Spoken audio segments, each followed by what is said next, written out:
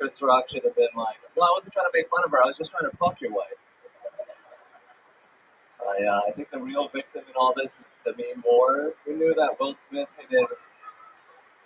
Holy shit, Demi Moore is up there right now.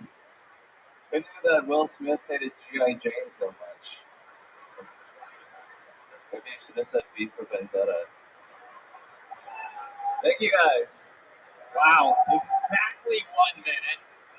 The autism in full effect here this evening. The great Hans Kemp covering brand new topical stuff from last night. Look at you. Who would ever guess that we live in a world where you can talk shit about Will Smith like that? You know what I mean? And get a applause for it. Yeah, it's incredible. I thought it was funnier because I could never have sex with Jada Pinkett Smith. So. I think you probably could. I think you should. Yeah, I think it's not quite as hard as we think. Didn't she fuck a kid, like her own kid's friend or something like that? Something like that, right? Do you know the details, Hans? Yeah, he was 18. Wow. Friends with her. She found a whole new fresh prince. You know, if you had a trapper keeper, you could probably guys for Yeah, exactly. 100%. Fresh Prince of South Korea right here. Hell yeah. Hans, were you watching that? What's your take on that? I don't think you should hit people. I think you should talk it out. You know, if he says something offensive, just be like, shake your head. You ever slap anyone or been slapped, Hans? I did punch a guy for throwing his burrito at me in New York. Whoa. Was it because it was a terrible New York burrito, or was it because he was ABU? Yeah, he was expecting Chinese food and I gave him a burrito. Shit. You sold him the burrito? You worked at the burrito place? No, he was just eating a burrito and he was looking at me. It's like, I looked back and he was like, what are you looking at? And I was like, fuck you. Wow. Yeah. What a badass you are, Hans. Such a nerd. You have some deep hidden John Wick energies underneath that. Very, very confident somehow. Where do you think you get your confidence from? Just the knowledge that physical altercations rarely happen. So you're basically hedging your bets. I'm probably not going to get the shit kicked out of me right now, so. Hans, I'm always interested in keeping up with your love life. What's the weekly update here? You went from no action to getting booked on the show weekly, and then all of a sudden your wildest dreams started coming true. I love hearing about it. It's been amazing. I hung out with 4 women, got a couple kisses, got a couple, dry humping. Whoa. Moving quick. Hell yeah. But no sex except for my steady, the Ukrainian woman. She's keeping me down, holding me down, mad props. Slava Ukraine. Yeah, they're beautiful people. I support them fully. Under their legs, stomach. You've been sleeping with her regularly? Yeah, like probably 2 or 3 times a week. And that's this week too? Yes. And you hooked up with, and you hung out with 4 other girls? How do you have this kind of time while also performing so much stand-up comedy? Yeah, it's crazy. What happens when you don't have a job?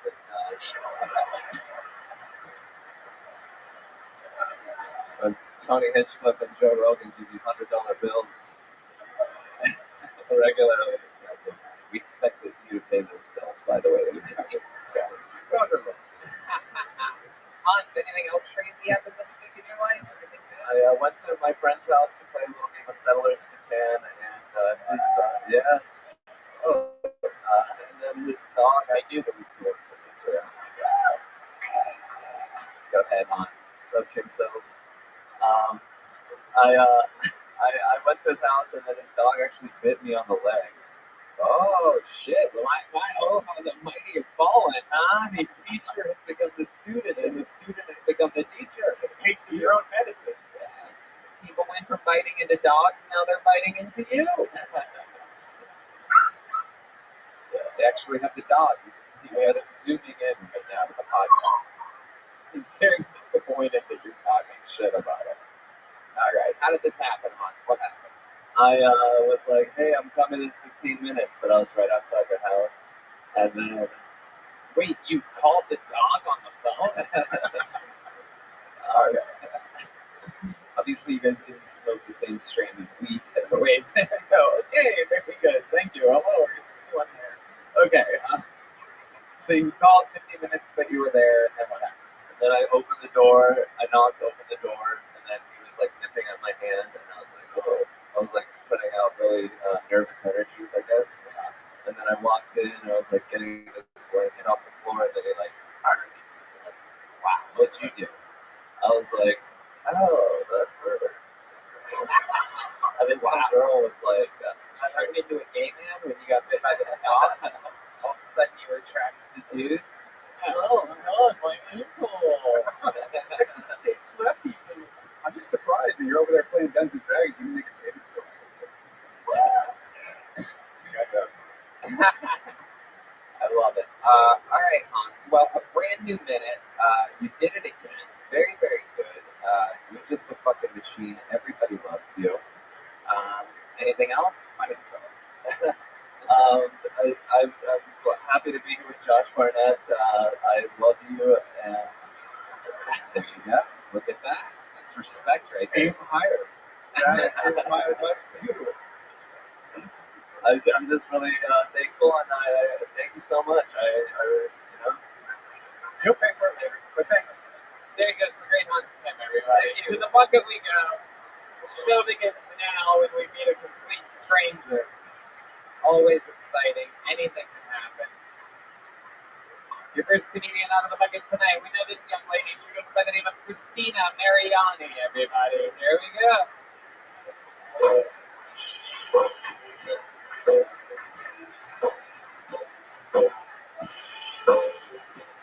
Christina Mariani. We have movement. And, okay, here she comes, everybody.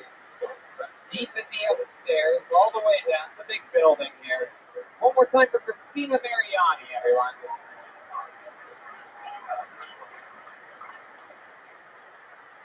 Hi.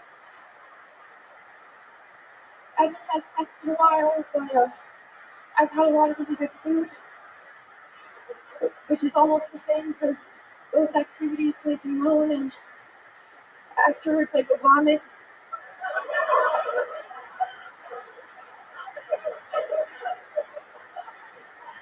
It got pretty awkward the other night because I brought home a really good burger, and the next day my housemate asked if I had another neck yes. And I felt too awkward telling her I was vegan sex resistant to fast food. So I was like, maybe. And she's like, no, come on, he's the guy. And I was like, well, actually, it was 5 guys.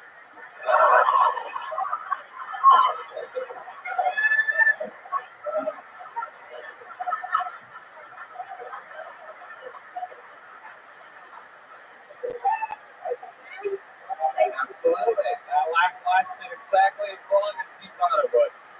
Christina Mariani, welcome back to the show. Hi, thank you. How are you? Always funny you are, huh? Thanks. Okay, very good. Where do you get your confidence from? I don't know.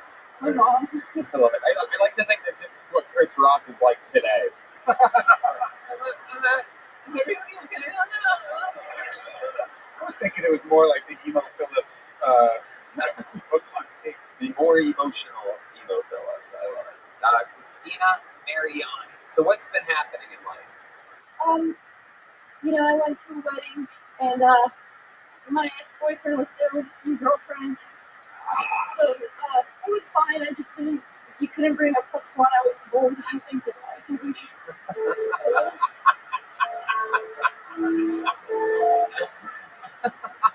But it was fine. This really happened? Yeah, it just happened. Just the other day. Wow. Where was this wedding at?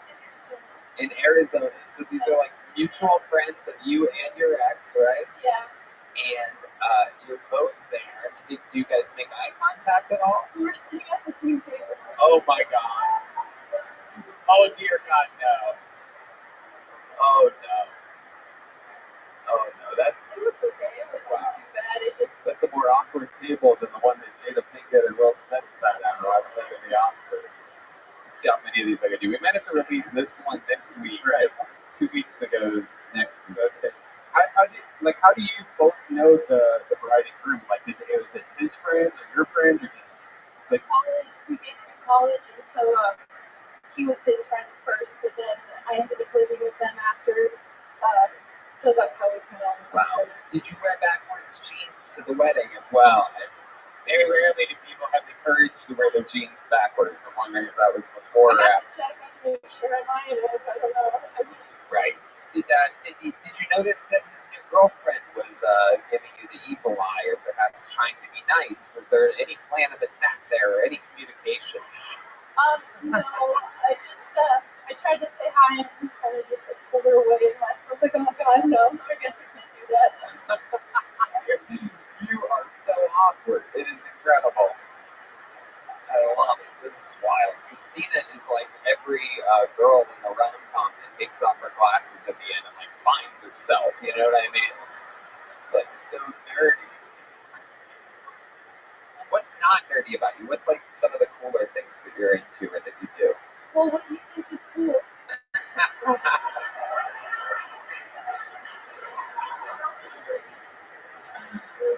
Can you take off your glasses slowly? No, Red Man, don't do that to her. Wait, will you do it though? Will you do it for us? Just now? You will put this for me? Wait, you get more awkward if you take the glasses off? What happens? What exactly happens that makes you more awkward? I don't know. I don't want to find out. I never. I can't take my glasses off. I might get more awkward. That's incredible. Why do you think you're so like shy and whatever that is? I feel like I've gotten better. She's shaking way less than when she first came on. Yeah. Making strides. Yeah, we are. We're making improvements here. Yeah, I feel pretty good. Honestly, I'm confident. Tony Robbins, here we go. So, Christina, how about stand up around here? You've been single for how long now? I like a while. So, Right. yeah, but by choice. Do you get hit on a lot? I'd imagine because you're out there on the open mic scene and there's just tons of people everywhere, every single night. You see a lot of the same people. Do a lot of these comedians hit on you? I'd imagine because they do. They shoot their shots a lot. Is what we know. Do they shoot their shots with you? It seems like they would. You're nice. Right. They ever ask you if you need any help writing some afternoon or anything like that? No, we want to write together. I don't know, but not help writing.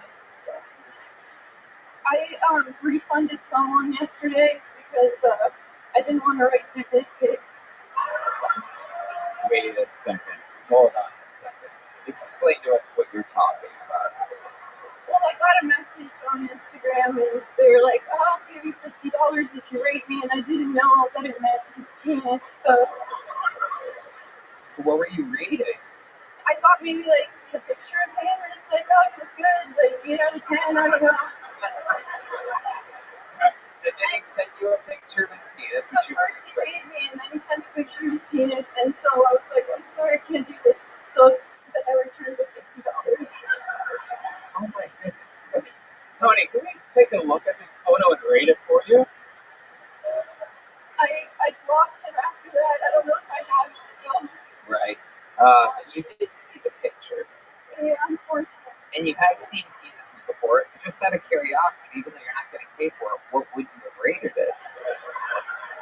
On a 1 to 100, let's do. Because then we get an even more defined. Instead of 1 to 10, let's do 1 to 100. Let's do it. Like how it affected me. You know what?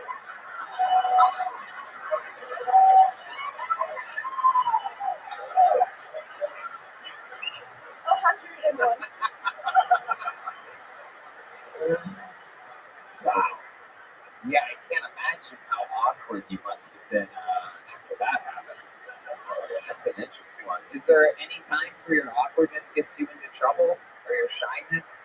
anytime you didn't say something? Maybe that story was kind of one, but it wasn't like too bad because Right. it was a lot of, I guess. I don't know. I can't think of anything off the top of my head right now. Right. Absolutely. All right, Christina. But All right. Christina, you here for this day? I'd love to have you on the secret show. Whoa, there you go. Look at that. Christina Mariani, everybody. There she goes. On to the next one.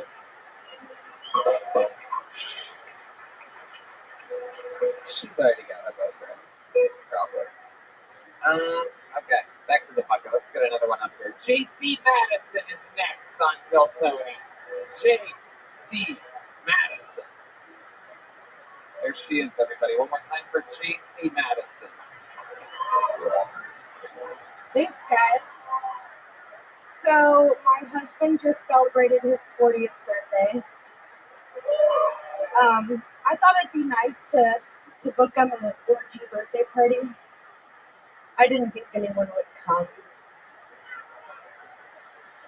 We've been trying to spice things up in the bedroom lately, so we tried pepper spray. It led into blind role play. Kind of nice. It was cool. Yeah, so I'm left-handed, guys. I'm left-handed, and it means that God hates me, but I can give a really good reverse hand job. It's really weird, though. I have to, like, specially order stuff. I had to order a special pair of scissors just to stab my husband. Yeah, it sucked. It's fucking expensive, guys. And the forensic people definitely know it was me because of the blood spatter patterns, you know. Alright, that's it. Thank you. JC Madison making her Hiltony debut. Am I correct? Your first time here? No, actually, we were here for the Valentine's Day show Okay. a couple, a month ago. Yes, I know when Valentine's Day is. Good. You performed on that show? I didn't. Actually, my husband Chris did. Chris Walker. He came up, he performed. We were in a band called Tin Top. That's right. You Yeah. guys were on the show in Miami. Yes, That's yes, right. we were. We did. We were on the Miami show. It was a lot of fun. Very good, absolutely. Yeah, so that was fun. JC, how long have you been doing stand-up? What the fuck did you just do up here today? But it was bad. It was bad. I've been attempting. Congratulations on being one of the 3 hosts of the Oscars last night, by the way. That's so cool that Thank you. you're I'm still working on just that. glad I didn't get slapped in the face. So. You did tonight. Oh, This audience unified, turned into one big Will Smith Megatron over here. Slap the shit out of you with the It felt. saddest thing you want to be slapped with. The only thing harder than a hand is the truth. You know what I'm saying? Yeah, it's true. It felt good though. I like a little slap, Okie dokie, don't know what that means, but you are about as funny as cancer. Has anyone ever told you that before? Thank you. I feel like I'm benign though, I don't think there's anything nine about you whatsoever. I love it. B9, maybe 2. JC, what do you do for a living? So I actually got a new job like last year. Okay. I'm a dental technician now. Wow. Yeah, so I make dentures. Yeah, it's not exciting. Okay. Yeah, so I make like dentures and I like 3D print night guards and stuff like that. So it's a big industry in Florida because of all of the methods. Gotcha. I see. They can afford dentures. Okay. Well, with insurance. When you're doing dental tech, do you tell people to stop eating candy and give it all to you? Yes. Yeah. JC, when you're not playing music, what do you do for fun other than the band that you're in? Shit. What do you do in the band again? So I sing and I play guitar. I write songs for our band. Okay. And I'm also in a 90s cover band. I play bass. What cover band is it? So it's called the Smashing Pixies. We're super nerdy. We basically just cover the Smashing Pumpkins. Wow. The Smashing Pumpkins and the Pixies. Yeah, so Sounds very depressing. it is. Yeah, you don't want to see the people who come to our shows. It makes me want to kill Would it myself. make more sense if you would have combined the music to the pigskins I do? Yeah, but then I'd eat the band and there wouldn't be a band, so. When a slap turns into a show. JC, would you mind giving us a little bit? Did we hear you sing in Miami? Did I make you do it there? Let's hear a little version of something. Why don't you tell the band something to play for a second?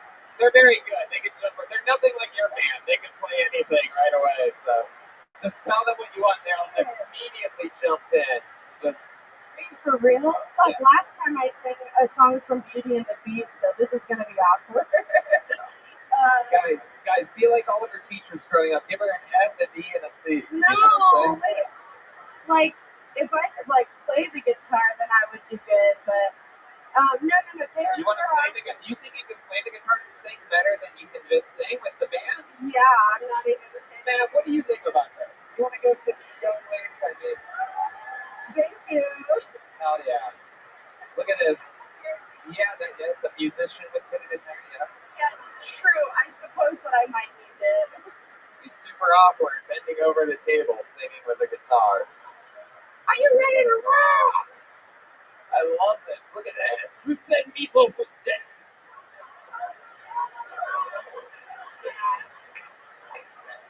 Shake your head. Oh wow, Ladies and gentlemen, that's crazy. yeah, you're living your dreams. You're in the music capital of the world. You just bombed. You have a chance at redemption right now. This is Kill Tony. Maybe I could show you guys I'm a little better at music than comedy. I certainly fucking hope so. Should I do a cover or an original? Please fucking kill it, JC. Go for it. Do you guys like Johnny Cash?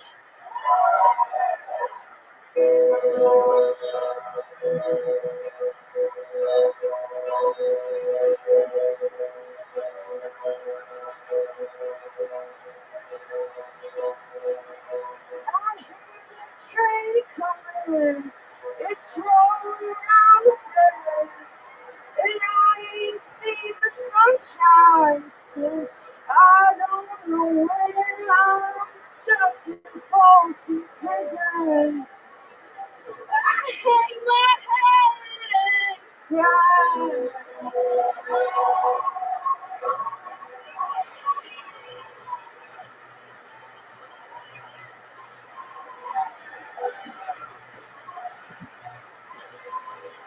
Wow. JC Madison. Absolutely. I like your style. I think you should always do bad comedy before good music. I think that's a thing. You should lower everybody's expectations. Exactly. Everybody's like, I hate this bitch. Get her out of here. And then all of a sudden you go up there and just fucking kill. You were smashing, and you're shaped like a pumpkin, so it's incredible. Thank you. Yes, Billy Corbin would be proud of me. Hell yeah. I love you, Tony. I appreciate you. You absolutely killed. Congratulations. You are indeed, you are right. You're a better musician than you are a comedian. JC Madison, everybody. You guys. Take a big trip of Vincent the Great Boneside. He makes those with his bare I'll get hands better. Thank you, out of Tony. real Texas leather. Yes, we do have a very special regular, ladies and gentlemen. I mean, in the history of how many of you are longtime fans of this show? Yeah.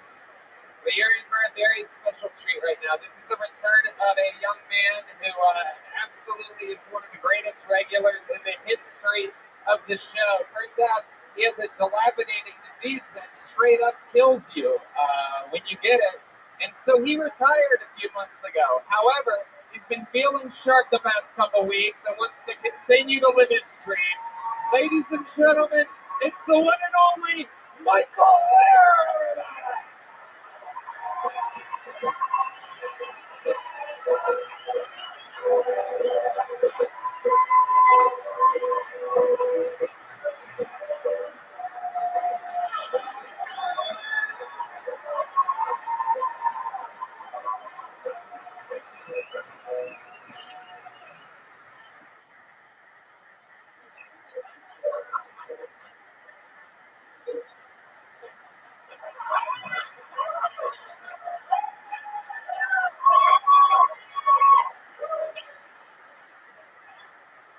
just one on my fire, just one on my fire.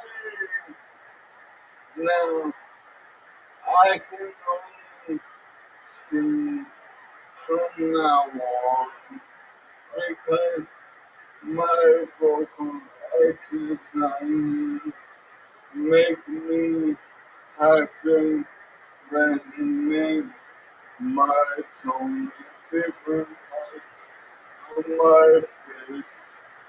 So I'm gonna tell my jokes while I sing.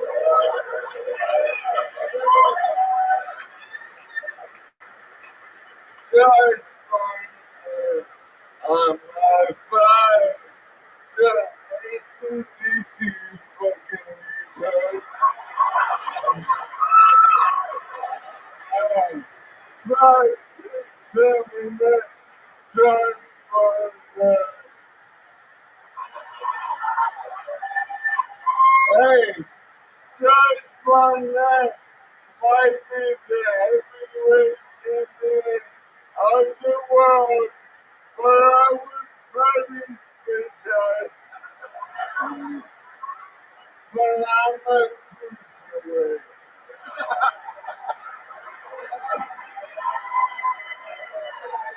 Just one night,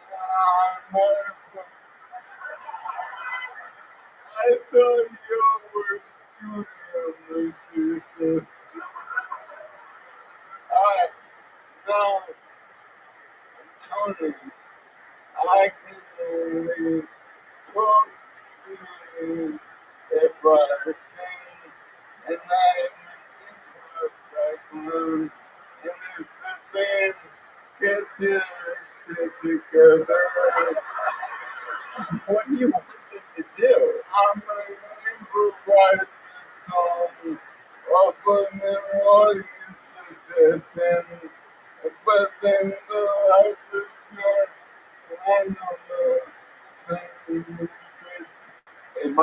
Mike, before we go into this, just so you know, a lot of these songs we have to cut out of the actual episode.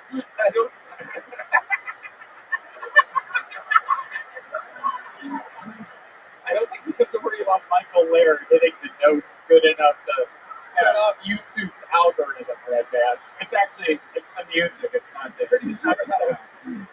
I'm pretty sure Michael's not going to shock us like JC Madison did. It's the chorus. When I was just a baby.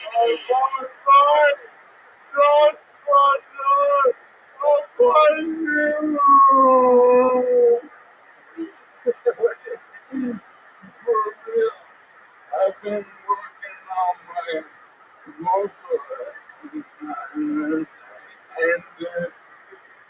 I can only sing, and I know what joy that brings. So I want to sing, and I improvise it for all the goods and for all the goods. Okay. Do you want any suggestions? It's good. Yeah. All right.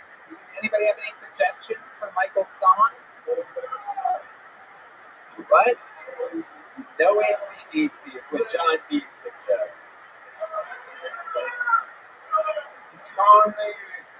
Tony, you know what? Oh, I got an idea if I may. Yeah, you may. I'm an improv guru. Yes, he is. Josh Barnett, this is literally one of the greatest improvisers of all time. He had a shot at SNL. He basically told them to go fuck themselves, and then God told him to go fuck himself. Oh, I had a great joke. I'm Josh Barnett. If you sit around for 3 more fights.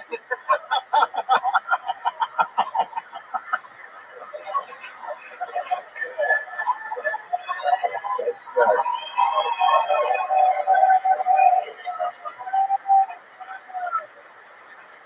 Now, I'd love to bring something, different taste show. So I'd love to play a game right now. Oh, what's worse? What's worse? Alright. So you're gonna get different occupations, and one at a time. And when I say one in a new occupation, well, what's that occupation? I'm gonna give a small example of the world's worst version of the occupation. Okay. I think I sort of get it. You know, with listening to you, I feel like I just got shot by a horse tranquilizer. But I think I got it. So he's gonna give a wish if any of you have any years special day. I'll be in the bathroom on my side. Absolutely. 100%. So he's saying, give an occupation, he's gonna get the worst version. Yeah, and when I want out for that occupation, I'll go one or two occupations, and you get a new occupation. Yeah. No, welcome to another episode of No Way You Do. No, I also have taken horse tranquilizers so far, so. Welcome to an episode of Who the Fuck Invited This Guy? Alright, let's play What's Worse. So I name an occupation? No, you get it from me. Okay. Words, doctor. Words, Alright. This is the world's worst?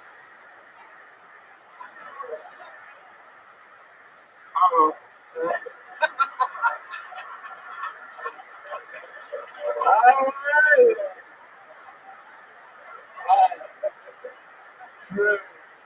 You can't help but jerk with the music. I knew you said. You're blaming it on the music?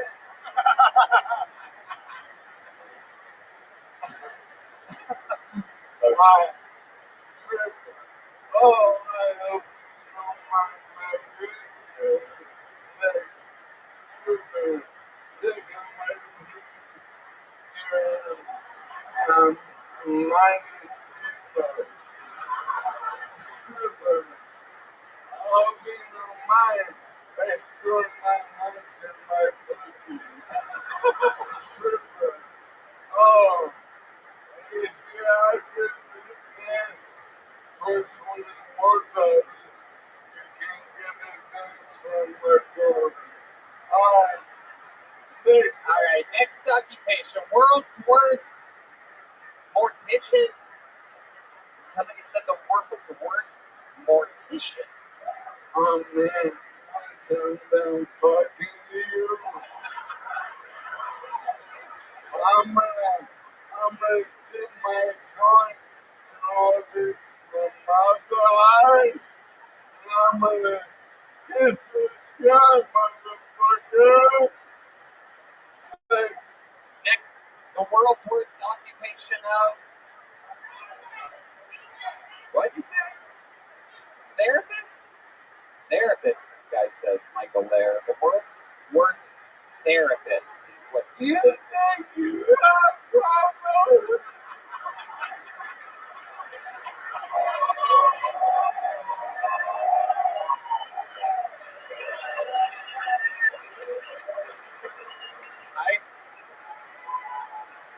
Can we do one more? Because I heard a good one get yelled from the top. Can we do one more? I heard world's worst gynecologist. I'm interested to know. Let me see that wet ass pussy.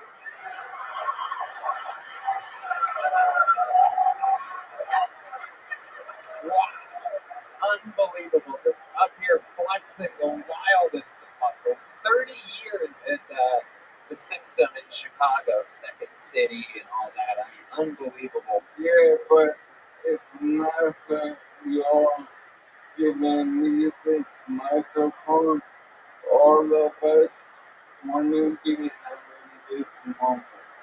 That's true. That's true. All that great work you just did, you just gave me all the credit, and that's why you get to come back anytime you want. You're an absolute legend. You come up here, you smash. You know you're always invited. How loud can this place get for the great and powerful Michael Lair, everybody?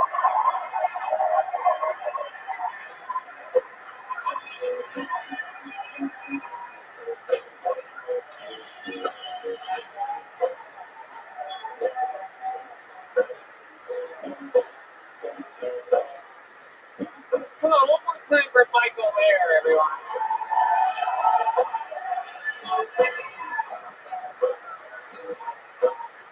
Back to the book and we go. Your next comedian goes by the, oh, we know this young man as well. Make some noise for Trey Pack, everybody. One of the weight loss competition competitors. We've been following his progress for about 6 months. One of the weight loss, trying to lose weight. Here's a new 60 seconds of stand-up comedy from Trey Pack, everybody.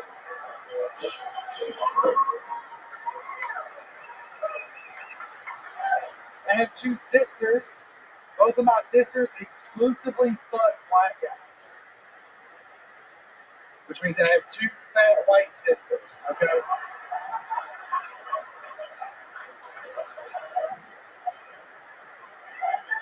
Here's my thing. I think it's great that they fuck black guys, okay? Because that means I get to be my dad's favorite. You know what I'm saying? Like some people get to have brother-in-laws, I get to have brother-in-laws. You feel me? I'm just happy we're finally gonna have something to eat at Thanksgiving. You know what I'm saying? Like, I have a girlfriend. My girlfriend's helping me do depression therapy. If you guys heard about this, if you're having depression therapy, you know, this is actually what she calls having sex with me. Thank you guys so much. There you go, Trey Pack. 55 seconds, in and out. You've been on this show a couple times before, and also the weight loss challenge. Great set. Before we get to all that, I gotta tell you, I mean, I absolutely loved that. It felt real, it felt genuine, it felt honest. They're both huge. It's very cute. Yeah. And they both love black coffee. I mean, Jesus Christ. Right. What do they do for work? What do these big sisters do for work? They just raise these kids. You know how white girls are. Right. Yeah. There's a lot of sweating. Yeah, for sure. Interesting. How do you guys think you all got so big? Is it genetic? You have big parents? Not really. My mom was big as enough, but like not Big as hell? no. That's my fucking mom, dude. We're all picturing. We feel like the whole family looks like Gilbert Grape. Are we close on this? Or wait, not Gilbert Grape's mom. My dad looks like this dude actually. Really? Fuck. You fucking why do you hate the fuck out of your dad like that? No. Dude, no, my dad's in his 60s fucking jack. Mom she's lost a ton of weight now. Well, he was carrying it around. World's strongest man over here. Especially with your fat sisters in the mix. It's just lunging you guys up hills and shit. As far as I can figure, the dad must be like, man, keep bringing these buff black dudes around. I don't know what's going to happen. You should have to pass out. What the hell's going to be? That is true. Trey, what do you do for work? What do you make a living? I work here now. So yeah, I work security for the local gas company. Oh, wow. Look at that. It looks like you can take a pounding. Very, very interesting. So how's it been working out for you here in Vulcan? Have you had to kick anybody out? Have you had to be like the muscle? Not really. I'm just a huge motherfuckers at work. So I get to come in and just kind of stare people down. And Two of the best bouncers in this club are your kids.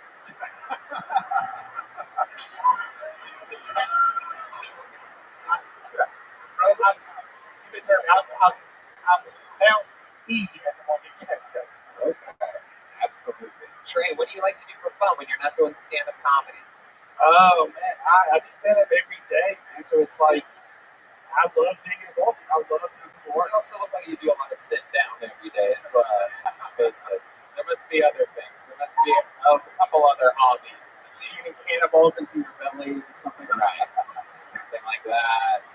Yeah, just hot skin lives inside of me. That's a fan. You understand? That's his new thing.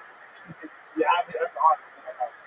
Okay. Yeah, I love coming to work, man. I love bouncing. I broke that kid's dick. We talked about that last time, man. It's been What did you talk about last time? I broke the kid's dick bouncing.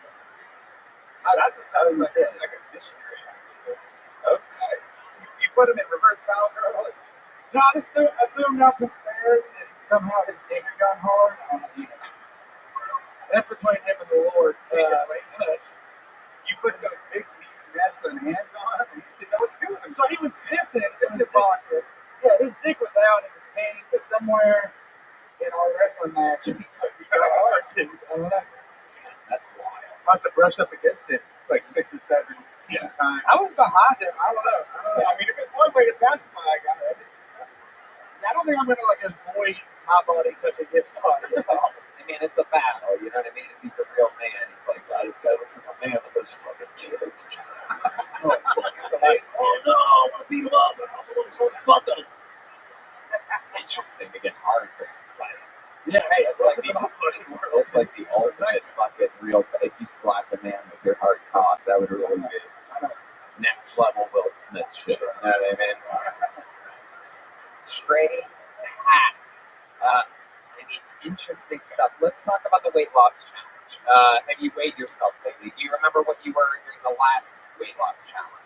No, I was like the scale's weird. Last time I weighed in, I was like 395. Scale's weird. Yeah, the scale, it's weird. Is it not? Oh no, it's Sam Hunter lost 60 pounds the last time he weighed in, and there's no stuff. Josh, when they weigh that much, the scale just freaks Yoni, out. where are you, Yoni? Numbers Do we have the scale? Like, Yeah, let's get the scale up here. Let's see what's going on here. What are you saying that your weight was the last time? Like 396. 396, and that was about 2 months ago? Something like 396, 2 months ago. Don't been here before, ladies and gentlemen. Don't blame it on the shoes. 396. This is going to be interesting. He is turning on the scale. Whoa, it is showing straight up 416. 416 pounds is what it's clicking on the most. It's now sticking at 415.8. Wow, you only gained 16 pounds in 2 months straight. get my beach body ready. Yeah, you mean beach ball body? Beach swell body. Yeah. What do you think's going on? What have you been snacking on? Everything. Literally anything I can get my hands on. Really? Yeah. It's not like a big secret how I just eat like shit. I put a sunscreen on with a fucking super soaker. So when you go to, like, let's say Whataburger, what do you order? What's a normal order for you? So the problem is I'll go to Whataburger and I'll just be too stoned, and then I'll also go to Taco Bell. Oh, shit. That's the real problem. Whoa. That's fucking Because crazy. you want the fries and the tacos, and now it's amazing. Oh, shit. Have you ever done 3 in a day? Have you ever had, like, Taco In a Bell? day? Yeah. It's an average day. In a city? Yeah. I've gotten really hot, Tony.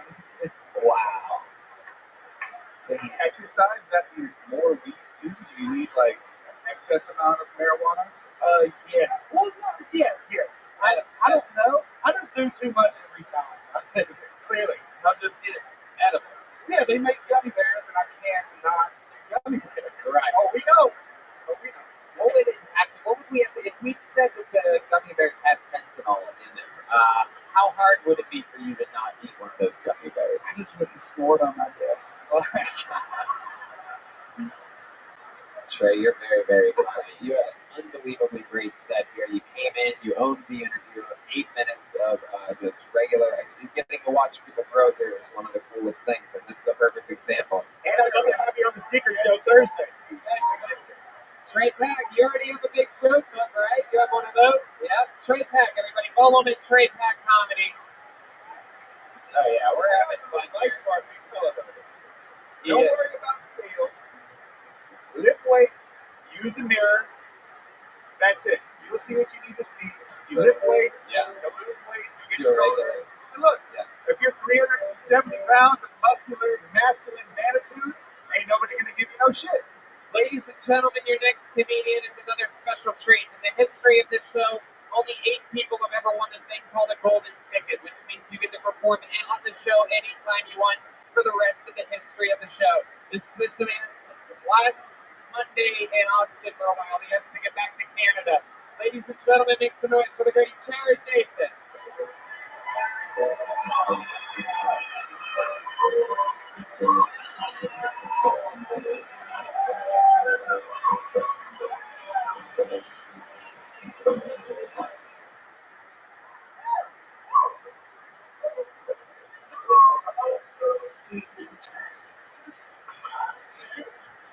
The one thing I won't mess about Austin is a fucking scooter.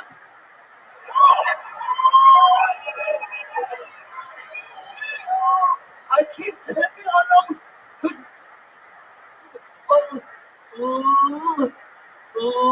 Right here, somewhere.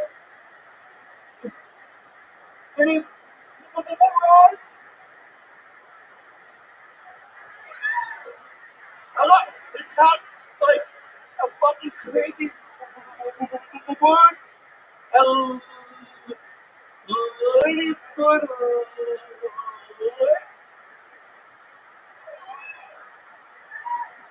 The girl's name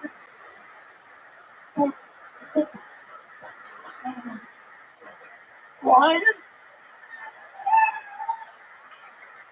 But then I want to change his name to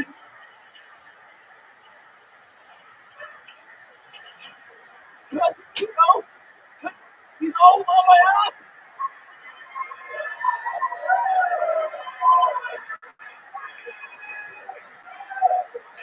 Yeah. Okay, Jared Nathan, absolutely. Justin Trudeau is in your ass. Hell yeah. Wild episode. This is a special fit accent episode of Bill Tony. But you did it again. You're just up here, you're smashing, you're the man, the myth, the fucking legend, Jared Nathan. Hell yeah. Looking like a fucking rock star here today. Sunglasses were crawling up your face the entire set. It was incredible. And you're rocking a cowboy hat and an I Love Haters t-shirt. Hell yeah, you look like every tourist in Austin. This is everybody that's visiting from LA. It's got weird. So Jared, another great set. How's it going, my friend? Going awesome. Fucking amazing. Hell yeah. Yep. Is this your last week here? Yeah. Maybe tomorrow very fucking early in the morning. Oh no. How early in the morning? I love you too. Wow. I like the 5:40 in the morning. 5:40 in the morning. Okay. That is early. Yeah. Let me ask you this. When you get on an airplane, is it an extra small airplane? Like, is it like how it works with buses, or do they put you on a normal size airplane with the Son of a Hey, bitch. shut up, lady. Right, man. Just because you want to suck this guy's cock. Yes, sir. Right, man. Poop. Present. Oh, you got me a present. You brought Red Man a present? Yeah.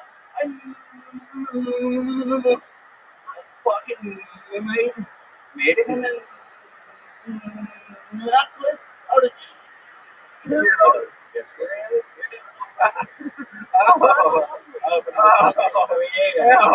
Oh, that's disgusting. Looks like his dental floss.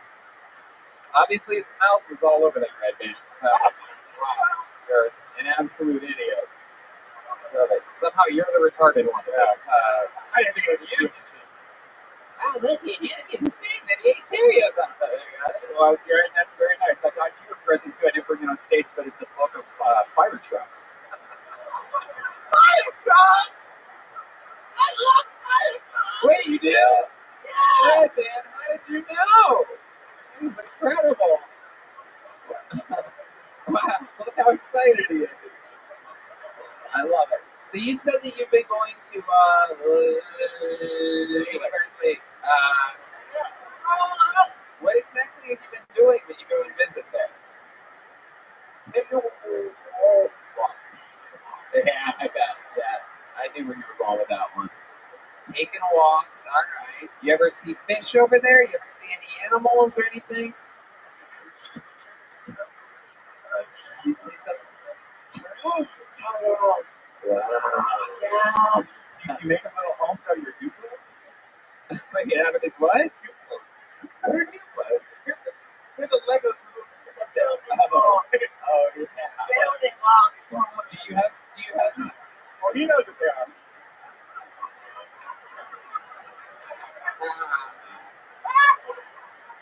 do you have these building blocks? Do you have Diplos? You do. Oh my God! Everybody's nailing everything. You guys are trying to make jokes, and he's like, "Yeah, no, I do. I love fire trucks, and I play with those blocks." Most of his check baggage. This is the fucking man right here. This guy's. Now, let me ask you something. Have you been having fun being away from home, or are you missing Chroma's home?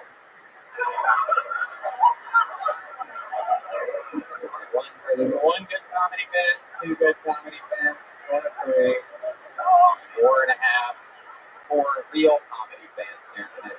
The rest of you clearly hear from the Oscars audience last night. Rowdy crowd we had there. Jared, what else happened to you fun this week since the last time we saw you? Anything else? I went to Gordon Corral. What? Gordon Corral. Gordon Corral. I like the Gordon Corral.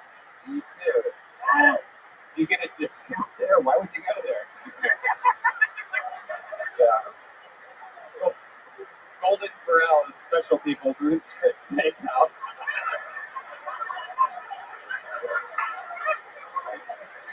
Free food. What do you like to do when you go to Golden Corral? I got my money on a lot of mac and cheese, mashed potatoes, a little fried okra. Am I right? You love that? You get cocktail sauce or And something? the fried chicken. Whoa! Look out! I think the soft serve dispenser. Yeah, a lot of the ice cream, I'm guessing. Yeah. How many trips? What's the most amount of trips you've made to Golden Corral? I'd be interested to see who eats more, you or Trey Pat. I played. Wow, 5 plates. I like to eat with hot so. Jared's one of the only people that literally eats the plates too, and he's nothing goes to the Golden Corral. Nothing at all. I love it. Jared, that's so cool. So you have to fly back to Canada tomorrow. What's the rules about this? How long until you get to come back again? What do you know the restrictions and everything? Are you looking forward already to coming back? I'm gonna come back in the June. In the gym. Okay. All right. Is there anything you're excited about going back to Canada? There must be something you're looking forward to. Whoa, there's a lot of dumb hoes here tonight. Tim Hortons. Yeah, the one that You double do double. Okay. Tim Hortons. Yes, that was the only voice I want in here. good weed too. Very good, Jim. You have good weed up in Good Toronto. weed. Allegedly, yeah, good weed. Let me ask you something. When you smoke weed, does it make you sober? I did. I thought you guys said that. I never remember. All right. It makes me love it.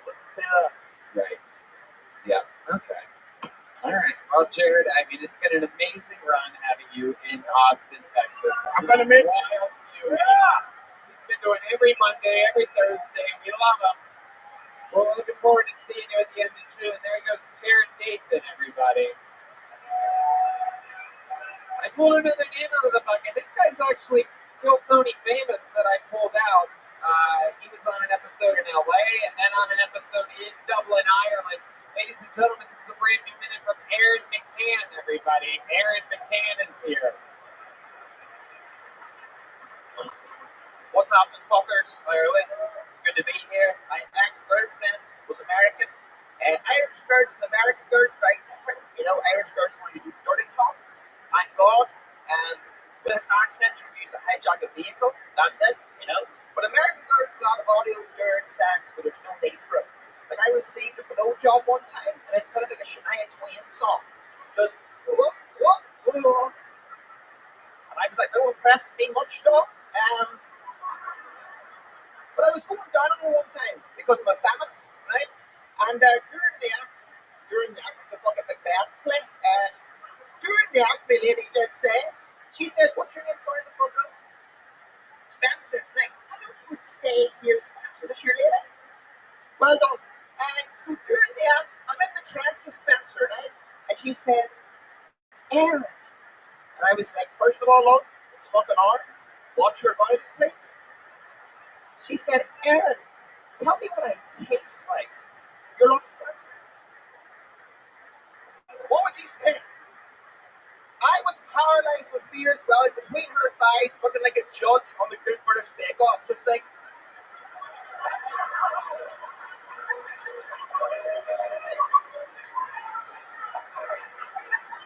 There's a hint of lemon rice. There you go, Aaron McCann. Extending the set all the way through, killing. Very good. As always, Aaron McCann. Or as I like to call him, Picky Gervais. I get that way too fucking much, I swear to God. Do you really? Yeah, You want me to fucking hack right now? I love it. Another great set. Welcome. How long have you been in America? How's it going? I was here for a week, flying back tomorrow also, and then I was in New York last week for Patty's Day. Ah, for Patty's Day. Yeah. Oh, I'm so Irish. But what? You're for St. Patty's Day. That's my Irish accent. Yeah, that's like county court. What the fuck do you mean I sound Indian, man? What the fuck? First time ever you speak up. You've been on this show 48 episodes. You just wait to yell at me? You sound like an Indian. You said it twice. You sound like an Indian. Man, I know that sounded like an Indian. No, seriously. I am Irish. I thought it was actually easier to understand the guy. Oh, guarantee it, guys. Yeah, over there. You know what the American girls are talking dirt. You don't know it's talking dirt. Yeah, you have a lot of words that you use that make no sense to us, so we have to just guess. You know it's like a Macbeth, huh? I love it. Hell yeah. So, like, you still read, like, a lot of books and stuff, huh? And not really, to be honest. I picture Irish people just living in brick buildings, lighting candles, like, reading books. Eating potatoes, hopefully not being in the family. Yeah. You eat a few potatoes, that's it. You're a big fucker. Absolutely. Oh, shit. Are you starting to shit with Josh? Oh, yeah. That's pretty wild. I want all the smoke. He wants to get real crappy. I love it. So, tell us, what was Ireland like during the crazy pandemic? Pretty much the same. Nothing happened, you know? Really? Yeah. I mean, they locked you guys down pretty hard, right? They locked us down, yeah. Bars were closed. Bars were closed. So what do Irish people do when the bars are closed like that? What do you guys do? Drink at home. Freak out? Right. High smashers. Way better. Nice smashers? High smashers. Like you get to pour your own alcohol. House finisher. Is this how you dance? Irish people always dance like they're on puppet strings. Where are you from in Ireland? I'm from a town called Oma. So it's just outside of Belfast. And what's it known for? Oh, you're Northern Irish. Yeah.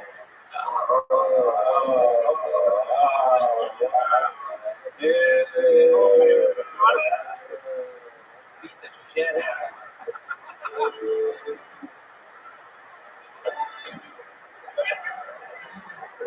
I love it. Okay. So, you're locked down. What's your love life like, Aaron McCann? You seem like the kind of guy that's fucking Non-existent.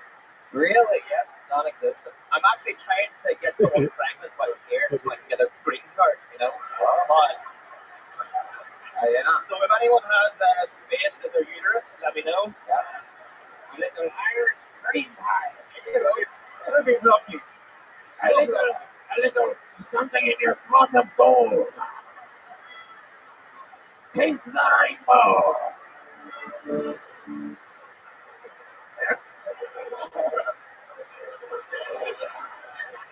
Have you hooked up with any American girls? Have you ever been with an American girl? Yep. What have you noticed that's different about American girls that's different than being with an Irish girl? Is there something that really stands out to you? Well, again, it's like, you know, American girls just with more audio, they're exactly like, you know, Irish girls are pretty cute in the bedroom, you know? Really? They might like use your back acne as braille, tell you to go harder. Oh, wow. That's about it. Oh, my God. Because they're blacked out, like, right? So if you walk up to the American girls, you're like, would you like a piece of Barney store? I just so happen to have a deep crush. Has this been your first trip ever to Austin, Texas? First time ever, I fucking love it. What do you, tell us what you love about it. Give us a little update. What have you learned this Well, year? again, I used to live in California, so coming here, I've never heard this sound before, but I've heard it here like 7 times, which is I'll be outside smoking, and I'll be talking to someone, and they're like, listen, man, I don't know where you stand politically, but, and they just say the wildest shit I've ever heard. Wow. Very interesting. I love your American accent. I like to think that your American accent is as funny as my Irish Indian accent that I do. Can you give us an example of some more in your American accent? Can you give us an example of some of the things that these people have said after they say the political affiliation? I'm interested in He's that. like, listen, man, if I'm listening to Kendrick Lamar in the privacy of my own home, I should get to say it.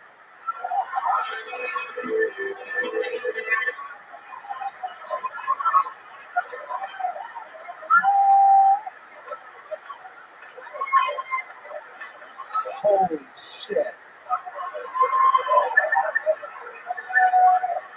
God damn, it's incredible. Do you have any more of those? How many of these? And honestly, I can't say the rest of them. Wow. Okay. Your political solution, like, what, get a South Orbit sniper then, huh?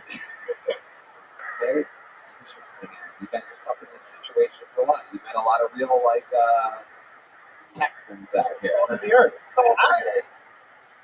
It's great. Like, I love it here. Have you gotten to see some live music? Oh, yeah, I seen the Netherlighter yesterday. They're a fucking great band. Shout out to them. Hopefully they'll play my wedding. I want to get someone pregnant. Yeah. I know those guys. They'll play your wedding. They will play your wedding. All right, well, Aaron, fun stuff. Another brand new minute. I'm so glad you were able to get pulled out of this bucket while you're still here. Thanks for everything. Have a big notebook from the great Bonsai, Adrian Cavazos. Follow him on Instagram at Bonsai. Back to the bucket we go.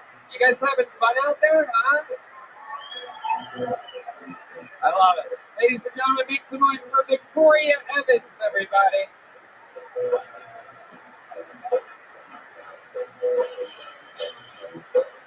Victoria Evans is the next, taking her time walking to the stage. One more time for Victoria Evans, everybody.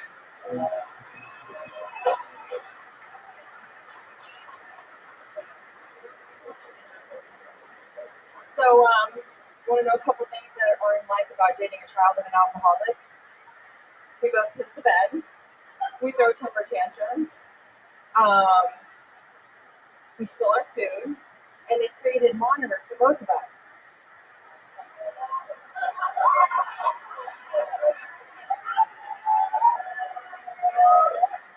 Yeah, that's what I'm on. Wow, 29 seconds. That was it? It's okay. Talk into the microphone. Nobody can hear I'm you. about to shit myself right now. You already did. On stage. Pretty incredible. Would have been funny. Victoria, what happened up here? What the fuck? What kind of fucking meltdown are we in the middle of right now? You know what? Fuck this. I'm gonna go to Kiltony and I'm gonna do 28 seconds. So, I'm a raging alcoholic. Yeah. Been arrested. This time around, though, they're going to be felony last week. Yeah. What was that for? What did you do? So I stupidly passed out in my car drunk. Okay. How much did you drink that night? If you had to just guess. Ballpark. Well, I picked up my car from the impound the next day, and like buzz balls and tequila, beer Oh, bottles. you drink in the car. Yeah, so I got really bad like Oh shit. Safety of the Do you have the sound effect of a train wreck? Do you have that somewhere?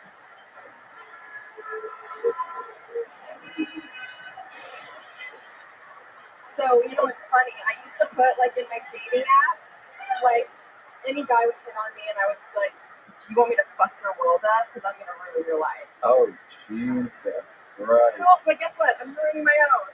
You seem really proud about this, by the way. Like, why are you so proud about this? For those of you listening from around the world, this is what half the chicks in Austin are like. So this is pretty exciting.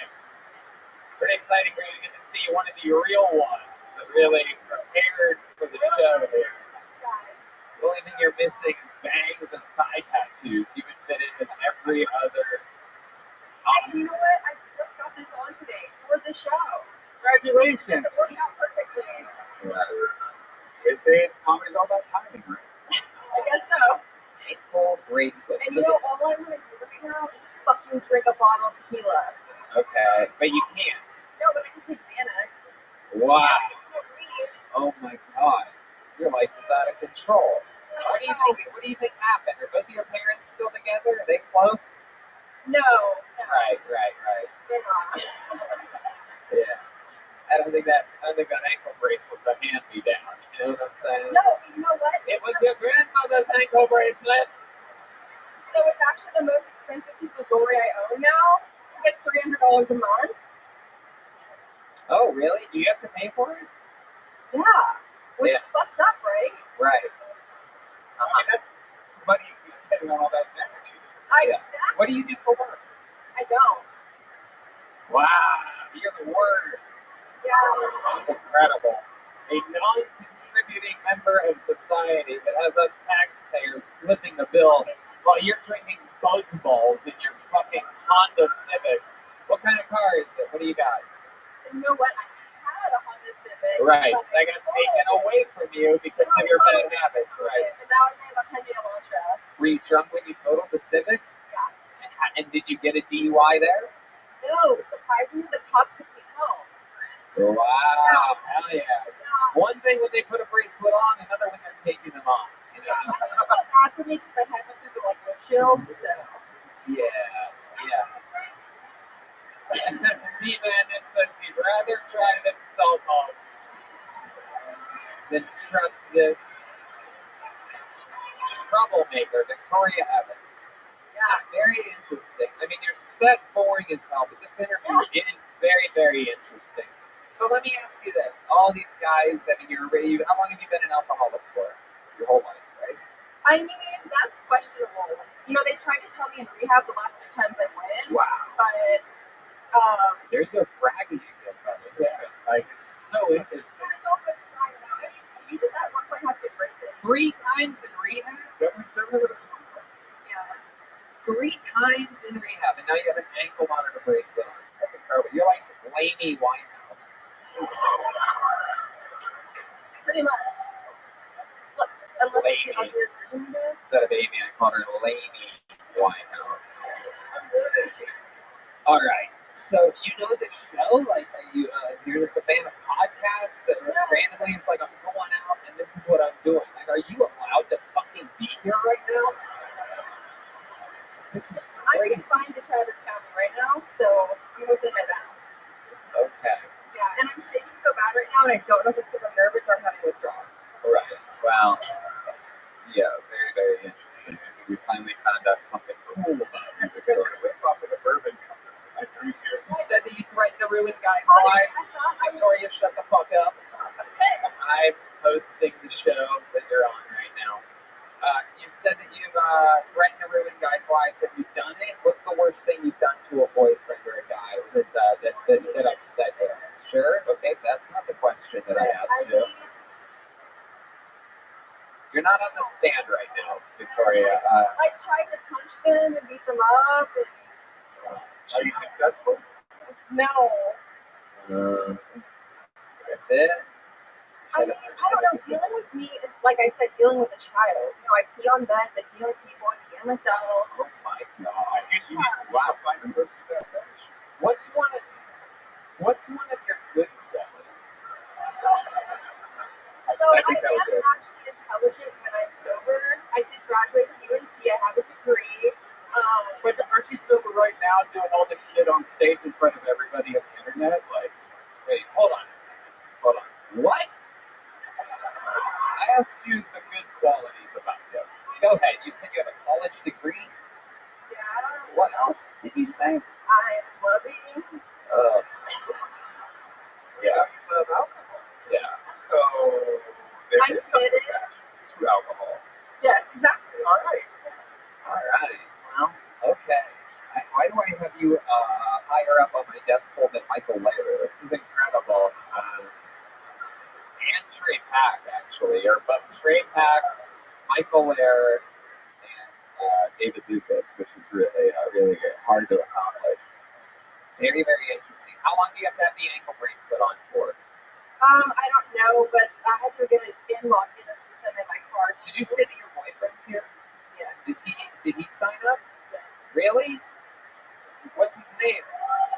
What's his name? Angel David. Angel David. I have to see a minute from this guy because whoever's fucking you, I want to see. I gotta see it. Ladies and gentlemen, making his Kill Tony debut. You stay up here on the stage. You sit right there with that bottle of screwball. Ladies and gentlemen, this is Angel David, everybody. Here he is. With 60 seconds uninterrupted. Who gave her the ball? Here he is. Starting now, I guess. Ladies and gentlemen, Angel David, everybody. I'm a first-generation American. Oh yeah. Oh yeah. As you can imagine, immigration is a big issue in my family. That's why 2 of my brothers joined the Border Patrol. We can't have these other Mexicans circumventing the process we had to go through.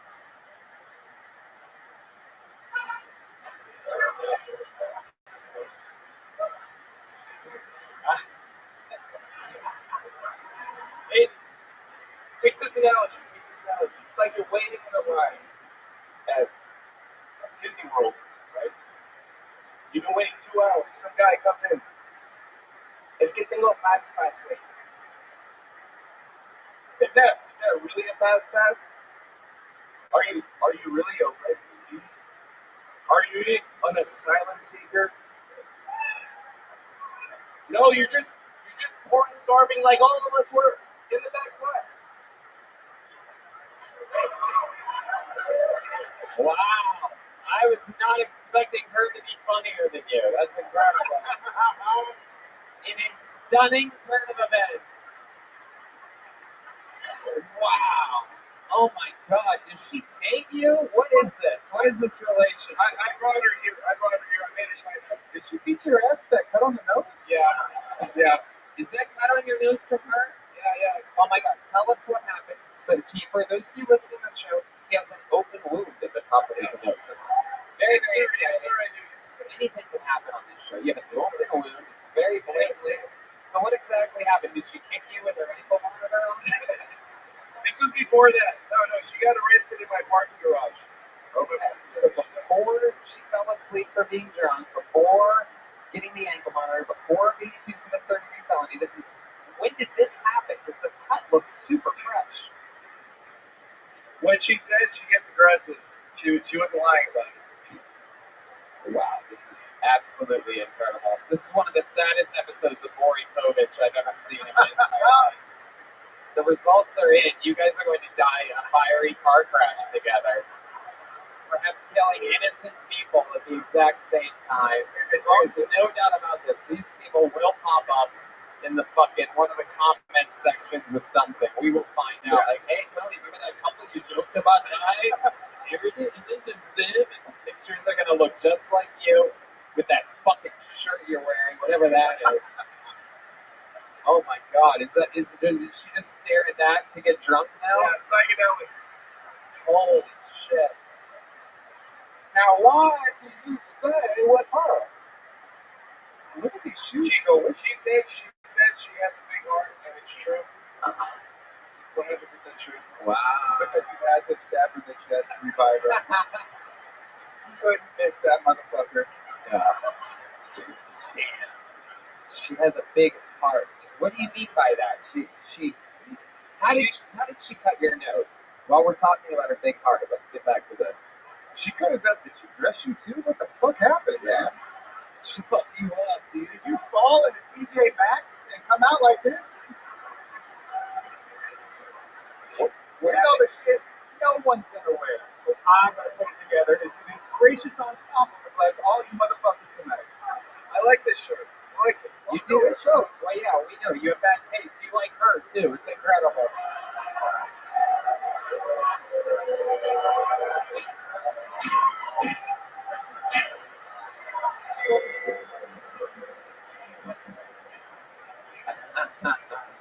How'd you get the cut on your nose? Coming too fast. What exactly did you do to get the cut on your nose? I don't remember. I was drunk. We both blacked out. So you guys black out together a lot. And when's the last time you two drank?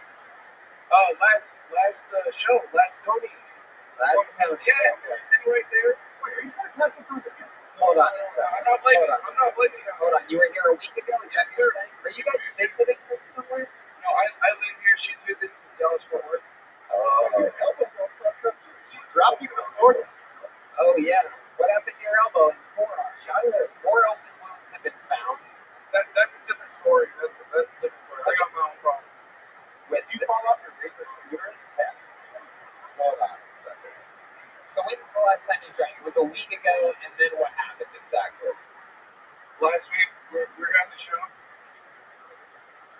So last Monday you were here, you were in the audience, is what you're saying, and then what happened? The next morning I told Victoria, I said, hey Victoria, like you can stay at my place tonight, but you're fucked up, I'm not gonna let you drive. 8:30 in the morning I said, hey dude, go get your shit together. Kicked her to my place, but This is your girlfriend we're talking about. Where was she supposed to go? She's visiting from Dallas Fort Worth. So then what happened? she hung out in my parking garage. Right, and then what happened? Buzzballs. More buzzballs. Hell yeah. And then what happened? I get a call from her father. I get a call from her father at 3:30. I know because I was having a meeting at the time. Right. I get a call from her father. He said, Was it an AA meeting? he said, Angel, can you go to the parking garage really quick and just check if Victoria's out there? That's how you know his wife called you Angel. On Hill is when I'm in trouble. On Hill, the trouble. On hill is when you're in trouble? That's what I'm on post. On hill. Oh, okay. Thank you, lady. Thank you. Wow, sorry. I was struggling with that one. Thank you. Thank you. Walked into the wrong kitchen here, huh?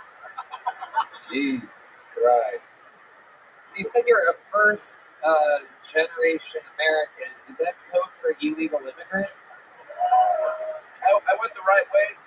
My mom did it the right way. She married an American.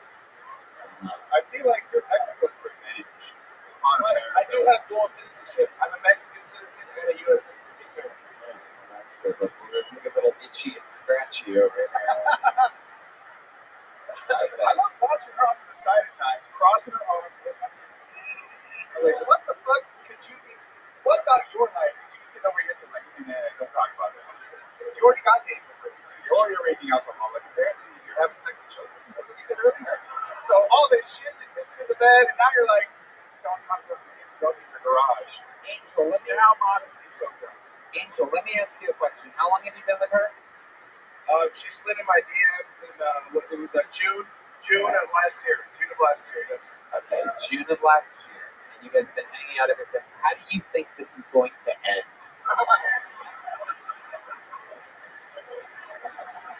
Tell the truth, Angel. Close your eyes and speak into the microphone. You're on a live podcast right now.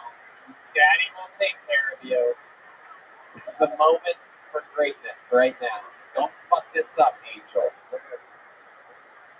Close your eyes and tell the truth. I'm a lover at heart, and I know Victoria has a really good heart. Okay, hold on. Let's let him go. Get back behind that microphone. I love her when she's sober. Look at her. She's still lovable when she's sober. What are you talking about, Sam? She has great personality. She can talk shit. She was talking shit to you the whole time. But I respect you, but like she was holding her own, right? She told us that you pee on her. What are you talking about? I love this. Come on, just pull some chente out of your ass. Look, How do you think it's going to end, Angel? Let's get back to you. Close your eyes again and tell us. We know you've been the big heart. We get it. We're both blacked out. We're both blacked out. We're gonna get on one knee.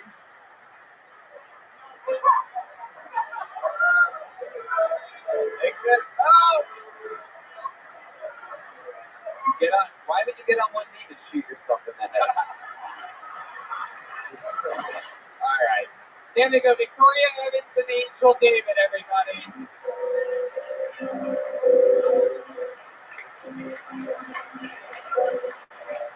Really? All right. Well, then we have to put a ribbon on this thing. There's only one person that can end the show like this. Sorry to LSH. We're going to have to hit you up next week. We got to keep this thing moving along. To close the show, the longest standing regular in the history of the show, ladies and gentlemen, make some noise for the Big Red Machine, William Montgomery.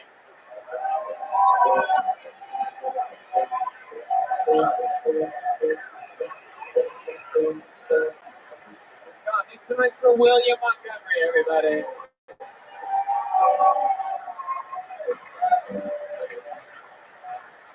God, who the fuck were those people?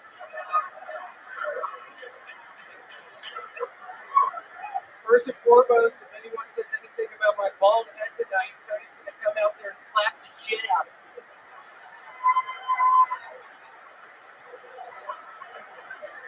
To make matters worse, Vladimir Putin said he wouldn't be releasing G.I. Jane 2 in Russian theaters.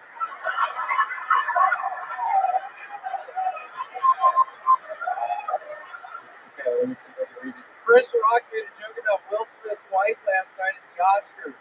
In a surprising turn of events, Will Smith rushed the stage and slapped Chris Rock. In a not-so-surprising turn of events, Bagger fans still be giving Matt Damon bullshit advice at the end of that movie.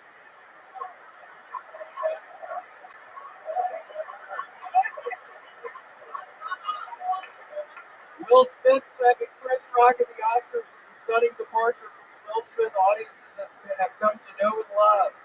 He helps Tommy Lee Jones save the universe of Men in Black, gives Kevin James the confidence to find love and Edge, and then he somehow lets Matt Damon get a penalty at the end of that fucking tournament? What the fuck were you thinking? Here's fucking Caddy. Will Smith's caricature of black people, the legend of Bagger Vance, is almost as offensive as Will Smith allowing Matt Damon to pick up his ball on the 18th hole. When he's neck and neck with Bobby James and Walter Hagen, $10,000 is on the line. It's the start of the Depression. He just got back from World War I. Full disclosure, I had never seen The Legend of Bagger Vance. I took part of an Adderall earlier and smoked some weed and just started reading about Bagger Vance for 2 hours. I could have watched the fucking movie with the amount of time I spent researching that fucking thing. 2 fucking hours of reading the Wikipedia thing over and over again. I could have just watched the fucking movie.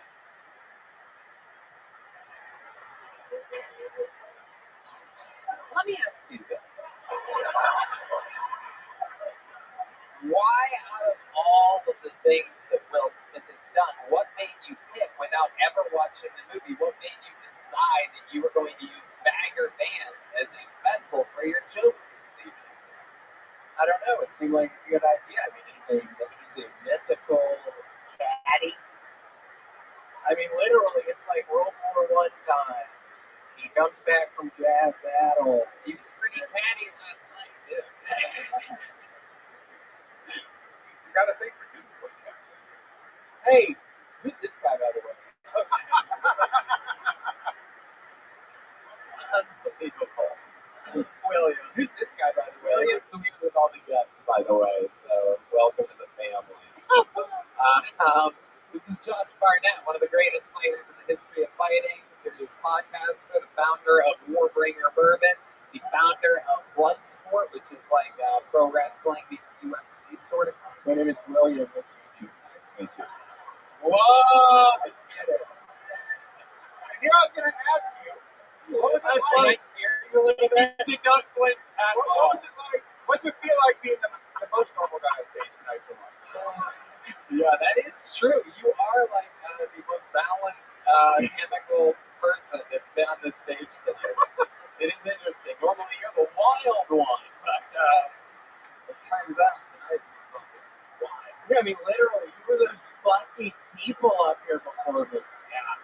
The fuck was going on? Nothing better than pulling someone out of the bucket with 29 seconds and an ankle bracelet. I mean, it's fucking incredible. You got a dissertation on the whole life's journey, boyfriend, immigration, and then everything.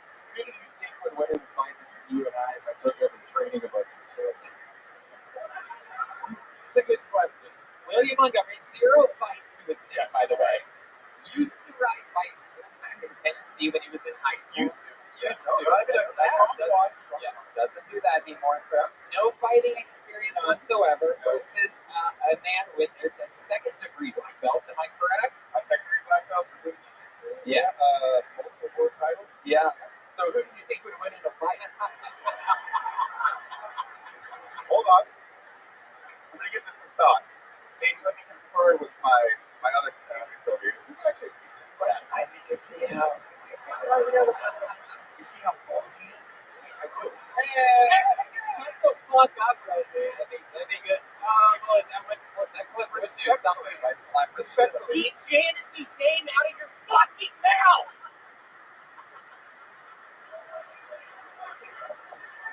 Keep Janice's name out of your mouth, Redman! What the fuck are you thinking?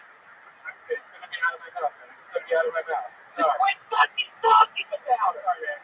What's up your back? Is that a tape? What is going on with your shirt? What is going on? I got this on eBay. I fucking spent $600 on it. I put it on.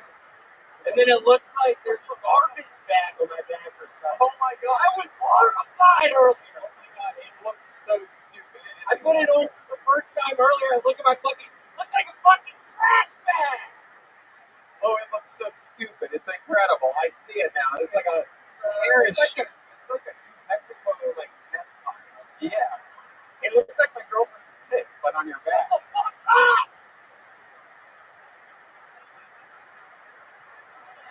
He said it looks like his girlfriend's tits are on your back. One of the straightest insults I've ever seen. He insulted both William and his girlfriend's tits, who's not even here tonight, just innocently sitting at home, behaving herself, taking care of the house. Yeah, I mean, Deep rubber just a touch. Dick, get out! Who the fuck are you?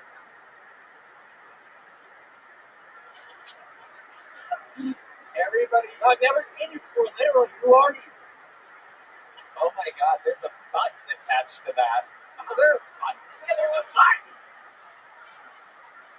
It's for speedy deployment. What? What is it for this? God, just get off of me, bro. This is embarrassing. I'm literally horrified right now. Someone somewhere went to some clothing company and went, you know what? Yeah. I've got just the fucking thing. Yeah. Let's make it, it's like a pocket for a better shirt back there. It's like we were supposed to keep the shirt there. I made a fucking mistake. I was literally horrified when I saw this thing on my back. And now y'all are fucking talking about it.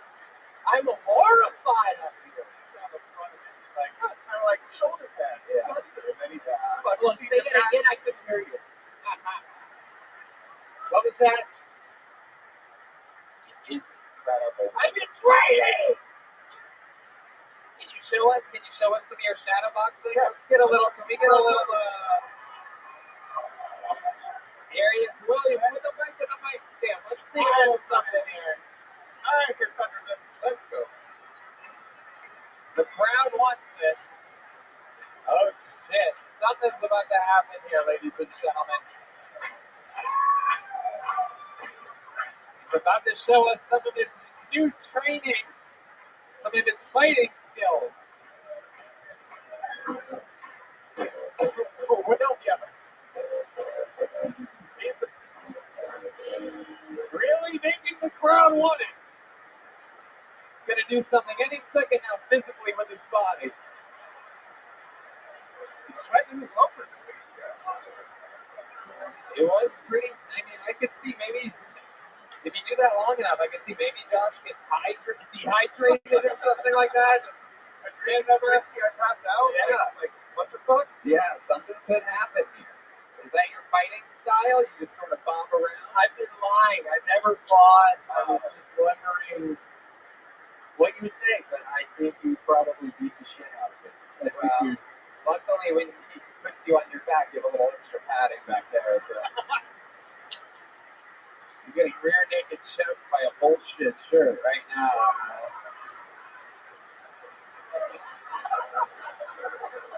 That shirt sucks, dude. It's gross. It doesn't even suck. I mean, It's this is gross. probably what this shirt looks like, to be perfectly honest.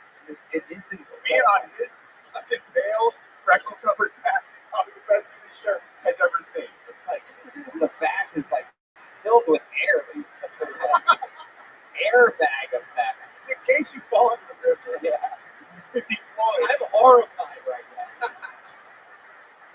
It falls into the river, it deploys into a fucking floater device and keeps him from drowning. Oh, he's looking deeply in the eyes of Josh Are we Barnett. about to make love? Are we about to rub red beards together? The creative You want to? blazing Oh, shit. Wow. We did it. What an episode. Ladies and gentlemen, how about a hand for the great William Montgomery, everybody? Amazing. How loud can this place get for my very amazing guest, the great Josh Barnett, everyone? Bloodsport 8 is this Thursday in Dallas. Check out Warbringer Bourbon. It's an amazing drawing, as with every other episode. Tonight's drawing from Ryan J. Efeld from Los Angeles. All those prints are available on RyanJefeld.com. Josh, you have fun here tonight? I always have a great time here with you, with that fucking red band, and the whole part of this whole process was I basically just hit up my buddies and go, I'm coming to Austin, let's just hang out. Let's do it. We're going to do it right now. The official after party starts right now. How about one more time for the band, everybody? Thanks to Screwball Peanut Butter Whiskey, Matt Mueling on guitar, D. Madness on the bass, John Dees on the keys, and special feature today, D. Watts on the drums, while the great Michael Gonzalez is on tour. It's going to be merch for sale. I already see it set up over there in the corner. You can unlock your phones, hang out. Thank y'all so much. We'll see you again soon. Good night, everybody. Thanks, everyone. Sorry, Janice.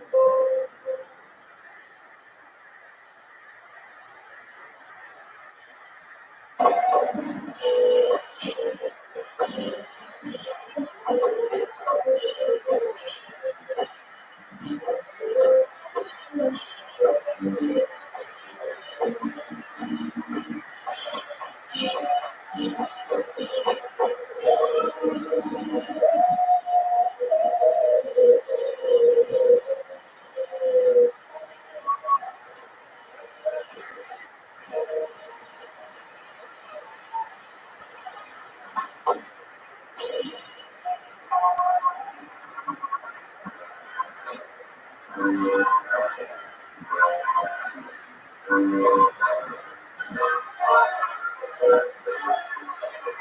this is Rabbi coming live from the Vulcan Gas Company here in Austin, Texas, for a brand new episode of Tell Tony. Get up on Tony! Austin, Texas, it's fucking 4:30 in the afternoon. Are you guys ready to do this shit or what? Yeah! I'm gonna have a red band, everybody. Hey, everybody! Welcome to Kill Tony, brought to you by the Yellow Rose and the Red Rose, which just so happen to be the two best strip clubs in the entire world. They're both here in Austin, Texas. How cool is that? Guys, how about a hand for this band, everybody? Does it get any better than that? Matt Mueling on guitar, Michael Gonzalez on drums. And that right there is the great D Madness on the bass guitar. Good morning, fellas. Yeah, it really is. We had a blast here last night. We're here again. South by Southwest is happening, and for some reason we decided to do daytime shows and this flat out. Liquid IV, though. Hell yeah, they are the very best at what they do. And so is Red Bull, White Claw, and the W Hotel, where now if you come on a Sunday or Monday night, use the promo code KILLTONY, save 25%. So many cool sponsors that keep this machine running, and here's a little bit more of the amazing sponsors that made this episode available for you here right now. Hey y'all, I'm back out on tour doing stand-up comedy. Come see me live, April 21st to the 23rd. Come see me in Miami. May 5th through May 7th, Phoenix, Arizona. I'm back with you. And May 20th and 21st, I'm back in Salt Lake City, Utah, a place with an unbelievably great sense of humor. So come out, see me on tour, and maybe I'll give you a high five or I'll spit in your mouth or something. Hey y'all, I'm telling you, I am loving the year 2022. Things are happening, we're getting back on our feet, everybody's doing live shows, I'm back on tour, and most importantly, I'm happy about my health right now. I've been doing a lot of crazy exercises, a lot of hydrating, and I'm able to do that because of amazing Liquid IV. What a game changer. One stick of Liquid IV and 16 ounces of water hydrates faster and more efficiently than water alone, with amazing flavors like watermelon, lemon, lime, strawberry, pina colada, and more.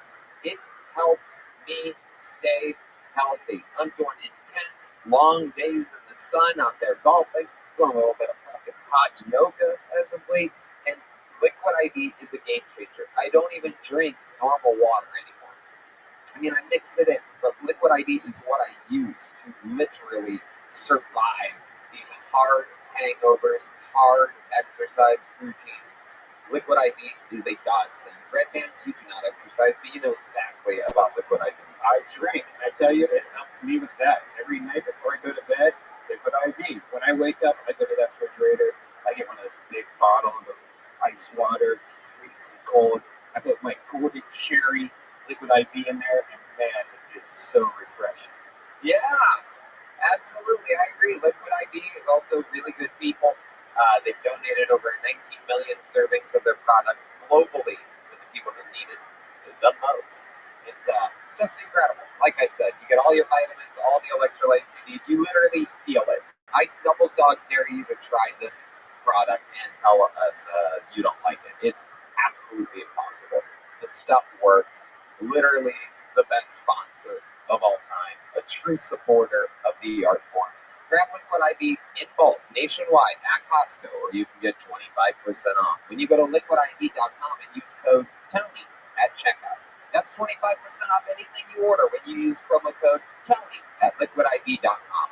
Experience better hydration today at liquidiv.com. Promo code TONY. Are you guys ready to start tonight's episode or what? You're the #1 live podcast in the world right now. I don't think you realize how lucky you are to be here. I'm going to ask one more time. Are you guys ready to start this fucking show? Alright. Every single episode, we have two of the funniest comedians in the world on. This week, no different. Two of my favorites, two of the best in the world. Two ladies that I've been doing this with for over a decade. Two of my besties. Two of my favorites. It's the great Punky Johnson and Dicey, everybody. Wow. Saturday Night Live, Punky Johnson. And The Los Angeles gangster. The Dallas murderer. Hello. Hi, Dicey. Come on in. Sit down. Make yourselves at home. Hell yeah. Welcome to the show, ladies. How are you? Oh, shit. Come to this kind of father, everybody. This is exciting. Sit down. I miss my own this. Look, that's my dad. Yeah. That's my uncle. Man. You're like she Magnus. It's Tony. me Magnus. I don't want to start with you, Tim. Oh, shit. Don't make me start with you. Uh-oh. Stuff you doing look like you should be flying a helicopter. When you got Oh, this come on. shit. You're in the wrong part of town, Tony. Oh, the band's gonna jump in on this too? It's an extra long fucking rim shot there. Matt Nealing's doing his own guitar solo on this. You gotta be fucking. Oh, the helicopter noises. Welcome. Punky, you've done the show Dicey. This is your first time. Dicey has a podcast called The Infection. We've done gigs. You ladies have worked with me for years on the road, opening and featuring and whatnot. So we're gonna have fun. You guys know what you're in for. We do have one more special treat. There's a massive festival going on. So you guys want a special treat? Sweet. Joining the band tonight, former band member of the show for hundreds of episodes. Here for this episode, right now, ladies and gentlemen, the legendary Jet Ski Johnson is here. What? What is happening? Holy shit! The Stone Cold Assassin. The picker of moments, the chooser of words. What's up? Welcome back, Jet Ski. I'm excited to see you in your trumpet. Glad to be back. Hell yeah. Vroom. So she's going to be joining the band all night. She has a live microphone because she's an established star on the show. And you guys know how it works. A bunch of people signed up for the opportunity to do 60 seconds uninterrupted stand-up comedy. Some people get big breaks out of this. They get work out of the show. Some people just fail miserably right in front of our eyes, and it's incredible. And it just is so... It fills a part. It's like bone marrow. It's like a special, high-quality part of satisfaction that you get from watching somebody completely fail at their dreams with an opportunity to really do something great. After the 60 seconds of your sound of a kitten, then they have to wrap it up, or else they bring out the angry West Hollywood bear, which is just really a loud and annoying sound. So, and that's it. And then I talk to them afterwards, interview them, find out more about their lives, and they get to deal with the forces of Punky, Dicey, Jet Ski, and the soundboard of Red Band. You guys ready to start this fucking episode? Jesus Christ! We should just have like one of those fast explanation parts. Definitely use a show which seems like we need to just fucking do that instead of me having to say that every episode. But I guess I have to explain it to some of these weird travelers that we have. Anyways, this is it. Let's start with a regular. Everybody here with a brand new minute. This guy, a regular for 6 months now. Make some noise for him. Legendary Hans Kim, everyone. All right, here we go. It has begun. 60 seconds uninterrupted new material from Hans Kim. Hey. It's good to be here in Texas. I've been dating a lot more conservative women, or as I like to call them, the daughters of the Confederacy. They keep trying to break up with me, but I win them back after 4 years of bloody struggle. They keep making statues to their ex, and they won't take it down. Kind of annoying. I don't understand conservative women. You're just gonna let men tell you what to do with your body. That sounds like a liberal thing to do. You should try to win instead of just letting men win. I don't respect people who don't try to win. But good to be here. I accidentally came on this girl's sheets, and she was like, "Oh, I have to wash these now. What an asshole." But if she came on my sheets, I want to watch those things for days. I'd wear it as a cape, go to a bar. Everyone thinks Asian women are sexy. Not everyone thinks Asian men are sexy, which doesn't make any sense, because how do you think Asian women are created? Me fucking. crucial part of the sexy process. Please stop trying to spit me. Alright, thank you. Adorable. I mean, is there anything cuter in the world than a brand new minute from Hans Kim? Welcome back, sir. Thank you for having me. Okay. You sort of lost everybody for a second. It's like a rare treat coming from you. Yeah, I went political and Yes, at 4 in the afternoon. Jesus, of all of the days to pick your fucking politics. It was fun to watch you recover, though. Yeah, nothing better than 30 seconds into a set, someone says, good to be here. You know what I mean? A true restart. You got red there. I really laugh hard at that one. I love it. So, what's been going on, Hans? How are you enjoying the festival? I've been having a great time. I've been socializing until 4 a.m., talking to beautiful ladies and walking them to their car and watching them drive away.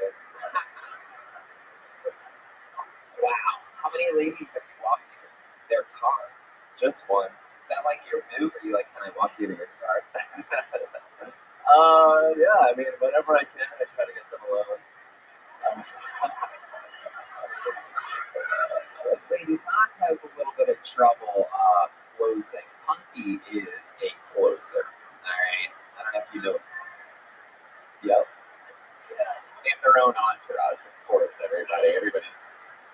This is how it works. Having Punky and Dicey on the show special, one of the members of their crew brought a baby with them, everybody. Just to let you know.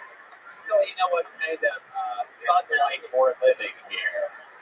My gangster friends, Dallas is Dicey, New Orleans, Punky. It's my way of saying your ghetto is fuck, ladies. I'm happy to have you here. You're careful. This is how you raise children. Okay? You raise them in some parts and we'll get you goddamn packs of cigarettes. That's what bring it back. Okay? These soft motherfuckers. Bitch, go down the street and give me a goddamn pack of coke and The baby's in a stroller. I don't think it can get cigarettes. they roll it down like a wheelchair, nigga. Come on. Hans, have you ever been with a powerful black woman before? I actually lost my virginity to a PBW. PBW? Are you placing an order right now?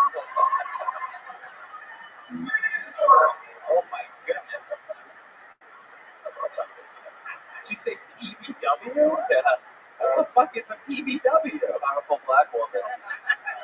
It sounded like a peanut butter jelly sandwich. That's what I thought. That's where I thought. I thought it was peanut butter wafer for a second. I thought it was peanut butter watermelon. Okie dokie. This is why Hans can't close, everybody. Sometimes you can just see it publicly right in front of your very eyes. He's a motherfucker. Because the whole time he was talking, I was looking for some alcohol chicken, nigga. I'm like, wait, you ain't bring no spring rolls, no appetizers, nigga, no garlic noodles. What the fuck? You were useless. Dicey, what do you think about this? What's going on? I just keep seeing road trip. You know, when he got the black bitches drugs, the big. Oh shit. Yeah, that's Thank you. Now, have either of you ladies ever been with a Asian? no.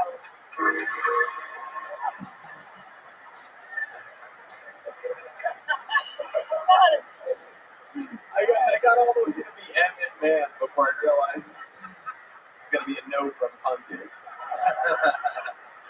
Hey, I like it. Maybe that's how you become the level of lesbian that you are. Are you the woman that he lost his virginity to? And you're like, I'll never do No, it he lesbian. took me to my first buffet. Oh hell yeah. Oh, yeah, that's right. He said, "One minute, I need to go in on this video." Absolutely. Absolutely.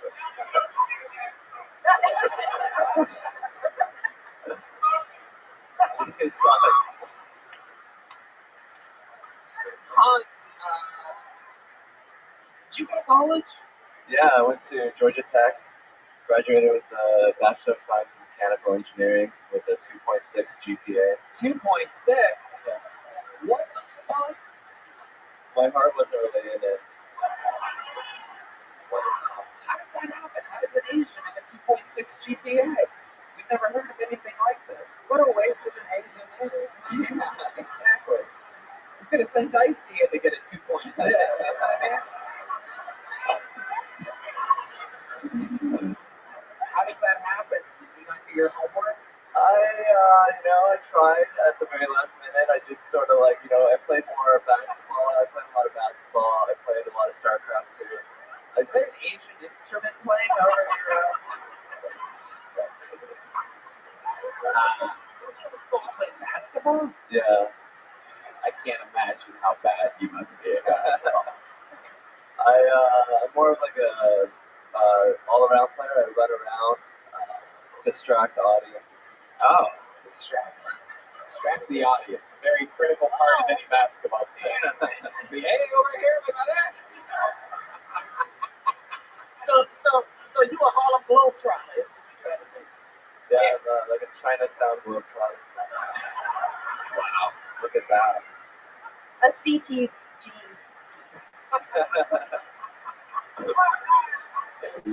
Oh shit. Well, Hans, you got the show started. We love you. You're a legend.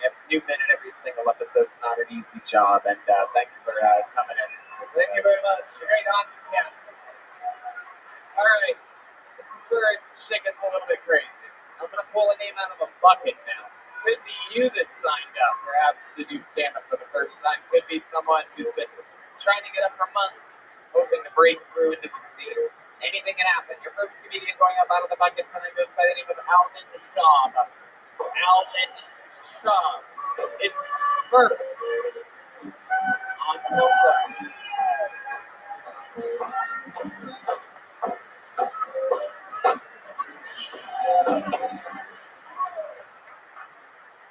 They say one in the hand is worth two in the bush. Unless we're talking about big fat cocks. They say the journey of 1,000 miles begins with a single step, but it takes a lot longer to drag a big fat cock. Yeah, I walk through the valley of the shadow of death, but I fear no evil, for I cast a long shadow. For my big fat cock, you guys know. Hey, I had a very expensive auto repair lately, very expensive. Yeah. Cost me an arm and a leg and a big fat cock. Yeah, they say a little Caesar's pizza can feed a family of four, but so can my big fat cock. Ma'am, help me remember my password. 10 letters, rhymes with Matlock. Yeah, that's me. That's it for me. Thank you very much. Wow. An amazing piece of art right there, ladies and gentlemen. We've seen Michelangelo. We've seen...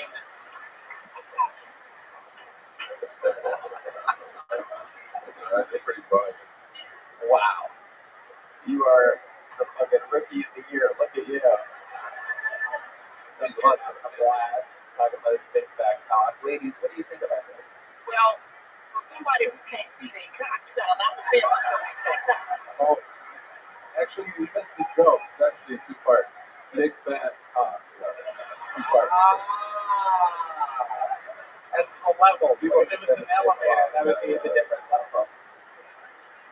Wow, look at you. I didn't miss the joke. Oh, I know you don't have a big fat cock. that's part of the joke, I suppose. You have this laugh that he does after he says this. Your laugh is so contagious. It's crazy. You went for like a short of it. It's like, I'll tell you something right now. what? Well, maybe after the show, yeah. All right, now we can't do this. It's YouTube. Oh, he wants to see it. I mean, technically, you can well, I mean, Dee's blind, so you can face that way. Just put your pants on. I'm just kidding. I'm kidding. Covering your ears isn't going to protect you, by the way, from a big fat cock. It's more of a visual. Dean would just pretend it's a big fat pussy. Wow, he took his sunglasses exactly decided. Very cool. Makes sense. It's like seeing the neighbor from Home Improvement for the first time. You know what I mean? It's like when you finally popped his head over the fence. It's like, oh, hey, there it is. I've always wanted. All right, let's talk about you big, likable, jolly motherfucker. You have a voice that I find to be so unbelievably comforting. Can you just like say anything, just for a few seconds in a row? Can you just like do like the Pledge of Allegiance or something like that? I don't know if I know that off the top of my head. I could say, hey, thanks for having me on the show. Does that sound good? But, I like it better when you believe in what you're saying. You said you said that's well, a bit generally, I can't get on this because I got trivia on Monday. So, this is very. You have trivia? I host trivia games. Oh, holy shit. I love that. We talked about this before. Actually, I've been here one time at Baker Street. I think that was the first time we met in town. Okay, yeah. I do remember that on the patio area. Yep. Yeah. That's a good show on Tuesdays. Trivia night. Interesting. Yeah. Are you like a trivia master? Also, I run my own company. So I host the game on Monday, of course, for the Swoon, and Tuesday at the Lucky Duck. And I write my own questions. And then, yeah, it's just like my own little enterprise. Very fun. Every week I write about 40 of them. I think so. Well, I've been doing that for a while, but maybe like 8 or 9 years. Okay. So it's fun. But you're good at trivia yourself? I'm horrible at trivia. I'm actually very bad at it. The skill of it is the writing of the questions precise is sort of the skill that I do. Is every answer to your question my big fat cock? Jet ski. The backlights have activated. Believe it or not, I get 100% every week. Look at how you laugh. It's the cutest thing. Thank you. What do you do for work? I host trivia shows. You really make money hosting trivia shows? Well, I also host the Lucky Duck Open Mic, and I host another showcase. And that's what you do for a living? Well, it's almost a living, but I'm getting there. Yeah. A lot of people come back to trivia. Believe it or not, Yodi, get your handheld camera in close on this guy's line. I've had. I need the people to really get in there so that the fucking YouTube can see what the fuck I'm talking about. Now, don't lean into it. Come back over here. Normal interview. Play it cool. Welcome to Hollywood. There we go. I love it. Tony, I can only see him shaking. I'm really afraid he's been falling on the video. No, It is. it's not right. It's a very bouncy structure. So let's talk about it all bit. You do that, you do trivia, you have fun with that. What else? What else about Alden? What would surprise us about you? Any special skills or talents or hobbies other than hosting trivia? I guess I make my own homemade hummus. Oh my god. Yeah, it's very popular. Yeah, that's why I get the fat part. Yeah. Oh my god. Yeah, I make it at home. Yeah, it's pretty easy. You make homemade hummus? Oh yeah, all the time. Fucking disgusting. No, it's so good. Whatever. I just picture a kitchen sink filled with fucking frothy hummus. No, it's so easy. Do you have it and just you sweating over it? Just like, It's just going to be good hummus. No, I let the machines do all the work. you have hummus machines? So do you have an Instant Pot? What? Do you have an Instant Pot? No. Oh, well then it'll take a lot longer for you. You gotta, if you have an Instant Pot and a food processor, that's all you need to do. What is an Instant Pot? Well, it's like a pressure cooker. Then you just like cook things faster in there. You just put a bunch of dry garbanzo beans in there. Oh shit. And take a nap. Wow. I think a lot of people have been wondering what kind of diet did they have to go on to look like you, and this is what we're finding You want to out. become a big man? Oh, yeah. Garbanzo beans, I guess. So garbanzo beans in a pressure cooker. Tony, all I like to do is bust out my Instant Pot and That's pretty good impression. I guess give out the hummus quite a bit with the shows. you give it out to the homeless. Well, if you could. Oh, who said hummus? I keep hearing homeless every time you say hummus. Well, some of the comics maybe are homeless, so they do get the hummus. Yeah. Wow, look at that. I smoked too much weed before this show today. It's early afternoon. Yeah. Okay, Alden. Anything else interesting about you other than homemade hummus? I feel like we're missing something here. I feel like you have a double life on the internet that you're not telling us about right now. He got bitches chained up somewhere. I'll tell you that. You are scary as hell, man. Really? Oh, I feel like He it's also, likable. he also has a very, you are also very, like, you know, I wish I was, you know, the winter's over and that sucks. Oh, yeah. I would want you to hold me sometimes. Warm. People warm. I'm warm right now. It's all He wearing, Talking about a big spoon, this is like a fucking ladle over here. I said he's wearing a Vivas. How scary can he be? people. Oh, Lord, I thought that was I got these for $6. So Exactly. what a discount on it. Those are fat guy shoes. Oh, yeah. Specific kind of shoe. I mean, every shoe he's got is fat guy shoe. If I came here with a skinny shoe, I would trip. I like your style, man. How long have you been doing stand-up? I'm from about 3 years. Okay. All been here in Austin? Yes. That's where you're from? But I'm actually from Northern Michigan. Oh, wow. Okay. What part? Traverse City, Michigan. Yeah, I've been there to the Traverse City Winter Comedy Festival. Oh, yeah. That's a good time. February. Michael Moore is from there. Oh, wait, are you Michael Moore? Oh, yeah. How about one more time for Alden Schaub, everybody? Alden, take one of these handmade leather, Texas leather joke books. The great Alden Schaub, everyone, making his Tony debut. Your next comedian goes by the name of Nick Dees. Nick Dees.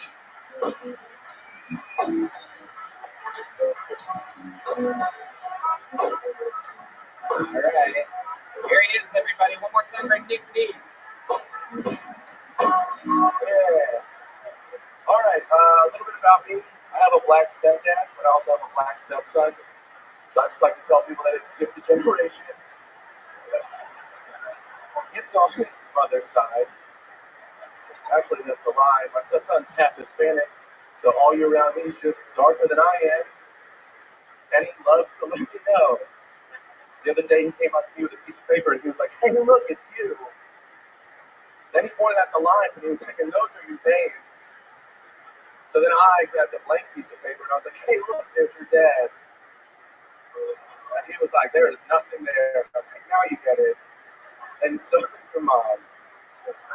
Yeah, I like doing that joke because I'm like, "Hey man, if your dad has a problem with that, he knows where to find me." It's the house that he used to live in. It's actually the same bedroom. I'm like, "Hey man, you know, you used to pull into this driveway and this woman, and now I just pull out." So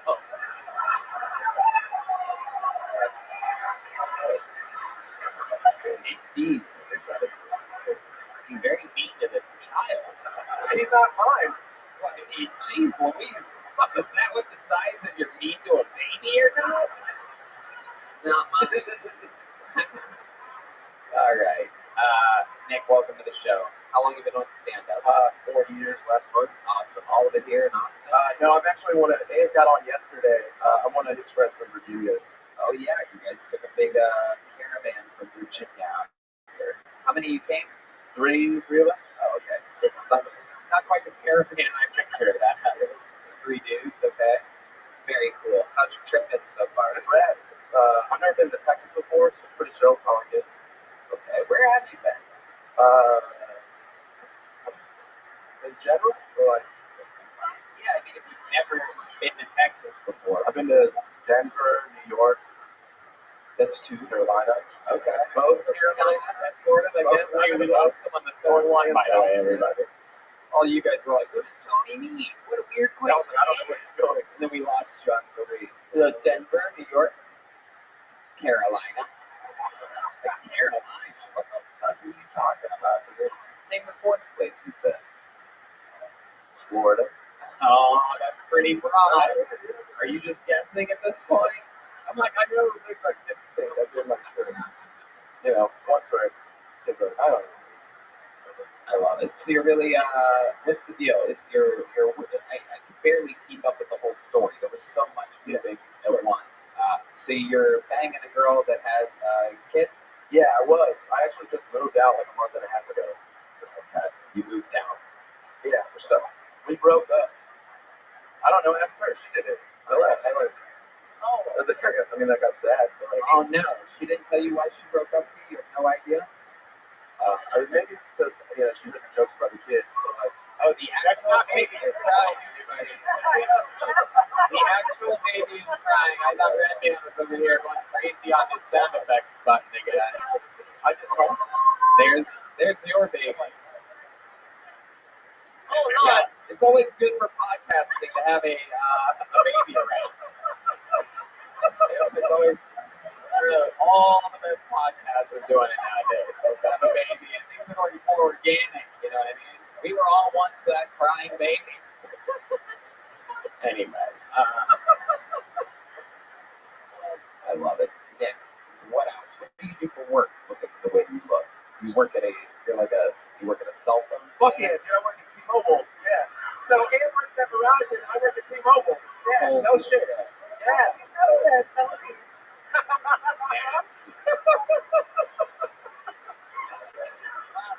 Yeah. They have good benefits. Fuck you. That's dope. I have hand tattoos. Where else can I go? I don't fucking. You're exactly right. I got cell phone vibes from you. I feel like you'd be good at Well, it. yeah. Huh? You would use that? She said I could be a chef. Oh, I'm having a secret conversation. Yeah, I know. Also, he's white, so he would be You would be fine. But also, you do what all the other rest of the people do with all those tattoos. You could be a chef. They'd be in the bank. Where I belong. That's cool. I used to cook. What would you do? Put garbanzo beans in a pressure cooker? No. Take a nap afterwards? I love it. So you're not with her anymore. Have you gotten any action in the month and a half that you've been single since you got your heart broken? No. No. Wait, excuse me. Yep. I'm sorry. So I have to. You are not. You are a very. You are attractive ginger. Thank you. I appreciate it. Yes. You loved it last night. I appreciate I that. did. Yeah, we had a moment. Oh, It Lord. was upstairs. For real. Yeah, I need to stop drinking this shit. it's okay. Yeah. That's not an insult. I'm just saying I need to start remembering shit. But you're a cool guy. I know they got some single bitches in here. Now, what y'all gonna say? Got come men just broken heart now. Raise your hand, hole. We got I'm saying holes with your mustache having ass. Oh, shit. Look at this creep. I love it. Look at this. Jesus fucking Christ. Hell yeah. Down for it. Yoni, you got this? Look at this guy's fucking face. Look over at Yoni for a second. Over there. There you go. Yeah. These fucking people have no idea what this. Sometimes I'm stuck here hosting. It's just frightening faces in front of it. It is frightening. Ghouls and goblins out here. You look like Kenny G. Like, where's your saxophone? Yikes. I'm gonna shut up for the rest of the podcast. No, you're doing good. I'm trying to hook him up with a beautiful woman, and this fruitcake just took my.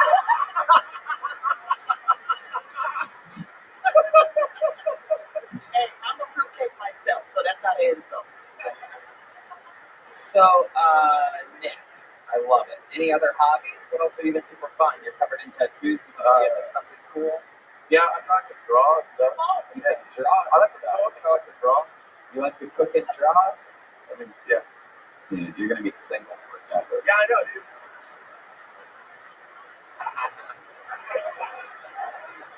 I'm not like. I'm good, man. It's cool. I don't want to fuck you. I'm sorry. You have a crusty mustache. I don't want to. It is. It's frightening. It's absolutely scary. It's distracting. All right, Nick. Well, I'm trying to figure out something about you. We must be missing something. What's your living situation in Virginia? So now I'm on a couch, but I was in a house. You're on a couch. Yeah. I live with a buddy of mine from work. Right. So Are you saying like a house or an apartment in Virginia, like a couple bucks? you won't let me pay him, which is weird because he has a kid and he won't take my money. Oh shit! So Which you're is- on a couch and there's like a kid being loud and fucking. Which is cool.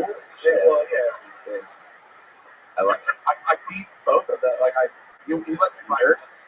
Yeah. Okay. I'm done with it. All right, man. You have the energy of a guy that traveled here from Virginia.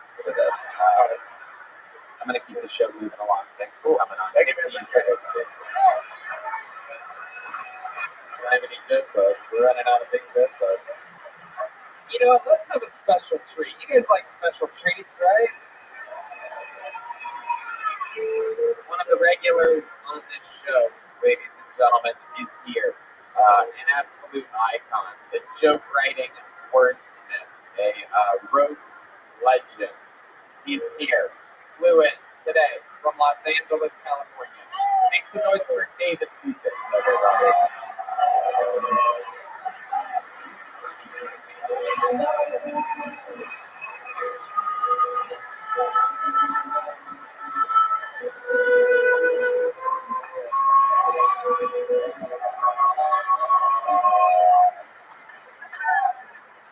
Yeah, Jesse Smollett went to jail and shit. 5 months. He was in the courthouse talking about I'm not suicidal. He's like, why are you scared to go to jail? You gay.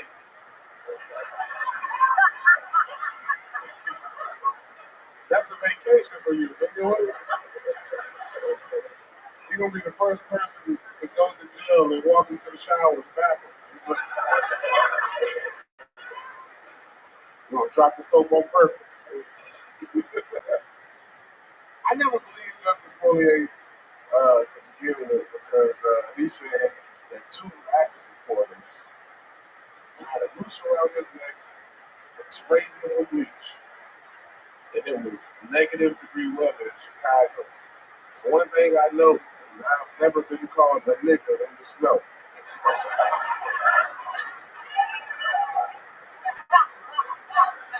And that shit is saved for the heat. You know what I'm saying? Ain't nobody racist in the snow, nigga. That shit don't happen.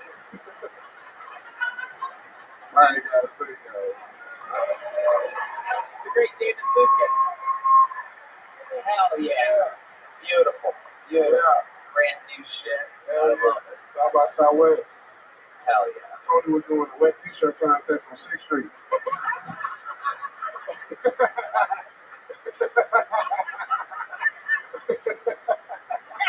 You were doing a wet t-shirt contest at Wake Street. Wake Street. Hell yeah. You're fat. Welcome to the back, David. I'm always happy. I haven't seen you in a few weeks. Yeah, that collar around your neck looked like urinated on cotton balls. Okay, well, I mean, you would know what cotton's like.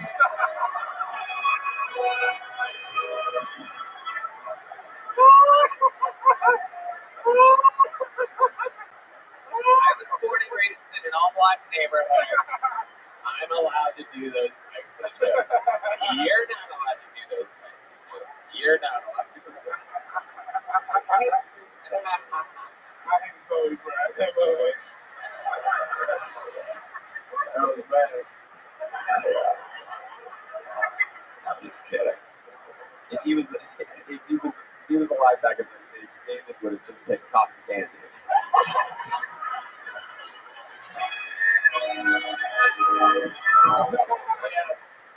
Yes, If you were alive during those days, you were a comfort girl.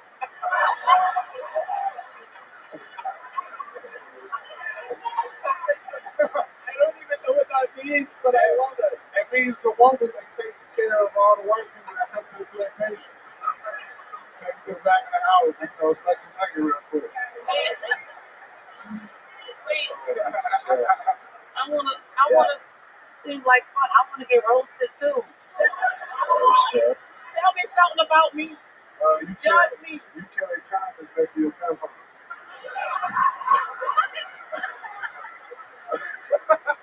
Wait, give me more.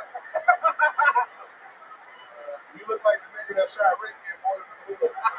Yes.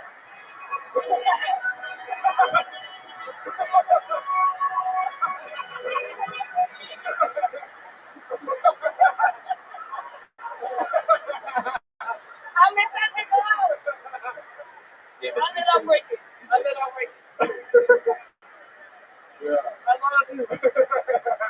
David Strong is a bull. You have the roasting club, right? Yeah. What else you been doing? What else is going on? I just did training this weekend in Nashville. Nice. Yeah, I was I was supposed to be here yesterday, but I was drinking at the bar and threw up when I was boarding. They wouldn't let me get out. You threw up when you were born in the airplane? No, for real, man. That shit was real, man. What the hell happened? You My drank dog Brian had to take all my shit. He flew it in the altar before I got here. your dog Brian. Yeah. Service dog?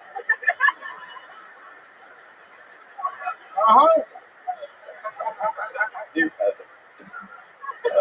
Yeah, I was fucked up yesterday. Okay. So, wait, were you throwing up like before they started boarding? During boarding? Like, when exactly? Like, tell us So, what happened. You know General, the musician, you know the General, the musician out of Nashville? Yeah. General, he's a big time, like, gangster country singer / rapper. Okay. Pretty big. And I was drinking with him all weekend. And then I got to Atlanta, you know, they say, like, if you want to get rid of the hangover, like, drink more liquor. So I drank more liquor. Oh. Oh, hell yeah. Oh, they dog. Hammer the dog is basically like one meal, one shot. You drank? I was drinking. Oh yeah, you was fucked up. Yeah. Damn. So, when did you start growing up? I felt sick when I left the bar, but I was like, you know what, I'm going to take this shit out and swallow it. Right. Yeah. Yeah. That's a fat guy thing to do. That's how you know David's not a believer. He'll swallow it back down. Like, I'm not wasting this. Yeah. And then when I got the board, bro, it was like, fuck that. Right. It's like a whale spout. Oh no. So you were just spraying everywhere. There was no chance. They were like, oh, Jesus, David. What if somebody had video of that? What if you went viral? Like that one guy in the baseball park that was throwing up on himself. I hope nobody did. I mean, when I'm at the airport, I do this pretty incognito. You know what I'm saying? I do. Yeah. Incognito. Yeah. David, were you wearing a mask when you were driving on the airplane? No, I don't wear masks in the airport. That's the one time you should wear a mask when you're throwing up. I don't wear a mask until I get on the airplane. You know what I'm saying? And then I really don't wear a mask. It depends on where I'm from. If I'm in coach, they make me wear a mask. But in first class, they don't say shit. Right. Yeah, COVID is for poor people. Yeah. Sure. They never say shit to me when I'm in first class. But when I'm in coach, that shit drop to the middle of your nose. Put that mask up. They be tripping. Oh my God. It's so true. Yeah. In first class, if you fall asleep and your mask falls down, they just come over. Yeah. They don't say shit, bro. They say zero, dog. I have my mask on the table. You know what I'm saying? So I will take a straw to my mouth not to put a mask on. I always look like I'm drinking. You know what I'm saying? But the mask might be gone with in April on the airplanes. On the airplanes in April, I think. Right. Fucking pointless bullshit. Yeah. Anyway, David, what else is going on? You excited about anything in the festival this week? I don't really know. I'm just here. Yeah, I guess you're right. You're out there puking in airports in Nashville. I guess you don't really have any plans. Shit, but I'm in San Diego this weekend. I'm at the Live Factory Friday for 2 shows, and then sometime in San Diego. Yeah, they got a little bullshit ass Live Factory. Oh, wow. Yeah. And then Not only does he perform at the Lab Factory, he also performs at the Chocolate Factory.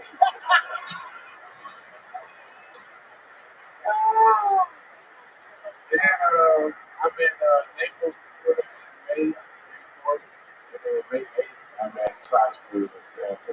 Side splitters, that's fitting for you. What you got, ass things? Aw, you son of a bitch. How dare you? How dare you? I love it. All right, David. Well, another unbelievably great performance. Yeah. So much fun. Roast Lord, great comedian, one of the newest touring headliners, David Lucas. You know what? Let's do another special treat back to back. Let's just go right into it. We have another one. In the history of the show, it's traveled all around the world, hundreds and hundreds and hundreds of episodes of this show. There's only been 8 or 9 people ever that have won something called a golden ticket, which means they get to perform anytime they're at that show for eternity. This guy is here. He's from Canada. This is Jared Nathan, everybody.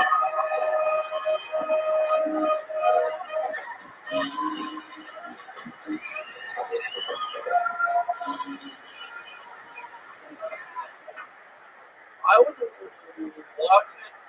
talking,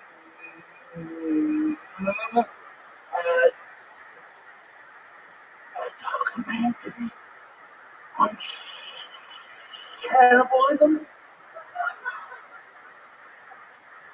If I had to eat someone, I would take their arms and legs, throw them on the barbecue. And then I would go outside and smoke a joint. Get it? Joint? Then I would take it down with a fine Chianti.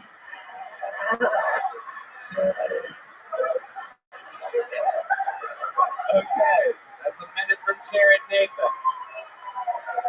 Hell yeah. You got through it. A little hard to understand today. I love it. The medicine works better at night or something like that. I love it. Welcome back to the show, Jared. You're like kills all the time. It takes a second to adjust to the sound of your voice. It is abrupt. I'm a quiet.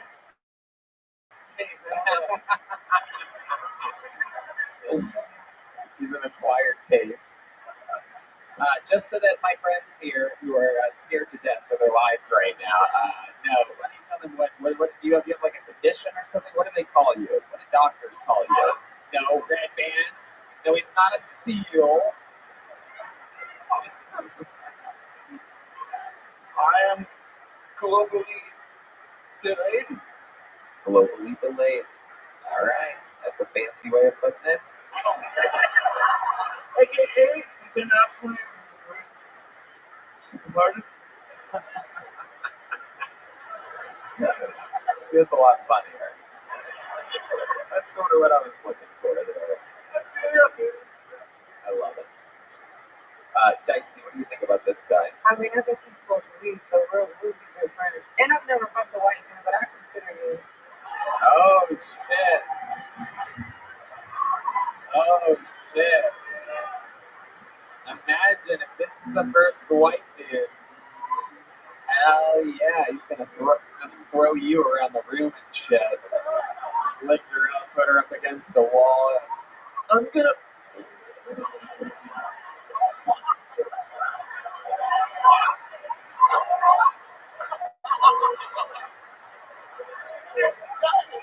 He gonna be done fucking up before he can say it. I'm gonna. I can't. Hell yeah. Jared, have you ever been to a black woman before? I have. Whoa!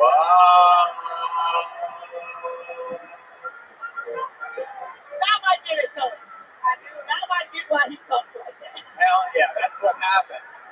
Before he hooked up with a black woman, he sounded like me. Perfect enunciation. One of the sweetest talkers in all of Jared, when you were with a black woman, did you notice something that is there any differences that you noticed being with a black woman that's different than being with a white woman?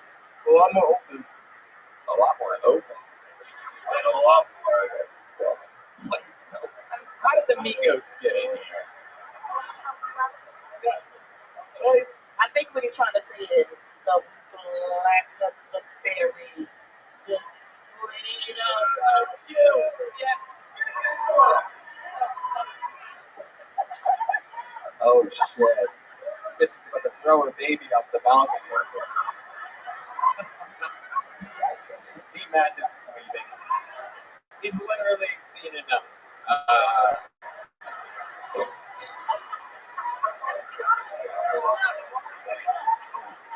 Now I have to keep going. We have to go longer.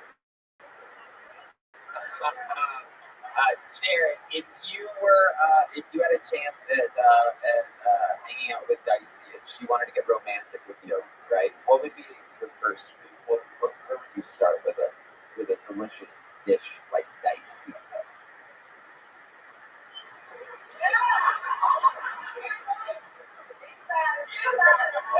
He is hard as a rock right now. Speechless. Truly thinking about it. I like it when the guests actually listen to the question and think about an answer. That's what Elon Musk does. I know how to use my phone. Oh, whipping it through the glass. I'm sorry, Tony. Nigga, no, you don't. Oh, You don't know how to use your tongue. But that's true. Hunky is the decider of who can eat pussy and who can't. A lot of people don't know. She's the judge. She's like the Gordon Ramsay of that shit. She just comes over your shoulder and yells at you. Jared, can you show us maybe a little bit of your pussy eating technique? Perhaps you could face Yoni. Where the fuck's Yoni at? This guy, our camera guy's never anywhere to be found. Here he is in the darkness. Just look right at him, right down the barrel there. Okay. Well, no, don't go that way, Yoni. Go in the middle of the room. Jesus, Yoni, go get in the middle of the fucking room. Why do I have to tell you this? I want the audience to see how his pussy eating is. We need a camera for you, Yoni. We need a camera guy that just films Yoni filming the show. Just so everyone can see how silly his movements. His instincts are just wrong. All right, Jared. Whoa. Oh, shit.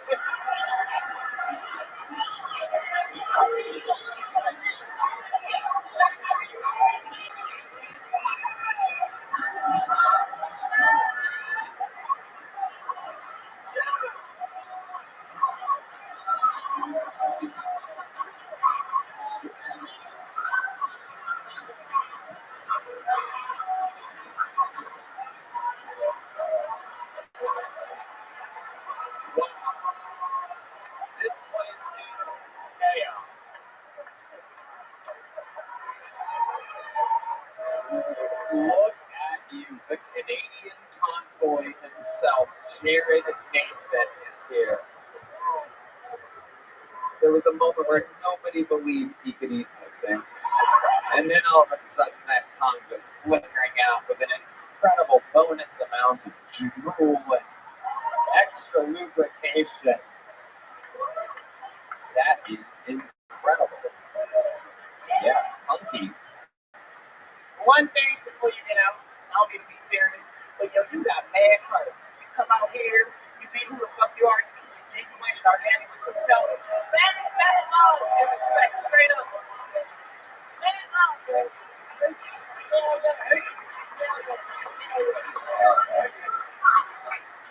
That was beautiful, Jared. Very good work. Congratulations. You're going to be here tomorrow as well, right?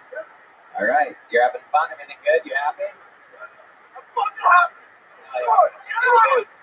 Jared Nathan, everybody. Tony, Yeah. what a great golden ticket. Isn't that cool? Great golden ticket. I agree.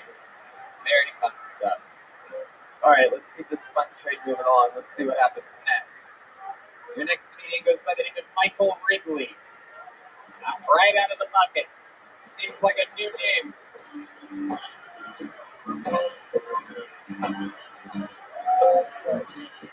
Yo, what's good? I'm Asian, but I'm also half white. I'm a fortune cracker. So half my family talks like this, and the other half talks like that. I'm a Filipino Southern Asian, from Virginia. I'm 3 of 3. What's good? What's good, Austin? Motherfuckers really out in Austin, dude. I went to Tennessee to do some work for the CDC. They didn't even have vaccinations out there. I just stood in the line and coughed in people's mouths.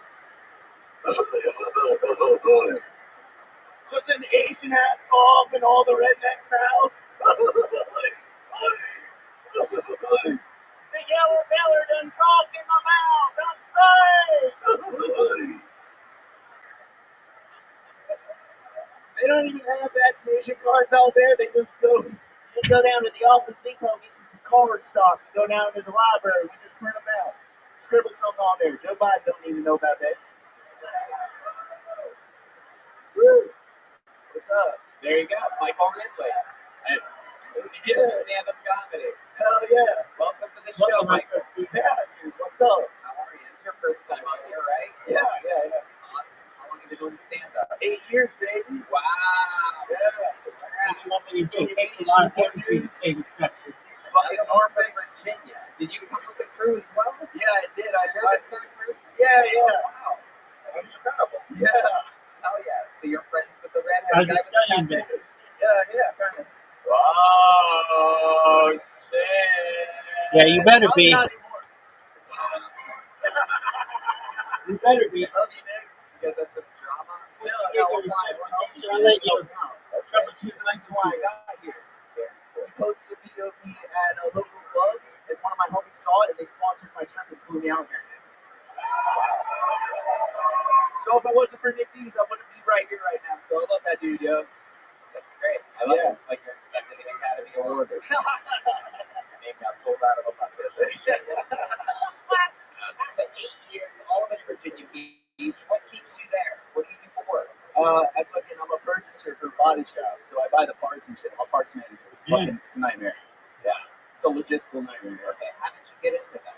I was doing oil changes and getting tired of that, and I just hopped around from auto shop to auto shop. So like I'm like into cars and shit. Okay. I build like Miatas and shit. Oh, okay. Yeah. What do you know about that? Let me ask you this. How long do you think you're ready to take the test? They're fucking gnarly as fuck, and I saw somebody actually drop one on the lift at one of my jobs. Like it was on the lift and it fell because it's really shitty. When you look underneath, you can't like put it on the lift. It's like weird, like where it looks like you can raise it, it doesn't. So I totally understand why somebody could totally fuck one up. How far did it drop? Like it's sideways. The post like goes through the corner. It was like fucked up, like just dangling like this. Though. Oh, And those are old boomer white dudes. Like, man, you fucked up a goddamn cool red in your C8, dude. Yeah, you don't want to piss that dude off. He's you like, definitely don't want to.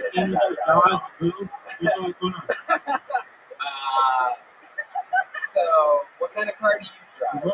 I drive a Tacoma X-Runner because I'm Filipino. That's like, What 8 hours of it's like studying? the, I thought you could have like a Hyundai or something. yo, fuck Korea. Whoa. Just And you're a Filipino, you said? Yeah, I'm a jungle. I'm seen as lesser. Hans looks down to me. Oh, yeah. You're Asian. You can say that. Last time I saw someone do such an insulting impression of Asian on the stage, it was me. You came out here, guns and blazes, and fucking Crazy. What do you love about being Filipino? I love how I'm basically like the machos of the Asians. And white people love lumpia and pantsu.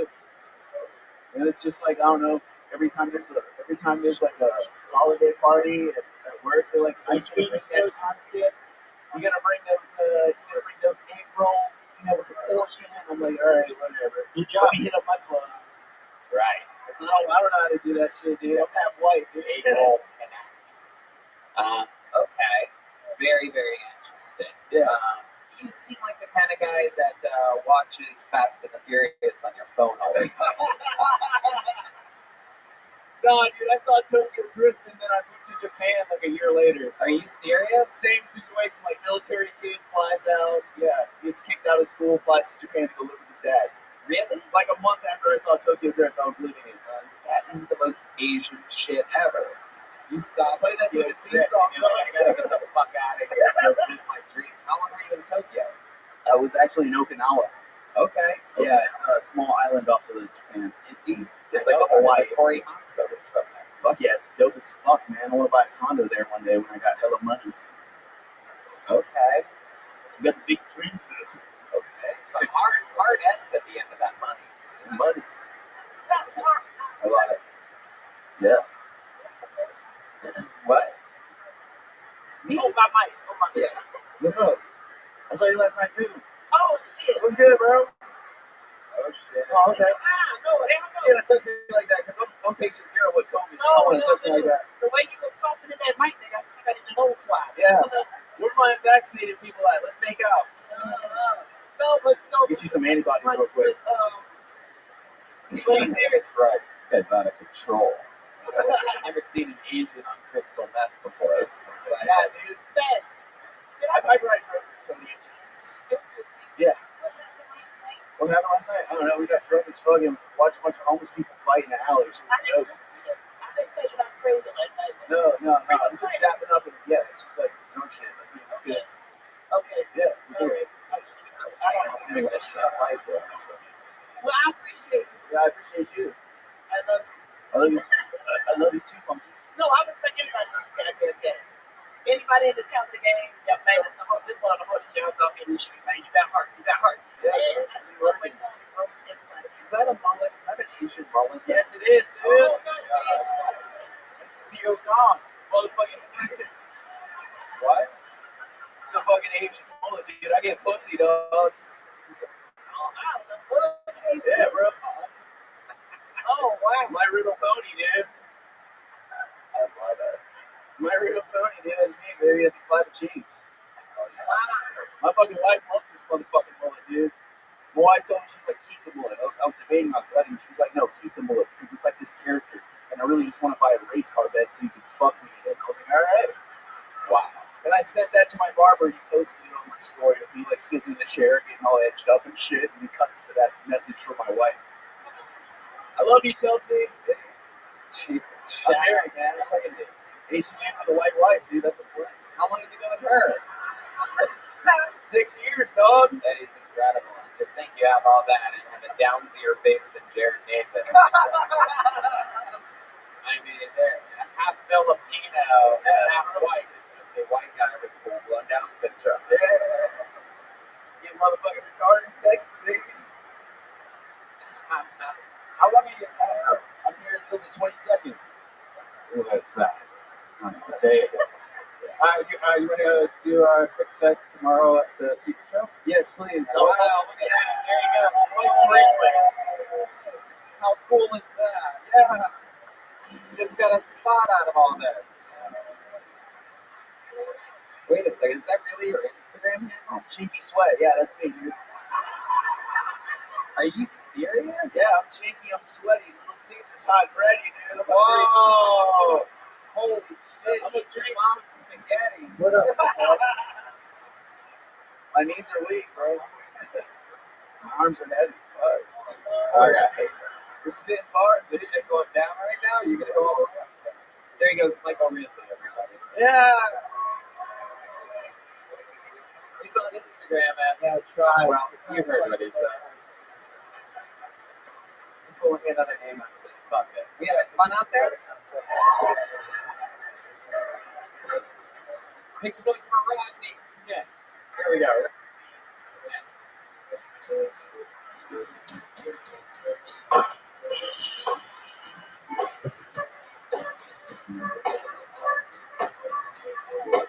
Here he is, everybody. Rodney Smith. How's it going? All right. I think they should reserve the pronouns they, them for fat people and not the mentally ill.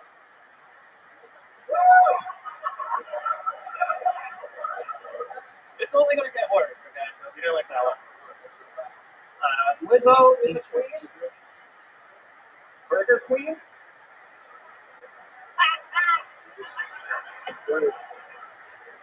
They told me I'm way too scrawny to make that joke, and they said never make a joke about somebody unless you walk a mile in their shoes, but let's be honest, Lizzo's never walked a mile in her own shoes, so I get away with that shit.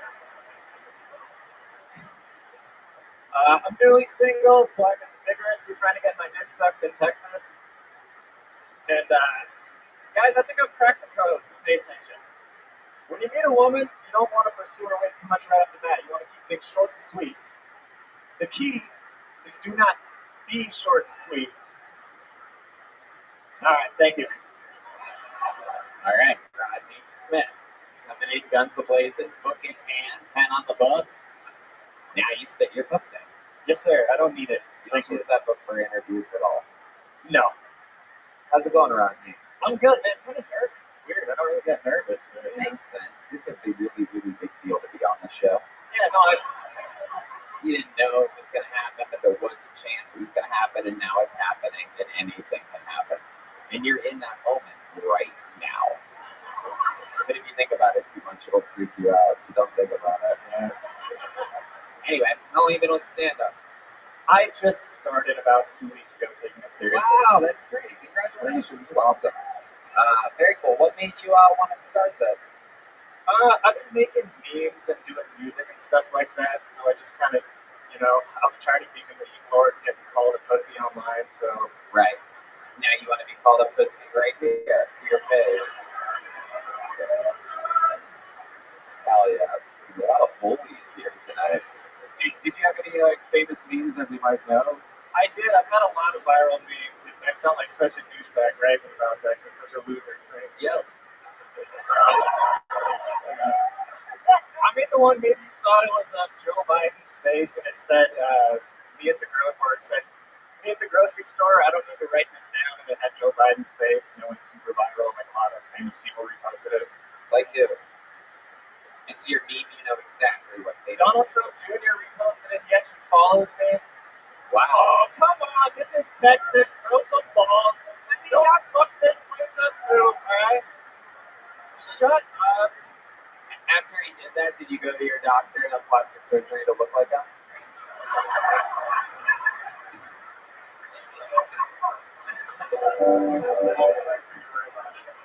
That'd be nice, man. I'd like some of that Trump money. I feel bad turning my back towards you. Thank you. Wow. So much This first person, I just staring at every sweaty I'm back. sorry about that. incredible. So let's talk about it, Robbie. What do you do for work? I used to be an aerospace mechanic, but then I got arthritis, and then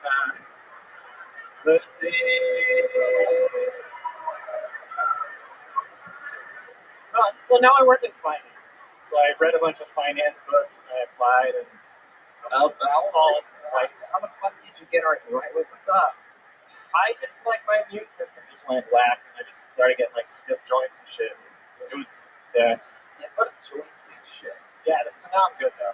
What happened? What changed? I they put me on some medicine initially. Luckily, I'm young enough to where so when old people get arthritis, they're all old and fucked up with their immune system. Yeah. But so you catch it when you're young enough, and you kind of kick it in the ass. You can kind of wow. How old are you? I'm 32. 32. Yeah. Okay. What is this? Oh, it's playing the streets of Philadelphia. Because Redman thinks that arthritis and AIDS are the same thing. Everybody, you're wondering what's happening here. It's because Redman is uneducated. In unbelievable ways. Perfect reference. Everyone will get the AIDS song is for the arthritis. You know you're a pussy when Redman's roasting you about your health. I mean, specifically about your immune system. Look at this fucking. No, he said that. I regret it. And I regret it. Rob, welcome. What do you like to do for fun? I'm kind of on my hard out shit right now. What's that? What is that? Where I listen to like Joe Rogan tell me to work out every morning and over videos of kicking bags and shit like that. Hell yeah. So what do? You work out sometimes? Yeah, I started. I don't scrawny, but you know, so I've been working out, just trying to get healthy again. Hell yeah. Yeah. What's that? Deer meat, yes. You're like lacking confidence. You know what? I'm gonna have Punky eat your pussy.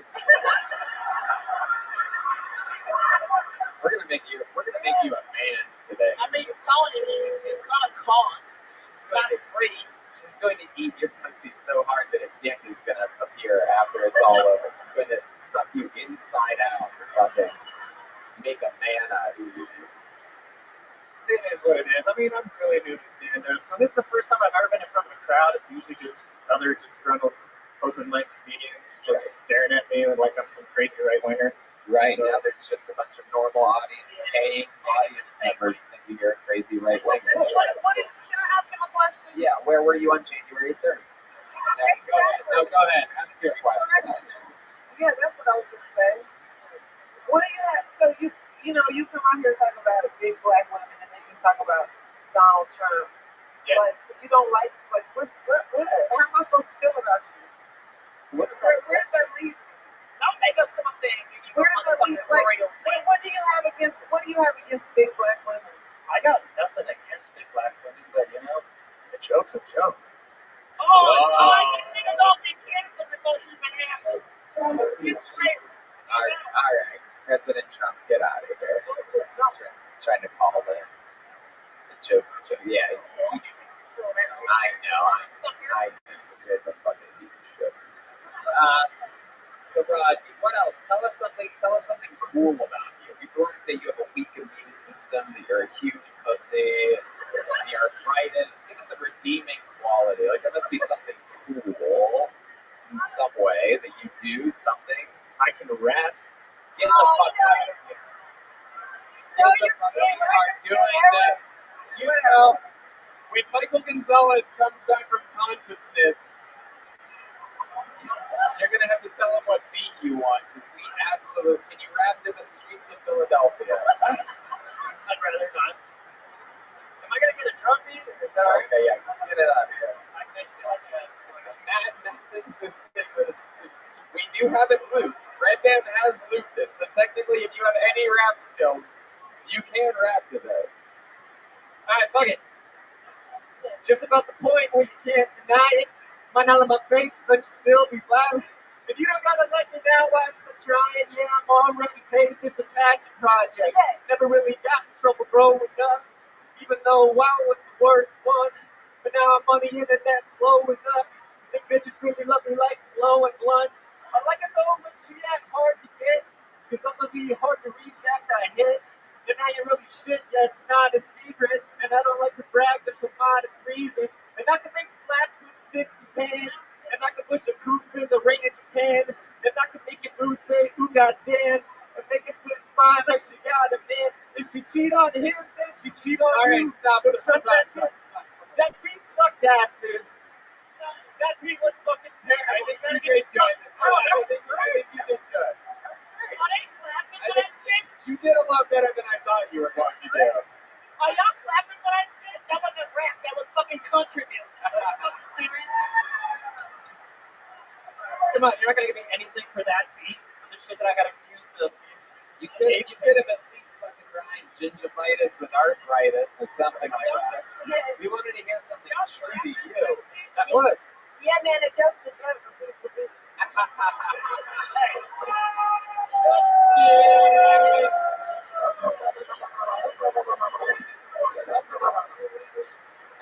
The jet ski is here. Rabbi, thank you for us. Thank you for coming up. It's good to get all different shapes and sizes of people up here. Welcome to stand-up comedy. Definitely. You seem happy about it. Congratulations. We'll see you in the future. Thank you so much. Rodney Smith. You know what? We're having fun here. That's a great idea, yeah. I'm going to pull until we get a female out of this bucket. How about that? Perfect. Ladies and gentlemen, Liz Flack.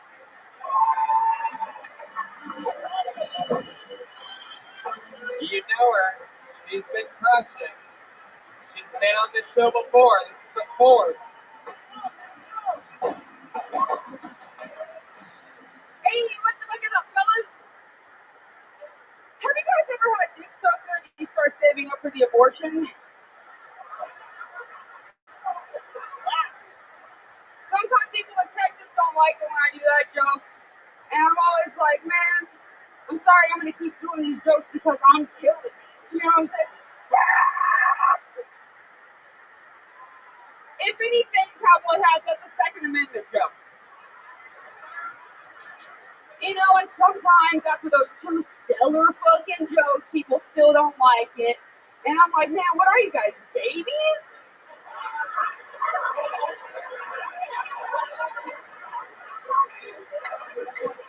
Babies don't like abortion. Those are my 3 back-to-back abortion jokes. I'm done, I guess. Alright, there you go. You had a few seconds left in your set, but you know it's good to end things early sometimes. And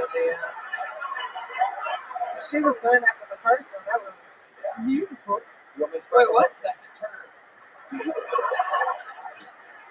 I would never bring anything to term. Liz Splat, you are a fucking force to be reckoned with. You come up here every time just smashing, commanding the audience. Complete different fucking confidence and swagger than that lanky vitamin D deficient moron. I hated that guy. So unlikable. By the way, he was a great rapper, but he's so unlikable. Nobody gave I a think fuck. it's kind of a Like, shirt. literally nobody wanted to be like, yeah.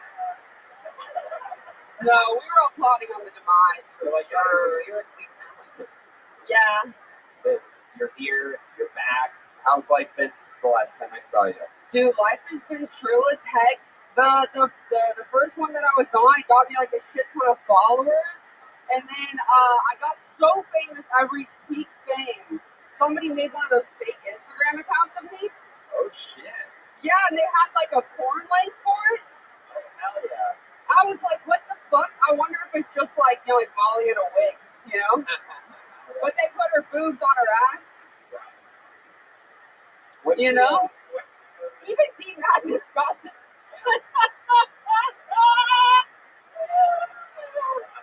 Liz Splat's the real deal. Liz hooks up with all the black men that Punky doesn't look at twice. What's up? Yeah, that's the economy, dude. That's it. Well, that's She spits them out. They spit in my mouth, you know? you'll trickle down the I'm economy. so sorry. I didn't mean to. Liz is like a real, yeah. This is like a real one. What? A real one? Wait, what are you saying? I don't want secrets. Punky has this weird podcast. Wait, I want to know. She talks to you without a microphone.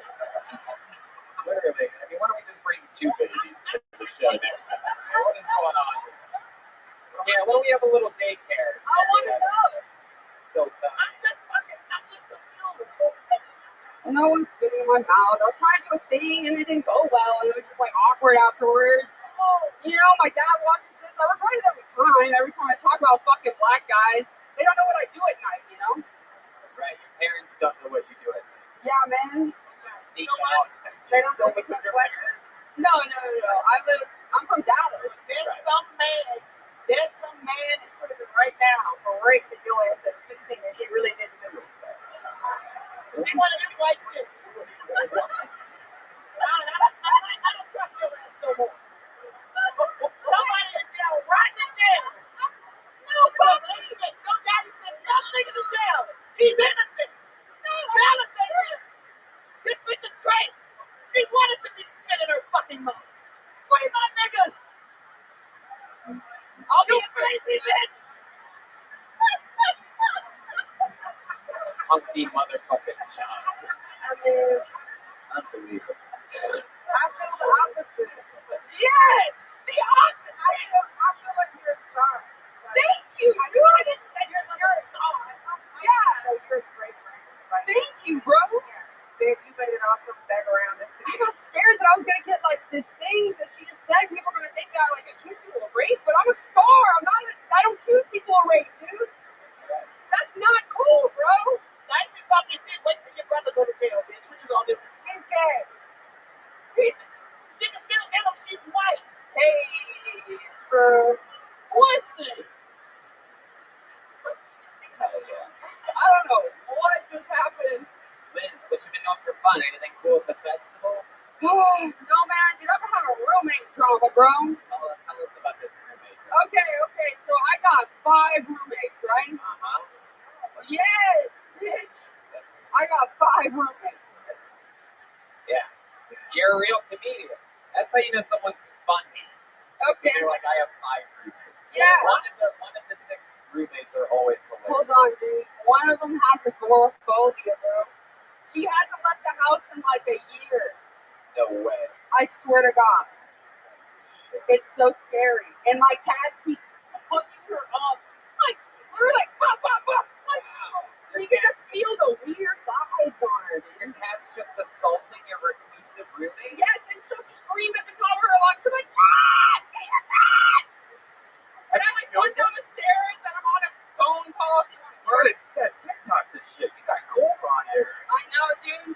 Person Mike comes up in a room and he's like, I'll fucking kill you, bro. Because she beats the possums outside. Oh shit, even she knows. Yo, the streets know, dude. Wow. You are right. She is from the streets. She brought a baby here. Oh, I know. I don't know if I've mentioned that. I know. It's our friend Jasmine from Los Angeles. She had a baby a couple of years ago, and now it's fucking sitting in a stroller facing a wall across from the men's room. Literally, anybody can just go up. You can poke it if you want. It's just right up those stairs. So real live exposed the baby. It's literally unlike anything you've seen in your entire life. Just away in the men's room. You can just dangle the baby. Where's it at? Oh God, is she doing the Michael Jackson shit? No. We do have to bring the baby up at some point. My guess the baby's gonna have like the third best set of the night at this rate. Yes. Hell yeah. Yes. Liz, incredible. So your roommate drama, I love it. I mean, I just think you're unbelievable. I'm doing a stand-up show that's sold out. I've heard. Tonight. What about it? Do a little guest spot on I would love There you go. She'll be there. And I'd love to have you on tomorrow too. I can't do the secret show. I'm at the Addison Improv, and then actually Tosh put me on at the LOL this Friday. The guy from the first episode. Wow, that's great. We're getting voices. This is the Yes! perfect example of the light side of the moon here on Kiltony is that all these people get this opportunity, and some of them are disappointed or this or that, and then someone like Liz comes up here week after week after week and gets 5 gigs from this one gig continuously, and that you're doing everything absolutely right. Yeah, I was just thinking, like you said, the light. I feel like I gotta lose weight because I'm starting to look like the light side of the moon. You are. You're like if Amy Schumer was fine. Amy Schumer's in better shape than me. That's what fucks me up, dude. No. I'm getting to like a white Nicole Byer level, bro. No, that's a deep cut. I didn't realize that'd be a deep cut. You know what I mean? You know what I mean. They have to know what I mean. Wait, that was a compliment you did. You took that shit. Okay, cool. I don't know. Okay. Very, very, very, very funny. I love you. I love you. It was a black baby bitch. Okay. There she goes, Liz Splat, everybody.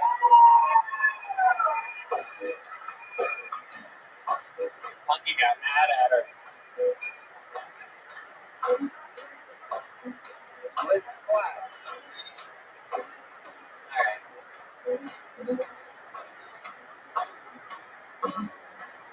Let's go straight to it, right? Yeah. Alright, ladies and gentlemen, there's only one way to end an episode like this. There's one regular left. A man that has been part of the show longer than anybody ever in the show's history. With a brand new minute, just like every episode before, opening for Rogan, then opening for me on the road, everywhere, touring the country. Ladies and gentlemen, this is William Montgomery.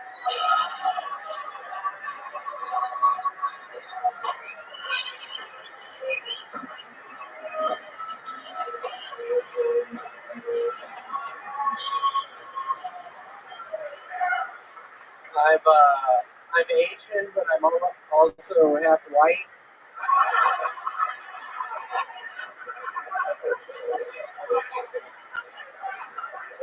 That would have been so much better if I didn't fucking stumble on my words. Who is running the fucking air conditioner here? Seriously, it's fucking crazy. Where is that fucking guy?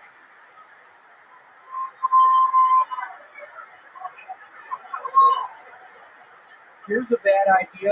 Lego condos.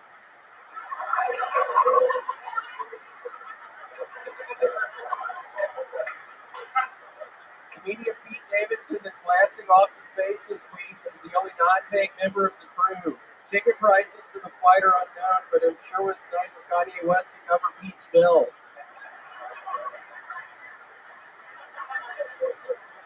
More like sin good. I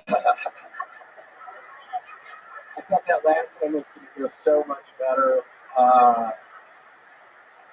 William Montgomery, ladies and gentlemen, with a brand new video. It's so nice to be here. I had a real busy morning. Yeah, well, tell us about your busy morning. Well, every year, South by Southwest comes around. I will hit the streets. I used to fly here once a year for the festival. I go in the alleyways. I look for homeless people, and then I fucking knife them. I have killed 3 fucking homeless people since last night. Wow. Holy shit. Why would you fucking do that, you dumbass? Why would you do that, Red? That's awesome, man. I'm congratulating. There's a stupid fucking noise you just chose. So when you're stabbing these innocent homeless people, William, do you approach them when they're sleeping, or do you like having an awake victim? I like it. I catch the ones that are drunk. I will follow them around. I will end up hitting them in the head with something. Like usually, what do you hit them in the head with? Because I can't really picture you carrying anything with you, like a hammer. I have like a nightstick I carry around. Oh, okay. People actually have written around me. I am the nightstick. I have murdered probably 30 fucking homeless people. I swear to God, I can't fucking get enough of it. It is such a fucking rush in those alleyways. How does it make you feel? God, it makes me fucking feel so alive when I'm here in the streets with these homeless people. I hit them in the head with the fucking nightstick. I start choking them with both of my hands. Like, what are you doing? I start choking harder. It's a whole ordeal. Do you ever let any of them go? Do any of them ever beg for their lives and convince you? None have ever escaped. And I'm actually starting to think this was a horrible fucking mistake to start to talk about this. Literally, they do know somebody is the nightstick. I don't know why the fuck I would have just called myself out right now. I am the fucking nightstick. Is this why you've been wearing a lot of camouflage lately? We've noticed that you are blending in with everything that you stand in front of. Nothing better than camouflage and white leaves with penny loafers to blend in to wherever you are.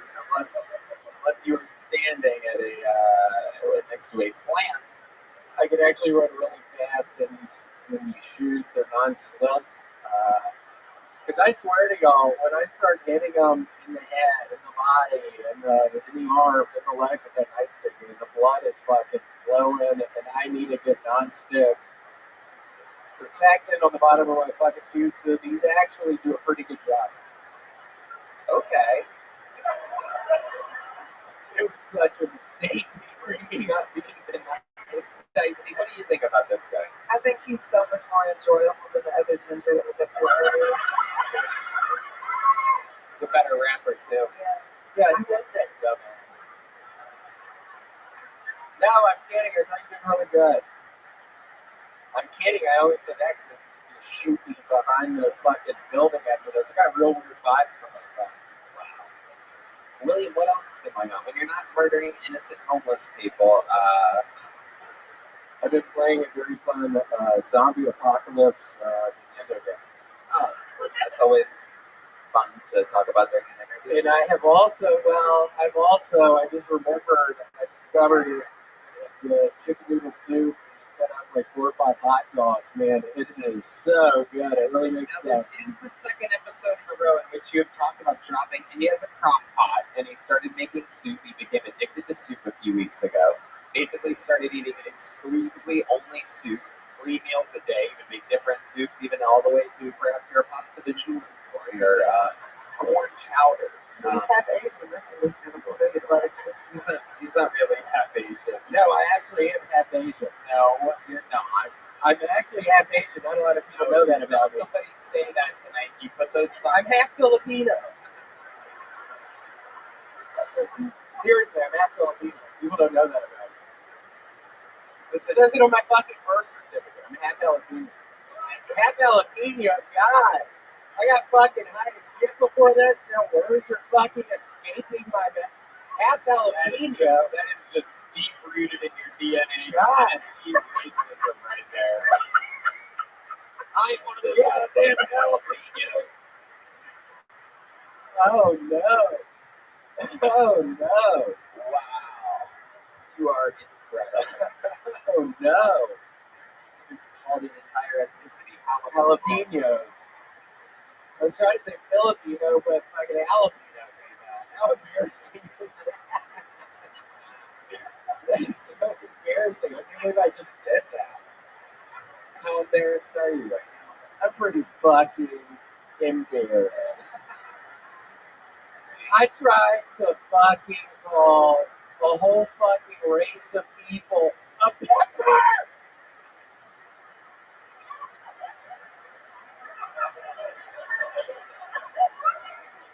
A whole fucking race of people. A jalapeno pepper! You don't present like that! Quit fucking doing that. It really is embarrassing. I'm not fucking around. It really is embarrassing. Quit fucking doing that. Yes. Monkey. Can we get security? This is dangerous. They're not even a racist. And you know what? I'm not even gonna go there. You Yeah, hold on a I second. think Tiger King vibes for you. That's what I hear. Tiger King should be like on the ski slopes or some shit, you know? What is Tiger King? I have heard people talk about it. Punky, I'm kidding. I know exactly what Tiger King is. He's actually a big inspiration. I love that guy. Where is that guy? Who's another jalapeno that you like? Where is that guy? William, I noticed that you've been holding the microphone extra gently with your fingertips as of late. You just had both hands on it a second ago. Is that in Yeah, I any way? do that. Did you do that a lot where you hold the microphone like you piccolo? It doesn't look like that. It doesn't look like that. There's no way it looks like that. It doesn't look like that. Yeah. It doesn't look like that. Yeah, that's for sure. I don't think it looks like that. Yeah. Punky's pulling up people playing the piccolo right now, and she's going to show you piccolo. I don't think it fucking looks like that. William looks like a fried piper.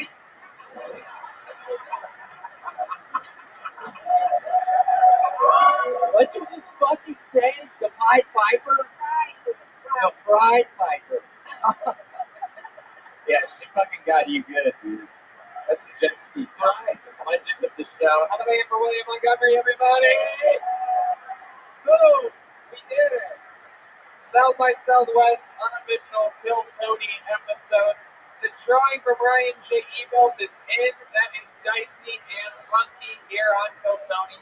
Every print available at RyanJEbelt.com. Merch for sale in the corner. How about a hand for the band, everybody? What a special treat, all the way from Los Angeles. Comedy Store employee, top level alumni of Kill Tony. How about one more big hand for Jet Ski Johnson? One more hand for the great Michael Gonzalez on the drums. Matt Mueling on guitar. And the great D Madness on the bass. Punky and Dicey have a new podcast coming out on the Kevin Hart's network called Let's Talk About It. So go find that. Dicey has a podcast called The Imperfection. Of course, Punky is, as of course we all know, one of the amazing stars of the current cast of the legendary show Saturday Night Live. Her and I worked together at the Comedy Store for over a decade, and it's so fun to see her wild success that I always said was right around the corner.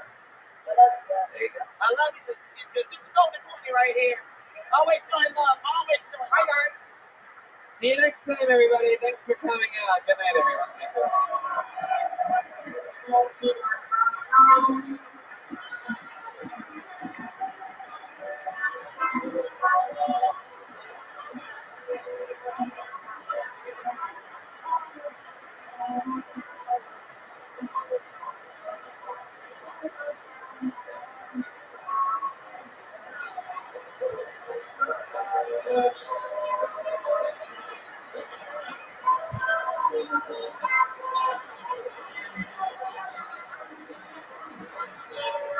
Hey,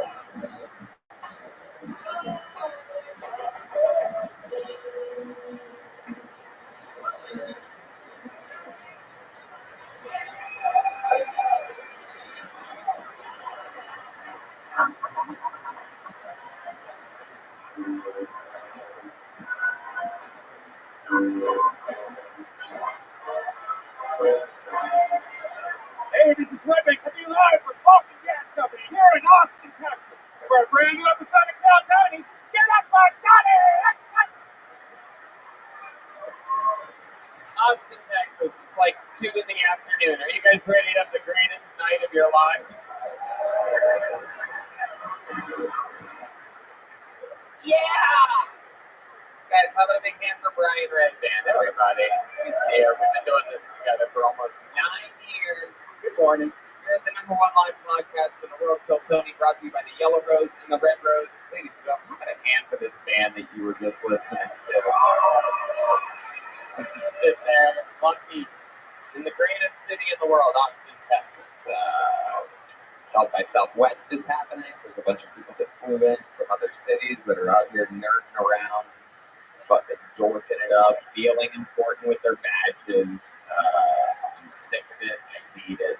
This is my first time seeing South by Southwest from the viewpoint of an Austin citizen, and it is hell. No words. These daytime shows were a bad idea. Everything's a bad idea. I regret everything. The sun is out. I see the sun peeking through the cracks of the door, holes in the walls that I didn't know existed in Vulcan gas houses.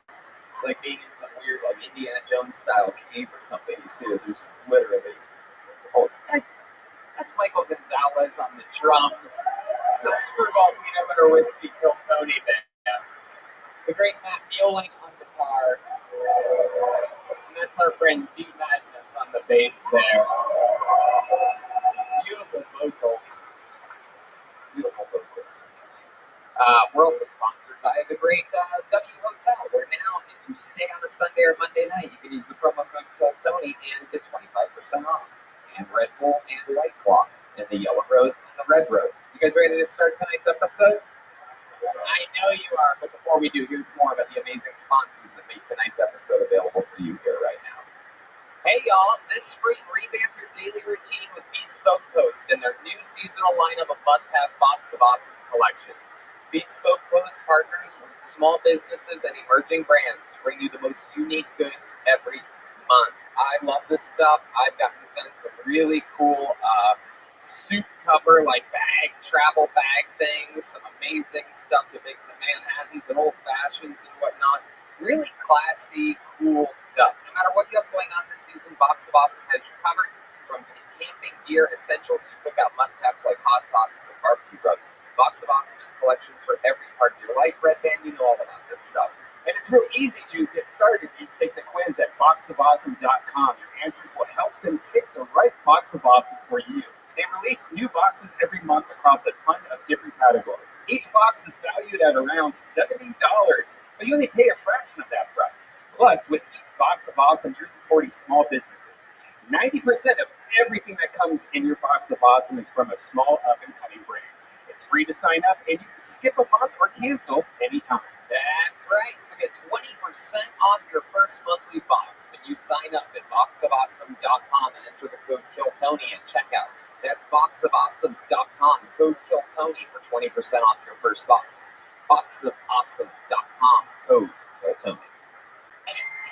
Did you know that according to the latest research, 90% of employers plan to make enhancing the employee experience a top priority in 2022? After all, a happy workplace is key to attracting and keeping great employees. And if you need to add more employees to your team, there's ZipRecruiter. Their matching technology helps you find the right people for your roles fast. And right now, you can try ZipRecruiter for free at ZipRecruiter.com/KILLTONY. And, it's unbelievable how employers can make their employees happier, just by focusing on company culture, offering more learning opportunities, allowing for more flexibility in work schedules, and ZipRecruiter is helping companies do this, right, Redman? Yeah, ZipRecruiter uses its powerful technology to find and match the right candidates up with your job. Then it proactively presents these candidates to you. You can easily review these recommended candidates and invite your top choices to apply for your job, which encourages them to apply faster. No wonder ZipRecruiter is the #1 rated hiring site in the U.S. based on G2 ratings. ZipRecruiter's technology is so effective that 4 out of 5 employers who post on ZipRecruiter get a quality candidate within the first day. Find the right employees for your workplace with ZipRecruiter. Try it for free at this exclusive web address, ZipRecruiter.com/KILLTONY, all one word.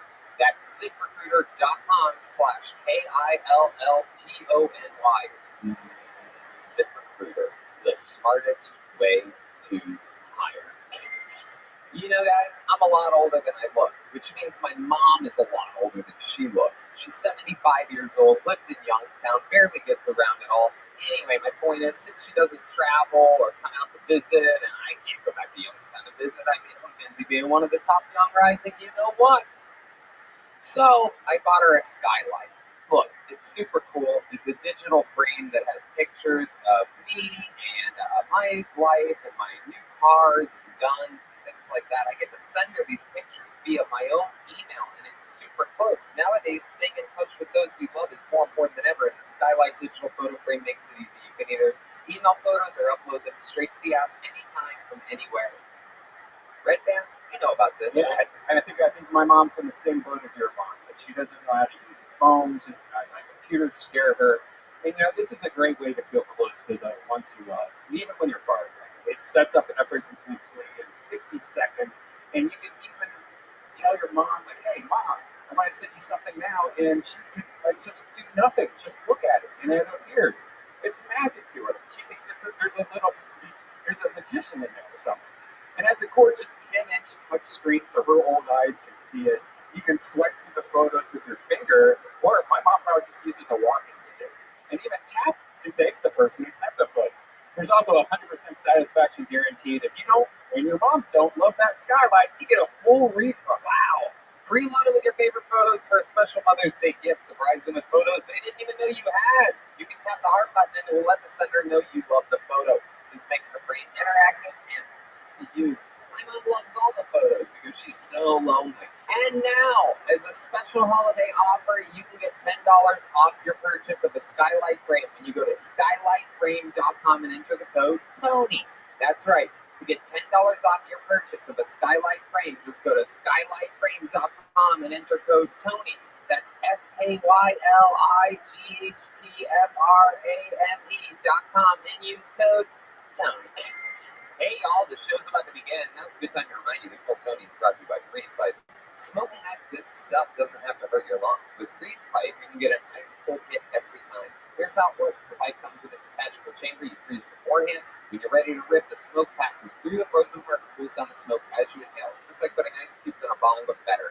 It's non-toxic, freezes faster than water, and stays frozen longer. I have been using this. I have the little bong one. Red Band has the full size bong. I have the little bubbler, I do believe. And let me tell you, this thing is unbelievable. They have a special little gel thing you put in the freezer, and it freezes super fast, and it stays super cold, and the thing's just better than smoking a normal pipe. I mean, normally, I'm going to be honest with you, we're all different. Normally, I am loyal to the soil. I'm a blunt guy through and through. I was born and raised in an all-black neighborhood. Not that that affects anything, but it does. And but with this specific pipe, I've fallen in love, and it makes me feel comfortable and cozy watching Harry Potter movies, hitting this ice-cold bubbler. It feels absolutely great. Red Band, how's the big bomb? Well, it's great. What's weird is when we're from Ohio. I don't know if you did this. I used to take my bong and stuff it with snow. Snow hits. But that was gross. You'd have like acorns in there and Band-Aids and whatever was in your yard. It's gross. Right. So this just makes a lot of sense. And whether you hit a pipe, bubbler, bomb, or dab, they got it all.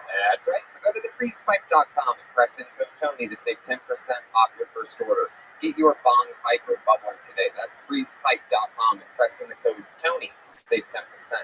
If you can smoke from it, Freeze Pipe makes it. So go to freezepipe.com and press in the code Tony to save 10%. Wow, that took fucking forever. Worth it though, because it's going to help pay for the hotel stay of tonight's amazing guest, everybody. Ladies and gentlemen, tonight's guest, a young woman who I truly believe in my heart, not only one of the funniest characters in the history of Kill Tony, former band member, but truly, I watched her set last night on a stand-up show, and I truly believe this woman is on her way to being, or possibly could already be, literally, the funniest female stand-up comedian in the world. Make some noise for her. She's a legend on this show. It's Jessie Jetski Johnson, everybody. Comedy Store royalty, current employee, former full-time Kill Tony band member. This is the Jetski, Jessie Johnson. Hi, Jessie. Welcome back. Thanks for having me. These last 3 days, I literally went from the bucket to the band to a guest. Did it all. That is the trifecta here on Kill Tony. That's pretty cool. Not in 3 days. Not in 3 days. Yeah. No, good question. Fantastic. Yeah. People who don't know me are going to be like, damn, she worked at that letter fast. Yeah, exactly. People think there's no equality for women. Meanwhile, you get hired. You only one last 1 day in each job. Yeah. Just shattering that ceiling. That's it. Absolutely. You're doing everything that Hillary Clinton did. Jetski, you know the show well. We're going to have fun here. We're going to watch a bunch of comedians and pull names out of a bucket. We watch them do 60 seconds. Sometimes under the pit. Wrap it up for us. I'll give it back.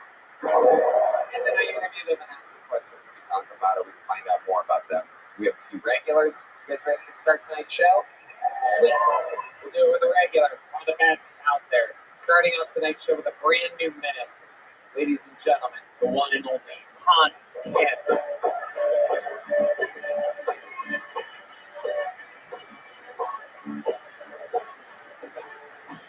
Hey, what's up, Texas?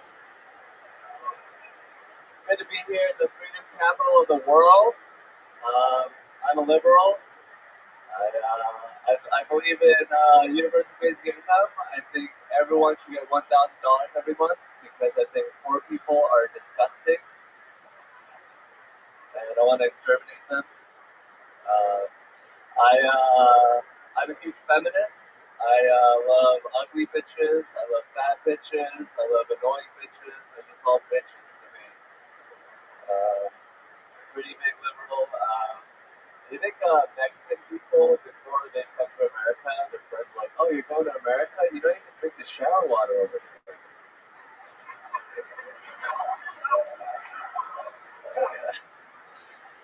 It's tough being Asian. Every race can kill us. White people can kill us. Black people can definitely kill us. Even sometimes Mexican people. That's why I'm not worried about mental illness. I'm not worried about panic attacks. I'm worried about Hispanic attacks. I'm not worried about depression. I'm worried about Deshaun's son. That's my time. Thank you. The best clothes in the game. Laughs at himself. excited he said, I get it. I love it. There you go. Just attacking poor people and Hispanics tonight, huh? And women. Oh, yeah, and women. What? What would you call them? Bitches. Hans, how are you? What's going on? I'm doing pretty good. South by Southwest is pretty fun. I've been hanging out with a lot of couples. Okay. Third wheeling it up like a rickshaw over here? Is that what's going on? I'm carrying the relationship. Socially enriching, but sexually frustrating. I also I'm a proficient slinger. I'm really good at slinging. What are we talking about? It's a little sling that I have right here. I use it to slay giants and destroy my Wait enemies. a second. What the fuck is that? What do you do with that? This is like a little sling, and I use it to fling rocks really fast. Are you serious? How do you do it? Hans is autistic, for those of you that didn't know.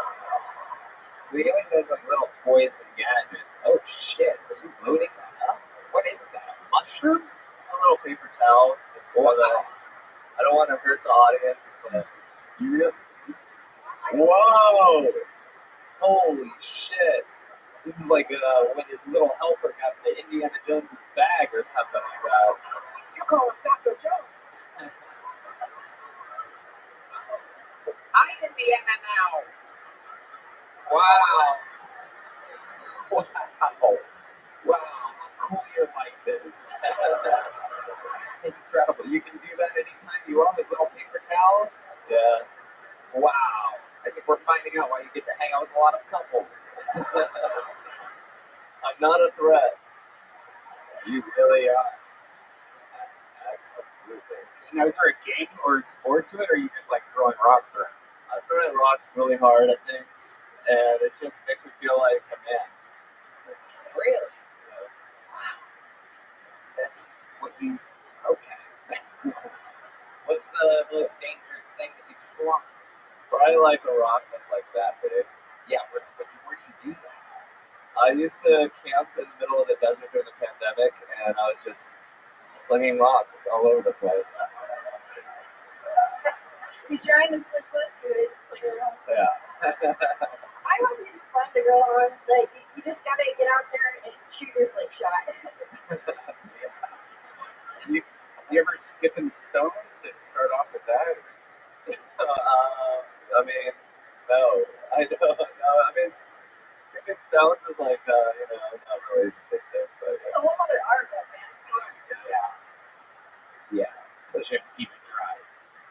Like the women's pussies that are around you at all times. Carrying me sling around. What else is going on? What else have you been doing for fun when you're not out there slinging rocks? Literally living the life of a caveman. I am, what am I doing? I'm playing basketball with the comedians. I'm longboarding. I longboarded here tonight. Wait, what do you mean? Oh, this type of skateboard. Yeah. Okay. Where'd you longboard from? From under the bridge where I parked. Under the bridge where you parked. Down the street. I-35. Oh, wow. Oh, you parked under an I-35 bridge? Are you gonna sing this or something? I don't know what's happening here exactly. The band's just taking it and running with it. We don't have that much momentum, so. I don't want to be a star when I gotta stop singing my fucking rocks. Cause I get no pussy. I tried really hard, but it's just couples. Why doesn't anyone want to suck my little cock?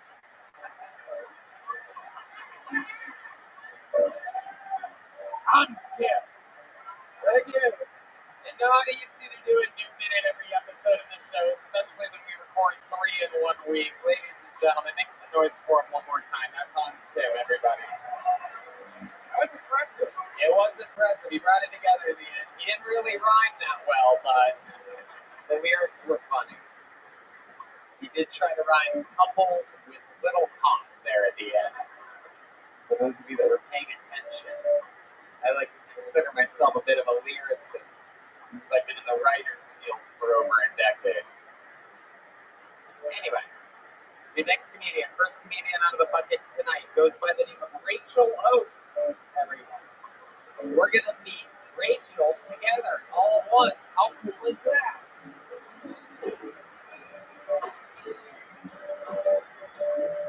There she is, everybody. Clap your hands one more time for Rachel Oates. Hello, hello. This is amazing. Thank you so much for being here, guys. I absolutely love this. My name is Rachel. I come from a big family. I am one of 7 sisters. Yes, my mom gave birth 7 times. She's super mom. And you know, people like to talk about how difficult childbirth is on women, but think about how hard it is on a baby's head. Have you guys ever seen a baby after it's just been born, all curvature? Any new moms here? Any moms at all? Your pussy is so strong. To do that to a human skull is impressive. I mean, I'm sure it took a beating, but at one point your pussy's like, no. And a human head's like, okay. I didn't mean to have things in my hand when I did that, or in the microphone, but I wanted to fit. So, anyway, that's my time. Experience. Okay, Rachel Oates. Absolutely. Absolutely. There it is. That was a minute. Hi, Rachel. Welcome. You were on the show a couple days ago? Monday. There you go. And how did that go? I liked it. I had fun. I got some good laughs. I felt really frozen during the interview. Oh, okay. So it was totally different than tonight. Yes, way different than tonight. So much better. Awesome. Where do you think you went wrong? I'm going to tell you where I think it was the beginning. Okay. I think you came out and you said, hey, I just want to thank you all for being here, but nobody is here to see you. No. And I didn't mean to imply that they were. I thank the people for being here. Okay. You think. And then you said, I apologize. I love this, right? I love being heard. What were your exact words? I just love that I get to be up here, that I get to try. Yeah, and you say that, but it takes all the excitement out. You know what I mean? And now everybody thinks you're nice, you're human. You know what I mean? I mean, come out with guns and blazing with your librarian energy that you have. This fucking come out and dominate. You're so human, Rachel.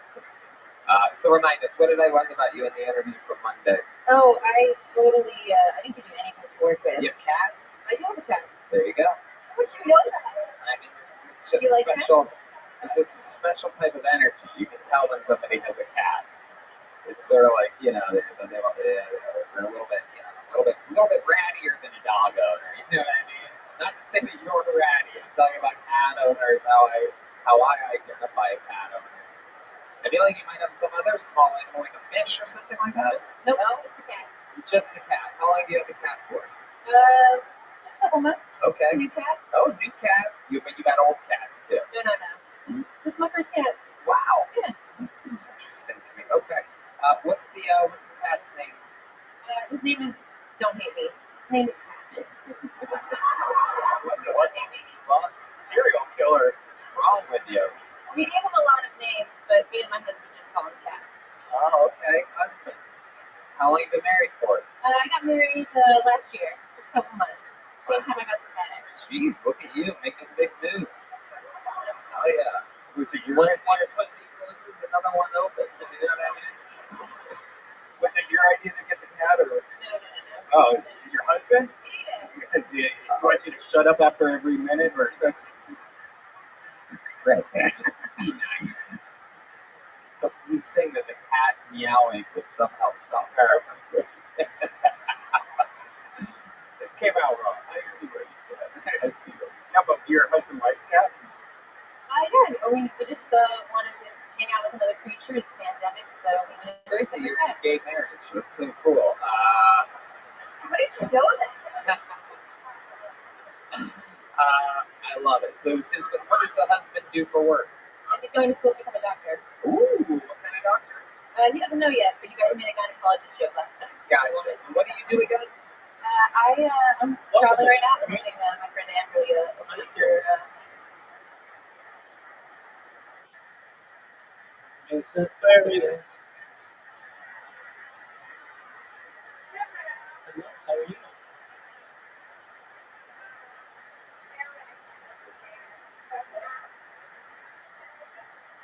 How are you?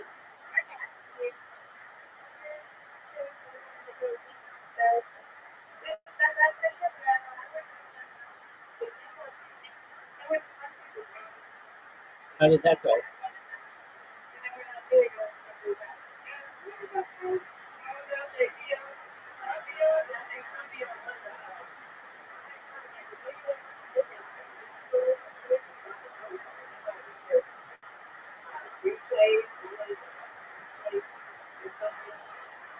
I could see that. I don't have a lot of trust in that site just because I know, like, I when I first started there, I had 0 followers. No one knew that I was on there, and I don't even pay attention to it. But right when I started, 50 people were watching me, and I mean that just never happened. And the same with Big O. Big O is like you're nobody, and you just start up a room, and it's like 50 people, and they're talking with you, but they're bots. They're just like, "How was your day?" They're very open. That Big O, and they're very open-ended questions. They're not like specific. Um, People will be like, "I really like your stream," when it's like I'm not even doing anything interesting. Like, um, and like you'll get that quite often. So anyway, would you like to play some bowling?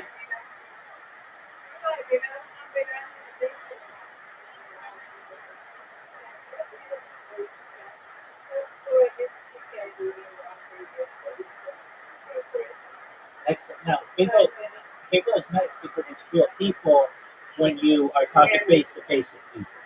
But if you just look at the chat many times is just full of bots. All right, are you ready? Excellent.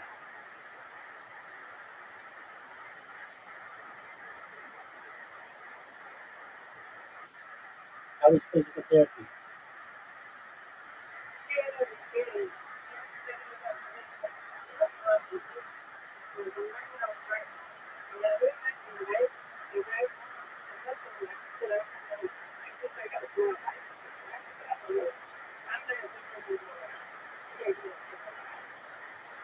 All right.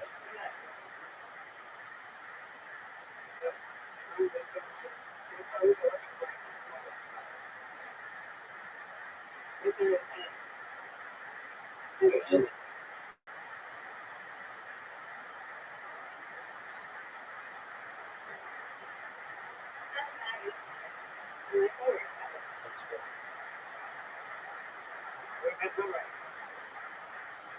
That's right. That's what I'm talking about. That's what I'm talking about. That's what I'm talking about.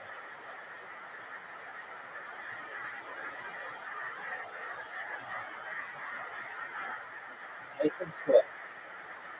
All right, you can get this. You got 2 9s. Get the 10. Hit it. Oh, you must have missed that by a hair. I mean, that was close. That's what I'm talking about. That's what I'm talking about.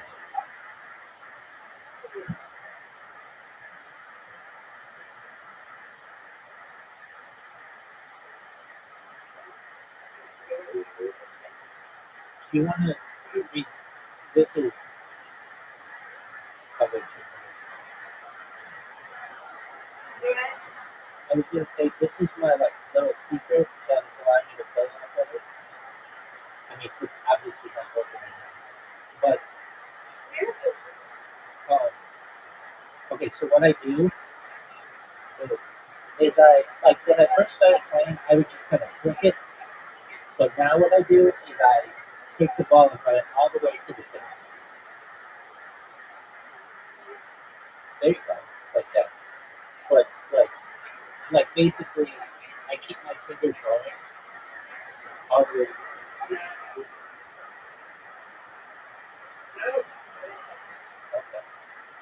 And I noticed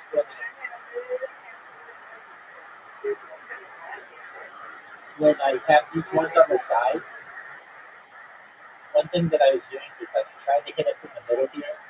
Instead, if I just move it, I just missed it.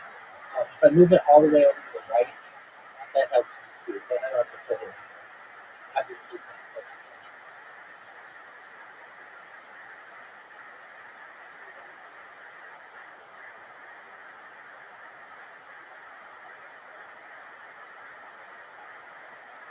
Get it.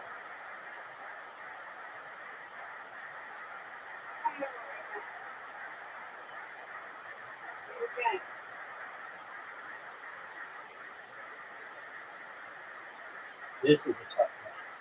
Now, if you have a secret for this time, I want to hear it because those splits are different.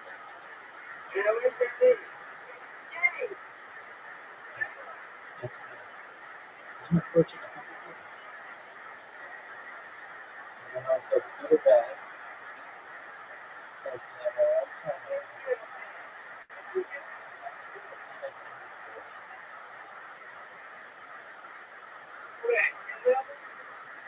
How many wins I have?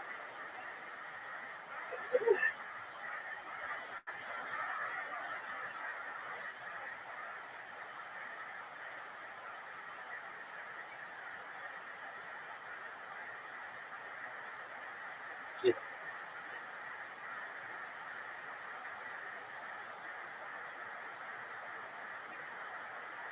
Get it. That's what I'm doing. I love starting out with the strike. It makes it so much more.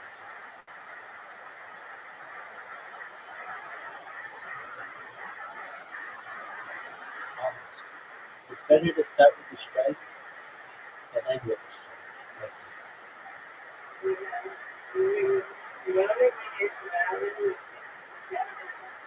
It's okay. It's good. The reason why I think it's better to start on the strike is because you get all the points afterward, as opposed to if you end on the strike, you can get on the next point.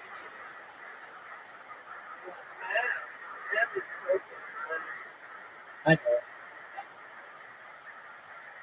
There you go.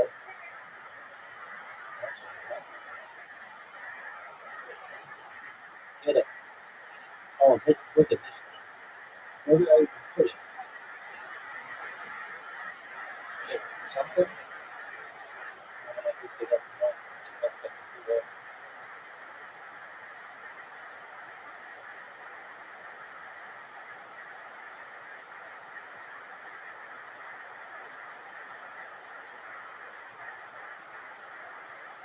You got it.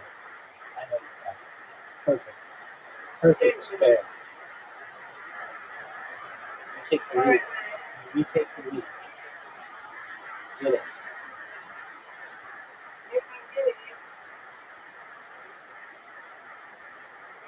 You're good at these. All right. 9, 7. Oh, Miss Aquarius. Look at you, girl. You take a huge lead. You take a huge lead. Even better. Extra points. You get a 20-pin game.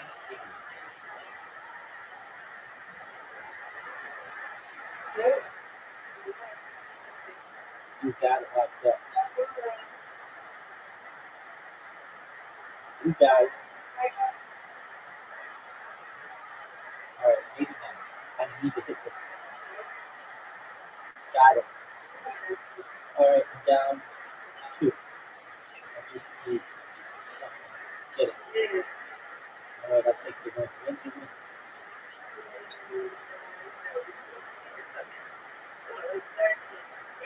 Good.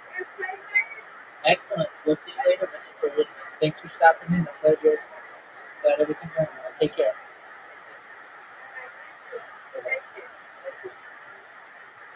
This did not open up, but we're just working on her sushi restaurant. Oh, cool. Okay. What do you do for the sushi restaurant? I'm more of her business manager, so I try to make sure she looks good.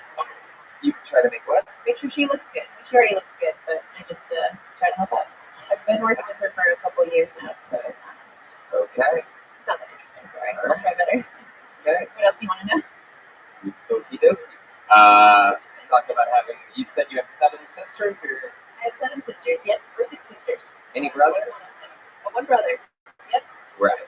Okay. 7 siblings. Yeah. So your mom's pussy is wrapped. Indeed.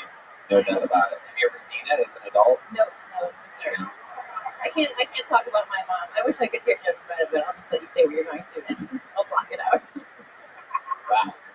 That makes it really depressing when you say that. I love it. Did you know that I was born laughing? Is that true? Yeah, my mother has a hilarious vagina. Yeah, I wrote that for you. Oh. That's very. That's the tones of your voice in it. Okay. Rachel. I love it. Where'd you meet your husband at? I met him at a bar. Really? You go to bars? Yep. Wow. What kind of bar was it? Was it trivia night or something like that? Applebee's. Yeah, we were at the club. What kind of bar was it? Still at regular bar, backyard, San Diego. Okay. All right. What part of San Diego? Mission Beach, Pacific Beach. I know exactly that area very well. Yeah, lived there for 5 years. Wow. Yeah. I love that. Okay, very cool. What was it? How'd you know? Well, when you guys met? When you met this guy? When you 2 nerds fucking locked? When you guys locked lenses? What was his opening line?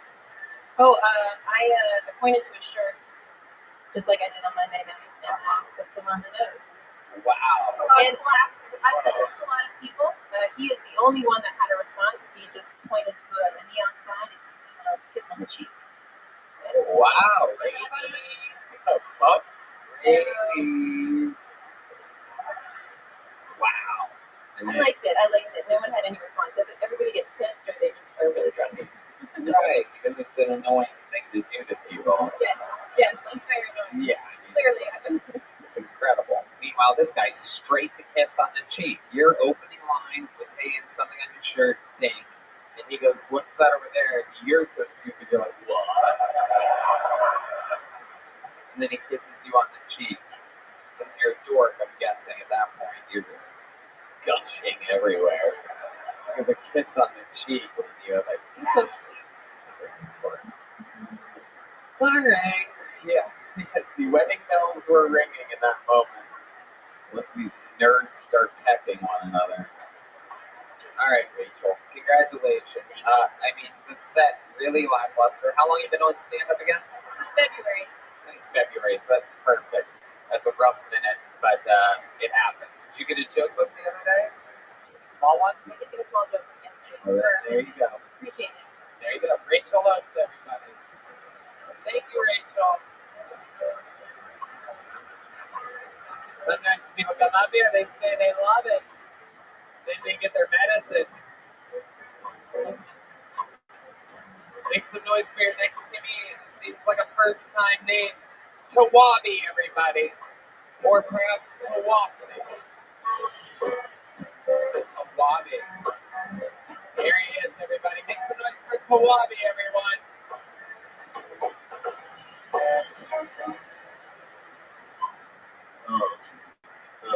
So this is my first time in Texas. My mom was really nervous when I said I was coming out here. She was like, "But what about the abortion thing?" I told her, "Mom, we talked about this before. I'm keeping it." So then the other one I got. So a pirate walks into a bar, right? He's got a steering wheel sticking out of his pants, so he's got a pushback table, move shit around. He walks up to the bar and sits down. The bartender goes, "My man, you know you got a steering wheel sticking out of your pants." To which, of course, the pirate goes, "Arr, and it's driving me nuts." That's all I got. Thank y'all very much. I appreciate it.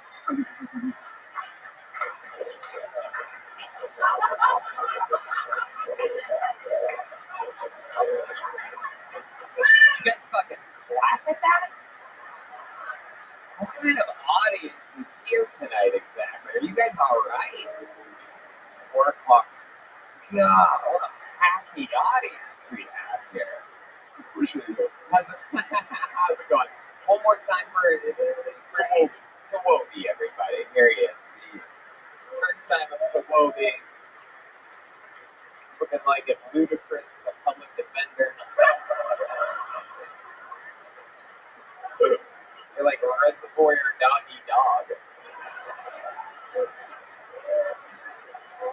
I never get to do that show, reservoir doggy dog. I'm waiting for someone like you.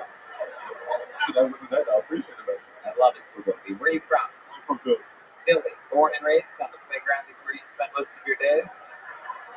I've only been to Bel Air once, but you. Is it West Philadelphia? Yes. Goddamn right. Absolutely. So, what brings you to Austin, Texas? I make music. I rap and produce. I ended up getting a little show out here. So we've been trying to do this since I was a kid. So we said, "Fuck it, let's stop playing. Go do this show." Go do what? This John is like a Philly super noun, meaning any person who plays in everything. Okay. But what are you saying? You came here from South by Southwest, or? Yeah, I got a little show actually like down the street at Teller's at 8. Really? What are you doing on your show? I'll rap, sing, produce. Really? Can we hear a little bit of your rap right now? Yeah. All right, sweet. Let's get a bugging. Tell these guys what you want. They're geniuses. They can literally in absolute seconds. Want me to start? All right, here he is making his musical Kill Tony debut. This is Tawobi, everybody. One more time for Tawobi.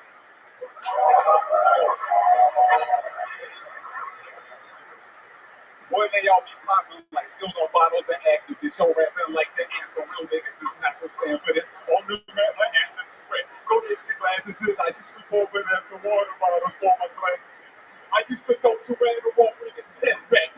2 years later, pop them same few pills for like 10 rats. Bitches from my college days, so text them about callback. There's no pumping gas on me, you can't get your ass flagged.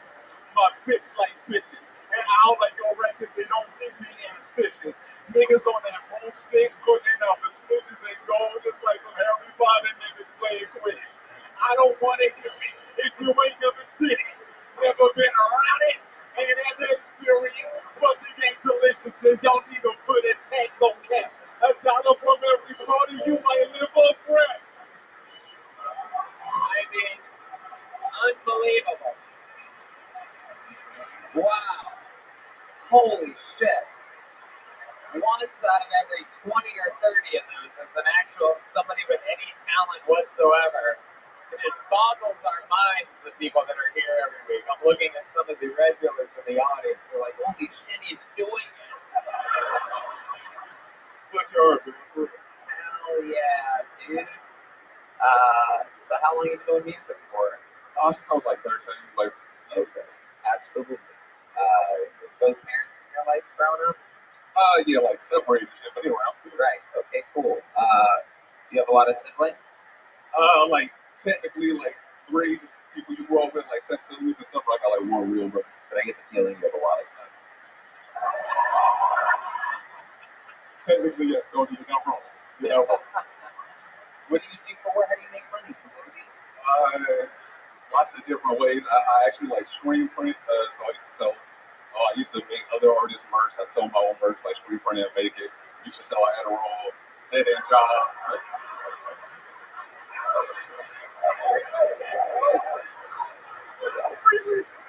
Wow. You used to sell Adderall. Yeah. You opened with do lots of different things, Tony. And the second thing you said was Adderall. You got the Adderall real quick there. I'd be real interested to know what other things you have. I get the feeling that if you opened one side of your jacket, we would know. Oh, fake Rolex is very good. I got everything done. Hell yeah. I love it, Tawobi. What do you like to do for fun? What's a guy like you with so much charisma? We smoke, drink. I really just do that and make music and play around. I don't really do Do you have any hobbies, like daytime bullshit? I mean, honestly, I love stand-up. Like, I've been watching this show for like the past year or some change. One of my favorite genres to turn on now. I've been watching stand-up since a young boy, and it's like, yeah, man, that's my favorite. Brilliant. John? John, J-A-W-N. J-A-W-N, John. Yeah. He'll tell me he's a John. No. Yeah. But you don't want to call like yourself a John because you only call Johns like Mrs. You call Mrs. Johns. Dudes is balls. It's weird, man. Balls? Balls, yeah. This is all too much for me. I understand. I get it. I didn't know. It's the pride from the word join. I didn't realize black people are turning into transgender people with all their different words and everything. That's a bull over there. This is a John. She be a John would be proper vernacular. Am I correct? Wait, say that one more time? She be a John. You can say it like that John over there. Or I could say she is a John. Yeah, that's a good John. That's Okay. a bad John. But there is no he is a John. He's a bull. Oh, yeah, he's a bull. What the fuck? Wow. I just make it up. You know. Is there an I am a John? Yeah, you can say that. Okay. But like, I should. You can do whatever you want, though. That's the worst. You got it.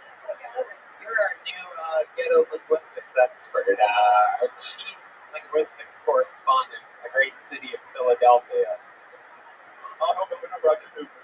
I love it. Are there any other words that us white people wouldn't know about from Philly? I feel like I brought like two big secrets today from the city, so I feel like, I gotta sprinkle it out, not everything at once. Right, not everything at once. You're literally going to keep some slang words secret from us. Because if I ever know best, I gotta tell somebody.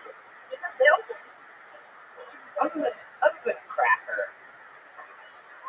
are there any words that black people use to make fun of white people? Honky is my favorite one. Oh, wow. I do a new thing now where it's like honky or cuck. I just like calling white people cucks now. That's my go. See, I'm so glad I asked this question. There's a second where everybody's like, where is he going with this? And then all of a sudden, you fucking catch a good one. We're out here finding out that black people are just calling us cucks for no reason whatsoever. Now you know. Holy shit. I love it. Tomomi, you're so charismatic. You tried stand-up. Next time, go for it, man. Instead of trying like a street joke. You have a lot of amazing personality and definitely a natural entertainer down there. Talk about like real shit. I think now that you've done it once, you'll know like, oh, maybe I can do that. Maybe, you know what I mean? Something, and you'll mix it in with whatever amazing art you're doing. You're doing a show 8 p.m. where? That's helping, man. There you go.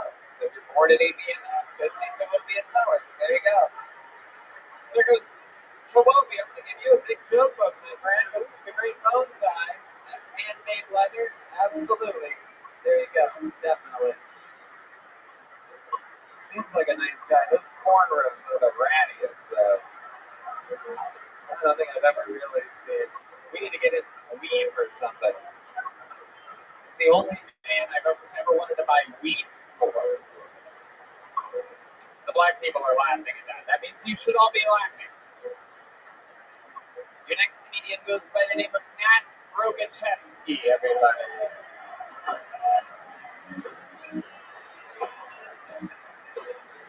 Y'all having fun out there tonight? Here he is, everybody. One more time for Nat Rogachevsky. What's up? How's it going, everybody?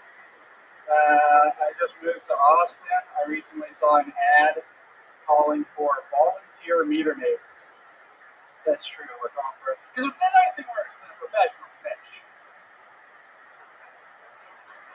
it's the hoe that does it for free. God damn, dude.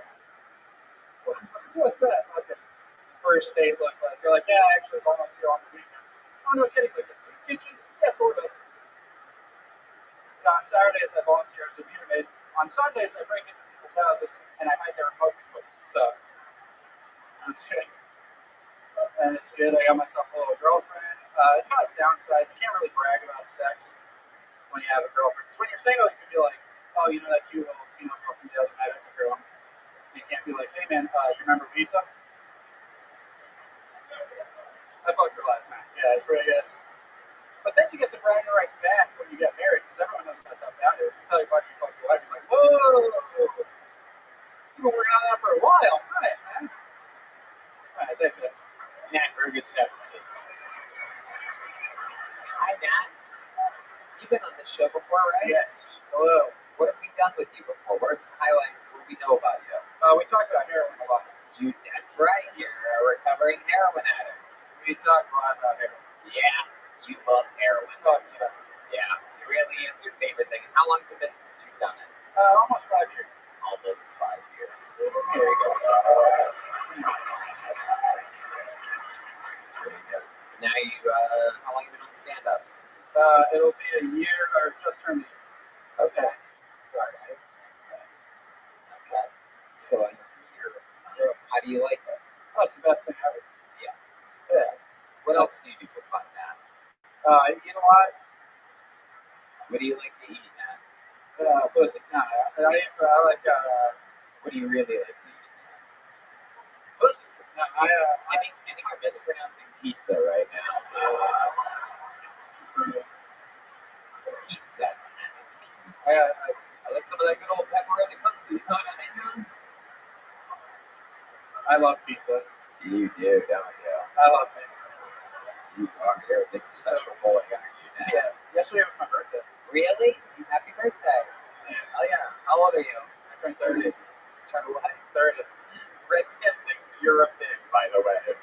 Which, I mean, really, this should be, this is bottom now. That's calling the kettle fat. So that is.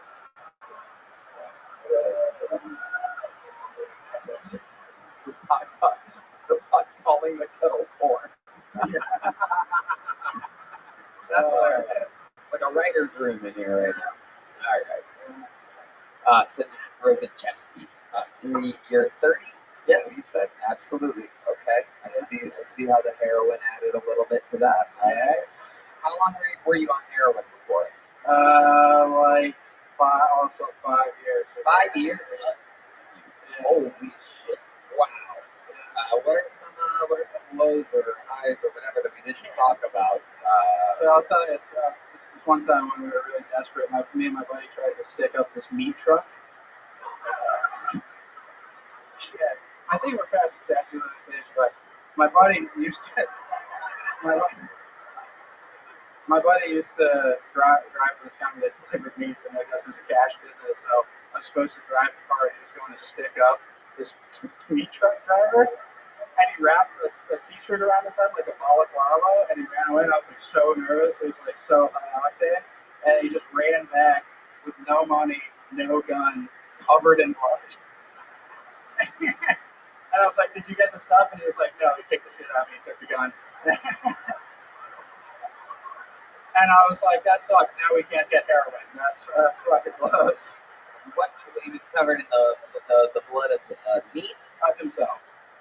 So I guess he tried to put the gun into the driver's seat, and the guy takes the gun down and then just punched him in the face really hard, and then did that a bunch more times. Stepped out, beat my friend up pretty bad.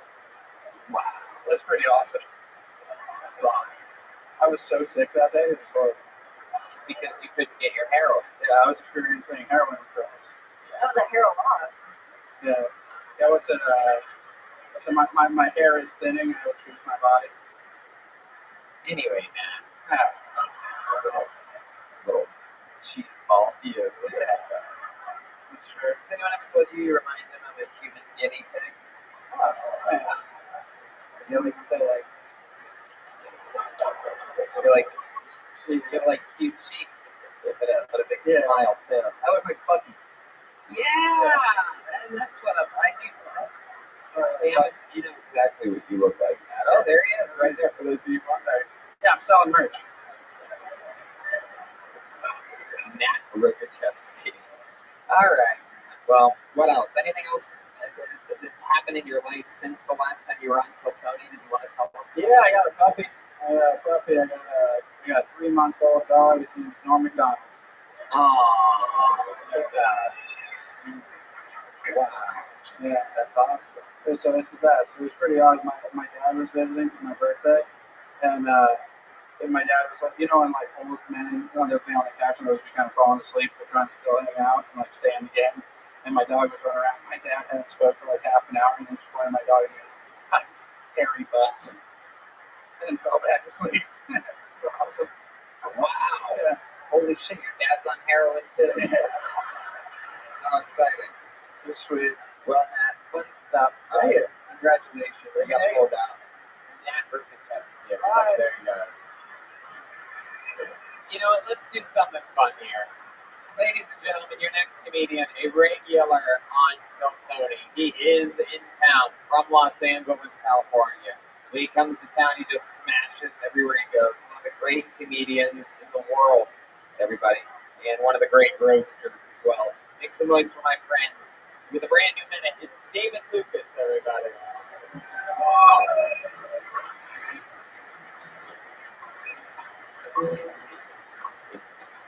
You guys should be very excited about this. David Lucas is here, everyone. It's really him. This is the guy right there. Seriously.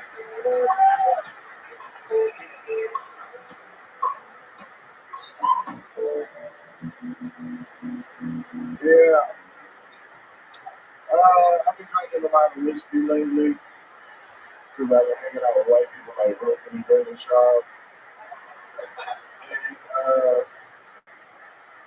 whiskey helps me understand how people care.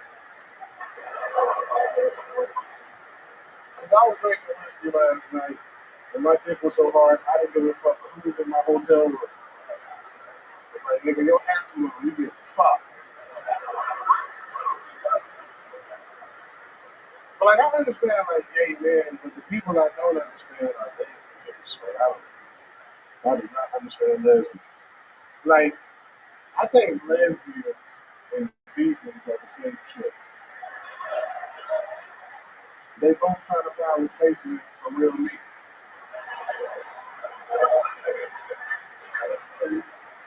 But what I don't understand about lesbians is that lesbians say they don't like men, but they go and get a girl that looks just like me. That's the weirdest shit. It's like, bitch, what kind of voodoo is this? I do be fucking a lot of gay bitches though, man. I really do. Because, I got the best of both worlds. I got titties and dick. You know what I'm saying? Let's just strap on, no come off. All right, thank y'all, man. The great David Lucas, everybody, with a brand new minute. Yeah, we out here. Absolutely right. I agree with you. When I drink whiskey, it makes me want to be gay too.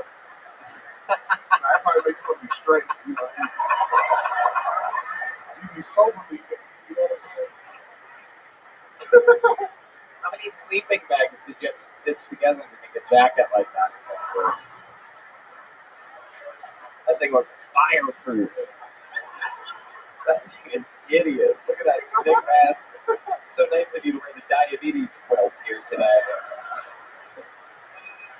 Your boyfriend must be a bad boy. You got your hat turned to the back today? What's going on?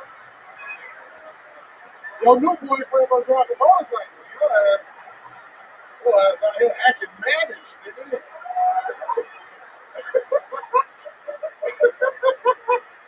Oh my god. Yeah, I think it's talking trying to be a little bad boy. I mean, Fucking Peter Rabbit.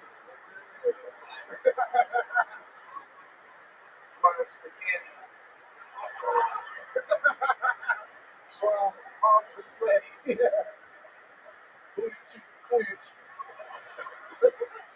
I can't take another inch. Jesus Christ. Fucking 7-punch combo is that? ABBA, I'm up, one left, right, left. Absolutely incredible, especially with a haircut like that. I mean, that is one of my favorite art pieces from Beetlejuice, without a doubt. I love that. You have the pile of tarantulas on your fucking head. Tony, you got a lesbian cowboy on your head. What are you talking about? You look like if Brendan Jules walked everywhere. And Tony, you look like a 4th grade bully. Well, I actually do like the building 4th grade. Tony smokes with cigarettes. That's what the kids at school say. I got it. I got you. Did you go to a private school or For a few years. Yeah. It was alright. You prefer private or public? say batter, you mean like cake?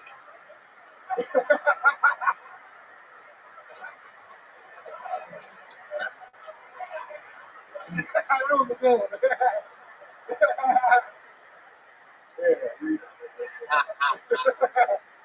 Hell yeah. You just want to go to a high school where y'all dress down with PE. So you have locker time. I don't know why you have to say it like that. We're not doing anything naughty in the locker. As soon as y'all start stretching for PE, Tony be like, anybody want to hit the showers? Shower? And we ain't even did shit. Who want to shower already? Can't wait to get in the showers, and you can't get out of the shower. Tight squeeze in there. Tony, If you drop the soap, you just try to pick it up with your toes. Tony, you so skinny you can probably shower with a spray bottle. What do I put this?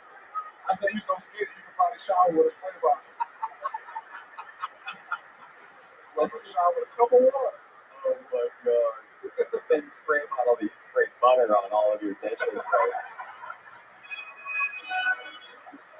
So I'm gonna fucking. We are here. It's I saw one spray up the beast and everything. I guess so. We found out last episode that you got sick at the airport. You drank too much. I heard last night you got sick again. Yeah. We're finding out you might have a early Stomach episode. bug. Stomach bug. You cut me off there. You knew where I was going. You know what fuck you do? Stomach bug. Yeah, okay, that's one way to put it. Whatever bug is running that stomach, the bug's life, dude.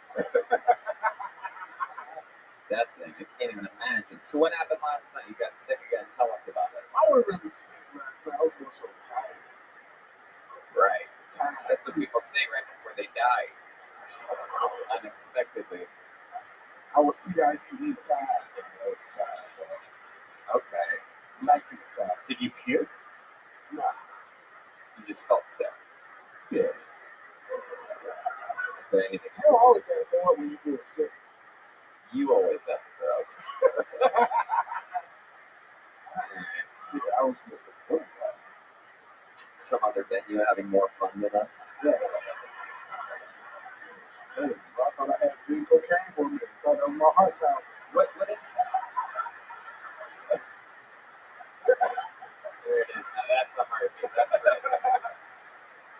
That is that thing. What are you vaping? What flavor vape is that? Is that of calories? This is actually fried chicken and mac and cheese. No, it's not. I set you up. Bro. Oh, okay. Good. Oh, That's good. That's good. I would have believed you did that. It just goes to show that I really believe that you would You got have. you got latex flavor? Why would I want the flavor of latex in my mouth? Nobody uses up the condom during a blowjob, David. No, I do have a latex flavored one. I use. I already know, bro. I inhale with my butthole and I blow the smoke out of my mouth. It's only the only person that buy his vape from Trojan.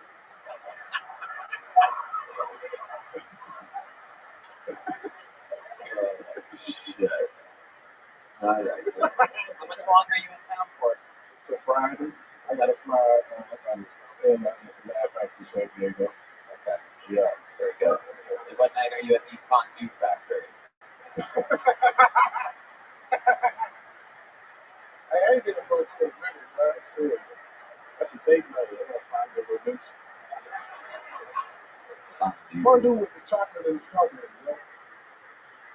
Fondue could be cheese or it could be chocolate. Well, yeah, we're going to go with our senior obesity correspondent here, Brian Redman. Depends. There's dessert fondue. So fondue is the machine.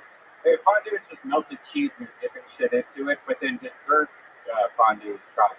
Oh, you got Can anybody confirm this? Does anybody have any culinary learnings over here? No? this guy. Because Redman's usually wrong about everything that he says. Hey, I need a free shirt on it, though. So it's like I'm right here. He's fat. It's good. It's melted cheese. Yeah, So what's the chocolate fountain called? right. But it's basically the art of melting shit on other shit. Yeah. Okay. Relax. Not all of us are fucking line cooks at Applebee's, bro. It's not. Jesus, this asshole over here. Yeah. You better find don't ask me about this again. David, you're an absolute icon. I mean, you come here, you smash, and then you smash, smash, smash. We love you. The great David Lucas, everybody. Follow him on Instagram, Twitter. Go see him live all around the country. He's headlining. He's opening for everybody. Me, Rogan, Sean, fucking Louis C.K. He's been opening for all around the country. You know what? You guys want another special treat back to back? Should we do that right now? All right. In the history of the show, we've traveled all around the world, and only 8 or 9 people ever have won a golden ticket, which means that the person's set and interview are so special that they get to do the show anytime they want for the rest of their lives, in any city, at any location. This man is escaping Canada to be here. It's the great Jared Nathan, everybody, with a brand new minute here on Delta.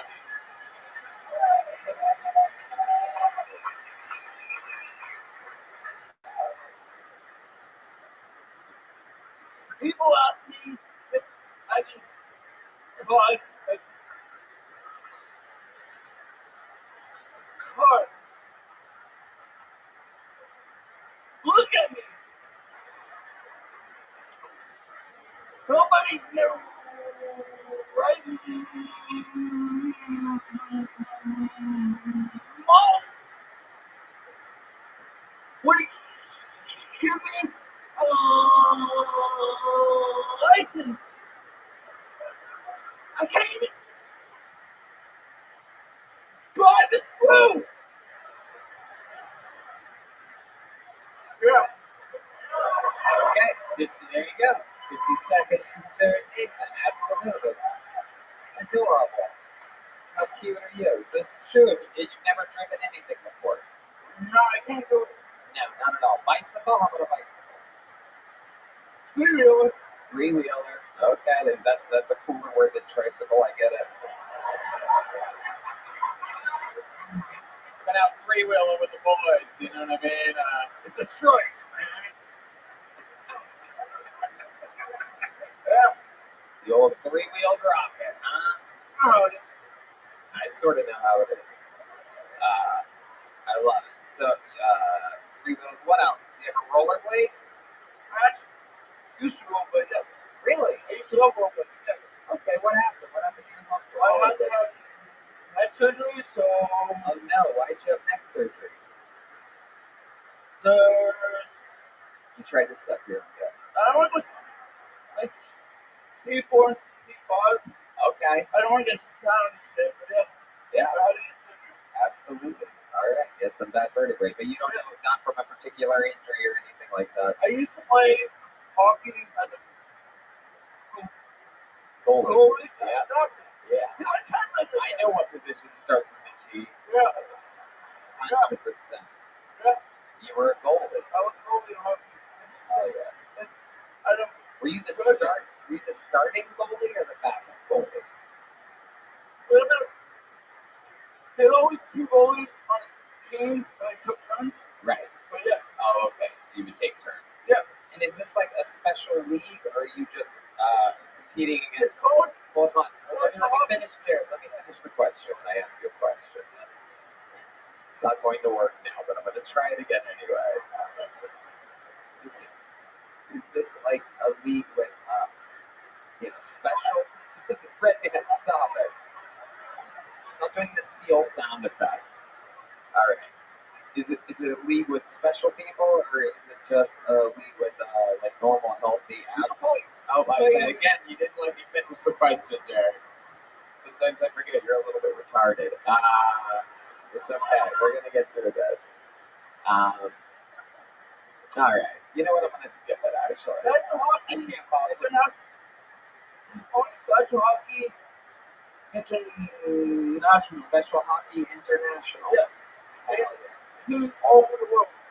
So you're on a Special Hockey International team, or as I call it, a shit. So stupid. Nah, don't do it. Don't do it. Everybody shut up. Red Band, edit that out.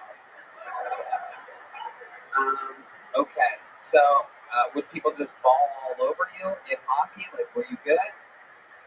Yeah. I don't know. Absolutely, I believe you, Jerry. Goddamn right. Okay, did you skate? Ice skate? Yeah. We don't ice skate yet. Okay, can you ice skate backwards? I can. Holy shit. And Cosmo. And what? Cosmo. Oh, awesome. Okay. Absolutely. What did you think about the rapper that was here earlier? Did you like his style? Yeah, amazing. Yeah. All right. Good. What else is going on with you? Funny story Okay. for you. Okay. I can't call 911. Oh, you can't call 911. They think I'm can't calling them. Right. True story. Yeah. No, I believe that. Why did you, for what reason did you call 911 in the first place? Swallow homeless guy. Toronto. Shit. Stop.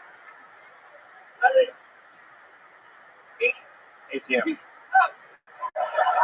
you serious? Wow. Wow. Yep. Not American. You too slow.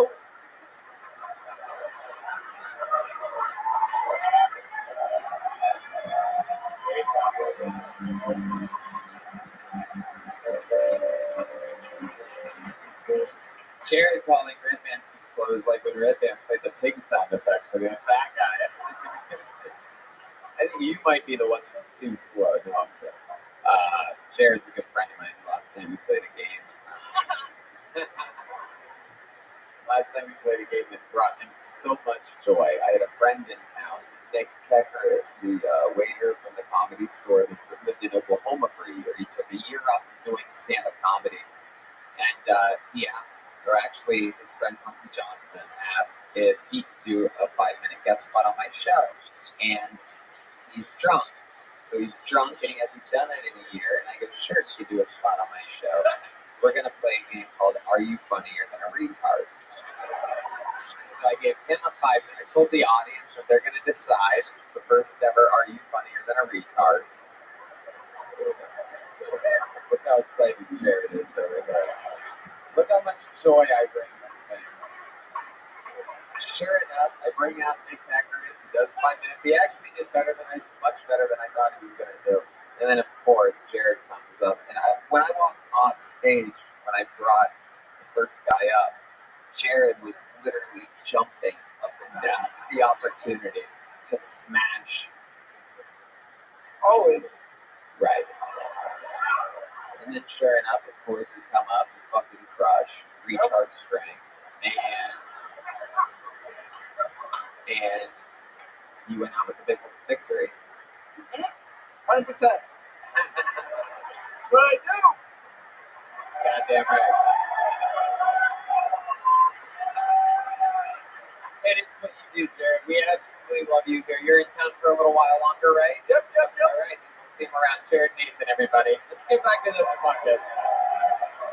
For a second.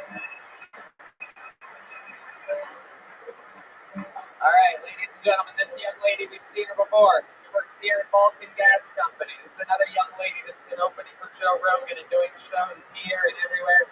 Make some noise for Genevieve, everyone. The great Genevieve is back.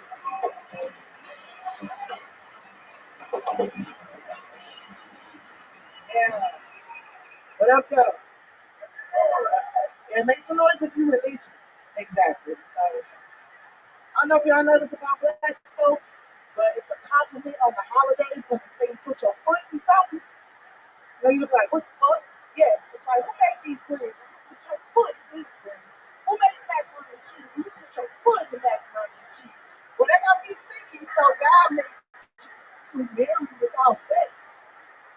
humanity. God put his foot in that pussy, you know what I mean? Praise him. So the other day I went to masturbate, but I was reluctant due to some Christian hang-ups from childhood. Pushed on, went to watch porn on my phone, and my battery was on 69%. I was like, God wants me to come.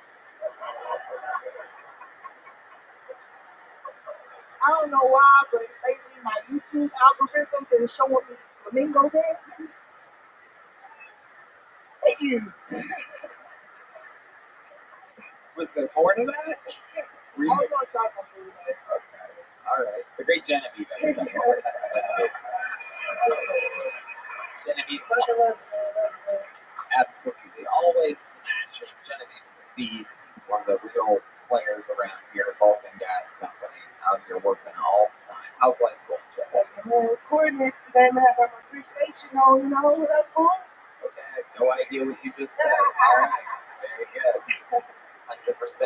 Pretty sure that was shout outs to Jesus Almighty or something like that. Indeed. I agree. Genevieve, welcome back. You have a very cool fanny pack on. Yeah, man. Joe, I'm getting with this fanny pack. I was scared as fuck because I thought I broke it one day, but then I zipped it up and it healed itself. That's what everything that Rogan is connected with. That's how it operates. Did he give that to you before or after the compilation video of him saying the N-word came out? So I'm really curious if you just went around giving it to all the black employees around here.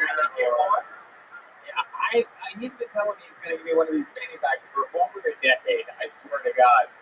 Meanwhile, Genevieve. Not to brag, he actually gave me two. I was too fat to fit the first one. Whoa, that's got to be the truth. No one would ever lie about that. Damn. Too much fanny for that fanny pack. So you really did. He got you a second bigger one? Yeah, this is the bigger one. It holds all of my philanthropy. Is that code for weed? No, right? Like CBD with us. It's a bunch of undercover cops in the audience. I love it. Genevieve, what's been going on in your life? Tell us about it. Man, I'm working at the hottest comedy club in the fucking nation right now. No doubt about that. Never played sports before. I did. My son, you know, I'm very disappointed. I can't play basketball. I'm sorry. You know, looking like, yeah, I didn't do it. But I ain't never been a part of a team like this before, man. It's dope. Oh, very cool. I see what you're saying. Absolutely. So you're working a lot here. How about for fun? What do you like to do for fun? Anything interesting or cool or something that relaxes you or brings you joy? I need to figure that shit out. Yeah. Maybe that will help me. You know what I mean? I need to get figure that shit out. Nobody will go racquetball with me. Oh, you racquetball? Wow. I thought the only time your people made racket was during a movie.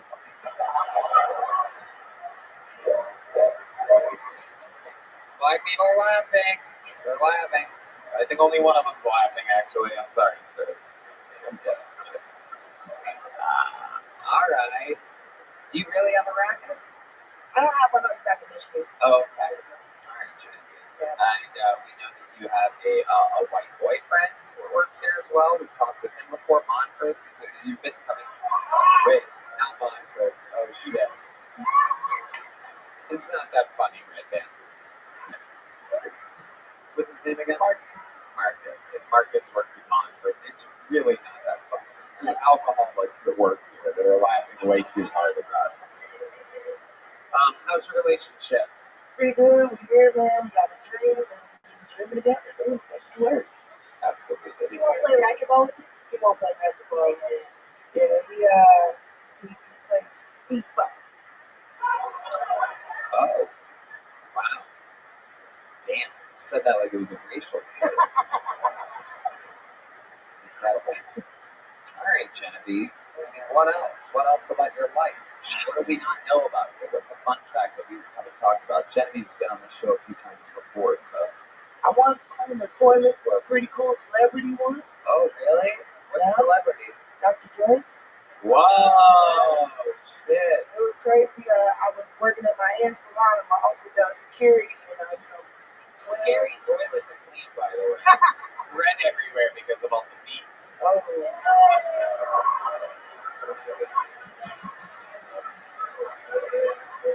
And everything you drop is hot. Is that you? So funny. No, D-Madness, you're not leaving. You stop it. He's reaching for his cane. He wants to get out of here. He doesn't like our Dr. Dre toilet jokes. Every time he goes back to the toilet, he's like, guess who's back? Their shits are probably really healthy though. He is a doctor. Yeah. No, it's true. He's just trying to enjoy himself. And nowadays, everybody want to talk, so.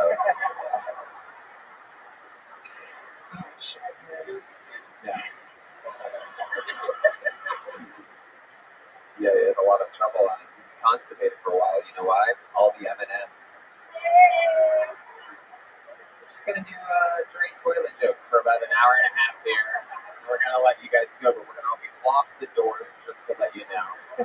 Those bags that we put your phone in are permanent locked, so there actually is no unlock. They lied to you. There's no way to break into those bags. So we're just gonna do a few more Dre toilet jokes. Jetsky, you have anything in the chamber for us? Yeah, do you think when he likes really hard and he's pushing, he's like, I need a doctor? Yeah. Tony, would you like to do another joke? Well, you know what? Since I wasn't going to, but since you asked, I guess I will. Actually, no, I won't. Was there anything interesting about Dr. Dre's toilet? Where was this? oh man, it was at my hair salon, some Fabuloso in there, I feel like everything came out okay. Then my job, That's what Dre said. Yeah, exactly. Yeah. All right. Well, Genevieve, fun times. We got another interview with you. Another amazing set. You're out here killing all the time. How about a hand for Genevieve, everybody? Follow her on social media at @Genevieve, all one word. Should we go to this bucket one more time, you think? Huh? These 4 p.m. shows are weird as fuck, dude. All these fucking bottles of sparkling water everywhere and shit. This was a bad idea, Nick. But we learned, now we know. Alright, your final fucking sign up of the night goes by the name of Brad Thornton. Brad Thornton. Here he comes. Come on, make some noise for Brad Thornton, everybody. How's everybody doing?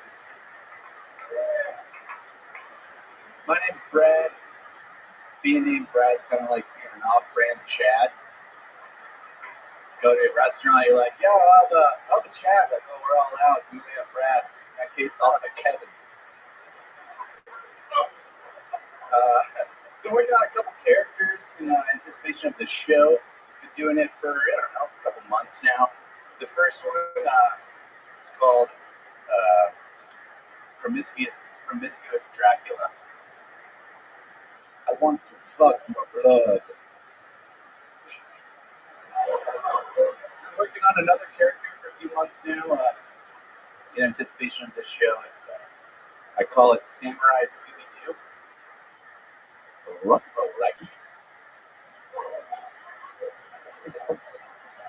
Could you imagine all the damage that Al Qaeda could do if they hacked into the Roombas of America? Just think about it. Thank you. Okay, there's a minute of whatever that was for Brad Thornton. Holy shit, dude. Fuck yeah. You look like you were going to be a lot funnier than that. You look sort of like starry, but no, not at all. It's just all entered the book by its cover. Yeah, I really like your energy, but I didn't see your jokes. I didn't like. Yeah. Did it good to my first time, Tony. Oh, wow, your first time ever doing stand-up. Oh, very cool. Congratulations. Give him a hand, everybody. It takes a lot of courage. And it also takes preparation and execution of jokes as well. I did try. I know it didn't land, but I did. How old are you, Brad? 27. 27. You live here in Austin? Nope. I'm actually here visiting my good friend Peter over there. No one's asked you about that. Okay. Where do you live? I live in Montana. Montana. Hell yeah. So I bet that shit kills in Montana. Yeah, damn it, it's the funniest shit I ever saw in my fucking life, buddy. I mean, I've literally never seen anything else. But that was the best. When you said, I want to suck your blood, Yeah, when you get that promiscuous Dracula, I was like, oh, man, this is some high level shit. you should be on SNL. God damn, you're like Montana Seinfeld. All these Montana accents are doing. I'm not like Montana. Shucks. All right, Brad, what do you do for work? I work in sales now. I used to be an EMT as a ski patroller. Any skiers? Okay, a ski patroller? What does that do exactly? You're an EMT on a ski bill, so if anybody hurts themselves, if you do avalanche work and patrolling, that's cool. Why don't you do that anymore? I just, it doesn't pay very well. It doesn't pay well, but sales does? Better. What are you selling? I work for a professional services firm, so we sell information basically. We're supposed to not like you. Oh, wow. I can't believe you guys are doing this now and not during his act. It's incredible. Hell yeah. And what made you want to start stand-up comedy here today? Watching this show. I've been a big fan for a couple of years now through the pandemic, and got an opportunity to come to Austin, and I figured, what was the opportunity to come to Austin? I have a week off of work. So, okay. Very good. When did you get here? I got here on Monday. On Monday. And when do you leave? I leave on Saturday. Okay. And what are you doing for fun? What else do you have planned during your trip here in Austin? Mostly eating. I went to Franklin's barbecue. Nice. Waited in line. It was unbelievable. Best barbecue I've ever had. Wow. Yeah, that's a good one. Red Band's hard as a rock right now. Just throbbing on in here. You see his heartbeat inside of it. Franklin's barbecue is been called in the field. I love it. Brad, what's your love life like? I'm a single man. You're a single man just out there slaying fucking all that Montana puss out there. Those giant bushes with cubes everywhere. Nobody shakes in Montana. Am I correct? You are correct. Yeah, absolutely. Very correct. Hair everywhere, around, underneath. So much hair. So much hair. Do you have a friend with benefits or a girlfriend or someone that you hook up with sometimes? When's the last time you had a sexual relationship? Or perhaps there's a boy, perhaps? No, I'm straight. A couple weeks ago, I think, just out of the bars. You think? Yeah. I don't know. Yeah.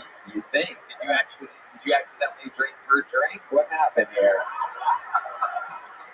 How do you not remember if you had sex with a girl?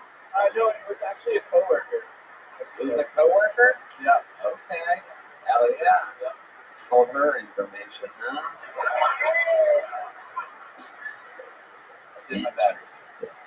Okay. And was it awkward the next day at work after you guys banged it out? It seems like you would be like a goofy coworker to have sex with. It seems like she would like not want people to know about that.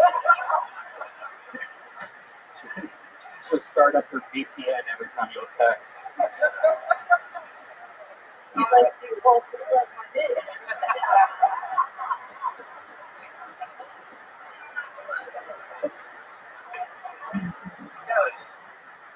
Do you have any special moves in the bedroom that you do? Anything that you take pride in that you think works? Any tricks with your fingers or mouth or anything really at all? Impressions. No, I honestly, yeah. Just the characters I'm working on. No, not at all. I don't know. Right. I don't have any special moves. Has anything funny ever happened to you during your entire sex life? Anything funny? Yeah. You ever fart while having sex? I think I have, probably. Again, you know this is a yes. Better don't remember having sex ever. Yeah, I have sex drunk a lot. Oh, okay. I just remember. Okay. What else about you? Do you have any special skills or talents at all in life? I play music. Really? What kind of music do you play? Country music to sing. Yeah. Wow, what instruments? Guitar and sing. You play guitar and sing? I do. Yeah. Really? How long have you been doing this for? I've been playing guitar for most of my life. I was a bassist growing up, and recently just started singing a couple years ago. You guys think we should have Brad play a little fucking riff on the guitar here? The great man Muley, nice enough to share his instrument with what appears to be the world's worst undercover police officer, Brad. Last chance you could get a question. Yeah. Matt says that he's sensing guitar player energy from Brad. The way Brad just looked in his eyes and thanked him, I think it might be true. This might be very interesting, folks. You're going to sing us a little something? You're going to play and sing us a little sample? Sure. Yeah. All right. Well, here, with this bluegrass style, making his Peltoni debut and his first night ever doing stand-up comedy, this is a little diddly from Brad Ford.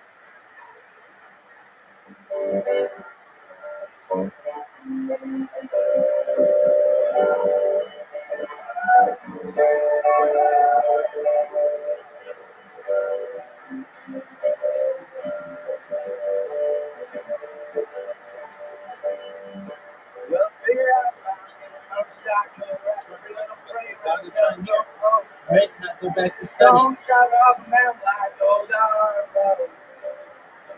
We'll figure out about me a motorcycle. We'll figure out go to the liquor store. Gonna burn 2 bottles, 3 minutes 4. Don't fall my feet on the music road. Lord, on the thing like you would to the stone. Like you would to the stone. Like you would to the stone. Lord, on the thing like you would to the stone. Hell yeah, Brad Thornton. Yeah. That's cool. That's great. That's cool. Hell yeah. You can tell by the way he plays, this guy gets all the asshole.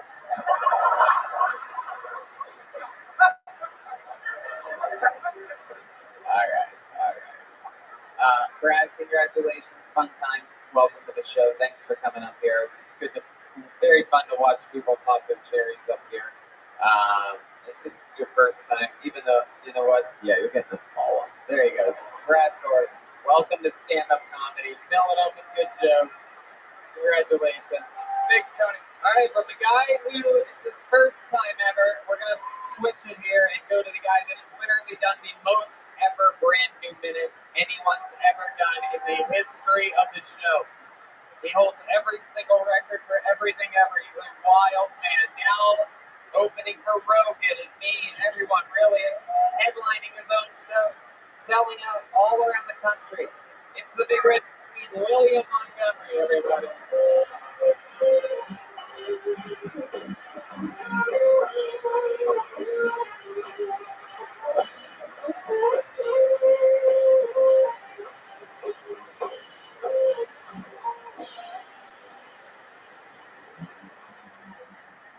So I have a character I'm working on. He is the Samurai Scooby-Doo.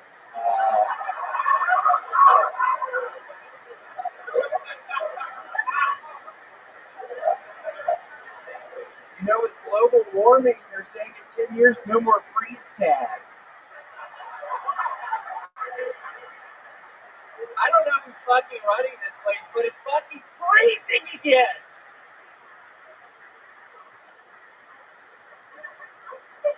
Hey, Redman, you're out here adopting highways when there's plenty of children to adopt. He and Janice can't have kids. That's why that one's... Oh, man, I thought that was going to go so much better. That was a disaster attacking Redman during the Bennett. That ended up really bad. I don't know if I'm going to follow. Kind of hard to tell y'all, but I think I've got a gambling problem. I recently went to a county fair and bet on the petting zoo.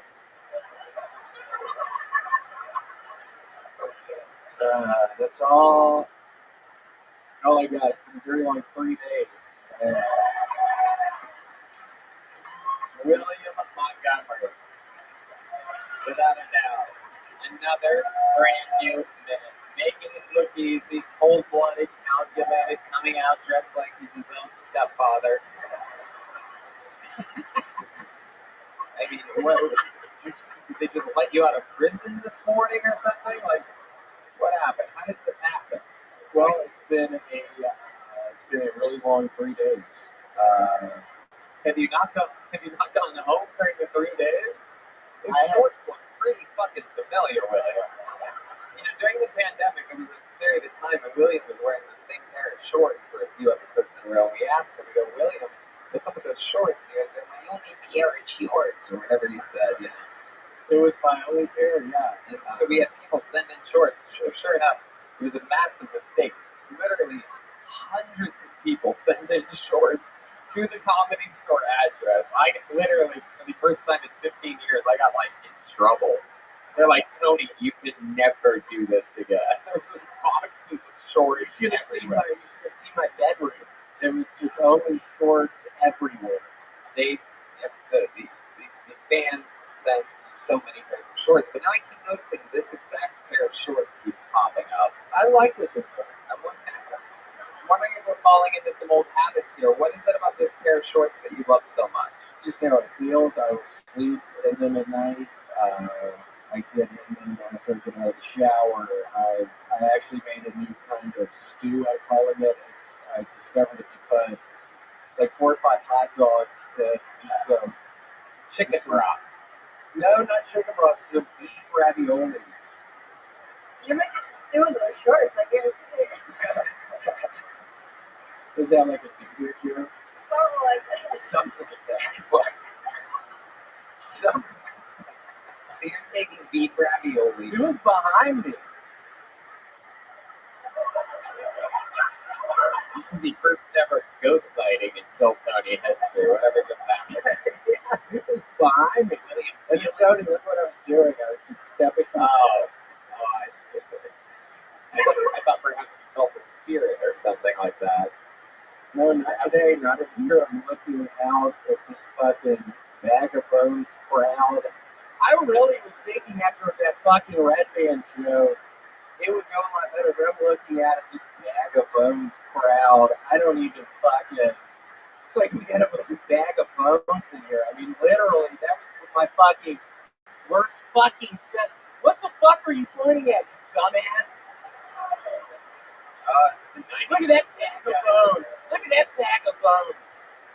Stand up, dumbass. Stand up, dumbass. Yeah, look at that Bag of Bones. Look at that fucking Bag of Bones. Putting it in your fucking watch like that. What the fuck are you doing, man? I've had a long 3 fucking days. What do you want to do to that guy, William? I want to fucking meet him in the bathroom. I want to meet him in the stall. Very sweetly caress his back. Turn him around. Whoa. Maybe give him a little kiss. It's so weird you actually just reached out to me right there. I saw you from the moment you walked in here. I literally have been watching you since you fucking walked in here. It's so weird you just try to reach out to me like that.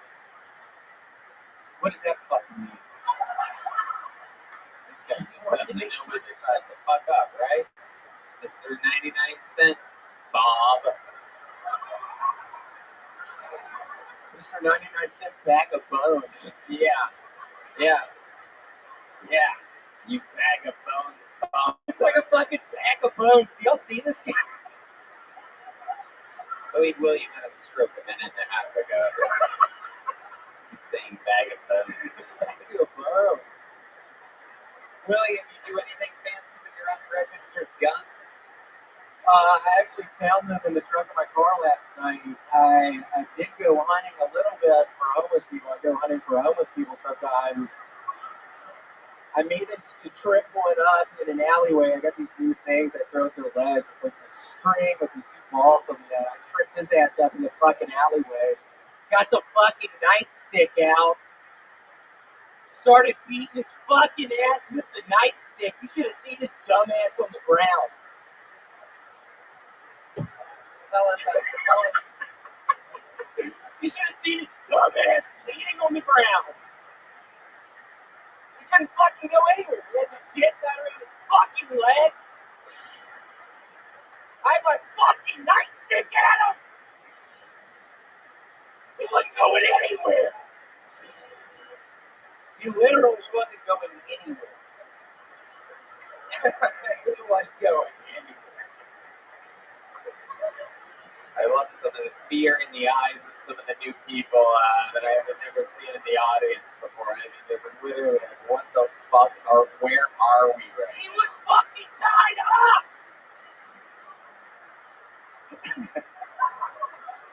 Where did you get this string with balls on it, William? A Target. It's on a Target. You got it at Target. Yeah. It's incredible. Absolutely incredible. You're such an unbelievable talent, William. Are those sunglasses in your phone? Yeah. Oh wow. I didn't realize that. You want to see him on? Yeah. You want to see him on?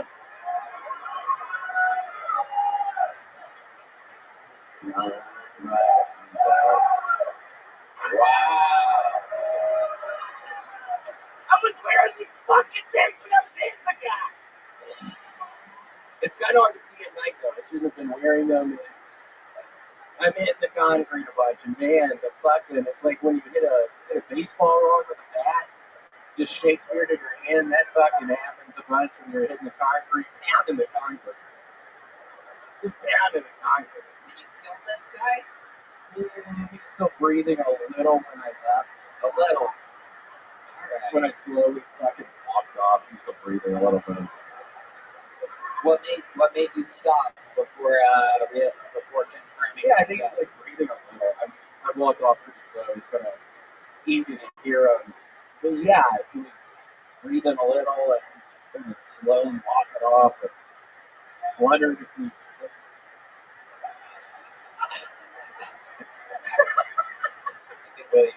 My eyes are shut behind me. Yeah, I just took a little stoop. Whoa, that was crazy. No. William, so much fun. He's an insane man, everybody. Follow him on social media. It's William Montgomery. Catch him on tour. He's all over the world.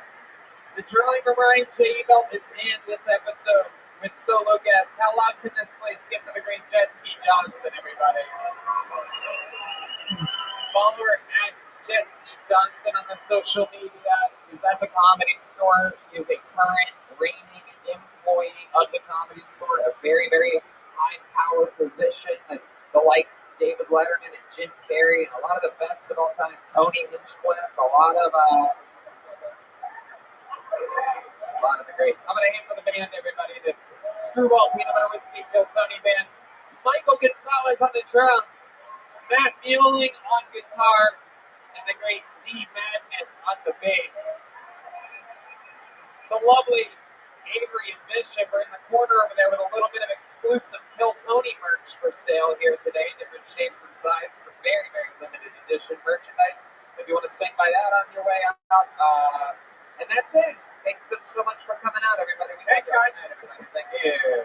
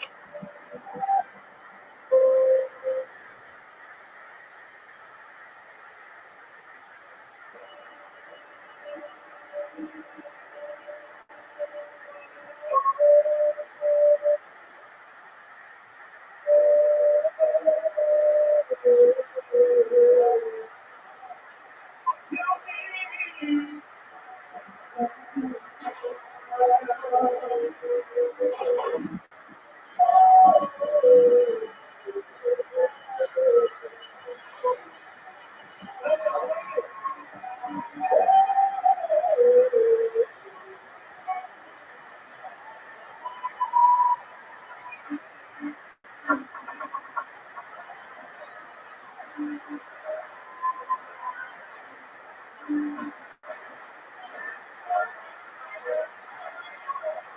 is Rabbi coming live from the Bulky Gas Company here in Austin, Texas. For a brand new episode of Cat Valley. Get up on talking! Wow, this already feels like a hot crowd. You guys ready to have some fucking fun tonight or what? Yippee! It's Red Band, everybody. Hey, everybody. Hell yeah. Welcome to Kill Tony, brought to you by the Yellow Rose and the Red Rose, the two best goddamn strip clubs in the world. And they just happen to be here in Austin, Texas. How lucky are we, huh? Got a hand for the band, everybody. I mean, wow. Just incredible. It's the great D. Magnus on bass guitar, everybody. Matt Mueling on guitar, the great Michael Gonzalez on drums. That's Screwball, Peanut Butter Whiskey, Bill Tony band. This is the show. We're here. We just made a new cool pack with the W Hotel, where now if you say Kill Tony, you save 25% off on a Sunday or Monday night stay at the W Hotel here in Austin, Texas. You're partnering with us. That's pretty cool. Also brought to you by Red Bull and White Claw, if you can believe that, everybody. It's the show that you're at. You guys ready to have some fun tonight? Great. But before we do, here's a little bit more about the amazing sponsors that made tonight's episode available for you right now. Hey, y'all. You know, as you can tell by my amazing tour schedule, I'm not able to visit my mom, my dad, my grandparents, who are all deceased, as much as I'd like. And that's why I love the Skylight Frame. It's a touchscreen photo frame you can email photos to, and they appear in seconds, so my mom can see all my favorite moments. I set it up for her. It's super easy. When she received that first photo, she was like, "What? Awesome!" And nowadays, staying in touch is more important than ever. And the Skylight Digital Photo Frame makes it easy. You can either email photos to it or upload them from the app anytime, anywhere. It's super cool, super classy, and it's a great way to feel close to those you love, even when you're far away. Red Band, you have one for your mom as well. Yeah, you know how hard it is to buy a present for your mom or dad. They have everything. And every time I give something to mom, she always gives it to my sister because she doesn't understand it. And I think because this is a picture frame, she was more acceptable to having. It was really easy to set up for her. And anyone in the family can send photos, just not me. So it's a great way to keep family members in touch. It takes like less than 60 seconds to set up. It looks just like a real picture frame. And Skylight Frame has a gorgeous 10-inch touchscreen, so you can swipe through the photos. You can even pinch and zoom and all that fun stuff. 100% satisfaction guaranteed. If you don't love your Skylight, they'll offer you a full refund. And you can preload it before you give it to them with your favorite photos for a special Mother's Day gift. Surprise them with photos they didn't even know you had. Ooh, naughty ones, perhaps. You can even tap the heart button. They'll let the sender know that you love the photo. This makes the frame interactive and fun to use. And now, as a special holiday offer, you can get $10 off your purchase of the Skylight Frame when you go to skylightframe.com and enter the code TONY. That's right. To get $10 off your purchase of the Skylight Frame, just go to skylightframe.com and enter the code TONY. That's SKYLIGHTFRAME.com and use the code TONY. Are you guys ready to start tonight's episode? Our guest tonight, every single week, we have one of the funniest people in the world. This is very exciting. It's his first time as a guest on Kill Tony. This is a paid regular from the Comedy Store. Good friend of mine, just did Joe Rogan today. Make some noise for him. It's Monty Franklin, everybody. The great Monty Franklin. Welcome to Austin, Texas, my friend. Wow! Hell yeah. I have no idea what the fuck's going on. As you can tell by the music, he's Australian, everybody. Yeah! We're going to have fun tonight. Can I get another beer? already ordering beers. I love it. Red Band's you have some exciting No, Australian sound effects. Were you waiting? No, I'm playing Land Down Under. I haven't heard that one. I was trying to hit that when you ordered the beer, right? Actually made it King Bruce. That is inappropriate. You are the first Australian that we've had as a guest on this show since the... Take that, Jim Jeffries. Absolutely. I love it. So we're going to have fun tonight. We're going to watch comedians do stand-up comedy. Some of them are regulars on the show, are very highly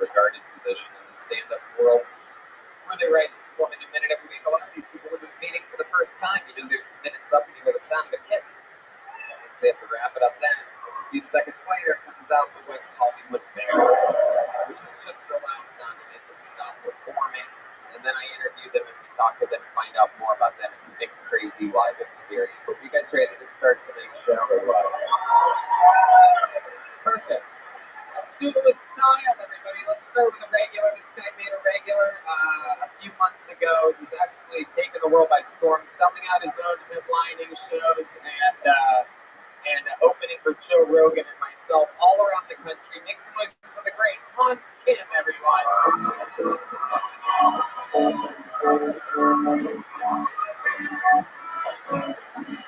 Hey, glad you guys survived the tornado. I'm not surprised there was a tornado in Austin because I know how much you guys love blow.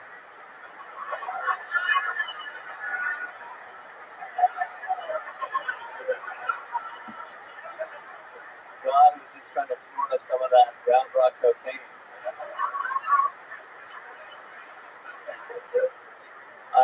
I've been seeing the Ukrainian women recently. Every night I drop my Spetsnaz units deep into Kiev.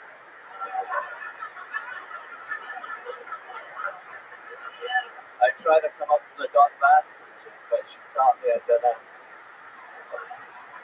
She wouldn't let me fuck her in the butt. Donetsk don't sell, you know.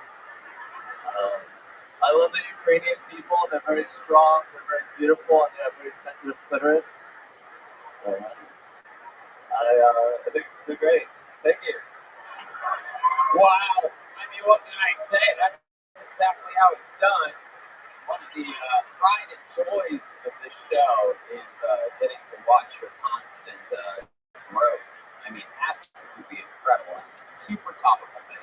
The tornado thing, for those of you listening to the podcast, there's a lot of tornado warnings, a lot of little bit of that weird Texas twang going around in the weather today. And he's talking about it. To be able to make jokes about that the day of, and then stick with a new minute on banging the Ukrainian. Yeah.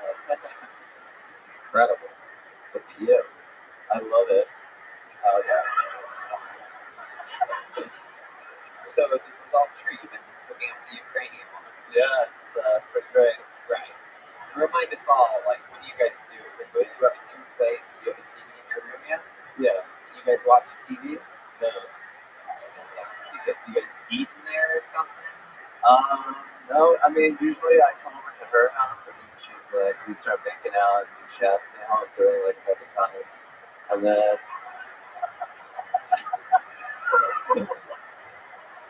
Are you sure she's not saying, what are you doing? There's a problem. she consents. It's a mutual. She knows I'm coming. And then I finger her clitoris. Why do you finger the clitoris? That's not really, I mean, we're talking real terminology. What do you mean by fingering exactly? Like a windshield wiper.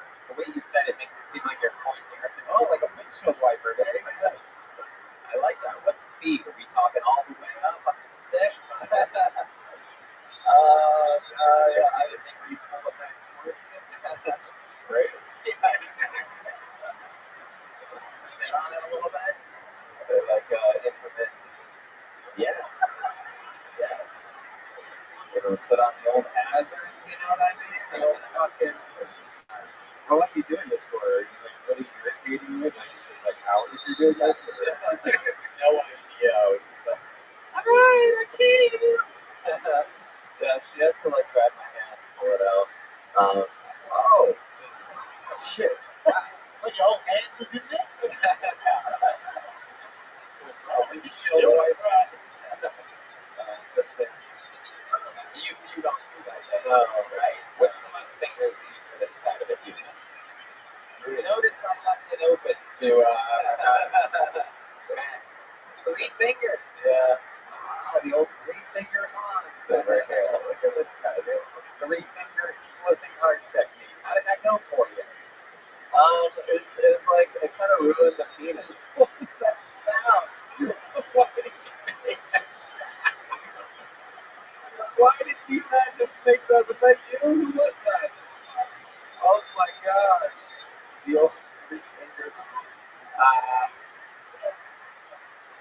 Son of a bitch. D Madness. The great D Madness. Let's get back to the three madness of Hans's trickery. So what happened when you went to the three fingers? What happened? It just sort of like made the penis not seem that big. Okay. What's happening anymore? What does that mean? Explain yourself. It's like the three fingers, she was making a lot of noise, and then my penis went in there, and she was just sort of like making comedian noises. Let me see how big your hand is for a second there. Wow. Alright. Creepy. I love it. Hans, what else happened this week in your life? I slept in the same bed with a woman for 2 nights in a row. Whoa. Is that the Ukrainian? No, this is an American chick. Whoa. Look at you. What the fuck? How much pussy you get? I didn't get any pussy, I just slept next to her. Ah. Did she know you were there? This should be another drug. Wow. Yeah. Sleeping with an American and fucking a Ukrainian. Look at you. Just on top of the world. Yeah, some of that sweet Ukrainian music there. Unbelievable. So this sleeping with the American girl, how did this happen? She let me stay in her house in December and January, and then she was like, I'm in town, can I sleep in your bed? And then I was like, yeah. It's so gross, dude. And I was all like, yeah. What's up, baby? And then I came back at like 3 a.m. and she was asleep, and I was like, I don't want to like, I don't know. You were like that, or she was like that? You came back at 3 a.m. You didn't invite her out to see any of your shows or anything? No, I don't know. Yeah, it just didn't happen. I invited her out, but she was tired. For those of you that don't know, Hans sometimes brings heroin-addicted girls inside of green rooms and whatnot, and introduces them to Joe Rogan. Like it's just normal, everyday life. Like, he's responsible for more security breaches here in Austin, Texas than anybody. And that girl murdered somebody. I was actually talking about a different girl. That was not the heroin. The murder is different than the heroin addict. Am I correct? Well, they're all the same in my heart. It's something cheesy. Like, you don't want to burn bridges with any of them. You know they all listen to the show. I mean, she didn't actually murder. She just shot someone in the torso. You mean attempted? Yeah, she didn't defend herself. The dude like put himself through his windshield, and she shot him. Yeah, you usually fall after somebody shoots you in the chest. That is correct. I love it. She murdered that guy. We read the news article. I'm gonna sneak one in on us, but it's okay. Everybody loves you. That's how cool you are. So you can bring heroin addicts and murderers around, and we're all like, oh, see you next week. And we will. That's another brand new minute by the great Hans Kim, everybody. Talking tornadoes, Ukraine. Kids got it, man. Let's go to the bucket, shall we? Let's meet a new soul. This could be someone that we've seen before. It could be somebody's first time ever on the show. Anything can happen. Make some noise for Jacob Davids, everybody. Jacob Davids.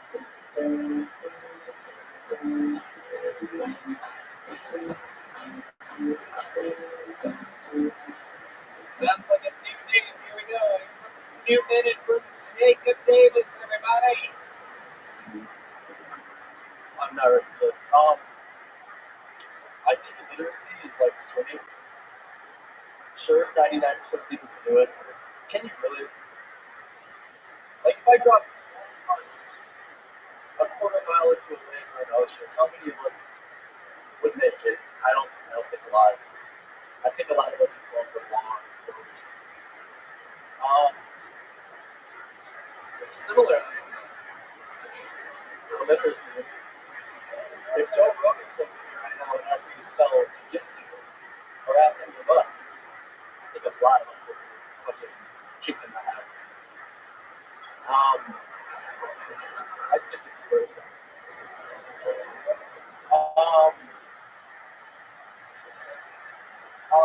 Fucking hot stick. He had those 3 fingers in that bitch. I know he was doing it like this. Oh man. Perfect. Wow. God damn it, you're like if someone hit an unfunny spell on Harry Potter. It's incredible. Wow. You're horrible. I love it. How are you? I wrote that on the way here. So I love it. Well, did you have another minute prepared that maybe? this is first for me. I've never done This is your first time doing stand-up. Congratulations. How about a hand for Jacob? Doing it here. This is not easy, people. This is like popping your cherry. It's like losing your virginity in a public park. That's what this is. It feels a weird place to make your comedy debut, but it takes real balls, which is funny because you look like you don't have any. Oh, I'm kidding. I'm just joking, Jacob. Welcome to the show. What made you want to do it today? What made you choose today? Did you just leave the little apartment you have under your parents' staircase? very close. I got a lot of them. Another one. We were all prisoners of Azkaban during that set. You know what I'm saying? I have more. I have more about he who shall not be named. You know what I'm saying? That's all I have. I don't have any more. I wrote those down when you were performing. You taught her motherfucker. I love it. Jacob, what do you do? We're not in pizzas. Hell yeah. Okay. I love that. I make pizzas. So. All right. How long have you been doing that for? About a month and a half. Month and a half. Hell yeah. You seem like the guy that has a glass pipe in your center console and your Honda Civic. Am I correct? Toyota Camry. Woo! So close. So God. You know those are I crashed the old. What? I crashed my Civic. Ah, so you did have a Honda Civic. Yeah. What happened there? How did you crash it? Trying to get a pizza to a place on time? We're next to my boots. Wow. Can't believe all that just to listen to Morrissey. He doesn't know who Morrissey is. I don't know. It works somehow. Yeah. All right, Jacob. So you're making pizzas. How old are you? I'm 23. 23. Did you go to college? I did, yeah. I just graduated last semester, or 2 semesters ago now. I grew up in Milwaukee. You what? Milwaukee. I went to Milwaukee, Wisconsin. UWM Milwaukee. University of Wisconsin of Milwaukee. Wow. Yes. Hell yeah. Population 1. Are you the mascot and the president? There's 15,000 there. What's the mascot? Panther. Oh, wow. You really went for it with that. You're better than a white panther, you know what I'm saying? All right. All right, I love it. So how long have you been in Austin, Texas? What brought you here? One day. I've been here one day. I'm looking to move to August, so. For a second there, I thought you were going to say something really deep. One day, I'm going to run this city. Whoa! No, but you've just been here one day, is what you're saying. Yeah, we came in last night. Who's we? Me, my mom, and my dad. Whoa. Okay. Are mom and dad in the audience here? They are not. Oh, go fuck yourself. Yeah. Oh, I would have loved to have found out what they thought about their unfunny son's comedy debut. Oh, how I love bringing parents on stage. Can we get a couple to play his parents here? Is there a couple? Is there anybody here who has kids? Is there any? You guys know. It's easier to make out with Hans Kent than it is to. Holy shit, ladies and gentlemen, the Terminator is here, everybody. How exciting is this? What's this doing? Not the Terminator, it's the bad guy. The bad guy. Are you the actual bad guy? I'm literally like, maybe this isn't even a joke right now. Am I like fucking up and it actually is the bad guy from Terminator? It's not? He just looks like that? Stand up and wave. Yodi, where the fuck are you? You don't even have a space, Yodi. You're recording. You're literally filming the back of his fucking head, Yodi. This is what I'm talking about. This fucking guy. We have literally the worst cameraman in the history of all shows. I mean, literally horrible. I'm like, look, everybody, so they're showing the people on YouTube the back of his fucking head. I mean, it's unbelievable. You get that a lot? Do people have it? Mainly for me, how I've done this before, I smoke a lot of pot. I'm sorry. Every time I see him, he's like, I got your Terminator. Hey, what the fuck's the deal with the I got your Terminator? God, who gives a shit? I'm sorry. Jesus, you're so boring. I'm talking to an audience. I notice the show. Literally, can you just hand him the microphone and you just stand there? No. All right. Tell us something interesting about you, Jacob. My pinky doesn't work fully. I lost it in a poker accident. You lost it in a poker accident? What was the poker accident? I was playing online, and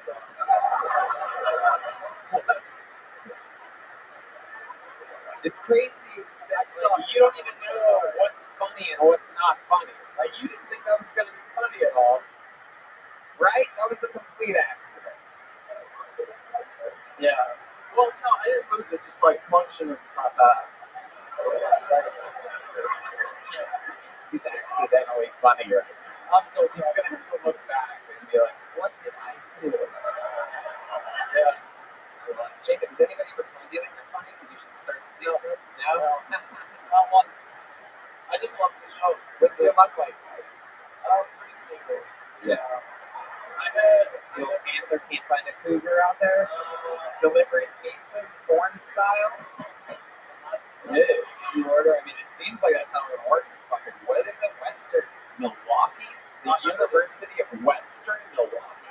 University of Wisconsin, Milwaukee. Dude, you need to stop saying the Milwaukee part.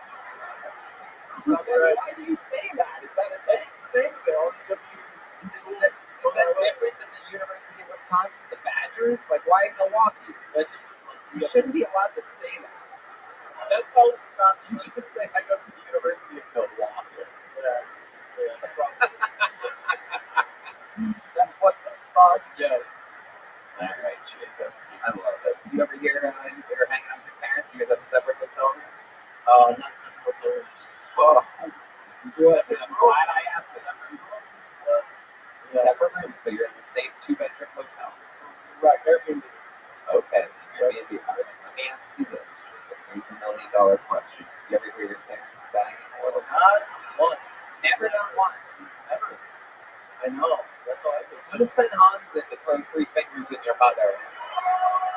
We're gonna figure out exactly if we can get Mama to make some noise. You know what I'm saying? It's so funny that I said that he made the Harry Potter joke that he lived under his parents' stairs, but he's literally in an Airbnb with his parents. This is all so real.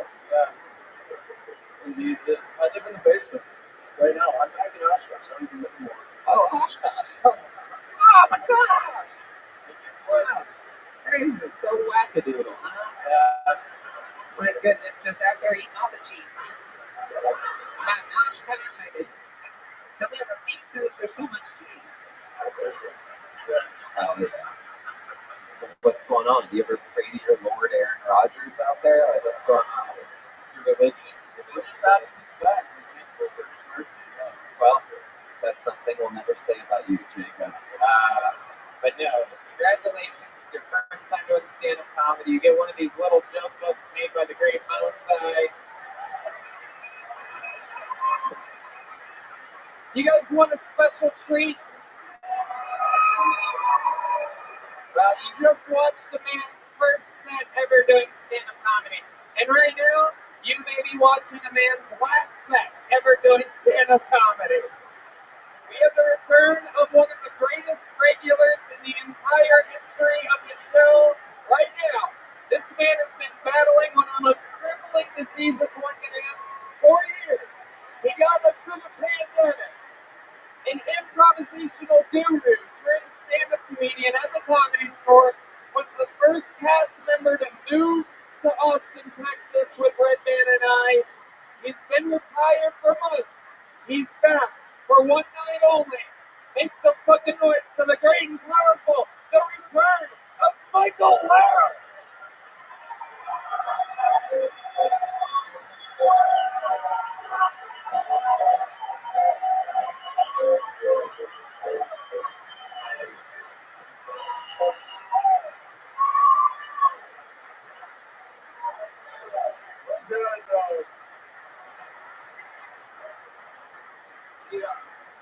came back because now more than ever, you don't need my comment. Well, the Prince of World War III and President Zelensky is a former Canadian and now a wartime president. But that shows us how quickly we lionize him once we make communities more authority than become their party.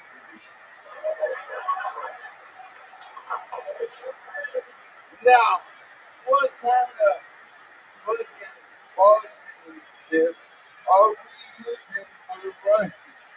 Do we live right now? Which Tucker lets me make it like we know on the go?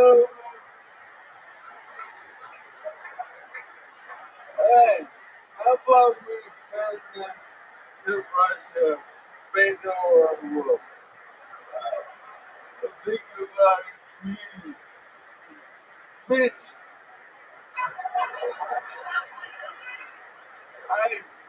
I smoke crack on the 60. Fuck you, legalizing weed. You hit the pipe looking motherfucker. Wow, look at that. Michael Blair. How fucking cool is that? Unbelievable. This man, welcome back, buddy. He's given us so many unbelievably killer minutes, so many absolutely epic interviews afterwards. Been retired for months, went into hiding, turned into one of the bad guys from the Superman movies. You're not sure which one. Well, there was a group of them. I'm only growing out my beard, but guys, I'm letting worse this. It's very nice. You turned into that lady from Home Alone 2 that has all the pigeons for some reason. Gives people little.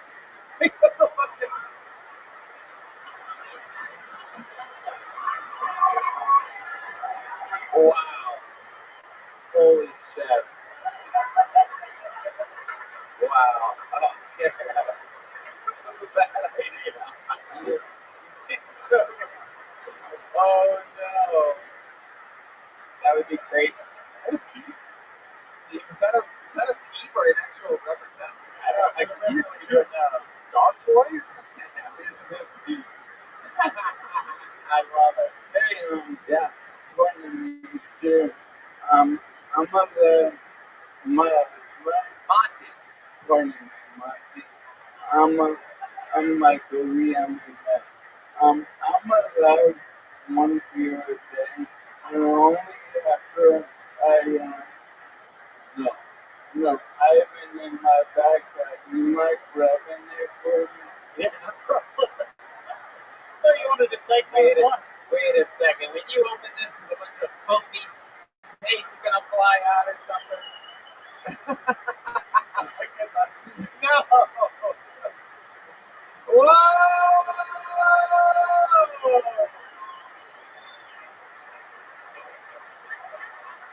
Wow, that's a one beer a day.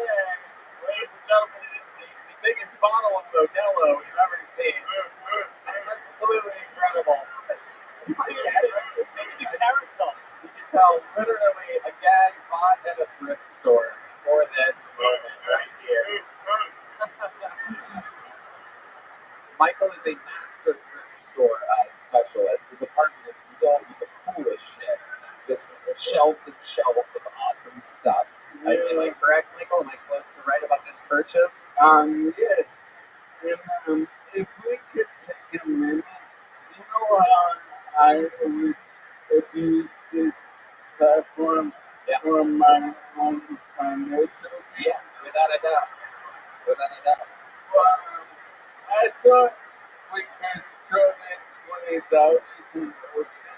You want to auction that? Hell yeah. This is going to go to your beer fund? All right, absolutely. Let's start the bidding. That's on this bottle of Johnny Modelo at 20. We have Good resident chief, that's 20. All right, Joe White going 25. How about 30? They had that. 40. Shoot up. Oh, wow. Bones Eyes in the mix. 50, 60, 70. Whoa, $100 up at the top. Whoa. Is that real? If somebody's being funny, we're going to jump you after this, just to let you know. All right, so it's at 100, 120. What's that? Whoa, 150 over there in the corner. This is the real deal. How about 200 for Michael's Modelo bottle? Anybody? What? Holy shit, 200 up there for a giant bottle of Modelo. 250, anybody? 250? Come on. 300? Anybody 300? Going once? Is it 250's locked up there, right? Whoa, 251! This has turned into a bad idea, everybody. It's officially gone the length of time in which I'm frustrated about it. Yeah, We're at 251, Michael. yes, you're not sending a poster.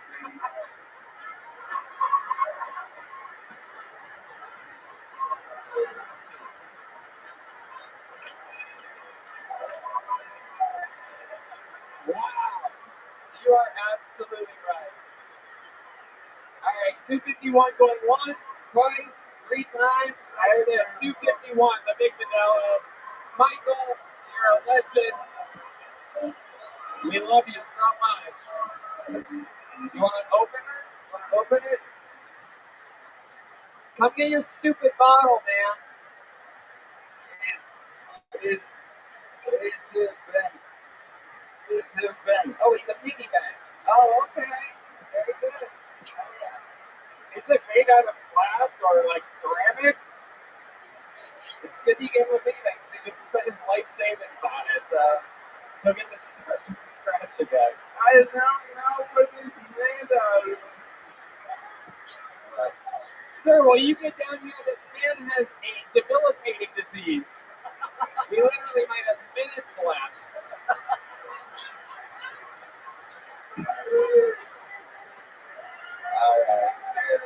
All right, here she comes. Here she comes, everybody. They sent what appears to be wow. With $251 exactly.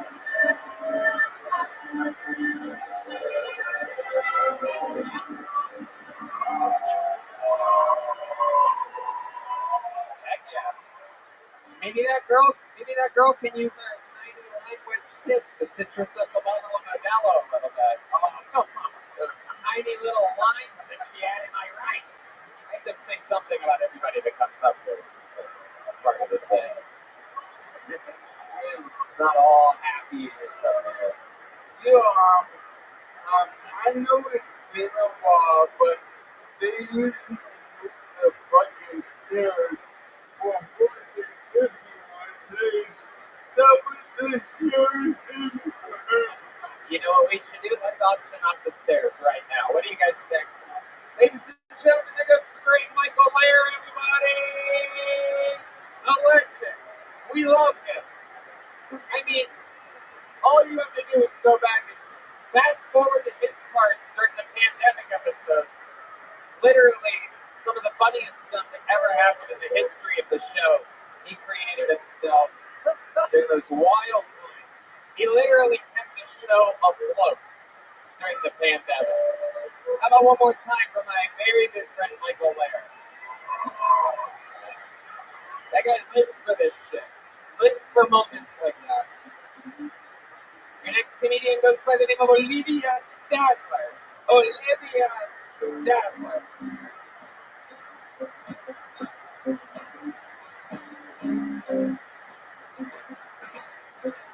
You guys having fun out there yet? Huh? Alright, one more time for Olivia Stadler, everybody. What's up, bitches? How are you? I know I'm dressed slutty. I was actually raised slutty. I come from a very slutty family. I was raised by like a cool mom. You guys know what a cool mom is? Like, she would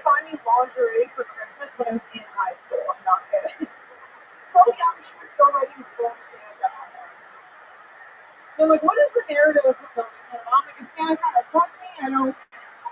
Like an old guy snuck in here last night and left a minor lingerie. I don't know if that's festive. Man, I don't think Dad's in the Christmas spirit. I love my mom though, and my dad. They're great. Angela and Frank are their names. Celebrity couple name, Anne Frank. Pretty sick, man. It's pretty sick.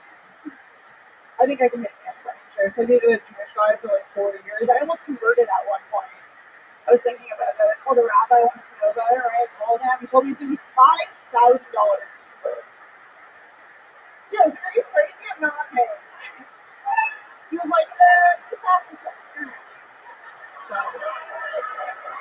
yeah. Olivia Sadler. Hello, welcome. Hi. How are you? I'm good. Nice to meet you. I love it. First time on the show. First time on the show. How long have you been on stand-up comedy? It was like 2 years before the pandemic, so I guess more years. Awesome. Congratulations. Thank you. Has anyone ever told you that you look like a background dancer, but like way in the background?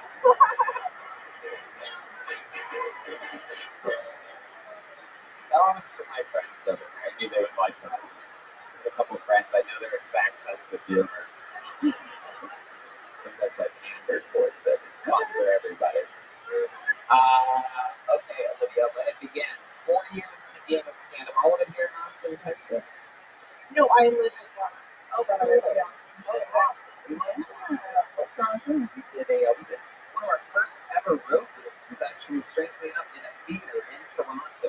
Tony back in 2013. We sold out a theater in Toronto. And remember, we used to let's go to Pop Mama's house or where you just smoke a bunch of weed. I mean, a legend. I literally passed out there getting green light. That's back when it was like super illegal to smoke weed. And there was a place in Toronto for literally like the last 15 years where they put on secret comedy shows in the back and people get high as fuck. There was literally like nothing else. Nothing like it in LA. No air either. And everyone had hookahs, and so you're just getting stoned as fuck. The list of people that agreed out there includes both me and Doug Benson. To let you know the level of pot smoking, and it is maximum. It's literally like Snoop Dogg would go in there and be like, "This shit's fucked up." It was so bad that Tony actually, when he got off stage, went outside, just started taking off his shirt and everything, just sat on the curb. Sat on the curb. It was like 20 degrees or something like that. But who knows out there with their snow suits, you know what I'm flying on it in the theater. Yeah, I totally felt it. I felt sick as fuck. Anyway, Olivia, been on stand 4 years, all of it in Toronto. How long have you been in Austin? 2 days. 2 days. Yeah. Absolutely. This is what it does to people. 2 days in Austin, you already kind of look like Dee Snider. You know what I'm saying? Like, it affects people. No, I'm kidding. So you've been here 2 days. What have you done for fun so far? Just drink, Yeah. around, shit like that. Okay. Absolutely. Who'd you come here with by yourself? No, my friend Patrick, shout out Patrick Fishman, he's here. I came to visit. I wrote a writer on the show Letterkenny, so he played watch next door. Yeah. Okay. What did you say about dodgeball? You say dodgeball? My hearing's so good. Yeah, I think it's a dodgeball. What? Dodgeball? No, Is there like a thing that I could put in my ear? Yeah, it's called a hearing aid. Oh, you son of a bitch. No, we're doing a show, you asshole. Do you want me to try not being a woman? What? Do you want me to try not being a woman? The fuck are you talking about? Woman. Did you say not being a woman? What? I don't know what to do. I love it. Olivia, what do you do for work? I'm a writer on the show Letterkenny. Oh, that's what you do for a living. Oh my goodness, I forget. In Canada, this is considered a comedy writer. I'm kidding. You were very funny, Olivia. So, what do you have planned for your trip to Austin? What are you excited about? You like taking part of a roller derby event or something like that? Like, Yeah, shit like that. I don't know. Just standing up, hanging out, drinking, you know. it's so fun. I love it. What else about you? You must have some like hobby or something during the day. You ever like dance with like fire sticks or something? Why do you keep playing that? Why does Velvet DeVoe the go-to on this? I don't know. That's just because of like the dance. Yeah, I got it. Big J, no J. Okay, so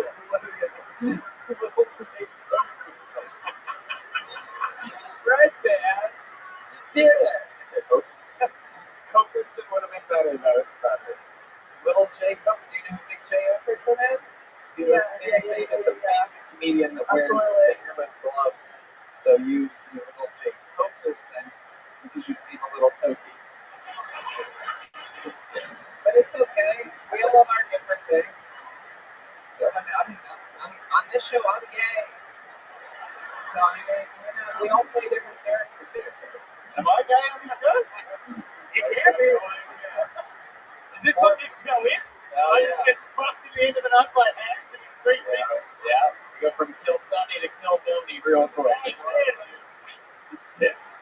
I don't need some more beers. We're real gay in Texas.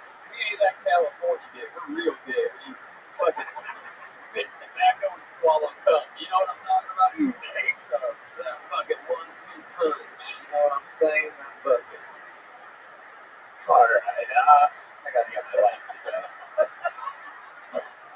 Olivia, what's another fun fact about you before we let you go that we would be interested to know about your entire life? Maybe, when you said your family was slutty, what does that mean? Little sluts. Like I have 3 sisters. I have a sister who's like in Miami, just being a slut. You know. TikTok, fucking 300 followers, still slutting on over on TikTok. You know what I'm talking about? Nope. She's gonna love that I said that. Ask more specific question. So you're a writer on a TV show, you do that, and you're visiting for how long? A week? Okay, you're visiting for Canada. Monty here is from Australia, so maybe. Do you think that's the same place? You know? Is that what you're insinuating? Maybe. Because we're from the Commonwealth, like we're gonna fucking know each other and talk about the metric system and shit? I was gonna say, I need to do it. What kind of homosexual show is this? I was thinking maybe you guys could compare passports or something like that. Have some fun here in the greatest country on planet Earth. Olivia, what's the longest set you've ever done? 20? Was that a couple of secret shows or something? Whoa! Olivia, Spot out of this! You just got booked on a real comedy show. You know, it's in Texas. Congratulations. Here, you got lives. Take a big joke boat. Olivia Stadler, everybody. There she goes. There she is. Hey! You got it already. This band is unbelievable. I mean, they just play shit. You hear that? How about one more time for the band, everybody? This looks like a new name. Make some noise for Mabel Sullivan, everybody. Mabel Sullivan. We're having fun here. Here she is, everybody. Make some noise for Mabel Sullivan one more time. Can you hear me? This is my second time trying to get in, so I feel pretty lucky. It's also the second time that I really feel like I've made some bad choices in my life. And I'm rethinking a lot. I didn't think so until we talked about slutty dressing and slutty daughters. I'm a dresser and I have a slutty daughter. I would like to give a shout out to Hans. I've seen him a few times and he's hilarious. But not for being funny, but for slaying all of the poo-tang that he slays. And it sounds like that's quite often. I think slaying means collect. So, I am a man. I'm identified as a man because that's what everybody calls me. Hey, man. Do you want some fries with that shit? Hey, man. Do you want to save the children? Yes, I do. Okay, Mabel Sullivan, everybody, doing a little bit of poetry for us here, everybody. Yes, I do. Mabel, welcome. You have to be one of the funniest gas station clerks we've ever had on this show. I mean, I get the vibe. You won't even up here a minute. I feel like you're already ready for a cigarette break right now. You know what I'm saying? Mabel, grab that microphone. Talk into the tip of that thing. How do you feel? How's it going? How long have you been doing stand-up? What the hell's going on with you? This is my 4th time. 4th time. Okay. What made you want to start doing this? Kind of a pathetic life. Oh shit. Demanded.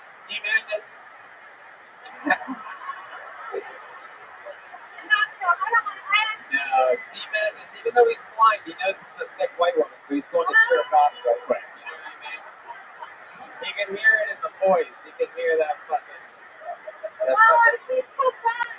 hear that fucking ham sandwich in the back of your throat, Mabel. Okay, I'm joking. She didn't even hear it. Hi, Mabel. I love it. What do you do for work? I am a teacher. I train gas. What do you really do, Mabel? You're a teacher. What are you teaching? Special education. Okay. All right.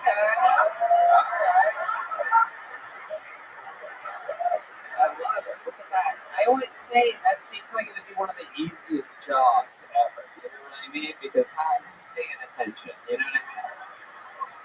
I get lots of sleep.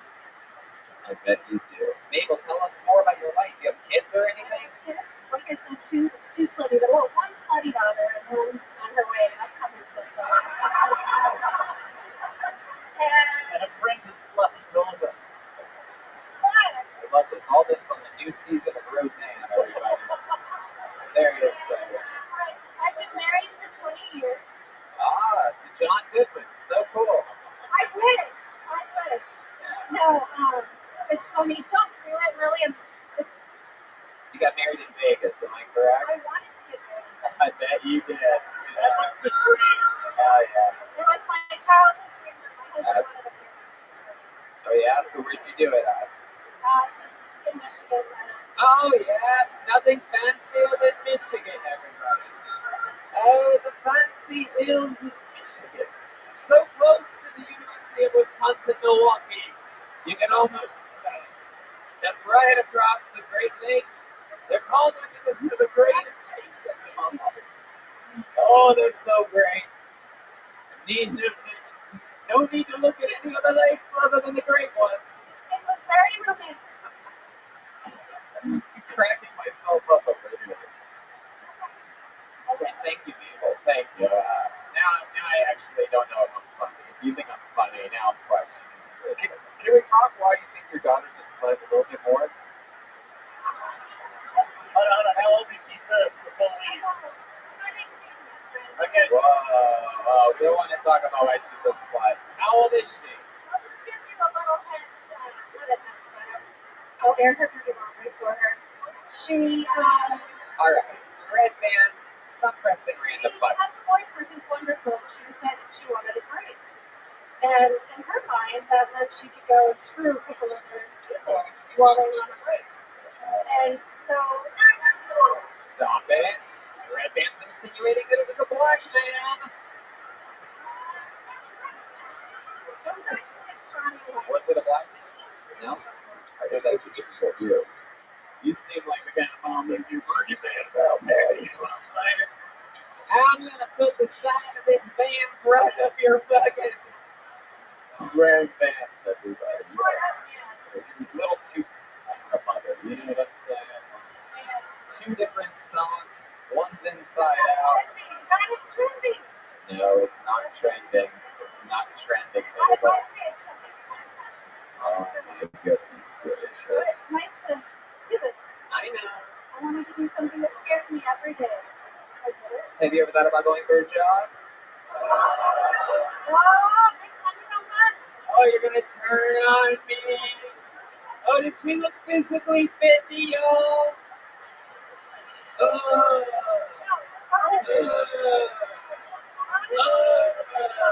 I know that I'm overweight.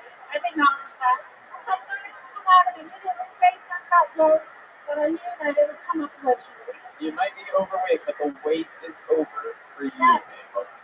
You guys grown now, but I may have just changed this woman's life. I am going to jog every day. Alright. That's not weird. You see that? I'm going to become a slut again. Mabel Sullivan, ladies and gentlemen. Mabel, come here. Mabel, even though you were really funny, I'm going to give you a big joke because I like you. Mabel Sullivan, everybody.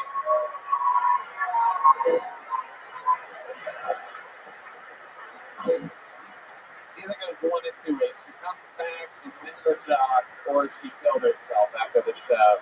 2 daughters left motherless after comedy show goes wrong. Oh, there it was. All right, let's fix the room, ladies and gentlemen. We have a very special treat for you. A golden ticket winner, everybody, is here from Canada. He is an absolute icon on this show. We love him. Here with a brand new minute. Make some noise for Jared Nathan, everybody.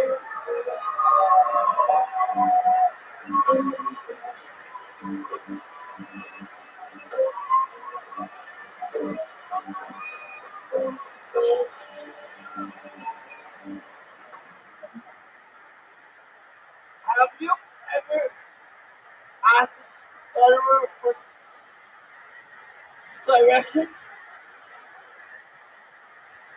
Be careful that you're not in a rush.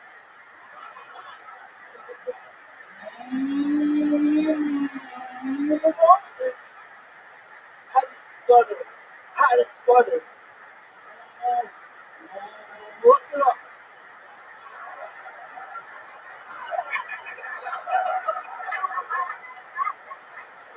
No one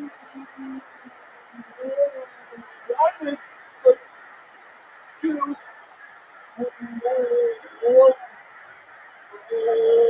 walk desert for 40 years. It took them down long to give direction.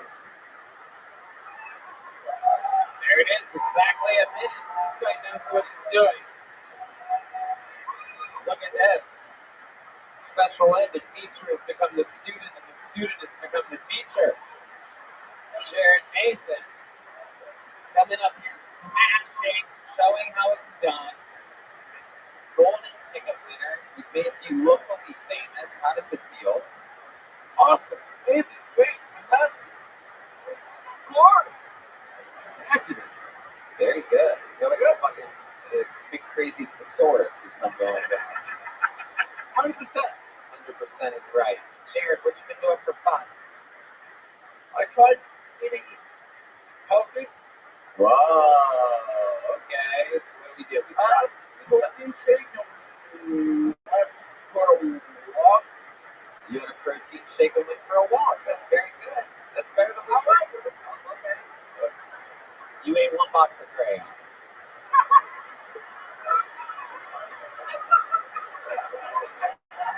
Where's the lights? Where's the lighting guy? That qualified. Nothing on that. You on your phone back there, lighting guy? That should have activated the light. It went right through me. I have to shut my face. Okay. For the wax. Yeah. You're talking about the crayon? Look like a melted bag of Skittles in your underwear? Oh, the rainbow. You son of a bitch. I love it. So, Jared, that's fun. Did you feel healthier after drinking a protein shake and going for a walk? I'll do it again. Okay. Did Tony tell you to go on these walks? Yeah, this is a new thing I've been doing where I'm trying to change people's lives. Nobody laughed at my Mabel Solomon joke, so, alright, so let's talk about it, Jared Nathan. What else, other than protein shake and a walk? Shooting a movie on Friday. Okay. I just do the director. The director. Found out. Pilot. Conscious. Perfect part for me. Bottom or top? Here we go. Toilet, but you're full of shit.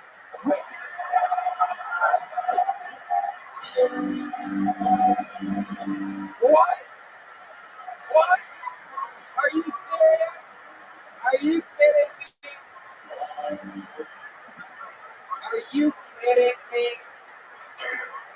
Alright, get out of here. You know what? Fuck everybody. Show's canceled. The fuck do you mean I'm full of shit? It's fake or no? You son of a bitch. Yeah. Alright, okay. Stop rubbing it in. Whoa. My God, now I know what the bad guy from Terminator feels like. It's like, Jesus. Really piling on here. I love it. You really, really, every time. Are you really even shooting a movie, or was it all just for that show? I'm just shooting a movie. Hell yeah. Are you shooting a movie with a camera, or are you shooting a movie like Alec Baldwin shoots a movie? What are you talking about? Could have hired me for insurance, just so that means I was What? Huh? You have a camera and everything? Is that what you said? Yeah, I can film that, yeah. Okay. Legitimate. Alright. How did you get funding for a legitimate film? Good, you got hired. Hired, yeah. Oh, very cool. Take the route for the hookup. Yeah, okay. Very cool. Is this a Canadian film? That thing is right here. The thing. It's in America. Did you see Olivia Stadler on stage earlier? Do you guys know each other in the Toronto scene? Yeah, I know it. Okay. You different show Underground? I love the Underground. Yeah. Mama? I mean, that's a perfect name for you to say. You could have stopped at any point there. You had it. But the bird, and the bird, and the bird. Oh, yeah. Oh, we don't even do that. What do you... Oh, yeah. Do you ever do karaoke? I do. What do you usually go to? Fish? Free falling? Free falling? Really? Okay. Whoa. You think we should get a little verse from Jared?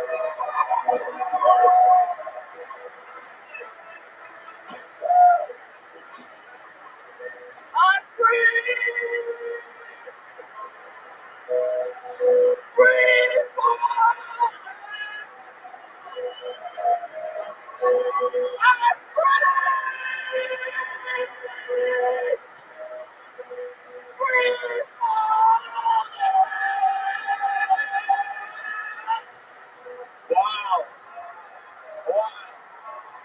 Wow. That was so accurate. 9 years. In a couple months, it's going to be 9 years that we've been doing this live podcast. I've had hundreds of people sing a part of a song. Never has anyone been smart enough to start with the chorus like you. I mean, wow, just give them what they fucking came for. Even the musicians are like, even D. Magnus is like, I've never seen that shit before in my life. I mean, incredible, Jared. You did it so seamlessly. I love that. That's the. Yeah, thank you. Yeah. Absolutely. I would love to have you on the Secret Show again Thursday. There he is. You got him again. Go see him Thursday. There he goes, Jared. Thank you, everybody. Oh, yeah. All right, make some noise for Benjamin Sefton. Another stranger out of the bucket. Looks like a brand new name. We're meeting a lot of good people tonight. Everybody's been new tonight. Very interesting. The bucket of destiny speaks again. You guys put your hands together one time for Benjamin Sefton. Thank you. Hey, Johnny. How's it going? South by Southwest is over, guys. I see some good music. Here to talk about my favorite rapper, Soulja Boy. Soulja Boy got a new job recently. You wonder where? The zoo. Yeah, he posted on Twitter. He was feeling a little sick. He thought he was coronavirus, but turns out it's just the flu.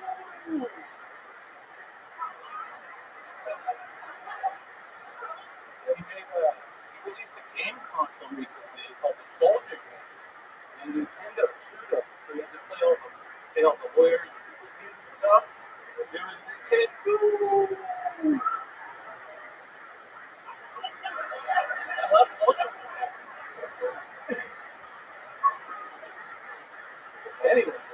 Great. That was your cell phone, something. Hell yeah. All right. There's a minute from Benjamin Sefton. Wow. Benjamin. All I have to say is, woo!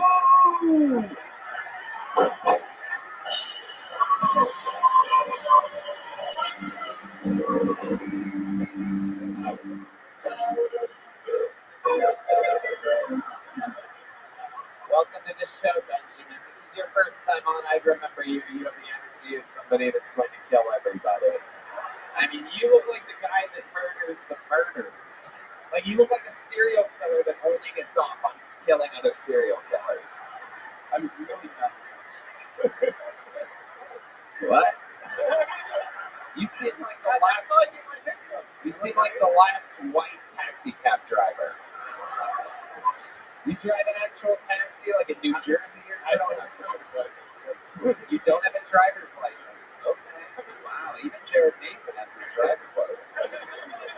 What's the reasoning? Like you're not allowed to?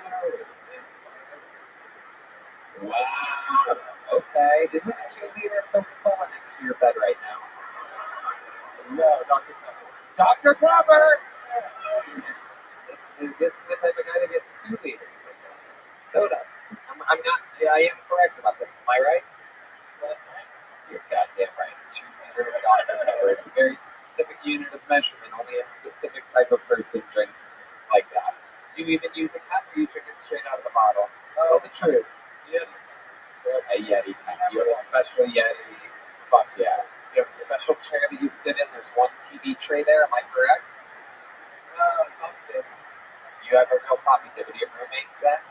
Yeah, it's the vibe. If you had your own place, you could just be one of those little like stands with like you have a pool like that. You know what the fuck I'm talking about? Do you smoke inside of where you live? Do you smoke on the inside? Sometimes, yeah. Cigarettes? Yeah. That's exactly. You see what I'm doing here. You people all see how rare all of these things are that I'm doing. Just off of the book, I can tell that you smoke inside your own place. A rare thing for even smokers. An extremely rare thing, right? Yeah. Because of us. Huge smoking members. Great. What is it? Marlboro. Oh, wait.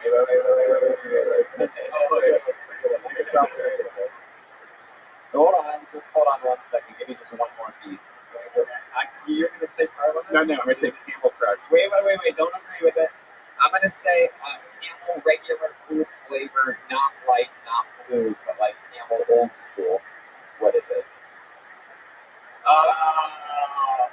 This is like somebody that's on a diet, though. Am I right? That's not your OG cigarette. You went to that because you started to have a chest. I want to smoke 2 packs of Blueberry. You smoked 2 packs of a day. Jesus.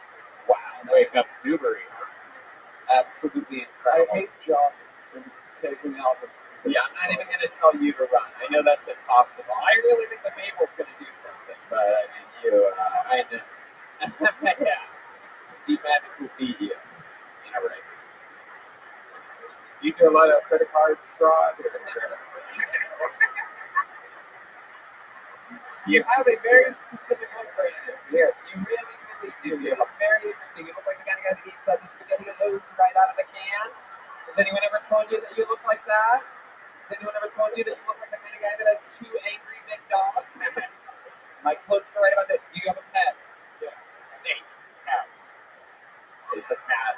Wow. Look at that. Do you have a room with a bunch of tarps? Like all of them? Oh, do you have ham and maybe a mandarin orange juice? Yeah, what is in your refrigerator right now that belongs to you? That is a really good question. I'm going to take another guess here. Is there a pack of Lunchables in there? Okay, but there is a bag of bologna. There's lunch meats. Okay. What kind of lunch meats are we talking about? You seem like a pumpernickel kind of guy. That's not what I meant. What's the I meant pumpernickel is a bread. Pickle loaf is what I was going for. Do you know what pickle loaf is? No, even you. Okay. I'm a little bit more white trash than you, but I recovered. I pulled out of it. I let go of the ways of my young teachings. But I know. Yeah, pickle loaf, dude. I used to eat pickle loaf sandwiches with American. Yeah, are you just rhubarb? Eagles white bread. My grandma did make rhubarb pie. Are you a rhubarb guy? You I used to eat raw rhubarb every weekend. It's really bad for you. You die from that. Don't do it. All right. Benjamin, how long have you been on stand-up? 8 years. Holy shit. Oh my god. A woman just screamed for her life. Absolutely wild. All right. 8 years. All of it here in Austin? New York City, just a little bit. You started in New York? Okay. So you lived in New York or New Jersey? I was trying to do this with friends and do stand-up like that. All right. Okay. Okay. Anyway, so Benjamin, what do you do for a living? Nothing. Really? You collecting like government checks? Okay. What's your disability? You do? Yeah. You know, I'm calling your bluff on this one, dude. We had Jared Nathan up there. You're one of the most mentally stable people we've had on the show here tonight, actually. It's actually quite incredible. I suffer from insomnia. Okay. I find myself laying on weekend nights just thinking like, I could go anywhere. Where would I go? I'd go to fucking sleep. Right. There you go. That's Brody Stevens. That's a true comedian with mental illness. This has been confirmed. Okay, thank you, Brody. There goes. Just like the soundbite. You left us too soon, everyone. No, that's enough. That's enough. Doesn't no more. It's just fucking depressing. Anyway, I love it. So Benjamin, it's very exciting. So, have you ever had a real job before? Yeah, I work in IT for a long time. Okay. I'm trying to get off this ability to get a job. Very cool. Very cool. All right. Any hobbies? Anything that you enjoy? Other than stand-up comedy? I DJ a little bit. Really? Okay. Okay. You look for everything. All right. Very cool. But Not really. how about your love life? Do you ever go on dates or anything like that? I'm trying to again. Tinder. Oh shit! Damn. What do you have to? Okay, what do you have to do to get banned on Tinder? I don't know. I just swipe right on everybody. And it started filtering. And the next thing I know, I'm not anymore. Is there any keywords in the direct messages? You know, like strangle or? No, I was so excited I beat Tinder because I ran out of women. Wow. I don't think that's that good. I don't think you won. I mean, it's over.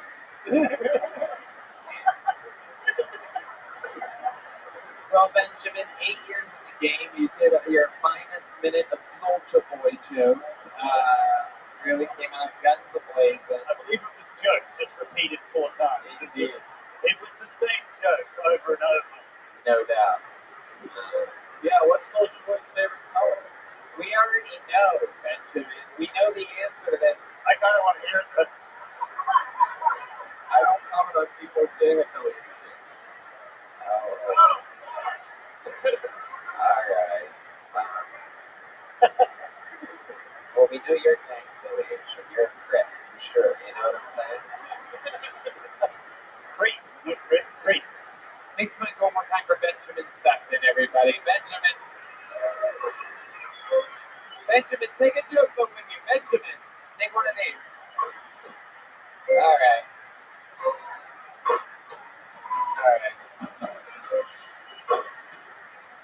Ladies and gentlemen, we have a brand new regular on this show who's been performing a brand new minute every week for a few weeks now. Let's see what happens this week.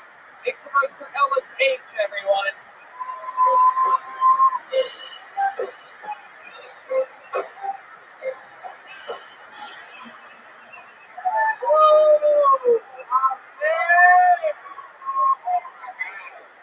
Y'all know if I went back in time and I talked to Martin Luther King, who do you think would be more excited about? Like Obama or interracial couples? Like, you know what I'm saying? Like, I can just see it too.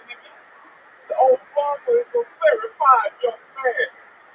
But tell me more about this black. I said, damn, dude, it's just a black dude smashing away with it. That's what I be dreaming about. Oh, yeah. Trying to beat my feet. All right, y'all. I'm getting older. Getting older. Life is precious. And sometimes you don't appreciate things until they're gone. Like your fucking teeth. You won't appreciate them bitches until they are gone. Ladies and no phones. None of that. That's the shit that helps you chew the food real good, real fine. I'm about to say, if y'all don't like me, if you hate my guts, you want to take me out, you ain't got to shoot me, you ain't got to stab me. Just order my ass to a steak. I'll be at the Texas Roadhouse fighting for my life, no bitch. LSH, everybody. There you go. A new minute from LSH. Hell yeah. Welcome back, Ellis. Here you are again. Is that true? What happened to your molars? Just, gummy bears, bro. They tell you about drugs and shit. They don't never tell you about gummy bears. That's really fucking shit. That's true. Gummy bears will fuck you up. I love it. So, alright. And does that really affect you? You can't eat a steak? You plow through it? No, I can eat it, but I gotta eat it really carefully. Like, I'm just... My Shih Tzu does that. You what? My Shih Tzu does that. He's had all his teeth pulled because it's crunchy. And oh, cool. Anyway, he eats like my Shih Tzu. So. okay. So, Alice, let's talk about it. Earlier, when you came in tonight into the green room, you were wearing a shirt that said, "My name is LSH," and you said that I had a look on my face like I was coming up with jokes. You look like the fucking devil.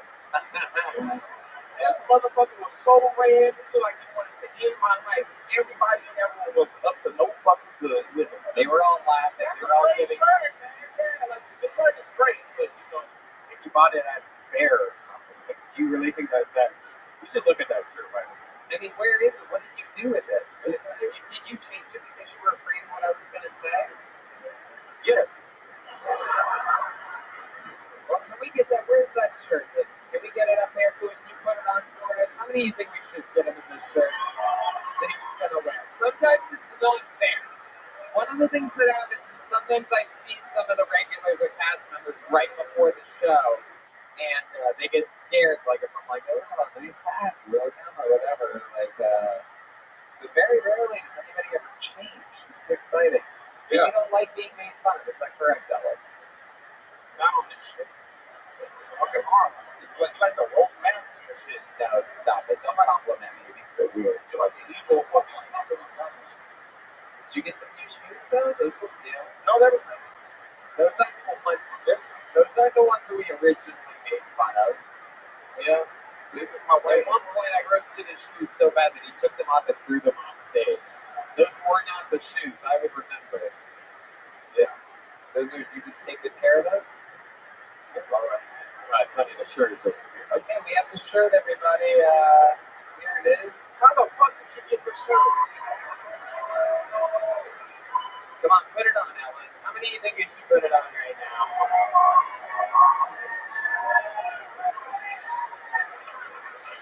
I don't give a fuck. I don't give a impression. I'm just kidding. I'm putting it on. Just give me a second. All right, here he goes, ladies and gentlemen. Putting on his. There's a QR code for a better shirt, as you can see. Already on the thing. Oh my God, he looks so miserable right now. This is like when you put one of those weird outfits on a little puppy dog or something. Yeah. And those shoes, and they're walking just so comfortable, trying to squeeze out of it the whole time. But that is your official merch, am I correct? Yes, my official merch, everybody. My friend Lucia made it. It's LTA production. Wait. Are you giving all these shout outs to the maker of that shirt? No, but look. Yes, Shout out to her, but look, here's the deal. First off, I have folded it up and it's all wrinkled, so it looks like ultra shit. But look, I can do shit for or whatever. But no, yeah, I don't know. Yeah. Ellis. Everything's okay. I'm your friend. I just like the shirt. I'm not even going to make fun of it. Yeah. I mean, it's so cool. Your face is red to the bitch, bro. Why do you think my face turns red when I have high blood pressure, Ellis? I don't know why my face turns red. Like, I heard Bishop and he's like, oh man, that's the shirt I was telling you about. And I said, these motherfuckers up to no good. They plotting on a nigga, and I don't appreciate it. A lot of people have been mentioning, a lot of people behind the scenes, they go, did you see Ellis's shirt the other day? I didn't see it. And they told me, they just kept saying QR codes, dude. They just kept saying QR codes. I'm like, what happened? My name is LSH. Yeah, some people keep fucking up my name, so I'm just like, no, I'm gonna go with it. Yep. Did you design this in Microsoft Word? Like, alright. Okay. It really is. It really is. It's truly, I mean, just incredible. So you own it and then people bought it? You sold it? Yeah, I sold it. Where'd you sell it?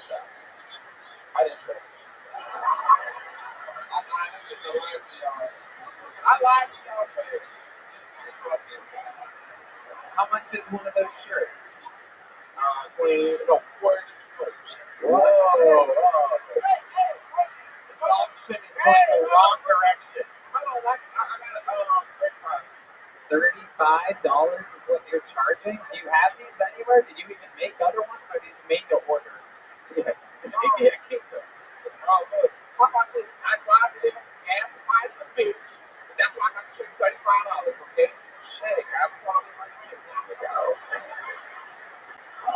But you haven't sold one. How long have they been for sale? 2 weeks. 2 weeks. Not one shirt sold. What do the QR codes do? It links it to, so you know, Linktree is like a link T. You know, like you just scan that bitch and it goes to my TikTok, YouTube, all that shit. Alice, you're cool. It's a fucking stupid shit. Look at Hey, come on. the only person who's going to buy it is LSH. Otherwise, it's fucking ridiculous. Hey, listen. You have to let another person called LSH and then hope that they buy your shirt. Your margin of people is very slim. And not only does it have to be the I exact. haven't said anything in about 15 minutes, and that's the first thing I had to say. Hey, look, man. David Beckham, calm the fuck down. What? God, that's Oh, I'm so nervous. I'll get some LSH is the only person that rose to the top of it. Yeah. All right, David Beckham, you billionaire soccer player, Oh, shit. Yeah. you global superstar, you swab winner. You feel the burn?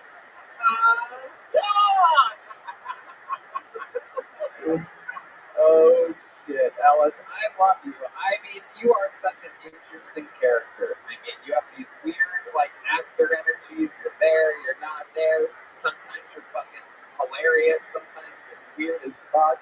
I love it. I love the trip. You're, like, very, very human, and I can tell you have a lot of passion. And to wear a shirt like that early on in your career tells me that you really fucking believe in yourself. I've seen this before with people. I've seen this before, and they end up being big stars. I really believe in you. How about one more time for LSH? Hey.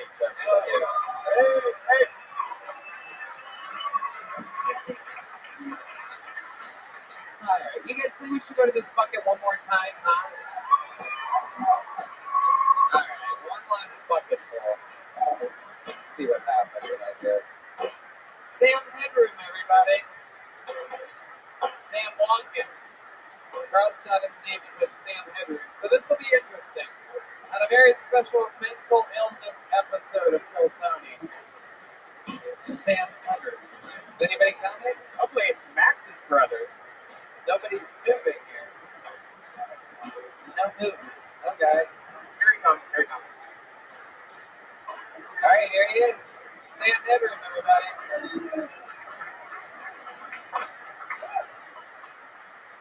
Oh shit.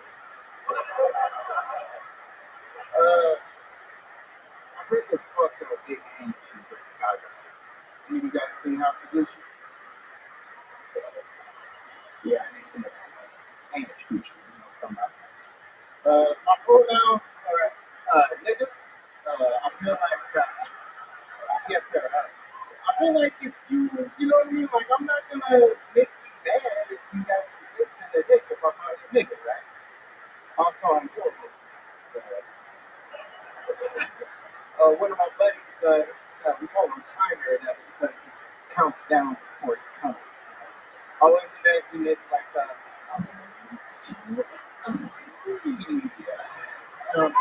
I don't listen to country music because I don't want to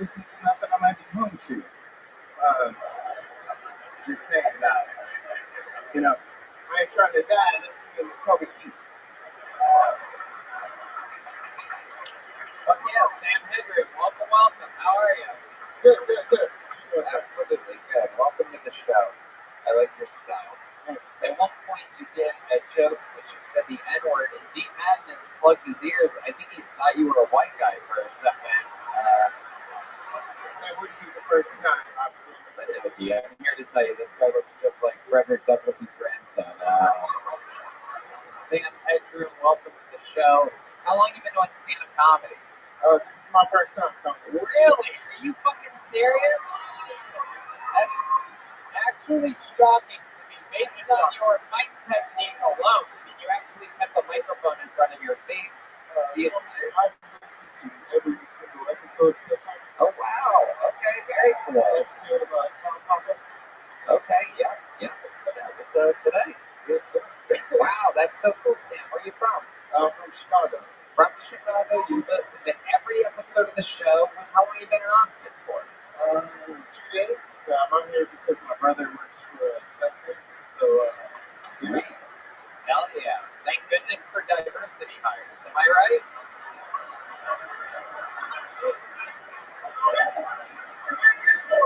thank you.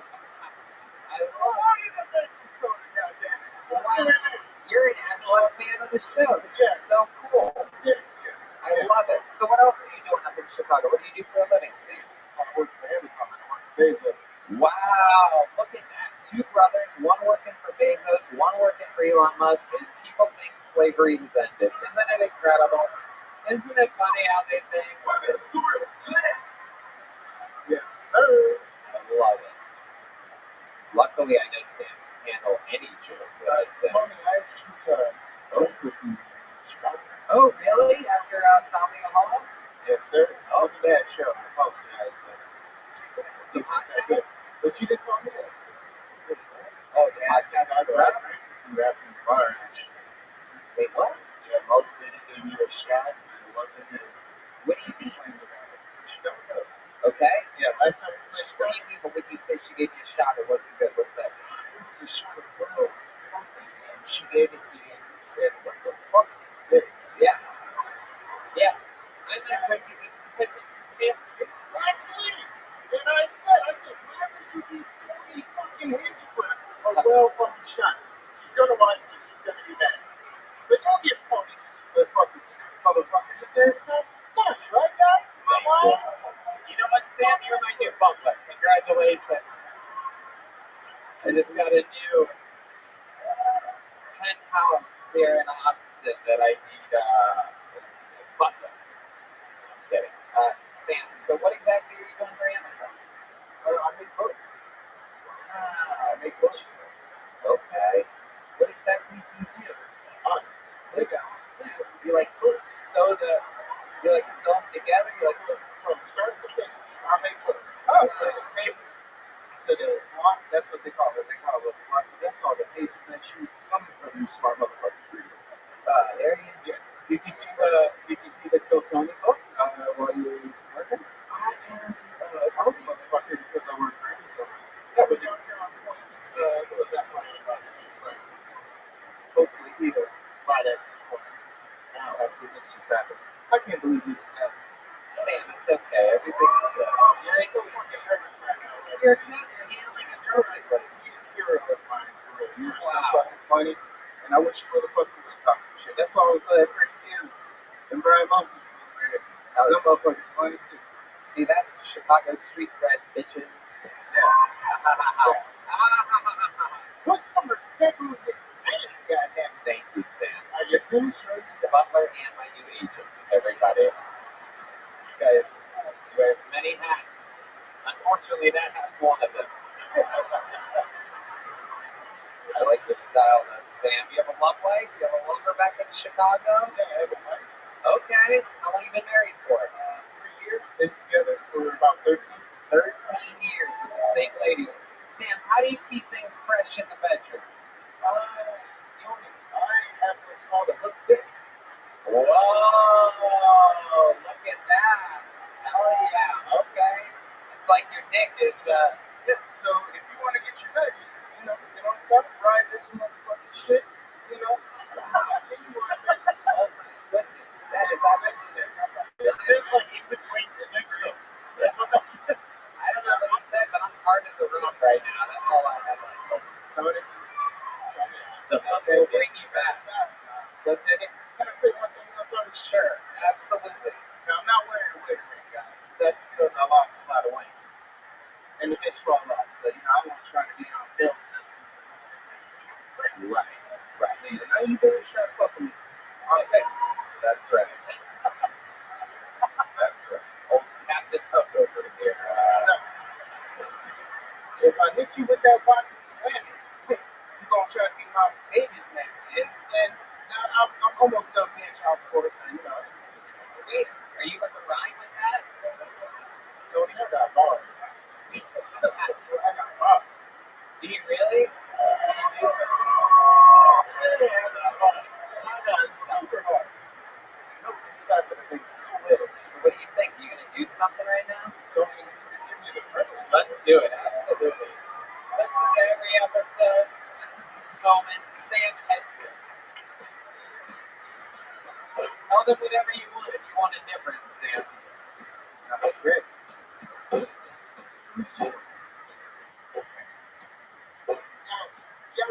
Yo, I'm in Negro and Tony. They mad at me, but I get no Jerome. Telling these niggas that I ride all the 28 talking about his spots. I go high as fuck. So you niggas have to Star Wars out of my statement. If you talking bullshit, I tell her watch your behavior. Matter of fact, I might show you, because I'm only the 70s pussy. Basically, you niggas don't ain't no fucking pussy. The nigga ain't gay, but talk that shit, I hit you with the train. Yes, sir, that beat those like I'm from Chirac. She's like, she wants to get on my dick. Bitch, back up. Why you with the high school bitches talking bullshit, but I'm young fool. Matter of fact, you a fool. I'm in this motherfucker telling y'all that I'm so old school. Yes, sir, got the KRS-One and give me some fucking knowledge. Never went to fucking college, but if you're a girl want to swallow the nuts, tell her that she not a luck. I don't give a fuck if I want to talk to a good girl. You got a nice butt. Yes, she's white, but I'm doing all right because I'm interbreeding and making sure that all these white people ain't gonna be breeding no more. I'm trying to make the white people proud. Y'all mad that I come through the fucking H-Town just to say that I love all the rappers, telling them I don't care. Just a nigga now. Yeah! Fuck yeah! Hell yeah!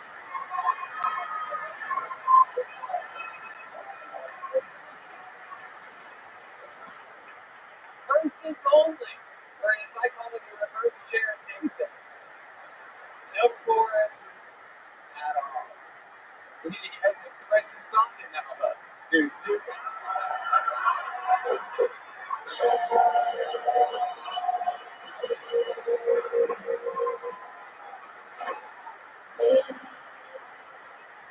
Sam, a great performance. Thank you for everything. Such an amazing energy. It's such an interesting episode. I love that we were lucky enough to get you out of that bucket on your trip here to Austin, Texas. Take a picture of the proposal. You've earned it, my friend. There you go. Make some noise one more time for Sam Headroom, everybody. His first time ever doing stand-up. His first time ever on Kill Tony. There's hundreds and hundreds and hundreds of episodes into the show. And out of those hundreds and hundreds and hundreds of episodes, there is one man that has performed more than any other man. There is a regular on the show that has done more new minutes than any other comedian in the history of the show. He now opens up all the time, full time, on the road for me, for Joe Rogan, headlining his own shows, selling out everywhere. The man is a modern day phenomenon. He is the Big Red Machine, William Montgomery, everybody.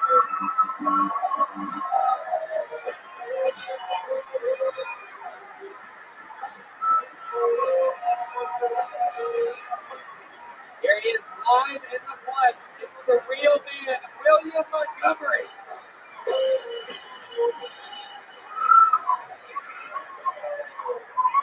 I also have a hook dick.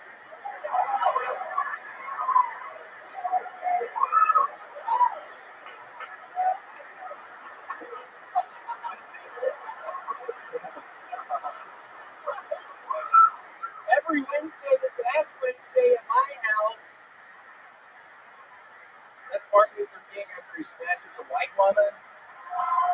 That would have been so much better if it was right after Ellis. I thought I was looking for an ending to that joke, and I was thinking, okay, that has to be it. Hey, while we're busy defunding the police, can we defund the court system? Specifically the court where the judge ruled in favor of my ex-wife? She fucking took everything! This is not something to cheer about. I don't know why. Oh, God. I'm so far right, I almost fell off the flat earth.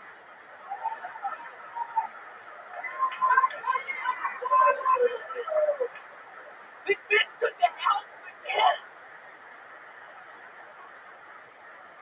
The company in Brazil has invented a new weapon that causes a person's brain to internally combust. They're calling the device listening to Aphex Twin. I only said that because I know Jimmy Carr is a very big Aphex Twin fan. Do you think I'm Jimmy Carr? Aren't you Jimmy Carr? Yes, I am. The famous British Apparently, I'm not connected to Jimmy Carr. I swear to God, I thought you were Jimmy Carr. I heard your British accent on TV. What famous British comedian is this? It's Jimmy Carr, isn't it? Artist. My British accent. It's Jimmy Carr, isn't it? Yeah, no, I am Jimmy Carr. You're right. I'm fucking, I don't even know who the fuck I am. I'm Jimmy Carr. Correct. Jimmy Carr. Okay. Okay, that's what I was thinking of. Correct. Are you Louis C.K. during the pandemic? Oh, you got it. Look at the light. You activated the light. That's a big deal. That's a big deal to activate the light. Why would you do that? Why would you do that? Very rare for a first time. I'm sorry that I activated that. Is your skin okay?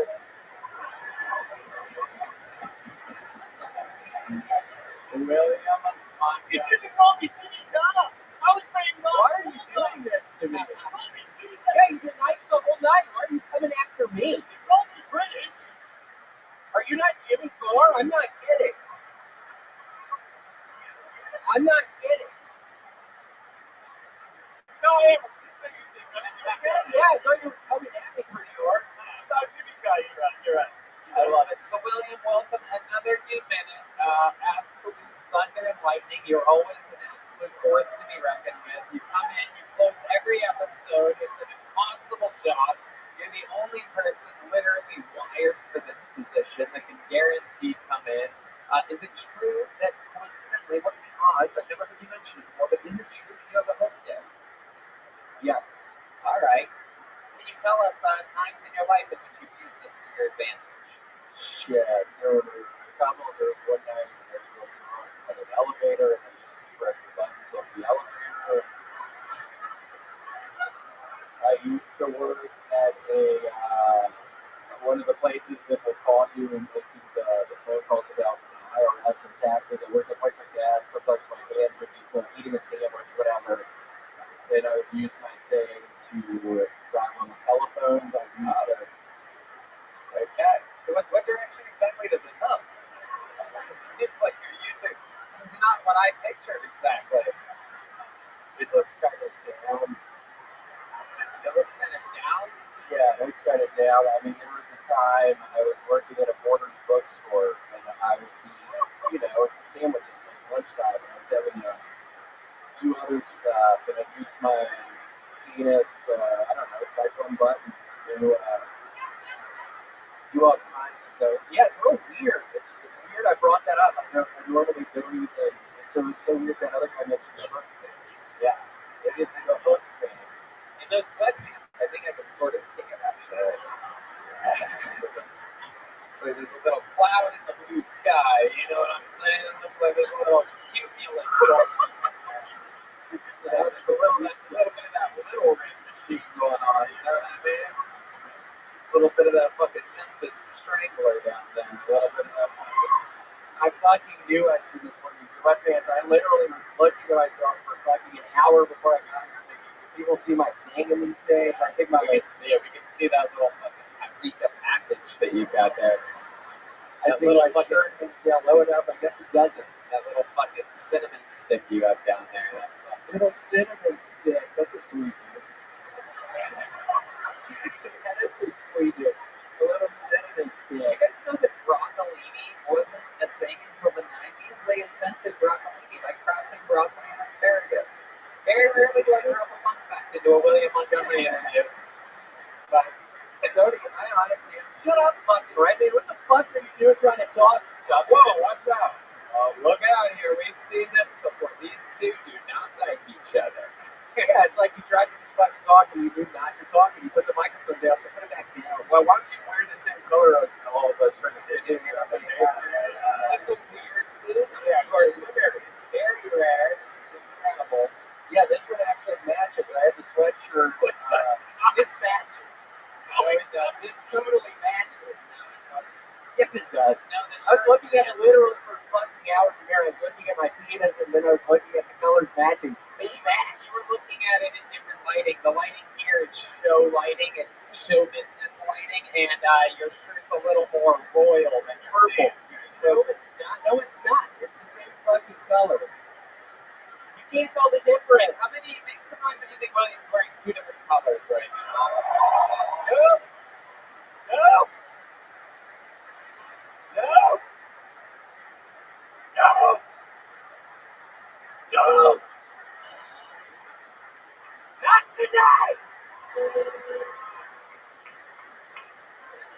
It's the same fucking color. Is that truck looking all right over there? It's scaring me. It's about to fall off the fucking table. What the fuck is going on? Get out of here! Somebody get this bitch out of this building! Yeah, get her out! I'm kidding. Don't kick her out. Don't kick her out. He's kidding, guys. Get the fuck away from her! For those of you just listening to the podcast today, I'm sure Yoni didn't possibly get it on the camera. Oh, there he is. He was in position. Get the fuck away from her!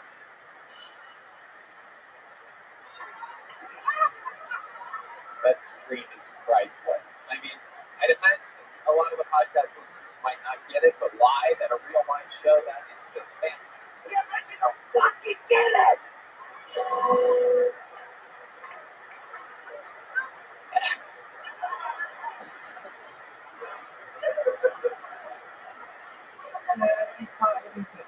No, and I have to say, I'm so relieved.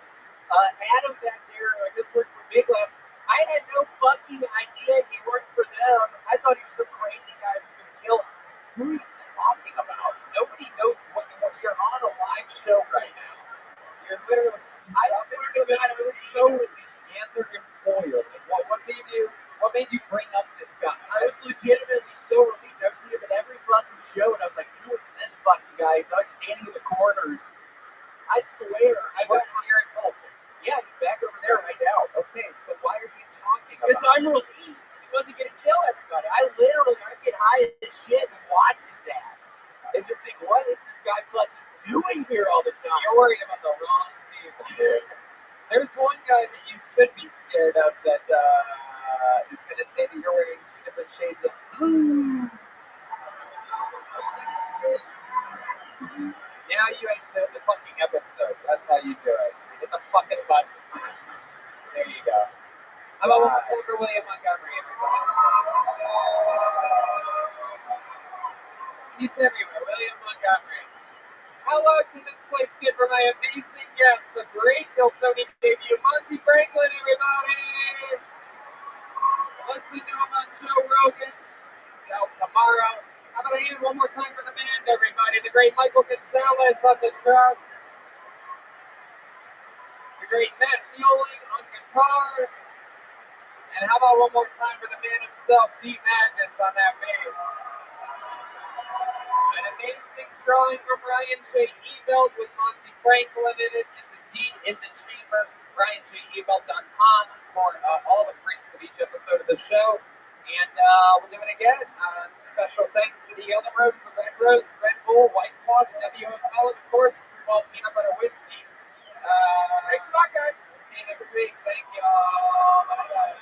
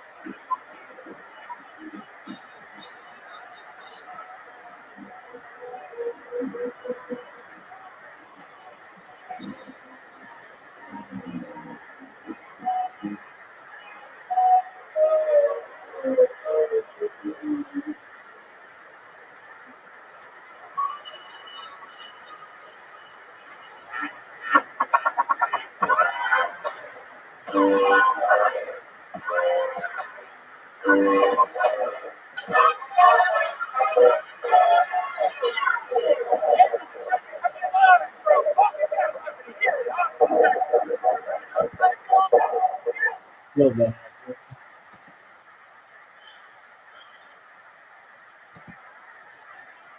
Yo, Dad, are you obsessed with this show?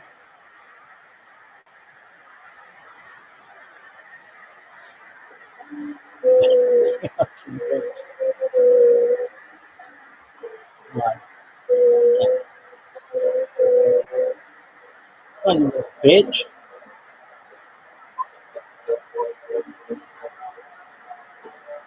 I feel this stuff so badly, but I love it. Like, it's a milk corn thirst like that, right? You little bitch.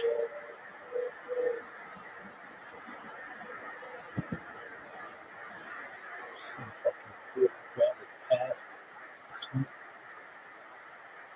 Poor rabbit corn thirst ass. Oh my god, dude. This is the worst.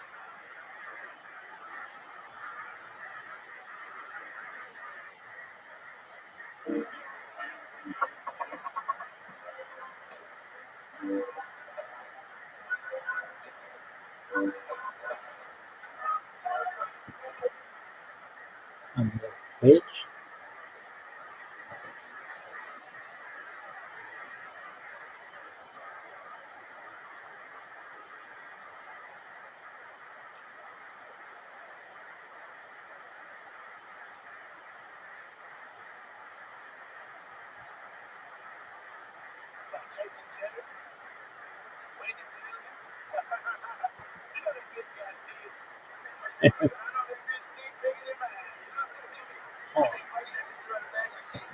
Oh,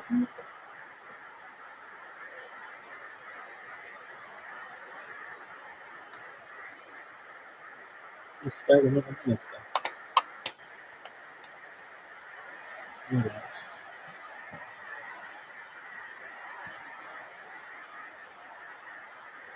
Quit this bullshit now. Go.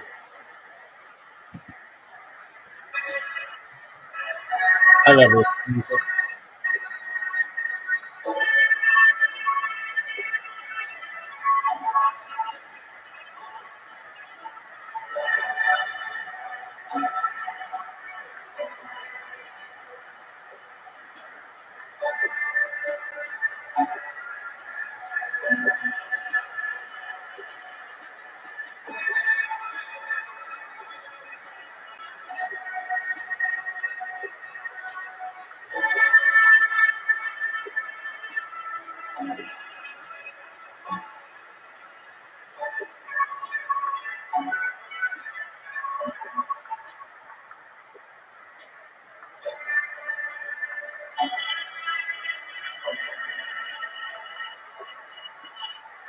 It's moving.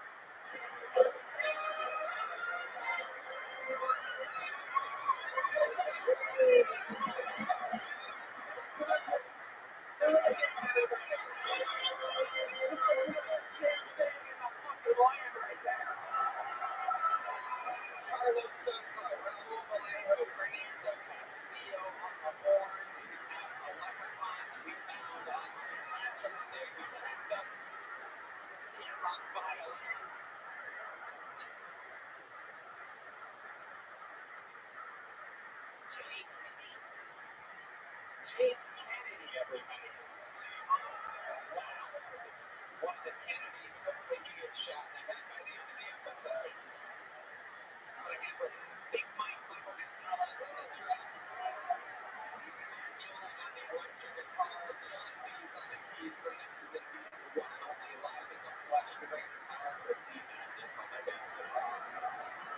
This is the number one live podcast in the world, soon to be in every mind.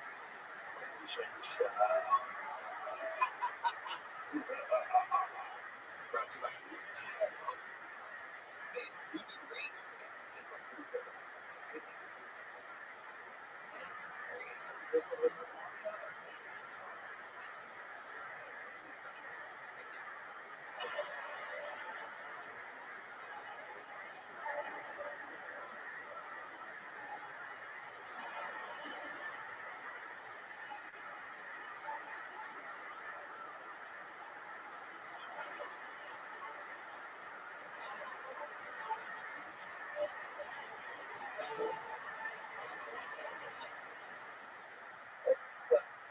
This podcast brought to you by Consider this your official birth is the longest thickness past the virgin. Sunday the 11th of May is the day for all the moms in our lives to show them how much we care. This year, go for a gift that ignites your smile and maybe even triggers a few tears. For this special piece of jewelry at BlueNile.com. Not a ring or a broom, that's Blue Nile amazing jewelry at BlueNile.com. Blue Nile, you'll find thousands of independently graded diamonds and fine jewelry pieces at prices below your expectations. As the original online jeweler since 1999, peace of mind comes with any Blue Nile purchase. Thanks to some of the highest quality standards in the jewelry industry, your gift will stay safe because every Blue Nile order is ensured that the and packaging will be what's inside. In most cases, you can deliver overnight. You'll be able to buy the buyers and customers. Blue Nile also offers 30-day returns and a diamond price match guarantee. So treat mom right this Mother's Day. Enjoy the ease and convenience of shopping at Blue Nile, the original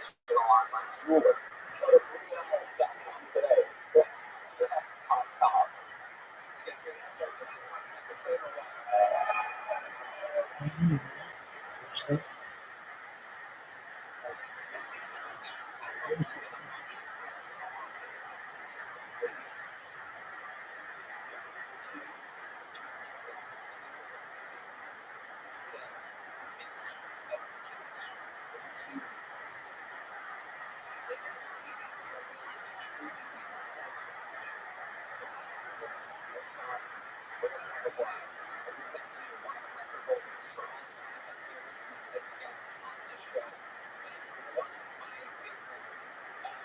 Yes, in this year in 2025, makes the noise for Lucas J. Gomez and Lemaire Lee.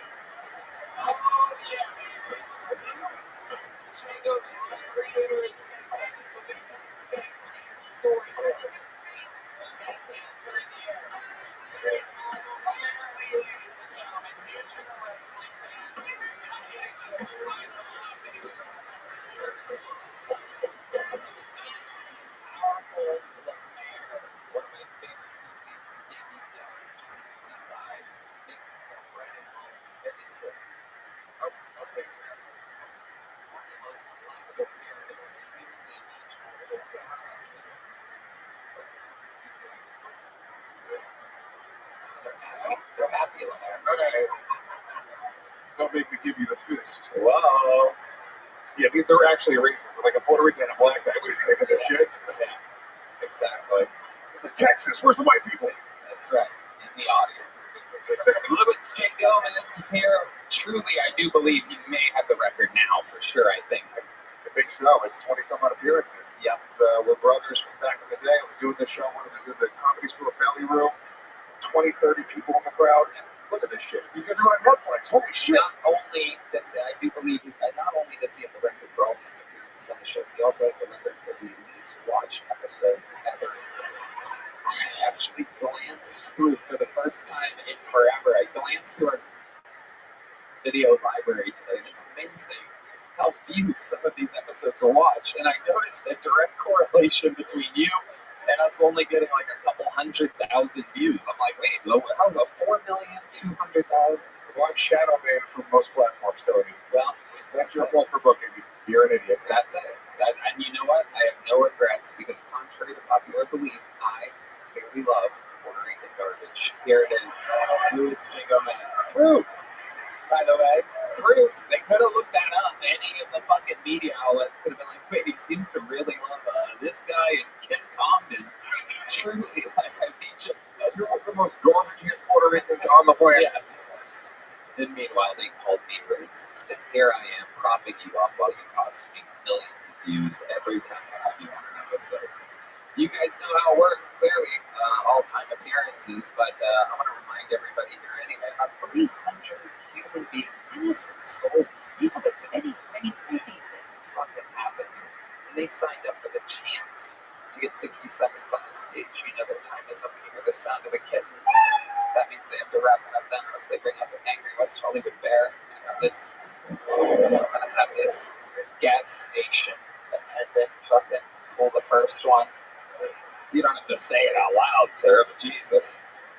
Now we go wrangle that person from next door, and while we do that, while we get our first bucket full of the night, ladies and gentlemen, I'm going to bring to the stage one of the finest characters in the history of the show to get us started tonight. It's America's favorite uncle. This is a guy out on the Killers of Kill Tony tour, absolutely crushing it. An old soul, but a young spirit. Ladies and gentlemen, this is a brand new minute from David Shockley.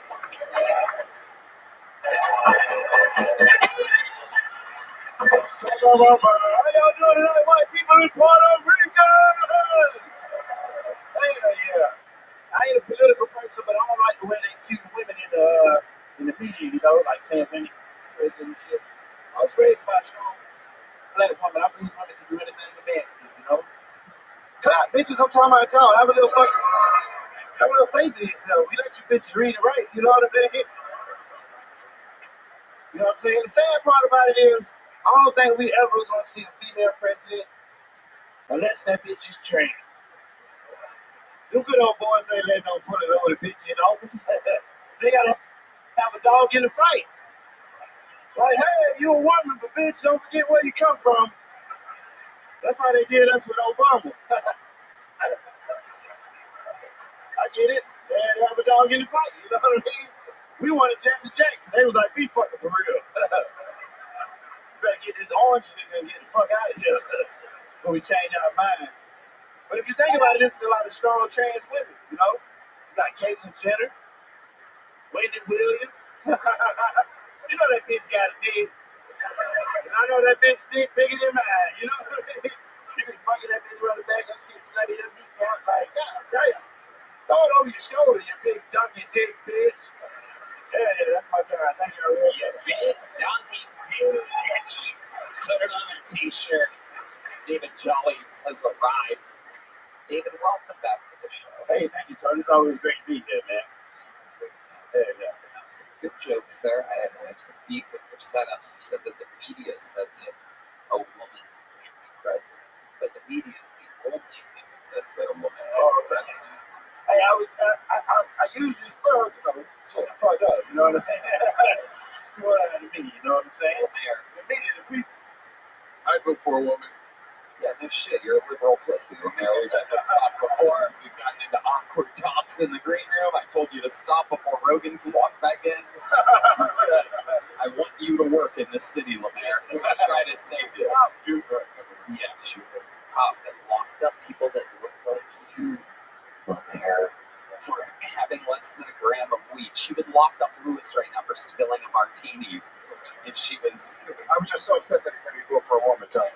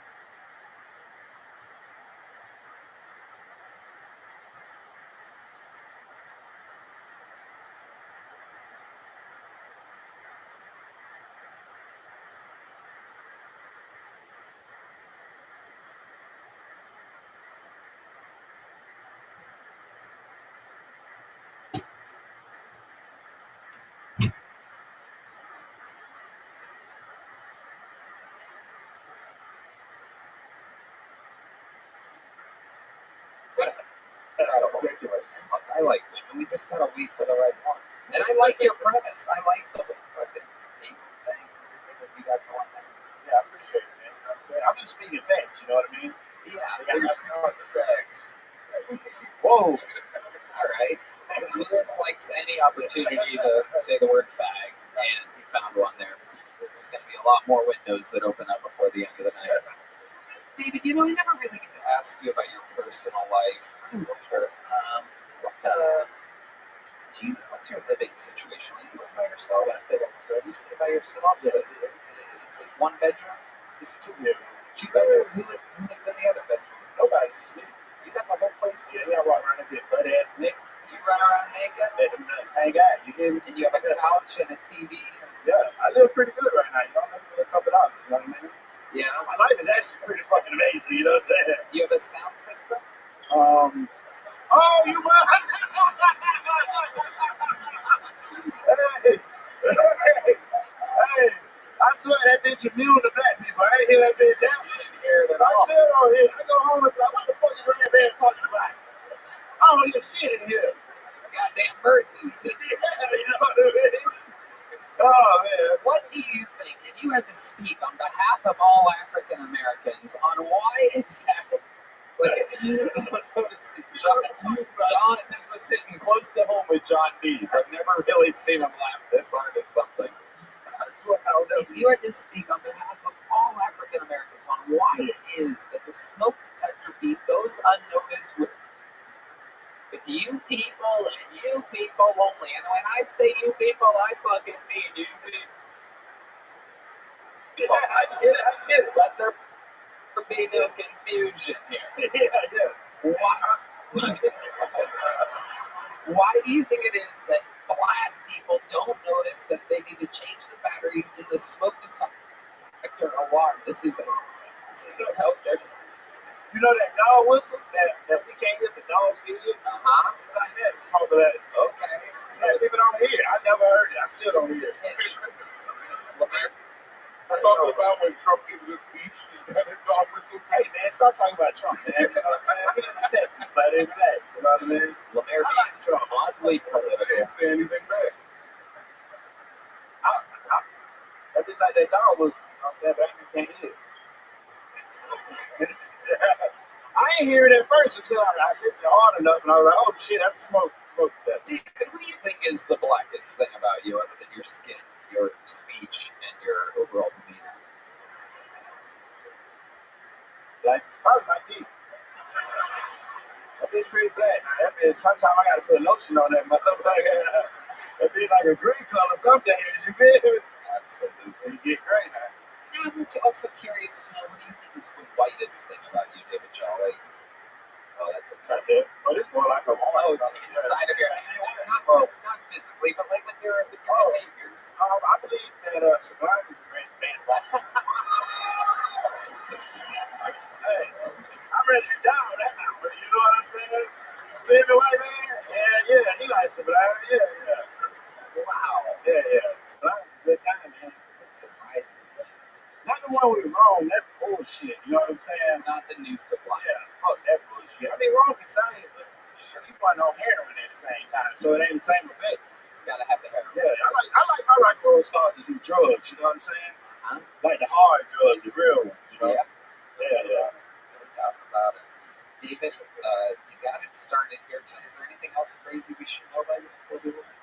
Since the last time we saw you? Shit, I just, Oh, I got a video that hit 1 million views. That fucking mechanic video. And so that bit's going pretty good. I got a lot of dumbass videos I can make.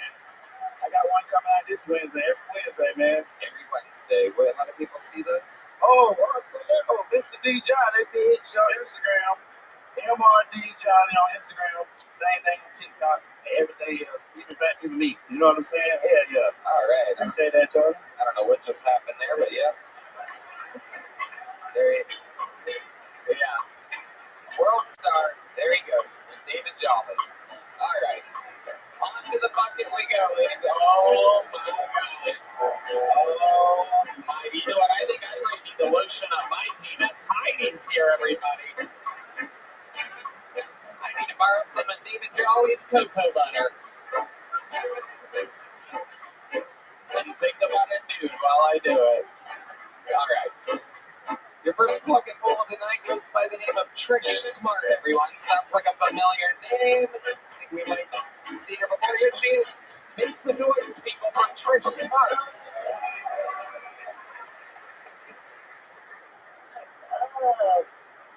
Somebody outside tried to make fun of me, and they were like, "Is that a black belt and dick sucking?" About my necklace. I was like, "What do you think happens at Claire's?" Like, you can't buy this $8.99 3-pack. You gotta go to the back and prove it. I don't know. I started arguing back with it too. I was like, "I only suck a dick to refuse a UTI." He didn't get it either. I am dating again though. I don't get dating. Like, I don't know how many times it takes for you to tell somebody to stop sticking a finger in your asshole till they stop doing it. But it's not 4. Every time I get slapped in the face during sex, I think the exact same thing. I'm like, that was unexpected. I don't know why you thought that was okay. Okay. I heard them yell. You close your set with just a hard head nod. Smart. Welcome You back. got full on eye contact. I didn't know what else to do. Okay. Okay. All right, Trish Smart. You could have been like, that's it. That's it, guys. All right, there she is, Trish Smart.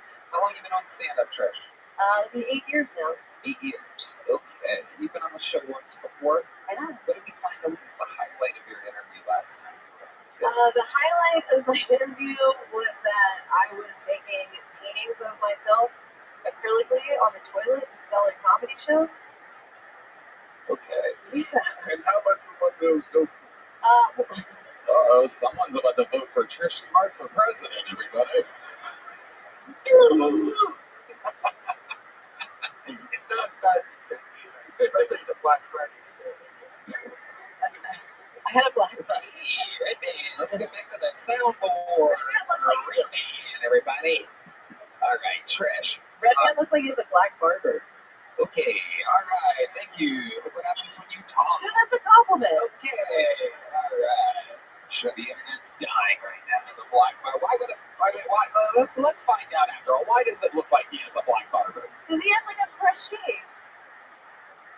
He looks fucking disgusting. What are you talking about, Trish? I've never seen Redman look worse than him. It is unbelievable. He's They crawled out of the fucking sewer today. What are you talking about? He's gray, he has no voice. You're disgusting. Stop trying to talk. You're not in shape for podcasting time.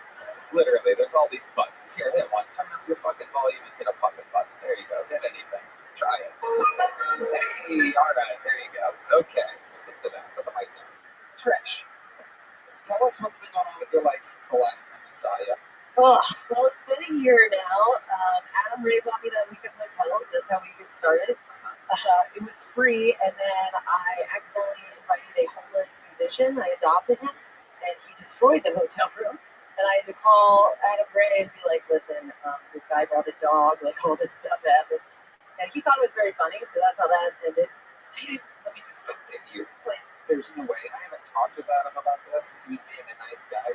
Giving the hotel room. Yeah. There's no way he thought it was funny. Well, I mean, This is 0%. I'm sure he laughed at you because he's like being nice, but like, no, I paid for it. I bet you fucking did. I mean, that would be crazy. What made you invite a homeless dog into the hotel room that Adam Ray was nice enough to pay for? Well, he was living across the street, and then I was like, all right, you can take a shower. And then he was like, all right, you can do laundry. And then one day he like tried to have sex with me, and as a joke, I was like, what's your STD status? And he said it would be an honor to die with you. Wow. And then I was like, you have to leave. Like, you have to go, right? And then... That was actually funnier than you. I'd love to hear his version of the story where he's like, hey, this homeless chick let me stay in her hotel room. I'm afraid to say it, but your mustache kind of looks like my panty liner. Okay, Trish. My mustache is covered in shit right now, just so you know. I'll paint it later and then sell it. Trish, please stop trying to fall in the panel. It's not your roasting skills are very, they're like complimentary. Would you like me to compliment you? Okay, yes, I'm good one, Trish. No, Let's just move forward. I was gonna say, Trish. how does it feel to be the reference photo for John Waters' plastic surgeon? Jesus fucking Christ, Trish. Nobody? Yes, literally fucking nobody. In a room of 300 fucking people, nobody. 8 years of experience. I tell you to stop roasting the panel. You're like, how about one more? How about this reference from 1960 something? You fucking good dudes, Trish. This fucking, I mean, Jesus Christ. I can already tell how fucking tonight's gonna go.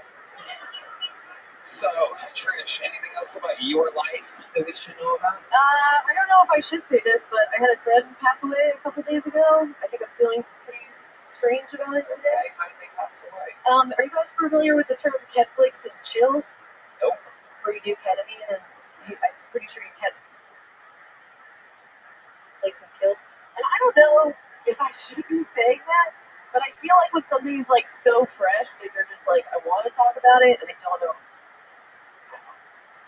Yeah.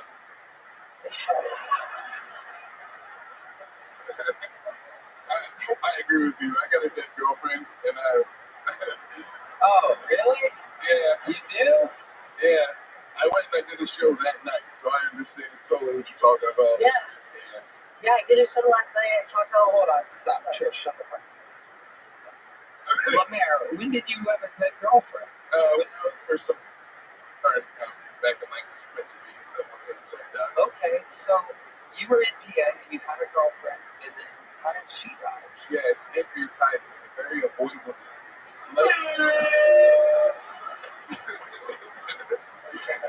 Unless you're a black lady, like that's. And then what happened?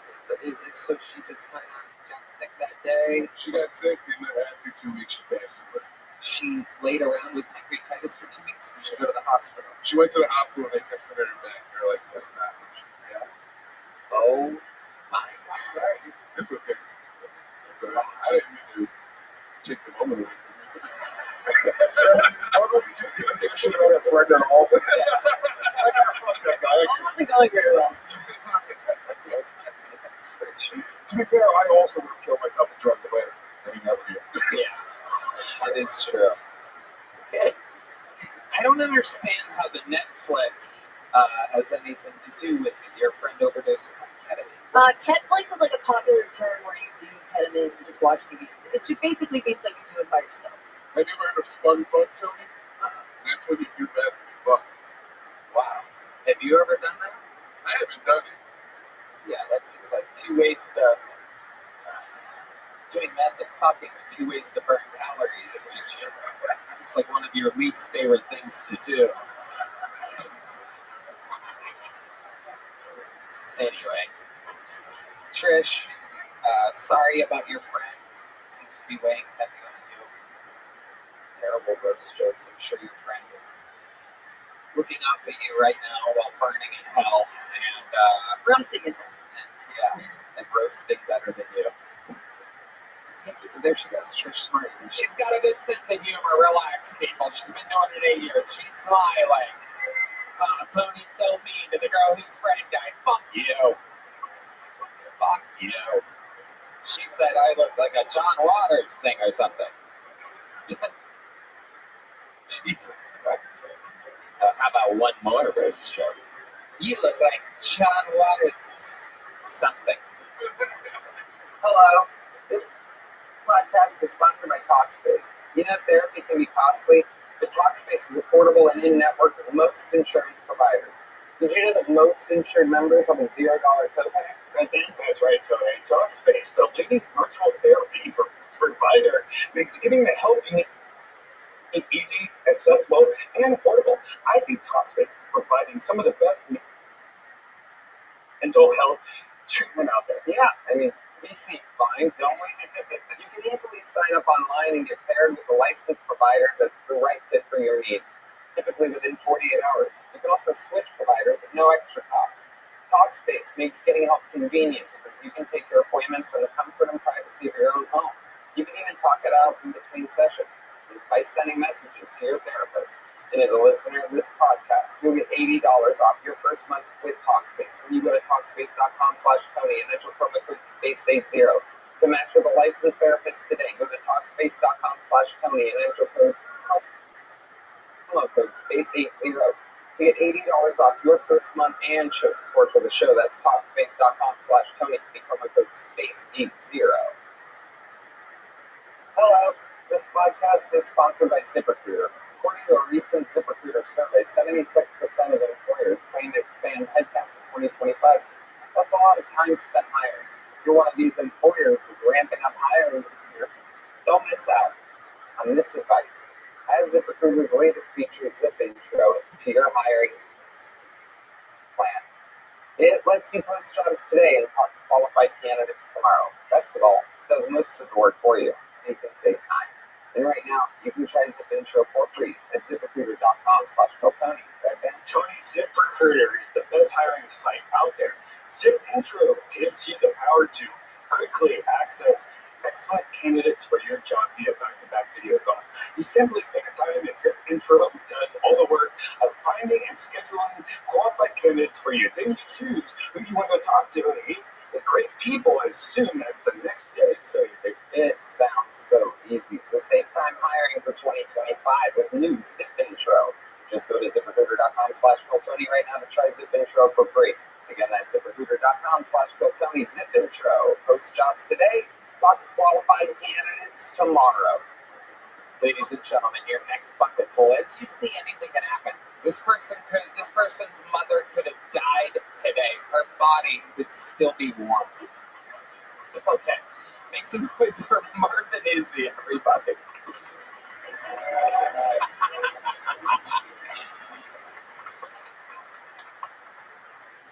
I can't stand managers, yo. I can't stand managers. You see a job interviews, I always ask you stupid shit. Like, where do you see yourself in 5 years? I'm looking at them like, I'm in front of another motherfucker asking me, where do I see myself in 5 years, man? I can't stand managers. Yo, when they come into the office, 8 a.m., ready to go, energized, hopped up on cocaine and then coffee. Don't do that shit, man. Don't come into the office 8 a.m., hopped up on cocaine and coffee, and I'm 15 minutes late high on weed, bitch. Like, we just not on the same wavelengths. And I can't stand it, man. As soon as I come into the office, first thing I hear, hey, Marvin, I need you to do me a thing. I need you to bring this order, bring this down, fax and meet up to me. Can we get to the location of the package? We do the requisitions, go identify the terms. Some of the time, I'm going to be late to Friday's meeting. Today is Tuesday. You're going to organize the party, have it out, put it in chronologically, get your inventory. Then I need you to stay overtime. I need to prioritize my family's happiness over yours because we're going to go to the movies. If you need anything, just send me an email. CC John, okay?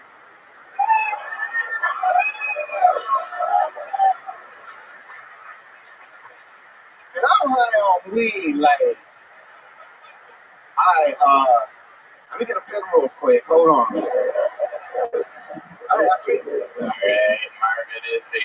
You were on very recently, am I correct, Marvin? Yeah, man, this is my redemption, man. Like, the first one was the night of the crazy turbo roll bucket pools and stuff, you know, and then I got caught the very next week, you know?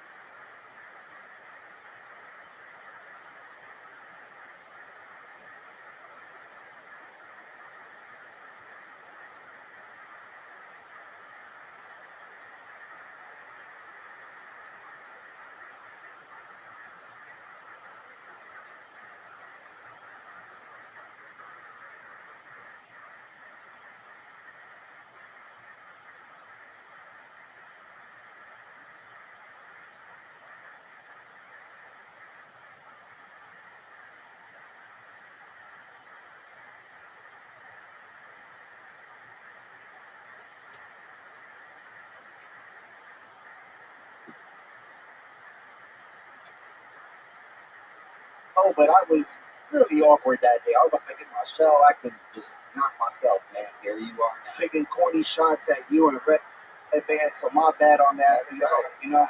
And I do want to answer one question. We just got to see what the last girl's going to say next time she's on. Isn't that exciting? But I did want to answer one question for you, because you did ask me what was one of the most Puerto Rican things about me, and that was that I was watered down. By that I meant, like, I don't eat rice and beans, I don't, listen to reggaeton or anything like that. But I am proud when I say I'm Taik. There's Puerto Rican neighbors. What does that mean exactly? It means that my people were also here before everyone else and got raped as well, and this is why light skins come out. Wait, hold on a second. I always find it so interesting when a culture tries to make themselves a victim. Now, we're the ones of the indigenous. I want to know more about exactly what you. Hold on, let me check in with Luis Jacob. Yes, sir. My senior Puerto Rican correspondent. When the rapists become the raped. Yeah, exactly. Yeah. The original shankers were the. It's the fucking raping me, dude. I'll rape you, home. Hey, dude, I think we're just fucking now, bro. Dude, you rape me, I rape you, we're fucking, bro. Dude, Taito. Hey, I'm gonna get that shit fucking tattooed on my fucking unathletic arm, dude. I a Puerto Rican accent Mexican. He's just trying to get us deported, bro. You see this shit? No. Okay. Let me see that tattoo again. So Taino, that means like original Puerto Ricans. Yeah, soy Taino. Well, let's talk about the health of your arm. Exactly what the fuck do you do? Play video games? Like, what is it? What do you not do? I don't want to bring it up because I said it last time, man, but it's just I'm still in recovery because I had a heart attack a year ago. You know? Oh, so I'm right. Yes. Right. You're unbelievably unhealthy. Have you ever thought about, like, doing something? Well, I'm going to get into that now because I'm under the weight that I wanted to be. Like, I wanted to stay at 165, and I'm 156, completely, dyslexic. So, I want to... So Puerto Rican to try to get the welterweight division. Hey, I have to make weight before I can start lifting dudes, and I can fucking rape some dudes soon. Lemaire. I bet he has abs. Let's see. I bet compared to you, he has abs, Lemaire. All right, here we go. Oh, fucking disgusting, ladies and gentlemen. Absolutely. His stomach looks like your face.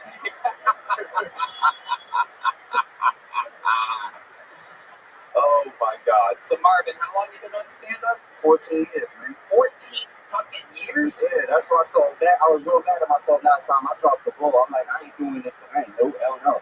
I mean, you barely held up the ball tonight. Yeah. You dropped it, but I bet during the interview. Last time I was weird as shit. So I want to be at least, positive weird today.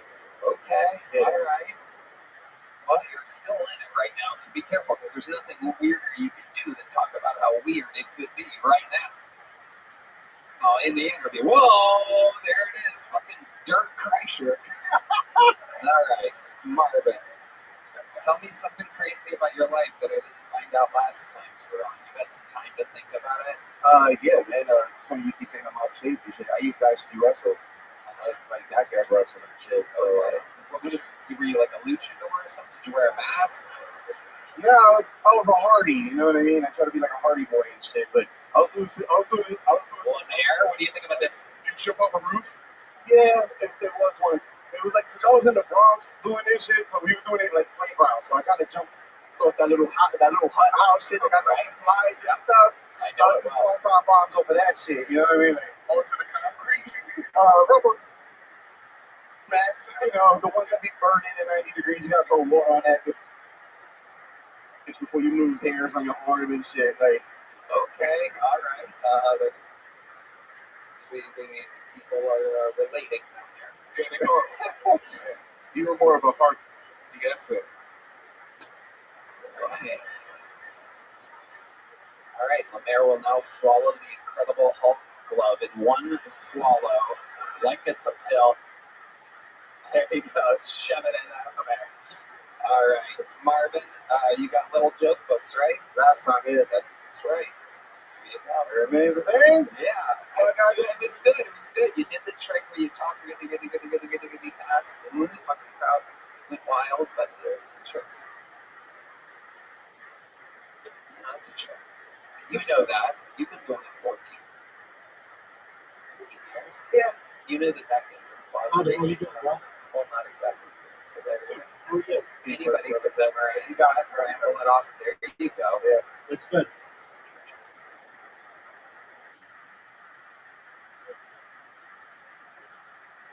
Excellent. We're watching Phil Tony. It's a live one. Or I shouldn't say live one, but a live premiere. And so that's the newest one. And I'm glad that you're here. How's that sound?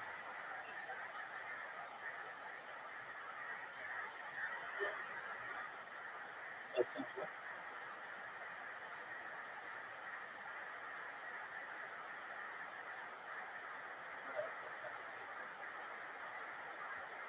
Yeah. There he goes. Marvin Izzy. Hey, look at the silent crowd. Like, wait, we got tricked. Yeah, you did. Yeah, you did. That's an old trick. Can I just say though? What? My next one, I will be invited to the Secret Show. Okay. All right. May I make a suggestion? Grow a fat pair of tits. All right. Red Band book. You know what? Show at a very specific.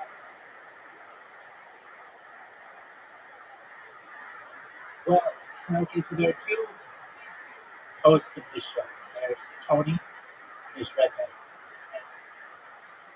Just some quick background, and I'll tell you why that's a funny joke in a second. But Tony started at the comedy store in Hollywood. Redman started the Joe Rogan experience with Joe Rogan. So all the things that are the Joe Rogan podcast, Red Band helped to start. And Red Band is notorious for being a pervert, for being perverted. And when the pandemic hit, they couldn't do the show live anymore, at least not here in California. So they had to move to Texas.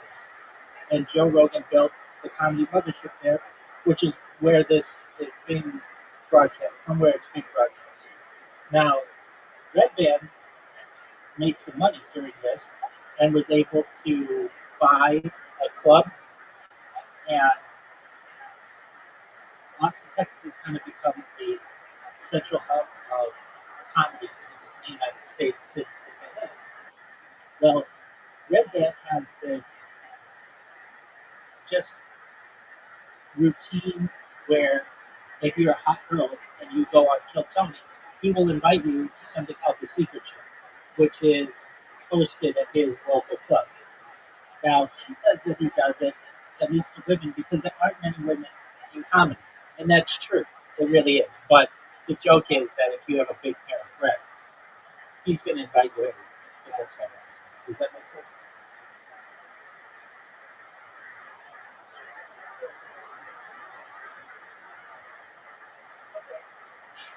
There you go.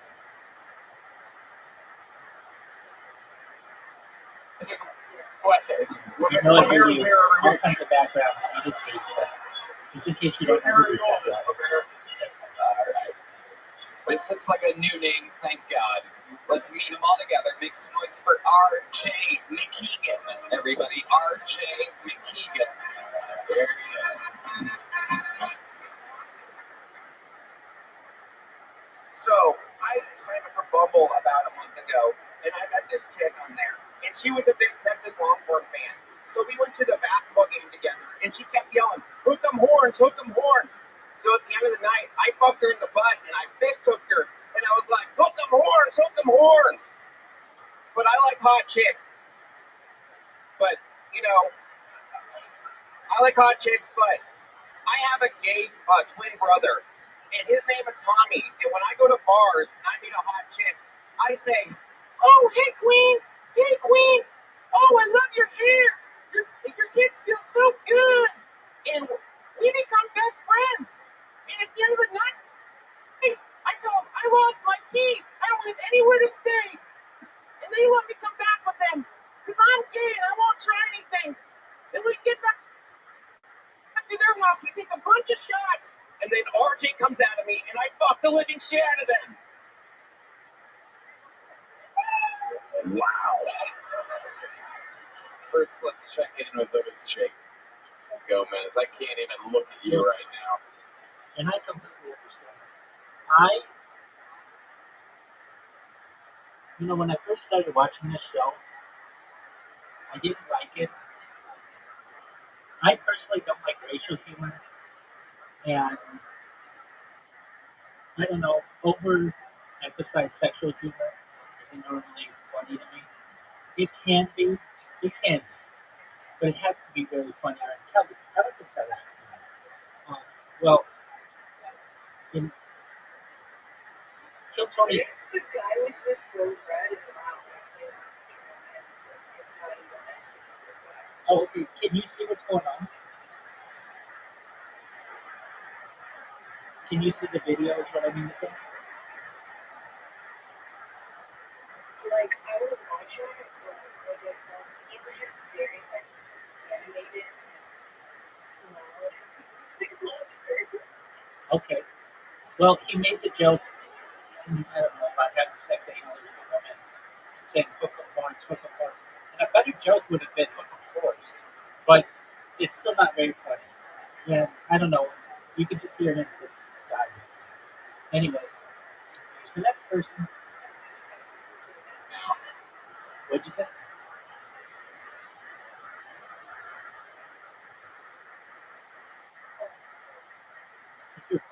Can you see me? I don't know if you see my video. Do you?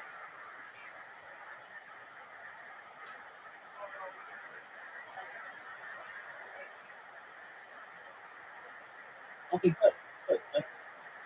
That's it. okay, that's wonderful, and that's your own personal treat. But I don't know. Sometimes you say that like the video doesn't work, and I understand that.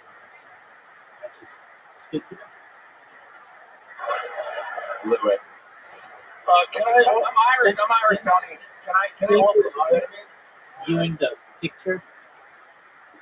Let me adjust it so it's easier to see, and you don't have to see all of the chat. This show's getting big, Audie. It is going to be nominated for an Emmy coming up, and it just booked something on Netflix, so it's pretty good.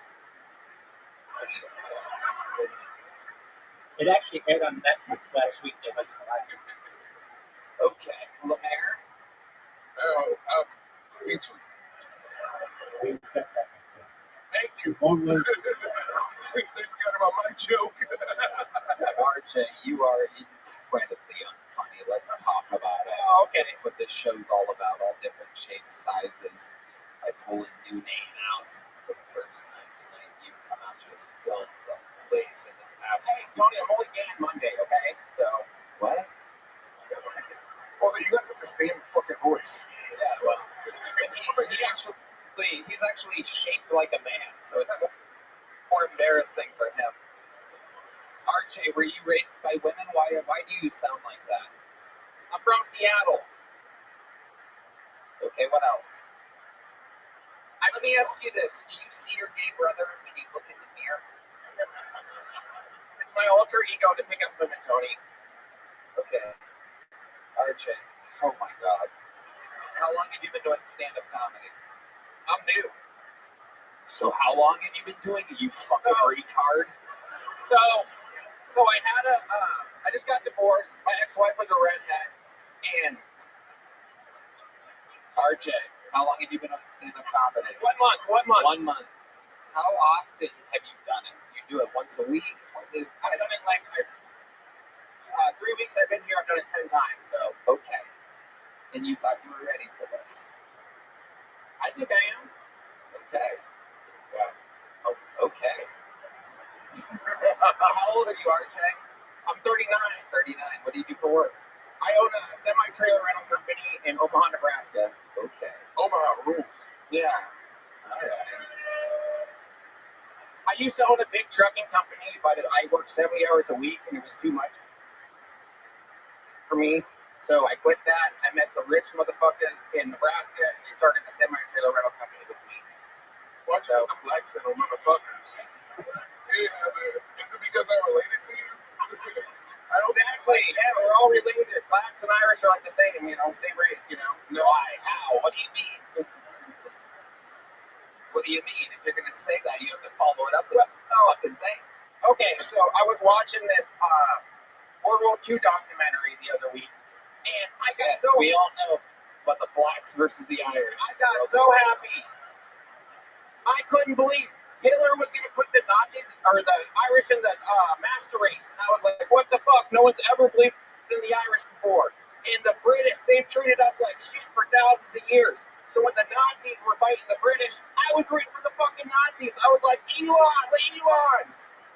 Boo Nazis, put up the RJ, has somebody told you that you're funny ever or anything like that? What exactly? This is like Red Band trying to get in the NBA right now. Like this, what are you doing in this industry? Okay, well, I got a lot of pain from my ex-wife divorcing me, so I moved here. Okay, let's stop right there. Your ex-wife may have been onto something here. Yeah. Okay, well, she was a redheaded. You know what a redheaded wife gets you when you're a successful businessman? Lots of anal sex. And for the first year of her marriage, we had anal sex. Take this fucking little joke, but get the fuck out of here. RJ Keegan. And here we go. No, RJ, no handshakes. Go. Get to touch people is a fucking consolation prize. Look at Jake Gomez. This rules. Yeah. I love when they're bad. It's so fun. Yeah, it is. It's part of the show. We love it. We fucking love it. Look at this Irish fight. Look at this retard trying to go in between tables to get back to his seat. That's not really the path to take. Hell yeah. I love it. No, you're good. I love it. Everyone's retarded tonight.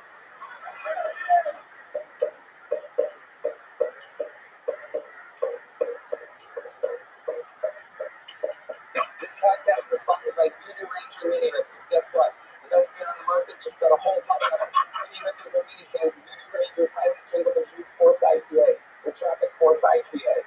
These mini cans deliver a quick and impactful hit at about 9.5% alcohol by volume and are great for moderation, storage, portability, and convenience. I love Voodoo Ranger Mini Ripper. You need to try them if you like your beer staying cold to the last sip. Plus, the mini size makes the perfect pocket beer. It's a 10 out of 10 to read to it. Well, sounds like we got another. That's right, Dan. From here on out, it's mini can full throttle because Voodoo Ranger Mini Rippers are the new go-to beverage to start your night with a bang. Seriously, these mini cans are fun, portable, and pack a hell of a punch. There's nothing worse than drinking a humongous beer and then feeling like you ate a loaf of bread. Find them nearby at voodooranger.com. Hello. This podcast is brought to you by Blue Nile. Consider this your official dose of Mother's Day is fast approaching. Sunday the 11th of May is the day for all the moms in our lives to show them how much we care. This year, go for a gift that ignites your smile and maybe even triggers a few tears. With a special piece of jewelry from BlueNile.com. Not a ring or a broom. That's Blue Nile amazing jewelry at BlueNile.com. At Blue Nile, you'll find thousands of independently graded diamonds and fine jewelry pieces at prices below your expectations. As the original online jeweler since 1999, peace of mind comes with every Blue Nile purchase. Thanks to some of the highest quality standards in the jewelry industry. Compliment mom's classic taste by sending a one-of-a-kind diamond pendant or ace a piece with brilliant style with a classic tennis bracelet. Need to know more about a particular piece? Well, Blue Nile is jewelry experts are waiting 24/7 via phone or chat or text message about your recs. They'll have Maybe live ads during the show. I have pop-up blockers, so I don't have to watch other advertisements or YouTube will become unwatchable to me, but I can't fast food. Hope you find a piece your mother will love. Johnny, I love Blue Nile. They make such classy pieces at an affordable price point. It's so easy to purchase amazing jewelry from their website. I think I'll get my mom a heart diamond this Mother's Day. Oh my goodness, that's so nice of you. So thoughtful, Red Band. Your gift will stay safe. Every Blue Nile order is insured and electric packaging and hold what's inside. And in most cases, even delivered overnight. And wave goodbye to buyer's remorse because Blue Nile also offers 30-day returns and a diamond price match guarantee. So treat mom right this Mother's Day. Enjoy the ease and convenience of shopping at Blue Nile, the original online jeweler. Go to BlueNile.com today. That's BlueNile.com. Makes space for your next bucket full. He goes by the name of Matt Sargent, everybody. Matt Sargent. We having fun tonight, huh?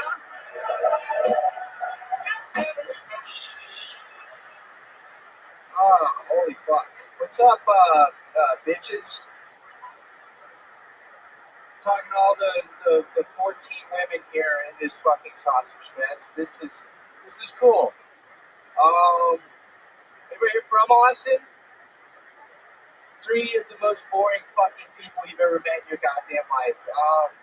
This city makes me want to kill myself. I would have already drowned myself in Ladybird Lake if it weren't for the fact that anybody that finds my dead body is just going to assume that it's a gay one. Hey, it's like it's one of the floating queers. He's floating face down. Look at him. Oh, thank God. This guy got I thought I would. Oh, yeah. This place is fucking bright. Jesus. So many ugly people. This is a very Austin crowd. You know what I mean? It's a very diverse crowd. Never seen so many different kinds of white people in my life. Alright, well, I guess that's all my time. My name's Matt Sargent. Alright, Matt Sargent. There's some extra stuff that doesn't even make sense. You have good jokes. I don't know why you're acknowledging how white the room. You're literally, this is a black, a Puerto Rican, black, Mexican, 3 Mexicans, black, super white. Why do you keep saying gray? There's a gray guy. There's a fucking illegal immigrant right in front of you. But he's with his dad, so it's okay. He's Mexican. Is his dad legal? Don't make jokes. There's Mexicans everywhere. There's women everywhere. There's so many women in the crowd. You said there's chicks here. 14 women here. They're the hottest ladies in Austin. In between your jokes, you make stuff up and then talk about the lightning. I'm nervous. I don't know. You don't have to be. Look at your hair. God, I wish you told me that 50. How can you be nervous with fucking hair like that? That's absolutely incredible. Good hair on top of my head, and then I got a lot on my ass. So I think that's okay. Prove it.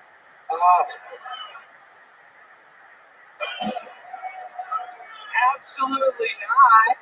This is a nice belt buckle. I'm not unbuttoning this for nobody except Mr. Tony Swift here, right? What are you into exactly? I got real incel vibes when you came out and called it a sausage fest with an average amount of women in the audience. No, I just thought it was a kind of an easy chat. I see a lot of glasses in here connected to a lot of weird-looking dudes' faces. Now you're calling out glasses. Did you see, 1, 2, 3 guys with glasses? How many do you see? What's with your numbers? It's actually less. I would say that the amount of glasses that I'm seeing right now is less than the average amount of glasses on humans in a normal setting. You keep doing this thing where it's like, God, is everyone wearing a plain white t-shirt today? I mean, it's so crazy. Whoa, I didn't realize I was in the beard factory. Everybody's got a beard. Whoa, what is this, a redhead convention? Wacky. Nothing that you're saying in between your jokes is even true. Probably not, but I was gonna say that you freak me out because you talk like Bradley Cooper in the movie where he takes that drug. What's it called? You should know your references before you fucking try them in front of millions of people. It's limitless. I was gonna say. Let's check in with the winner. Shut the fuck up. Doesn't it look like he sings mariachi at Whataburger? A joke. Pure, clean joke. I always forgot what it's like when those happen here. You do look like you sing. Do you know how to sing? No. Do you know how to do something other than stand-up comedy? You're a talented guy. I can jerk off on cocaine very well. You do a lot of cocaine? Not a lot. I just almost every other time it ends up like gooning. So it ends up what? You know what that is. There's no way you. Every other time it ends up what? It ends up in gooning. Gooning? You know, never heard of it. I don't know what it means, so why don't you explain it? I'm sorry. Okay. How many times are you going to, you know what it means? God, why is everybody terrible tonight? You know, let me explain gooning. It's jerking off on meth or cocaine. What's the fucking attitude on this guy? Are you going to let me explain it now that I said you know what it is 5 times? What a wretched fucking bucket we've had tonight so far. It's still just me being nervous. I don't know when to talk. I'm nervous. Maybe I'm nervous too, huh? You ever think that maybe the pressure of doing over 700 fucking episodes that everybody watches and having to up it every second, maybe I'm fucking nervous. Can I use that excuse, you fucking pussy? But your microphone's gold, you know what I mean? How is he gonna keep it original? How? With 700 episodes, it's a fucking bucket of people. What's he gonna do to keep it fucking original? There's people leaving. As we speak, there's people walking out. This is what I came for. What do you think about you ever hear me acknowledging the pressure on me? No, you're goddamn right. You ever hear me going, God, the nights are so bright tonight. Why is the place filled with blacks? All right, Matt, take a breath. Tell us about your life. What makes you different? What's happened to you? That's such a loaded question, but by easy fucking setup, you are correct. Yeah, I appreciate the layup. Dream question for anybody else. I don't know. Like I dropped out of college and then went to tech school and then now I'm here. You know what I mean? Like, how do you make money? It's a me thing. How do you make money? I sell boots. Where? I don't think I should say where I sell boots. You sell boots? They're on South Congress. It's a bar. It's not a bar. It's a boot store. It's like a high-end. You sell boots. Boots. Okay. I'm sorry, I got kind of late. I thought he said boots. Yeah. Boots. Yeah, I boots. Yeah. Boots. It was the third pick. I went Lewis on this. I had Boots and Booze ahead of it. I took a chance, went with Boots. Turns out it was Boots. Have you ever thought about learning how to pronounce what you sell? Boots. Very good. All right. Are you good at it? They haven't fired me yet, and it's been 8 months. So, You ever get nervous? absolutely. Sometimes it's famous people. Can you sell Tony a pair of boots right now? Yeah, that's a great point, Lemaire. All right. I like boots. Sell me some boots. Here I come. I'm riding.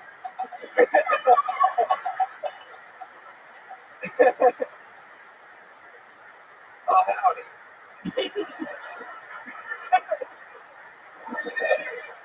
Oh, settle down, boy. Settle down. You get down. I'm going to swipe that ass. Get over here. You fucking crazy horse. Howdy, buddy. Hey, you happen to know where I can find some boots around here? When you rode this horse into this boot store, I figured you knew and you came in. A lot of fucking attitude from you. Jesus Christ. Seems like you do nothing but complain and find the negative things and everything. What size shoe are you, Tom? 14. There's no goddamn way you're a size 14, Tony. My friend. There's no way. I've seen people the size of Shaquille O'Neal a size 12 double E. There's no way you're a 14. Well, let's just say me and my horse have something in common. Relax, Buster. Anyway, since you want to argue about the size, can you sell me something? What do you think? Are they more expensive the bigger they are? No, it's all availability of like rare leathers, You're actually worse at selling boots than you are comedy. That's crazy.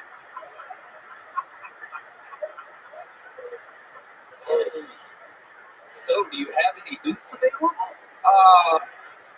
Of course I do, and Louis J. Gomez is a hater, and that's why he smokes, what cigar is that? Oh my god, what are you doing, bro? Focus. Sell me fucking boots, you fucking idiot. I'm sorry. Tony, I wish this guy had boots group in Brazil.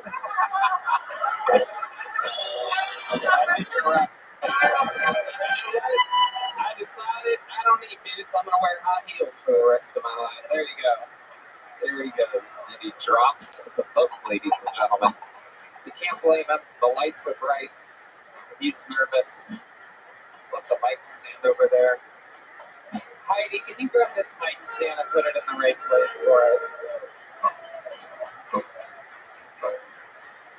All right, let's do this. Let's change the tone in this room a little bit. Let's get a veteran of the game up here, an absolute superstar. Ladies and gentlemen, this is a brand new minute from the one and the only Great America. This is Cam Patterson.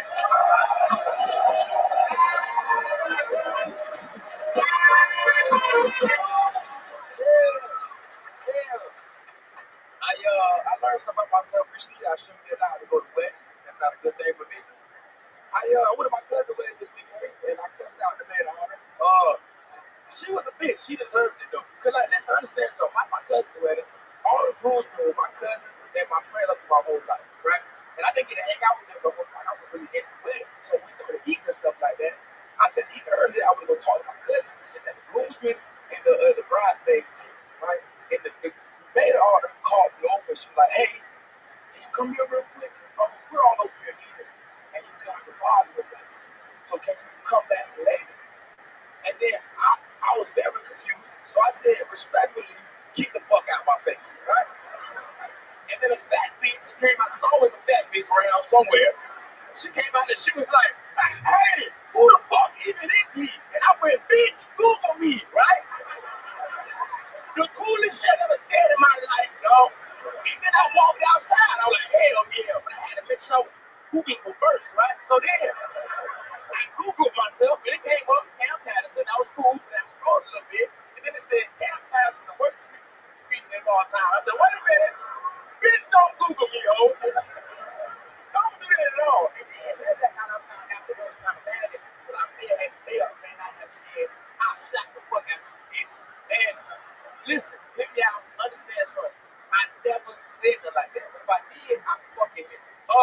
I became my nigga out somewhere. Hell yeah.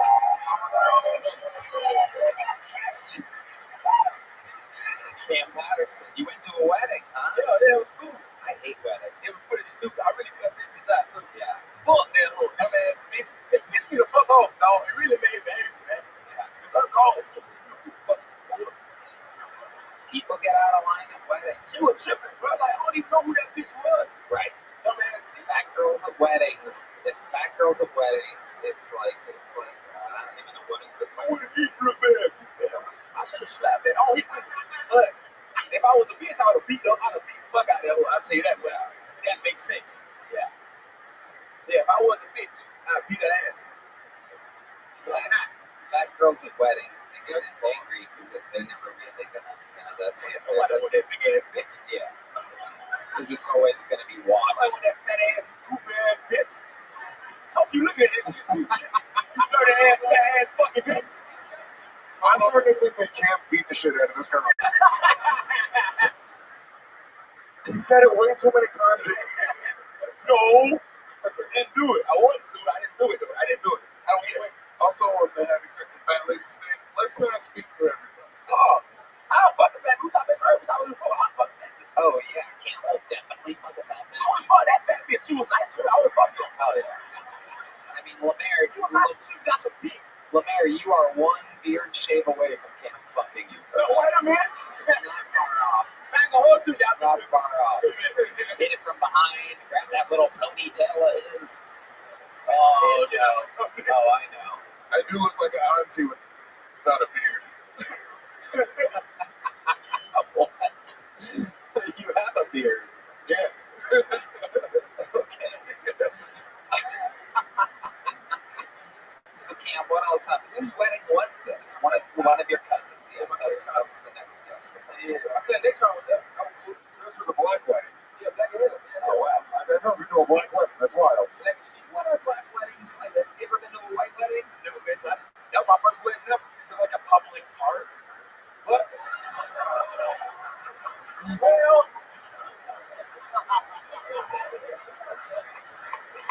Where's your sound effect? Give me your sound effect. Where's it at? You know where it is. There it is. Turn it up.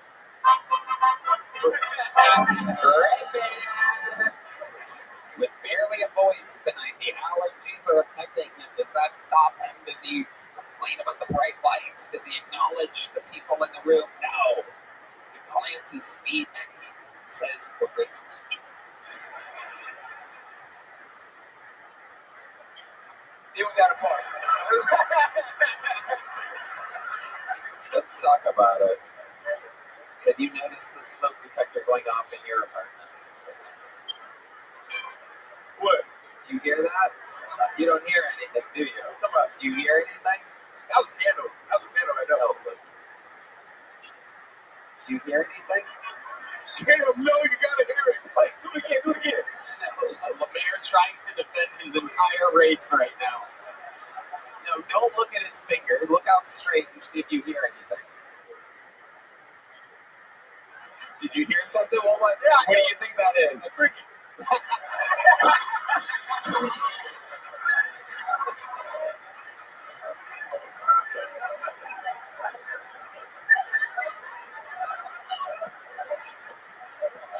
He thinks there's a cricket outside.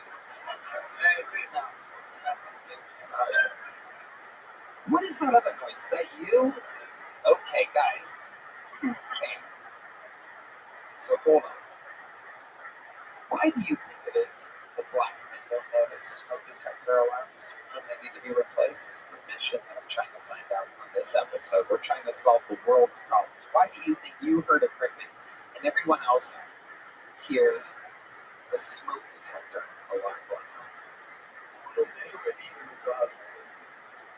Okay, can you repeat that? Can you repeat that one more time? You don't really need a smoke detector for real. You don't need one. You smoke inside, it's not gonna hook up the house. You know what I'm saying? It's gonna do its job too good. You know what I'm saying? So you never replace it. It's genius. Is this true, Lemaire? Is this the reason? I agree, Tony. I recently had to take down 3 of my own fire alarms.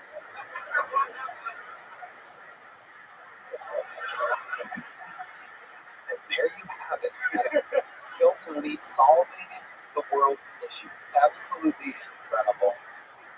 So, your cousin got married. Now, normally at weddings, people get a little horny. They get a little worked up. They get some drinks in. Right? Open bar. Was there an open bar? Yeah. So when did that happen? Did you notice people sneaking away? Yeah, I tried to fuck my homeboy. That was weird. Okay. My auntie, older. Your auntie is older, like ballpark of us age. Oh shit, yeah. Only in the black community do you have to clarify that your aunt is older than you. Yeah. That is a great point. You guys too, man.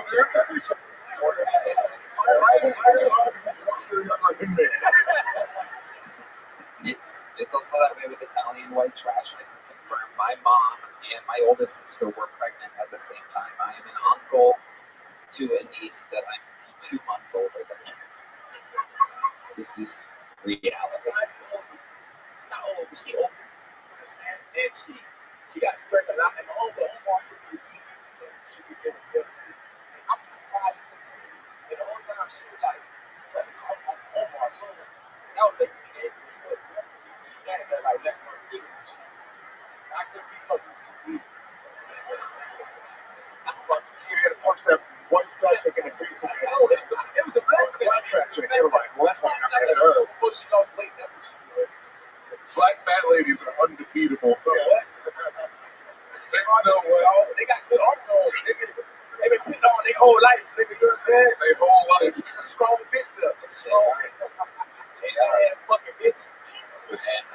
Dirty, sloppy, fat bitch.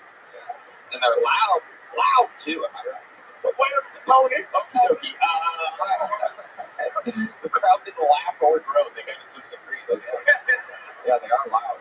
Okay, it's a comedy show. Please. It just turned into a rally for half a second.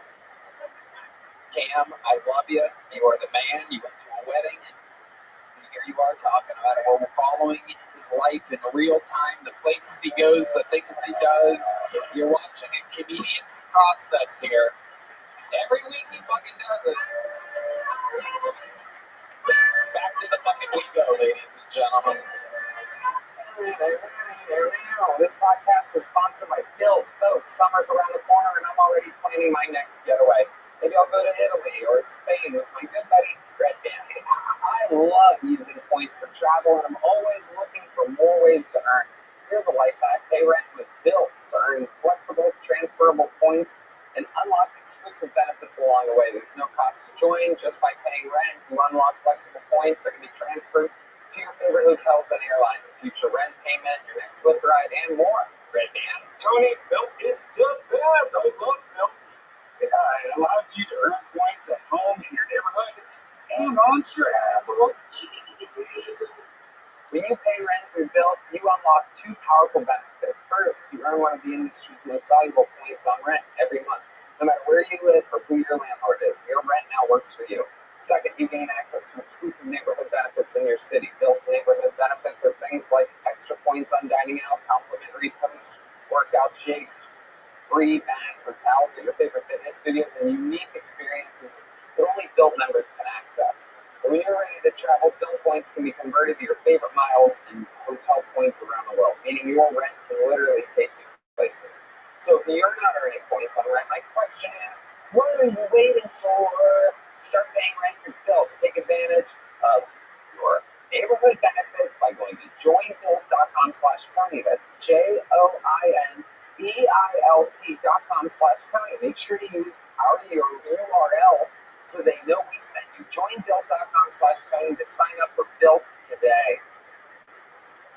Hello there. This podcast is sponsored by Open Phone. You know, if you're running a business, you know that every time you miss a call, you're leaving money on the table. When every customer conversation matters, you need a phone system that keeps up and helps you stay connected. That's why you need Open Phone. Open Phone is the #1 business phone system that streamlines and scales your customer communications. It works through an app on your phone or computer, so no more carrying two phones or using a landline. Tony, I love Open Phone. It's the best business phone system, hands down. With Open Phone, your team can share one number and collaborate on customer calls and texts like a shared inbox. That way, any teammate can pick up right where the last person left off, keeping response times faster than ever. Plus, with AI-powered call transcripts and summaries, you'll be able to automate follow-ups, ensuring you'll never miss a customer interaction again. So whether you're a one-person operation drowning in calls and texts or have a large team that needs better collaboration tools, OpenPhone is a no-brainer. See why over 50,000 businesses trust OpenPhone to manage their business's calls and texts. OpenPhone is offering our listeners 20% off for the first 6 months at openphone.com/Philtony. That's OpenPhone.com/Philtony. If you have existing numbers with another service, OpenPhone will port them over at no extra charge. OpenPhone, no missed calls, no missed customers. Hello, this podcast is sponsored by Shopify. When you think about businesses that are selling through the roof like aloe or Skims, you think about a great product, a cool brand, and brilliant marketing. But the big secret is actually the businesses behind the business, making, selling, and for shoppers, buying simple. For millions of businesses, that business is Shopify. Tony, nobody does selling better than Shopify, home of the #1 checkout on the planet. I think it's the best tool around to help your business sell more. You're so right. And the not-so-secret secret is Shop Pay that boosts conversions up to 50%, meaning way less cards when abandoned, way more sales. So if you're into growing your business, your commerce platform better be ready to sell wherever your customers are scrolling or strolling on the web, in your store, and creating a running the channel. Because businesses that sell more sell on Shopify. Upgrade your business and get the same checkout that Skims uses. Sign up for your $1 per month trial period at Shopify.com/Philtony. All lowercase. Go to Shopify.com/Philtony to upgrade your selling today. Shopify.com/Philtony. And tonight we are going to meet Matt Rivas. Make some noise for Matt Rivas, everyone.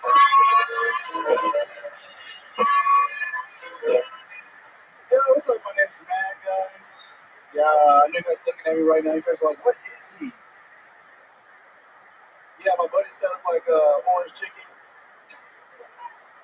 Yeah, because I look a little Asian, but I was definitely made by a couple Mexicans. It's true, I got like 30 of my cousins in the back of Panda Express right now. Yeah, I'm Mexican, man. I used to be a simple man though growing up. I used to be a big Butterface guy. You remember those Butterfaces? Yeah, everything's nice about a Butterface. Not many of them out here in Austin, dude. All I see out here nowadays is damn butter apples. Y'all heard about that? Everything's nice about a butter Adam's apple. Yeah, I saw him the other day. I was like, what the fuck is this? Dude, I thought God was testing me. I was like, is this a Old Testament scripture? Am I supposed to kill it right now? I didn't know what to do, man. Yeah, I was kind of turned on. I'm not gonna lie, dude. This bitch was 6 foot. Looked like Kim Kardashian, but her Adam's apple the size of my kneecap. I was like, damn, girl, you got 3 ACLs? Could at least get on a Derrick Rose, man. I appreciate it. Matt Rivas doing jokes. I like it. Orange chicken. Good one. Fuck yeah. All right. Sideways 5 for Lemaire. Good thing to start. Lemaire, you want to say something? Kind of bros. Oh, you know each other. Yeah, all right. Yeah. Okay, how do you guys know each other? Because he loves orange chicken. I see him in the drive-thru a lot. He get that shit right. It is wild how Asian you look. You have absolutely Asian eyes and no Asian in you whatsoever. No, man, I got a little Japanese in me. Okay. Yeah, it's the eyes. It's the eyes, yeah. Yeah, the strongest percent is your eyes. And the hat. John Dees points out that is how Japanese people wear hats, normally when rolling dice in the squatting position. Yes, exactly. You know exactly what I'm talking about. What do you do for work, Matt? I work at a smoke shop here in town. Okay, what do you just... Yeah, it's a smoke shop, sell pot, stuff like that, get some wraps and stuff. Okay. What kind of wraps do you prefer? Do you smoke blacks? Growing up, I used to be a big Swisher guy. Now that you've grown up, how do you smoke? Papers, man. Regular white rolling papers. Regular old white rolling papers. Okay.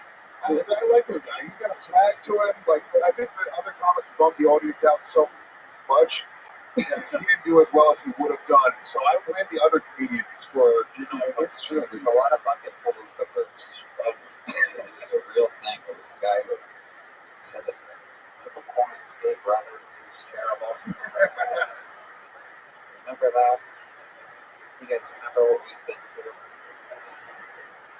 Right, so there's 14 women.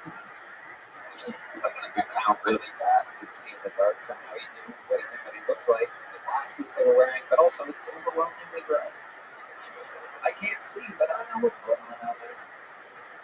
And then there's you. You've been doing jokes. How long have you been on stand-up? 3 years. 3 years. You go hard though, right? You do this a lot at nighttime. Yeah, a lot.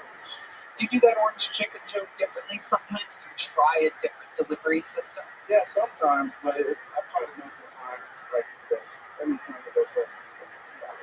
I tried every time with it. It's a really, really good joke. Just a positive ending. I mean, yeah. You know what you're doing. Yeah, exactly. What else have you been talking about on stage lately? What are some like friends and stuff? Man, the trans ones are crazy, man. Have you really run into one? No, I haven't. It's just interesting. Everybody loves talking about trans women. It is very, very compelling subject nature. It's because it's like your best friend could be a trans dude just ASAP. Like you could be a homie. You're the homie, right? You're the homie, and there's another chick. Got tits. Holy fuck. Okay, well, man. Doesn't Matt look like DEI Stroganoff from Indiana Jones? Yeah. He does. Matt, what do you do for fun? What are some hobbies of yours or whatever? I like to play baseball, so I like to play tag. You play baseball? I did growing up. You're an adult. I know. What you play baseball for? That's what I'm saying. That's what I do. When's the last time you played a game of baseball? Bro, like 8 years. Like, do you ever go out? Do you go out in the city? Do you do anything? I go to bars, man. I get to talk to chicks at bars. How do you talk to chicks? What's your opening line? Guys, I just tell them I'm for Dave Chappelle. They're like, is that true? No, I'm just kidding. Right, yeah, that doesn't make any sense. No, that's horrible. But seriously, like when you're at a bar talking to chicks, like what would you say? Be like, hello. Yeah, I'd be like, hello, depends on where I'm at. All right, hold on. So tell me as a girl you're hitting on at a bar. Yeah, I'm gonna come up on my. Fuck. Hold on, I'm coming up to the bar. Here I come. Hold on a second. Here I come. Here I come. Hold on. Okay, here we go.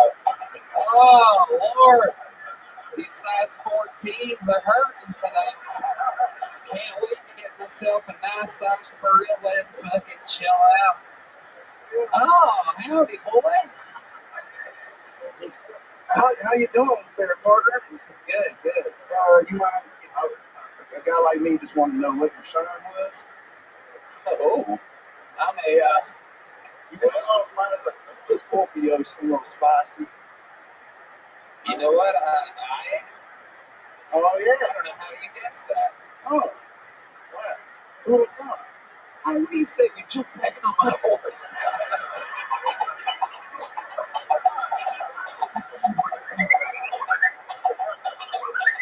You like it back there? You want to have it in front, man? Man, come on. Let's switch positions. Whoa. Whoa. Oh, well, let's go. Yeah. All right. Matt, what's the gayest thing you've ever done? I think it was that interaction. I'm not gonna lie, that was the gayest show I ever done. Come on. What's the gayest shit you've ever done?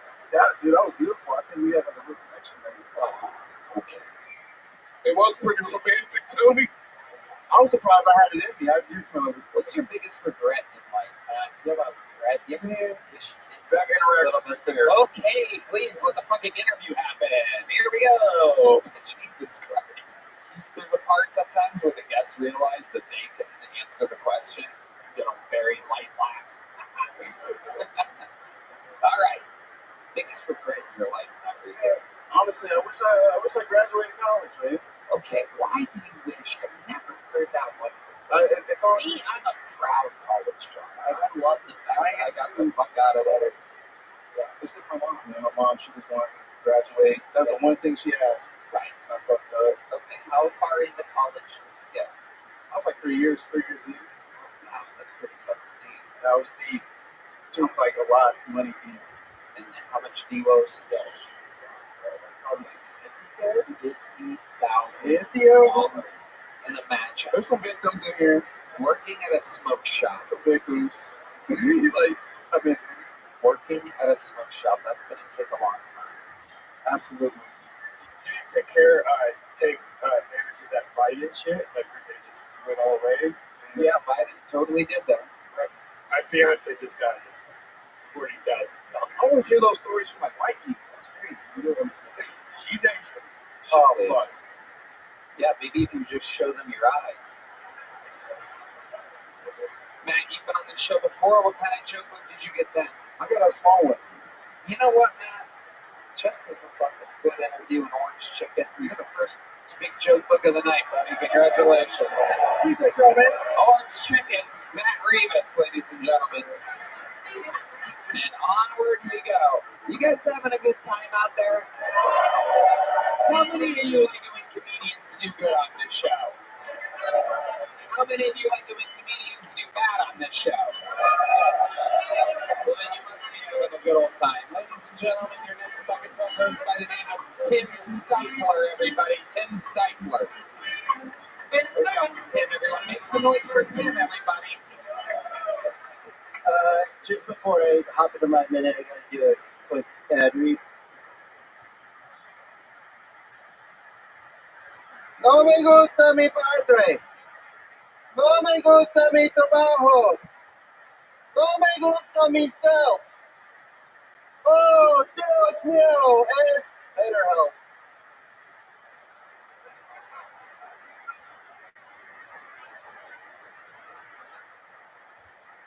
Para 25 usar code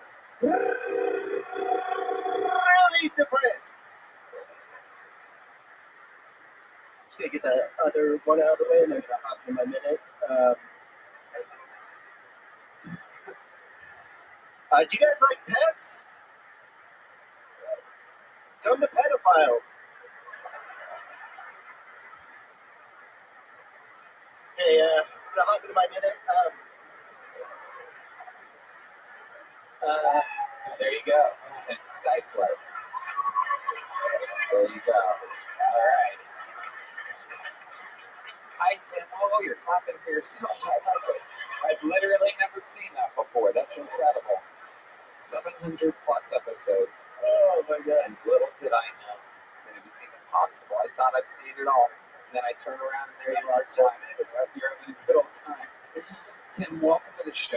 How long have you been on stand-up? Just a little over 2 years. A little over 2 years. Where at? I started in San Diego for 9 months and then here for the rest.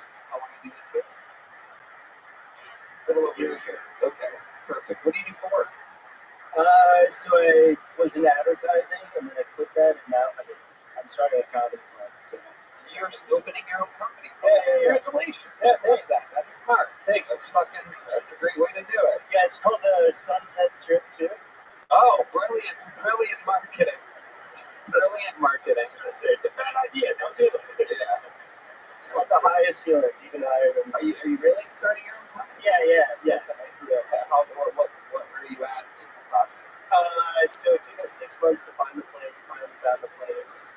We're in the negotiations back and forth for the actual contract, the recent contract. Did you inherit a bunch of money? How do you plan on buying a company? I owned an ad agency and then I got bought out because I found stand-up and just got too obsessed with ads. Speaking of ads, you were talking about being depressed. You mentioned another company, but I want to remind everyone that Talkspace is actually the license provider is right for your needs. Typically within 48 hours, you can also switch providers at no extra cost. It makes getting help convenient because you can take your appointments from the comfort and privacy of your own home. You can even talk it up between sessions by sending messages to your therapist. And as a listener to this podcast, you get $80 off your first month at Talkspace. When you go to Talkspace.com/Tony, enter promo code SPACE80 to enter the licensed therapist today. Go to Talkspace.com/Tony and enter promo code SPACE80 to get $80 off your first month and show your support for the show. Tony, I love Talkspace. Yeah. Yeah, me too. It's important to remember that Talkspace is the place to go. Yeah. No other company. My bad. Yeah, It's across the street from the Sunset. No. There's another club being built across from your club. Wow, this is Are you serious? This is amazing. Yeah, fuck you. No, yeah. It's like 100 comedy clubs here. Yeah, well, that's what happens. It's the live comedy capital. I am so nervous. I did not know this. Let me tell you something. Let me just cut you off. Relax for a second. Let me talk. Just let me talk. Yep. A lot of people have been nervous. No one has handled it better than you. Everyone's nervous. How could you not be nervous? I would be nervous for this show, and it's my show. If I got pulled out of the bucket, I go, oh, fuck. I thought it was going to be fine. But yeah, no, thank you. Thank you so much. What's up, guys? This is going on over there. Everybody's freaking out tonight. You just so handled me well in front of our very eyes. Yeah. This is a small stage. I didn't realize it was going to. It's always, everything is smaller. Everything is smaller than you believe. That's fine. Yeah. Whoa, Jesus Christ. All right. So, there's literally an audience member that's like, I can do it. I can do this. The fucking fools have been so rough. People trying to be funny from the crowd. Okay. He's got a funny face. Okay. Stick with me over here. Jesus fucking Christ. This is crazy what's going on in here tonight. How tall are you? Because you are adorable. Oh, thanks, man. You too. 5'10", probably. You're not 5'10". Yeah, you're right. I think with these fucking combat boots, I'm like 5'11", probably. No, for real. It's time for the tape measure. Ladies and gentlemen, there is an absolute 0% chance that he's 5'11". There is no way that he's 5'10" without the boots on. You're about to catch a man in a lie. Everybody, Yoni has the tape measure. This is one of those moments that you'll never forget for the rest of your life. Yoni, make sure that it's nice and level there at the bottom. 5'9". 5'9" in the boots. We're going to call it 5'7" without the boots. And now back to the point that you are adorable.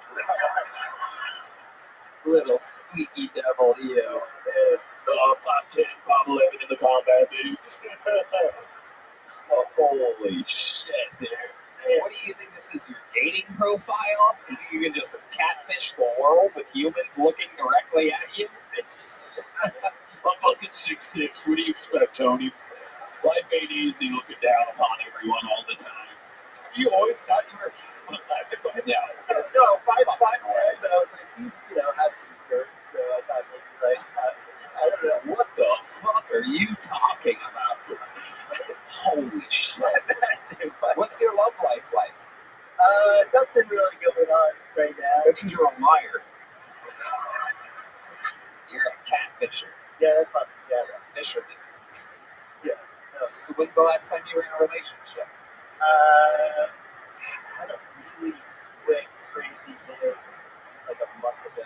Yeah, when you say a quick, crazy thing, let's take a breath. Tell me what you mean by that. She's probably going to watch this, and that's fine. Wasted breath and time right there. Let's talk about what happened. So this girl, this has never happened to me. This girl slid into my DMs. Like, literally never happened. I was like, what the fuck? And then I looked at her, I was like, oh shit, she was pretty high. Ex-model, I was like, what the fuck? And then I met up with her, and she was cool, and I vibed. Probably the most passionate, crazy week, and then really irresponsible. Just like, yeah, let's get in a relationship.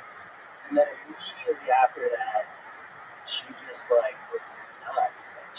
Okay, here we go.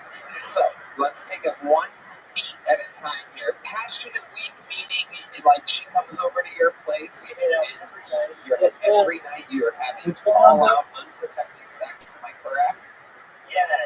That's right. You gonna leave me?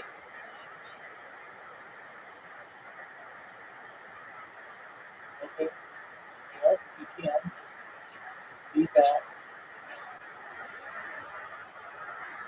In less than an hour, because it's first meeting. And I'm gonna play for you.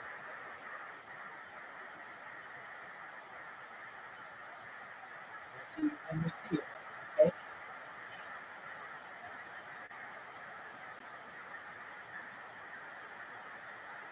Very good. The catfish fisherman caught a dolphin. And there you are. Passionate, unprotected sex. Your eye contact. Who doesn't love that? One of them. Look at the ladies getting wet in their panties at that part. Who needs sex when you have straight eye contact? Unbelievable. Are you sure it wasn't a dude? You homo? No, I'm kidding. Eye contact's gay. That's gay, dude. And I would know. All right. So, when you say, after we, first of all, let's talk about how you introduced relationship anyways. Were you like, man, Yeah.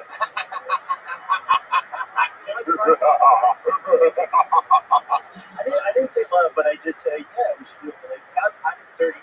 I'm the older. Yeah. So she's like 26. Super responsive. Yeah. Lewis loves bad decisions. He gets a applause break for bad decisions. It's not a bad decision. It's a young hot babe. But what? It's a young hot babe. What is he supposed to do? Yeah, what could go wrong? Pancreatitis.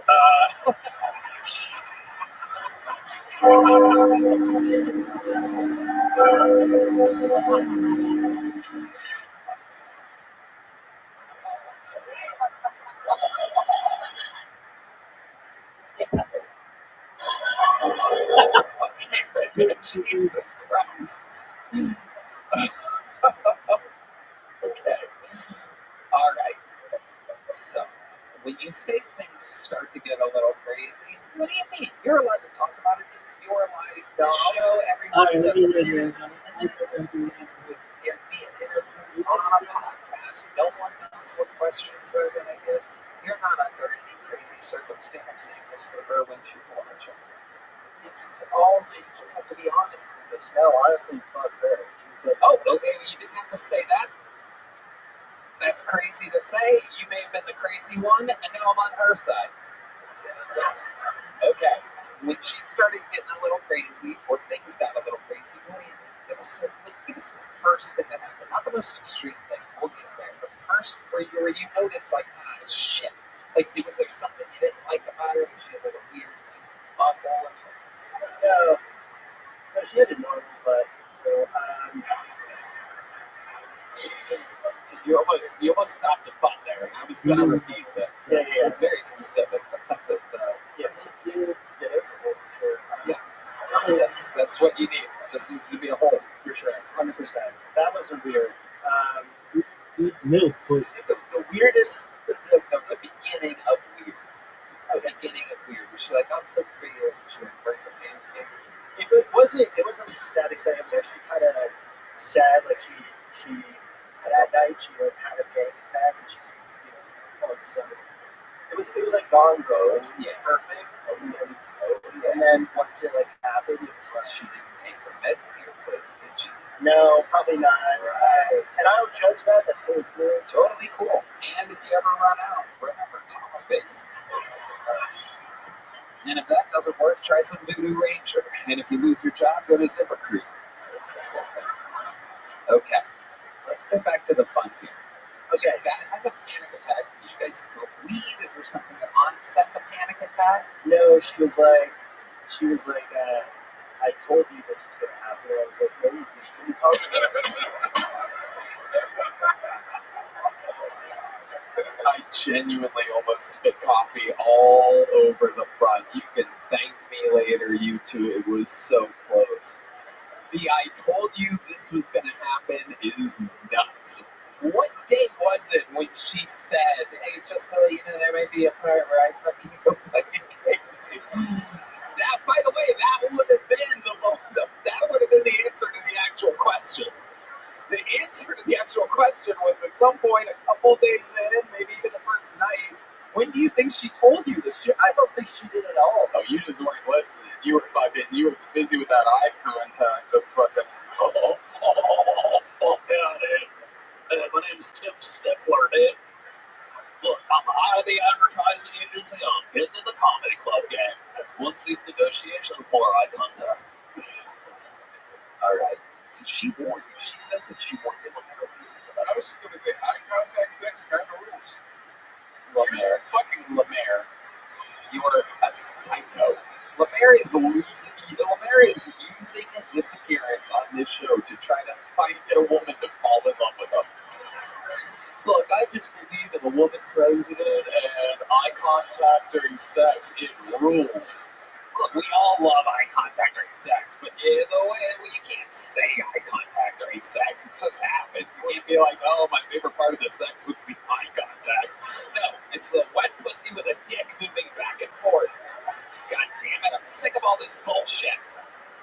And by wet pussy, I mean wet butthole. And he looks back at you and you say, sir, I love you.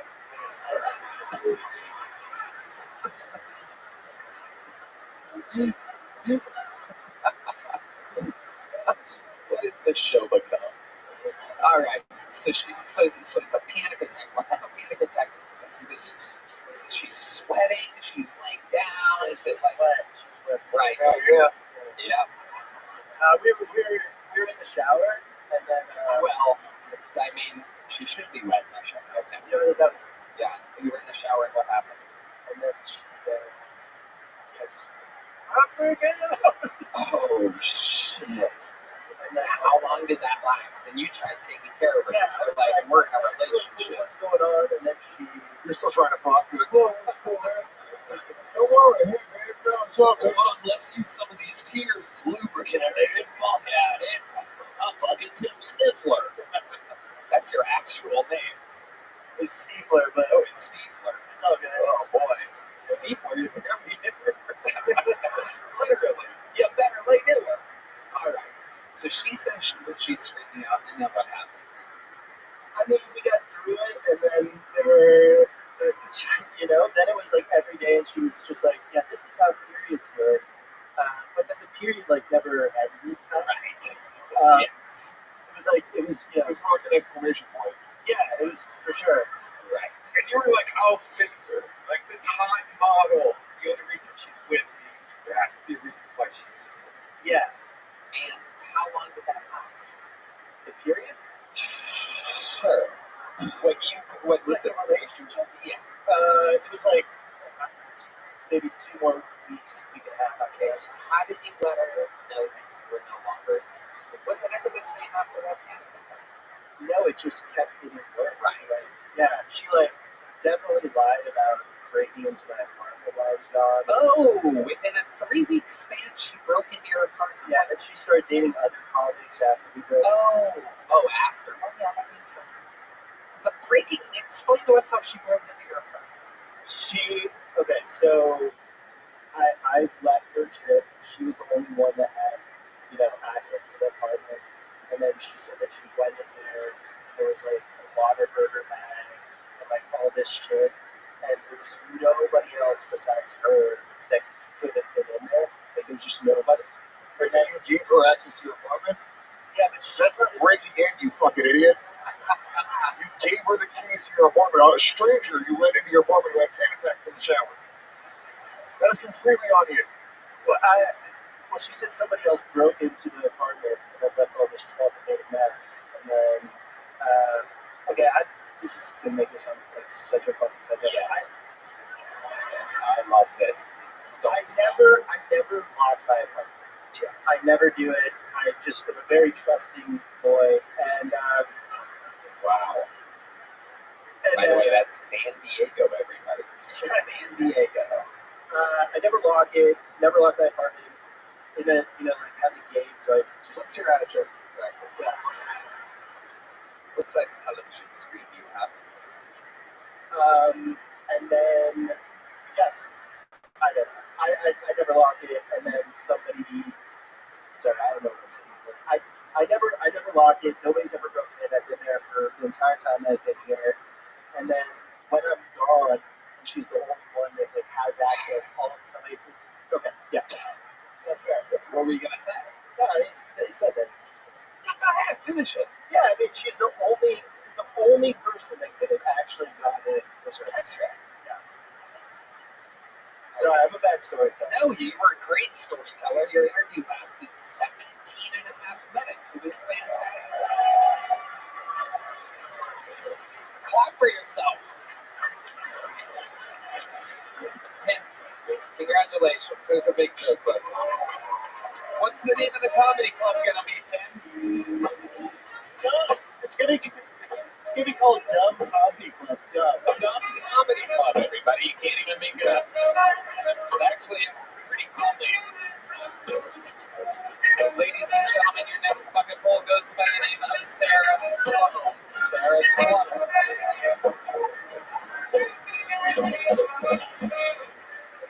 So my mom is super Hispanic, and I'm talking like very Hispanic. This is how she wakes me up in the morning.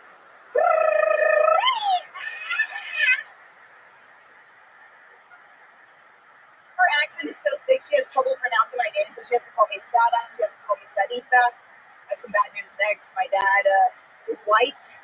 Ew. So he likes to call me stupid. He likes to call me ugly. Oh man, so before I moved out here to Austin, my parents were talking to me, and they were like, Sarah, never in our lives would we've imagined that our 22-year-old daughter would still be living at home with us, leeching off of us. And I was like, whoa, I'm going to stop you right there. I'm 27, okay? My parents have always been extremely pro-life until they had me. Now my mother is for after-birth abortions. And I asked her up to what age, and she was like, whatever age you are. I say so much. Sarah Sloan, welcome back to the show. You've been on before. Yes, You sir. famously have the legendary horse noise. How'd you like to do it for the audience? Love to. Yes. It's what I do. This is her bread and butter, ladies and gentlemen. We had her do it in arenas, and this is the greatest horse noise you've ever heard. Here I am riding. Hold on, let's just play along here. Here I am. It's just me coming into work on my horse, and it's unbelievable. Unbelievable. That's right. People are in awe looking at each other like, did you hear that right now? It boggles people's minds. But that's basically the only thing that you're good at. We've tried to figure this out. We were in a couple minutes. So Sarah, how's life been going? It's been amazing, especially ever since, being on here. Like, you change lives. That's what I do. Absolutely. You wouldn't think so by the attitude of some of these fucking bucket holes over there, I gotta tell you.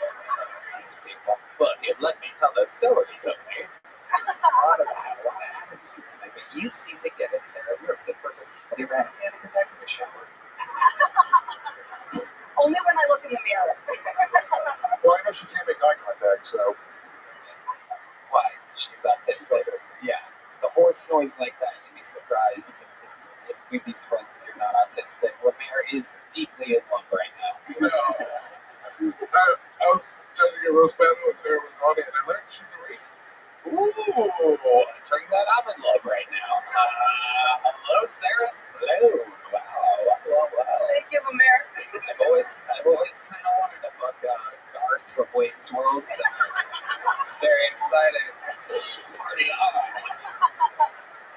I love it. What kind of guys are you into, Sarah Sloan? There was this YouTuber that he does microphone interviews, very nerdy, and just looked like a male version of me, and I was really into him. Did you hit him up? I put in the comments, I was like, hey, you said you were single on your podcast, that's crazy. I've had a baby crush on you for a while. Baby crush. Who's the YouTuber?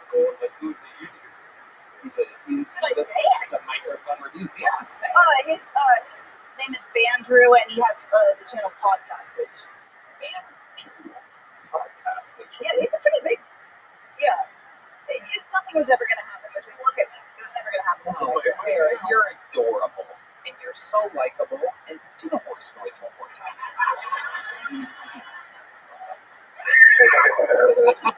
That's unbelievable. I wish I could do that. Almost there, right? With a little practice. Do it one more time. Again. Well, there you go.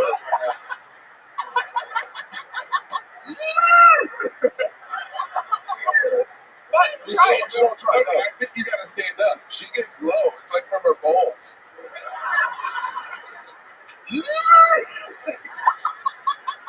You try it, Redman. You try it.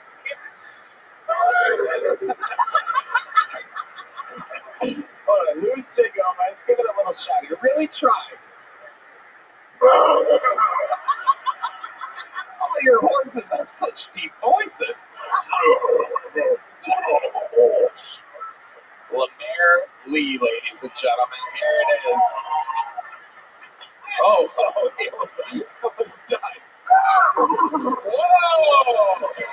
Oh my God, a little black beauty over here. Holy shit. That's incredible, Lemaire. It's absolutely unbelievable. Fucking look at this. I love Mr. Antoni. Oh my God. Sea biscuits. When he sees biscuits, he eats biscuits. Lemaire always has peanut butter on his nose. He's a big fan of the Kentucky Slurpee.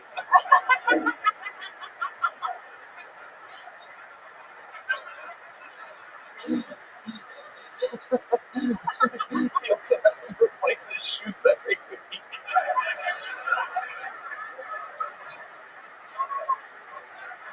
Oh God. Oh my God. So, Sarah, what's the last time you were on a date with somebody? I've never been on a date with anybody ever. Really? Really? Never. Never. I don't get it. You seem Wow, look at me. Why do you keep saying that? You're adorable. Mike, look at Mike, look, big Mike over here. Is there something on it? Mike, say it into the microphone, Mike. They kiss me. Oh, Mike, what are you? I was kidding. Have you kissed? I was kidding.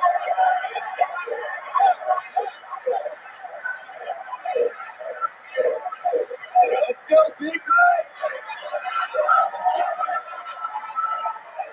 He's taking out the heart. Let's fucking go. Let's fucking go.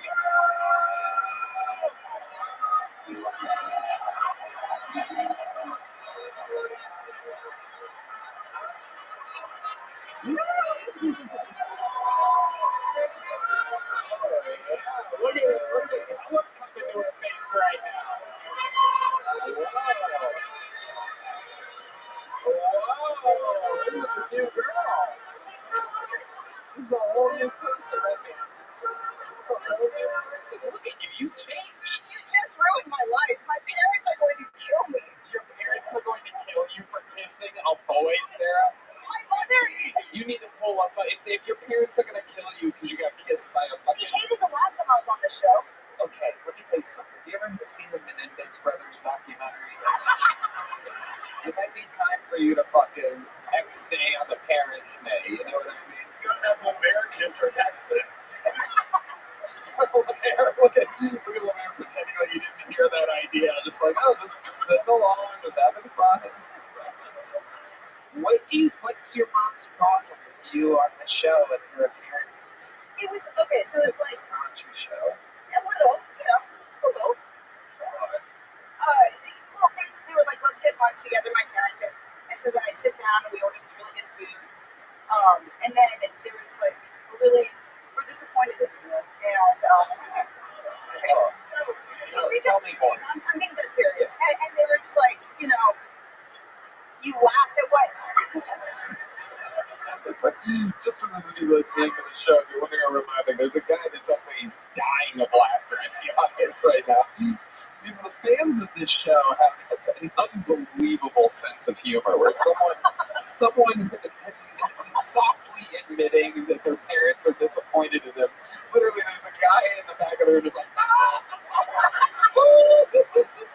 It's unbelievable, sir. You are pure evil. So they said you're disappointed in you, but why? Any specifics? Yeah, I thought, you hated my minute, but like my last minute, I thought was better than this one. And they said, like, they didn't say anything acknowledging that it was good. All they did was just talk about how I shouldn't have been laughing at the jokes you were making about me. And they said, you shouldn't have gone along with the jokes on the comedy show. They wanted you to stand there like a fucking stiff. You're funny. I can't help but laugh. Well, you're goddamn right. They're the ones in the wrong. probably had a lot of bad things about me to say about me at the end of October, early November. And look at us now. Look at us now. Parents don't have shit coming out on. Yeah, thank you. Thank you. How about that? How about that, Mrs. Sloan? Ha ha.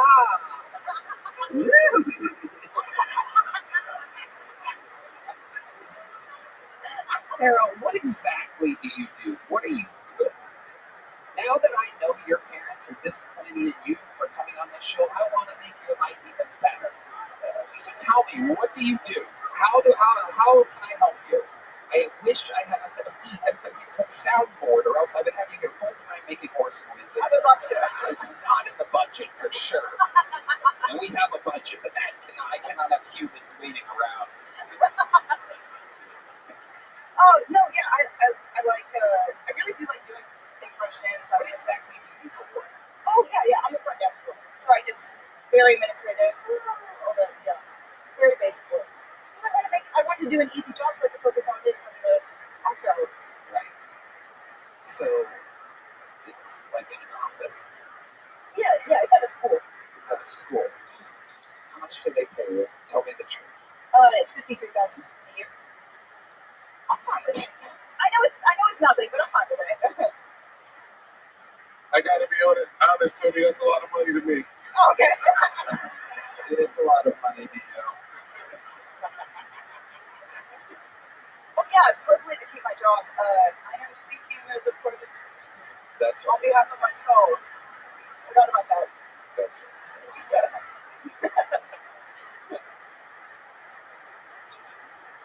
Tony. $1,000 per week. $1,019.23 per week. Is that wow? I never heard of that. Yeah. Tony, you compared me to the horse girl. Come on, dude. Let her quit that job. Have her be the horse girl on the show. Get the drop in the bucket, Tony. You know what, Sarah? God damn it, Michael.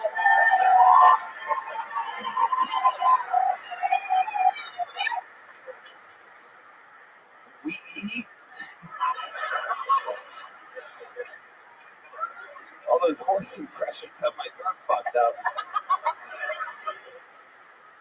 Do you drive?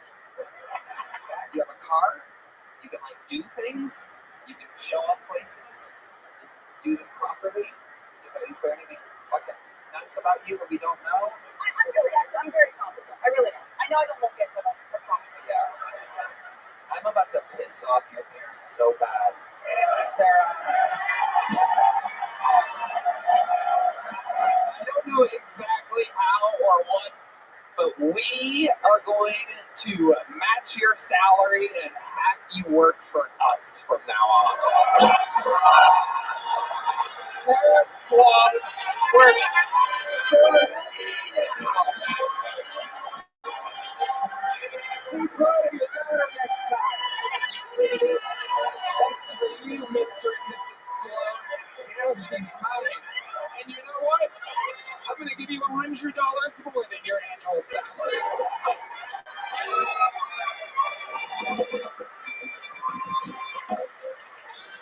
You have to go through a 2-week trial and pass it. To make sure you're not completely nuts, but I promise I need people to do things like groceries and stuff. The Yoni and Christy will train you. They're very, very good, cool people. It'll be good. It'll alleviate some of their pressures. Since they're big, fancy television producers now.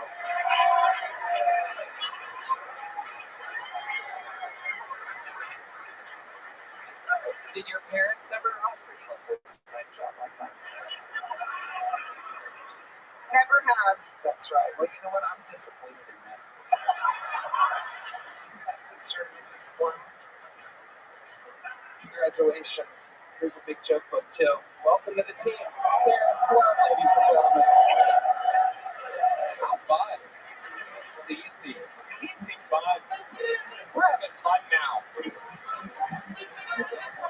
People just figured out the loophole.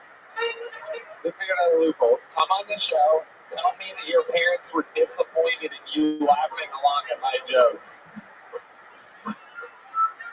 2-week trust guy. It's the same guy that just keeps pissing over and over again. Bend down. There's a fucking camera, you idiot. Sarah Sloan, kick this guy out of here. Get to work, bitch. Alright, your final bucket pull of the night goes by the name of Colton Jones, everybody. Colton Jones.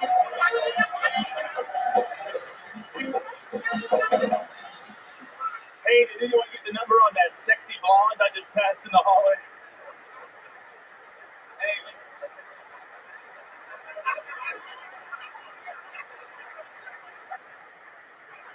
Yeah, my dad is a conspiracy. This guy out of here. Get to work, bitch.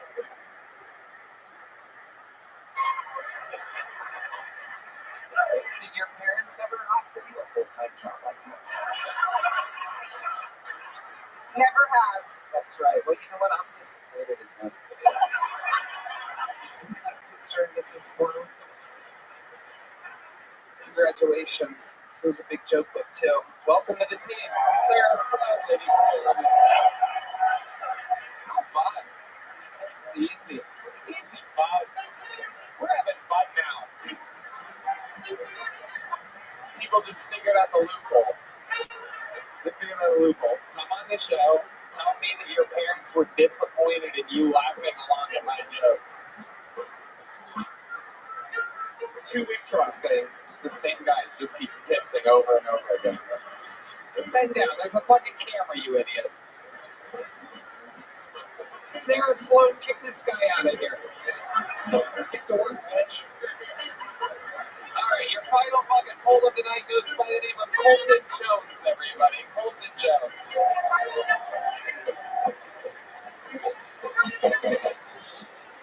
Hey, did anyone get the number on that sexy blonde I just passed in the hallway? Hey.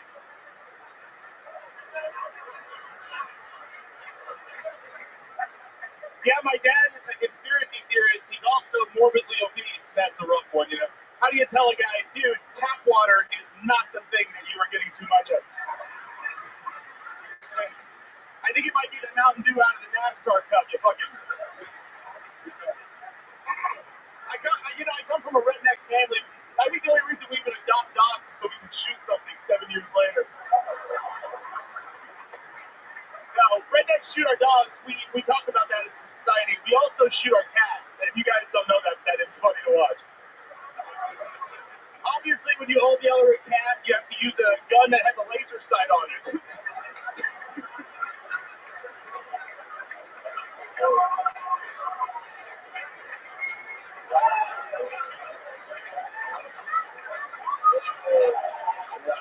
Ladies and gentlemen, what a turn the bucket has taken as we come around the final bed.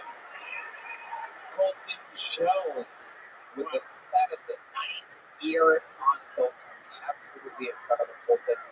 Very funny man, very likable, very jolly, strong delivery, great, unbelievable writing, perfect all the way around. Welcome back. You've been on this show once before? Once before. And this is your return. It's been a while, a year or two, right? It's been a while. That's right. That's right.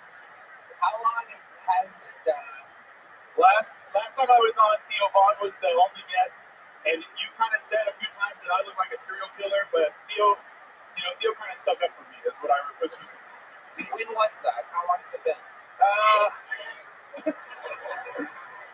It's all good. It has been like a year and some change, I think. Yeah. Remind us, what do you do for work? I work at Sunset Strip. Ooh, hello. Looks like we're all fucking employing great people One of here. my favorite people that works at the Sunset. Oh, that's so nice. It's being so nice. It's kind of crazy, huh? Hell yeah, I wonder why I called you a serial killer. That's not creepy at all. It's just a shock is all. It's it's great, and I produce a kind of a night show here in Austin called The Absolute Show. I'm one of the head writers on that, starring Mary Liz Black. So love it. Very people, Colton's one of the funniest people in the city. Yeah, I think we can all tell. It's absolutely incredible, Colton. Amazing. Yes. Getting the crowd to make even more noise. God, this is great. Yes, it is. It is. It is fun. I absolutely love it. What should we talk about? What should I ask you? Well, I just got back from New Orleans today. I drove in yesterday. I killed a lot of hand grenades. Saw a bunch of homeless people be really good at the trombone. New Orleans is a crazy fucking city. It's diabolical. I was there for the Super Bowl. I did a show the night before the Super Bowl. It was crazy. I've been there before. Every time I've been there, it's crazy. There is a vibe in the city. And I will say that for the first time ever, coming up, but let it be known that our friend here, Louis J. Gomez, puts on literally the best comedy festival of the year, and it is happening this year in New Orleans, Louisiana, for the very first time. Let me ask you a question. Colton, would you like to go back to New Orleans this November 14th? I would fucking love that. Wow. I would fucking love that. You would love to have you at Skankfest this year, brother. He's so Skankfest.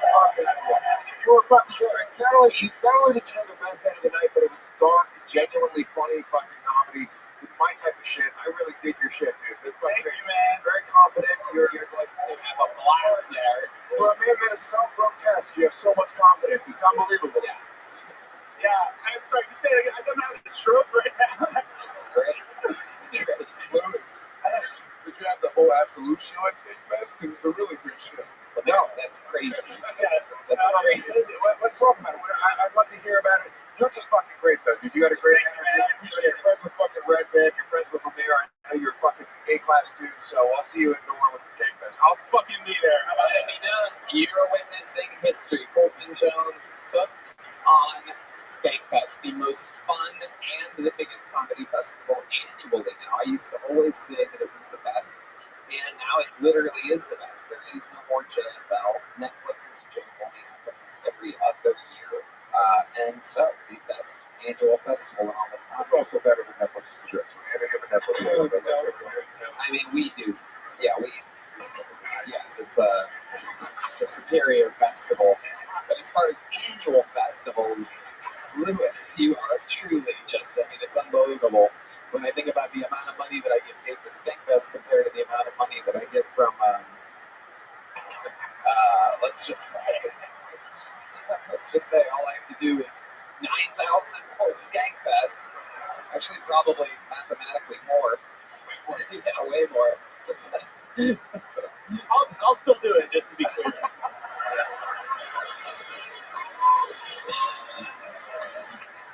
I'll still go.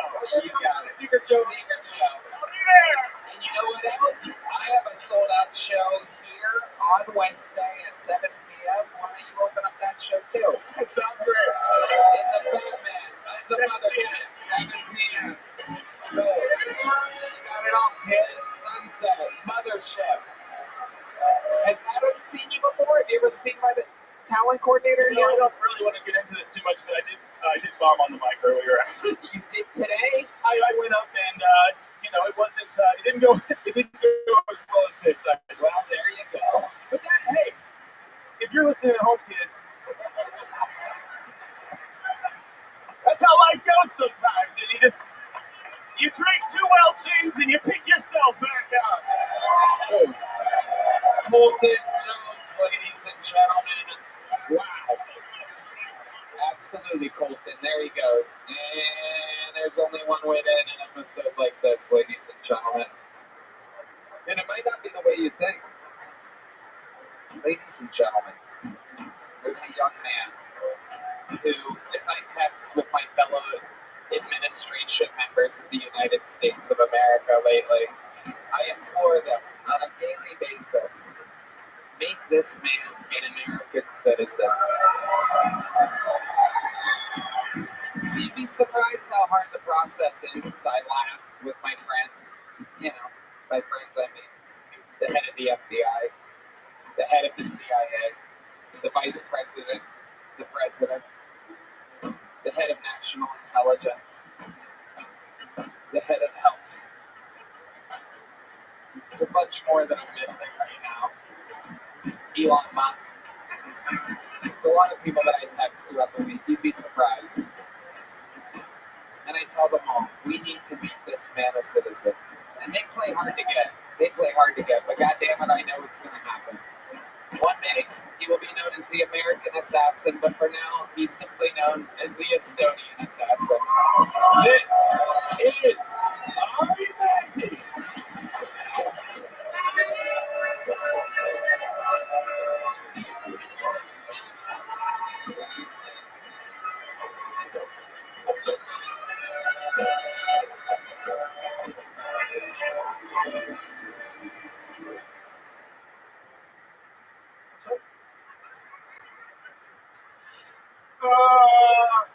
Fuck Southwest Airlines. Give me a fucking seat. Did I didn't know it's legal to sell 360 tickets and then just let us baboons figure it out.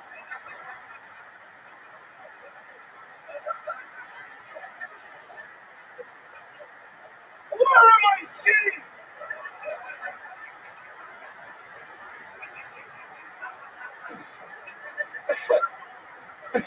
You know when you get like an aisle seat, then another guy's got the window.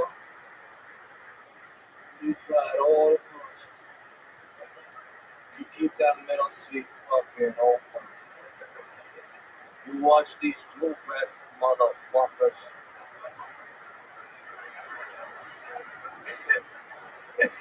You know when you're covering the aisle and you try to look as insane as possible?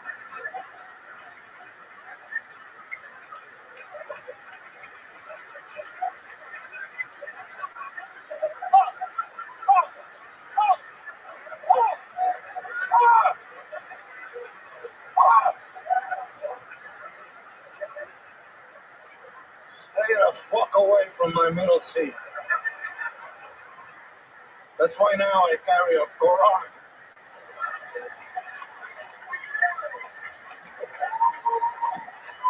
I put that shit down.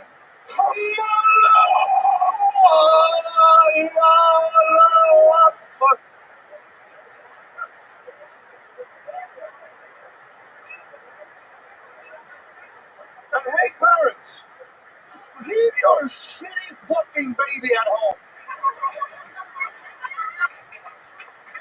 What the fuck's he got going on in Phoenix?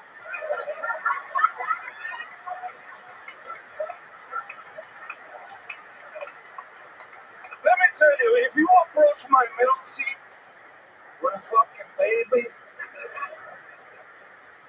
I'm gonna be weird to that baby.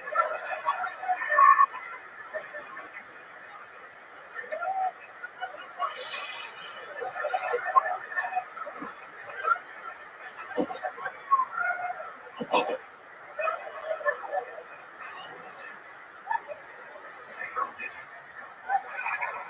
The most delicious. I'll fuck your baby for some money. Thank you so much. I mean, what the fuck? In real time, you're watching a fucking absolute monster grow. This is crazy. Dude, before... If there's a person in the fucking world that doesn't find that funny, that means they've never flown Southwest. Yeah, we as comedians, dude, it's a battle out there, dude. And by the way, and the stewardess, you swallow shit, fat fuck. Son of a rudest fucking, what is it, waitress? What is it, stewardess? Yeah, stewardess. I took a whole minute on fucking, I mean, I'm fucked up, dude. I remember last time you were fucked up when I was on this show, dude. I am toasted right now. Thank God this is not on Netflix. I might say the N-word, but I'm saying it now.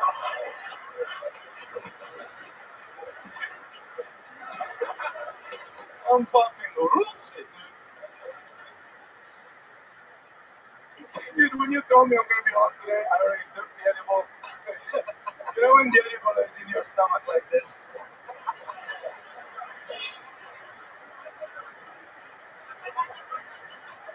Yo. Poor bastard. Mari, that gun was so fucking funny. I didn't have an ending though. I was like trying to follow. It was fucking. It was literally funny. I think it's funny. I was like, he just fucking wrote that. That's crazy. You're so talented. Every time I see you on this show, I'm blown the fuck away. Genuinely, I think one of the best comics working today. There's no question about it. It's, this is the word. Yeah, that's real. You can do that. People will not sit next to you on Southwest. Just keep that fucking flailed right towards that middle seat. Let them know. Wow. I mean, it is wild. Not only are you, like Lewis just said, one of the best comics working today, but it's just amazing to me that, we've just never had, it's you can clearly showing the process, show it, every week, and people must be waiting. And if they're not, then they don't know how hard stand-up comedy is, or how it's also so much fun.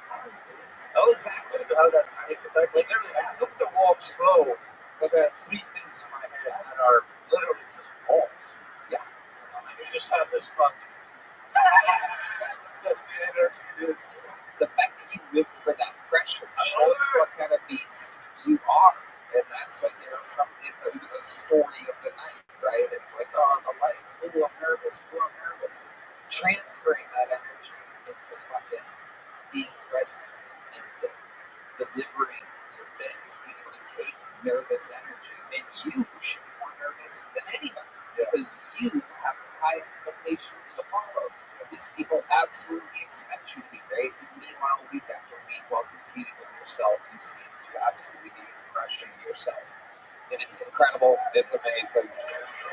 And I am so fucking honored to have you be part of this show. You're a perfect fucking fit. It is crazy, like, I'm such a big fan of comedy. I read every fucking book about the Comedy Store Tonight Show, wrestling. I'm such a big fan of comedy. I remember when I was reading all these books, or you watch a documentary about the gold rush of the 70s, everything moving to LA, you guys in Logan coming up at the Comedy Store, and you read that and you're always like, fuck, I wish I was in that time. And little do I know, I'm in the new motherfucking cold. No doubt about it. No doubt about it. It's here, and there is the Estonian assassin, Ari Maddie. How much fucking fun did we have tonight, huh? The Dragon Ryan J email is in, and it's a glorious one. That is Louis J. Gomez. Look at that. That's incredible.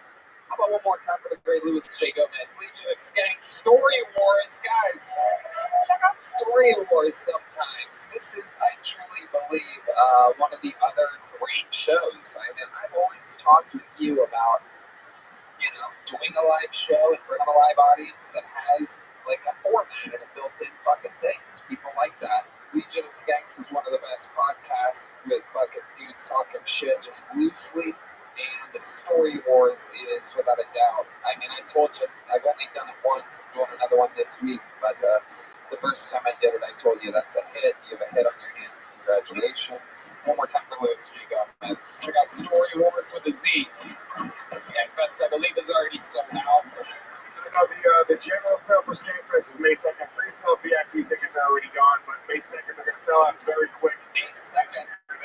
May 2nd for the normies. It's your last chance. Get your Skankfest tickets. How about one more time for the great powerful Lemire Lee, everybody? Panties in the Mouth Pod. That is the name of his pod. He's got a backpack that he's holding up like a championship belt.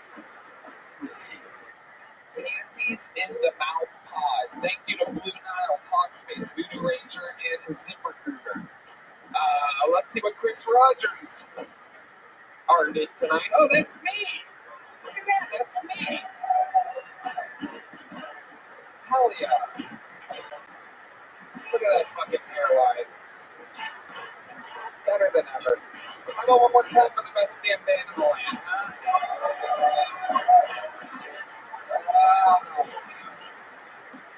Thanks for your support for at the Sunset Strip every Thursday secret show. SunsetStripATX.com. Love you guys. No doubt about it. Why do you go rewatch Kill Tony on Netflix. Tell your friends to watch it. Go watch it again. Just put it on. Just put it on and leave it on. And put it on again. And then watch it again. Alright. God bless this audience. We went through the whole fucking range together. The rough bucket starts. The regulars absolutely crushed. David Jolly, Cam Hatter, Seminary Maddie. And then for the bucket, we went from fucking... What an adventure. We love you guys. Thank you. Good night, everybody.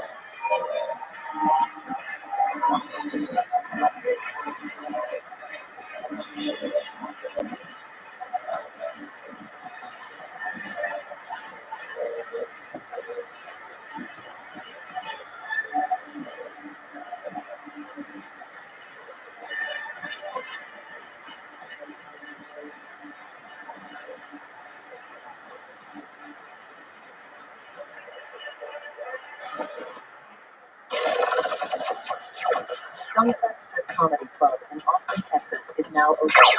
Check out Red Band's secret show every Thursday. Go to sunsetstripatx.com for tickets. Miss Aquarius,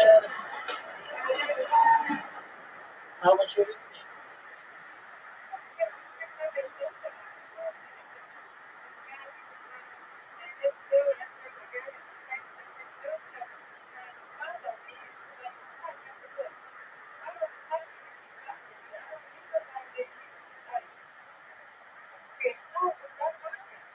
Right. Did he eventually stop following you?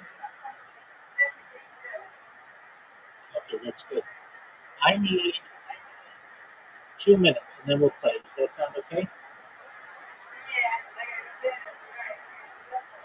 I know you do.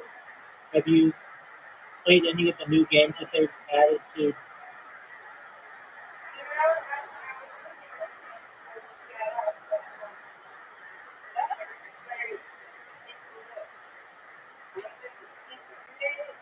I did not. My friend did, and didn't really understand too much about it. But that's with any game. We played this one game. It's called, I think, Box. Oh, it was terrible.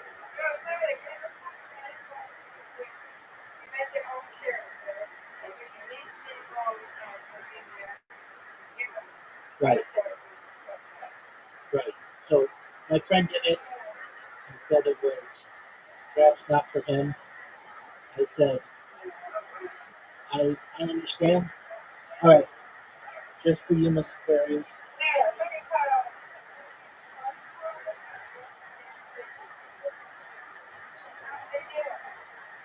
All right. Hold. Hold.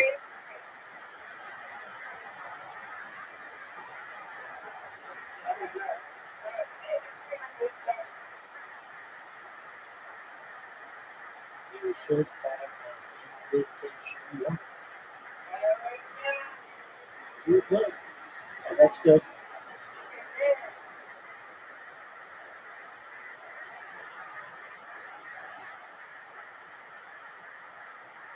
That's good. That's better. All right.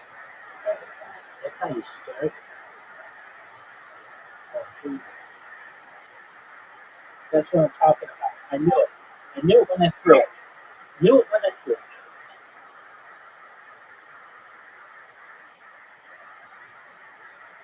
Get it, girl.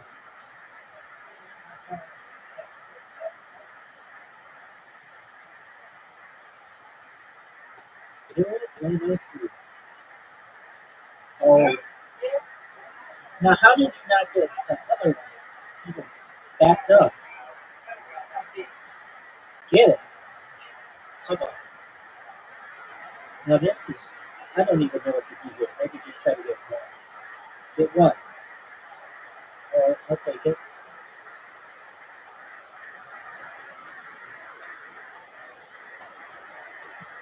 Wow, you got 25.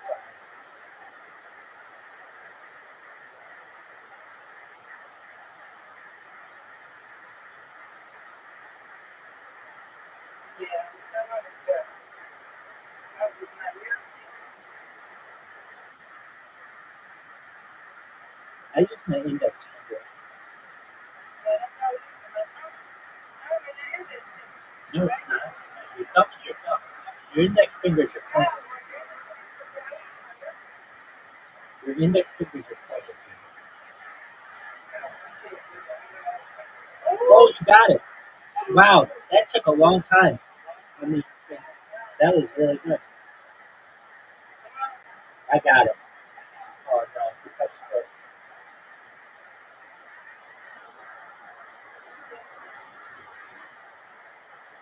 Get it.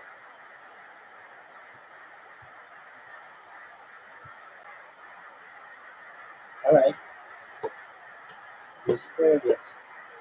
Get it, girl. All but three. You can get these three. You then get another strike and put it.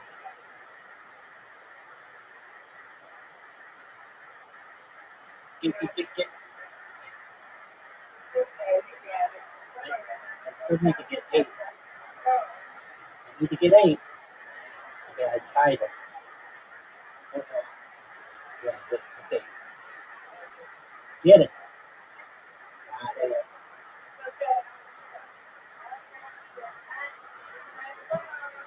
Good girl. There we go.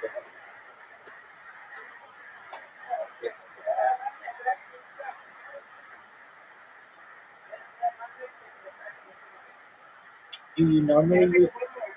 Okay. Do you normally use it?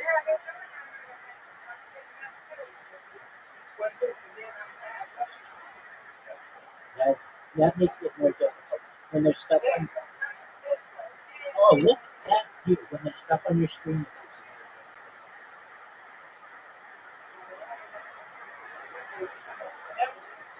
That's what I'm talking about, Miss Aquarius. Get it.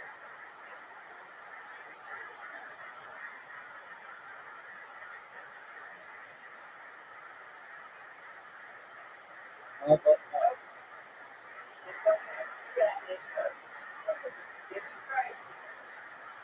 Get it. No. Get it.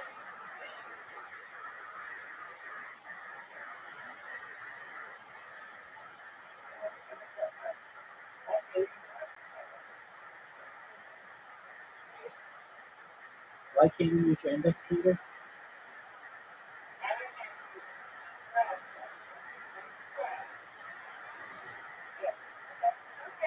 There you go. That was a good one. Get it. All right, you got. I'm gonna get it. Oh no. Oh no. You got the lead by 2. You got the lead by 2. You got the lead. You got the lead by 2. Good on you. Oh, you got me tonight. This Aquarius is gonna get it. Get it. You went out.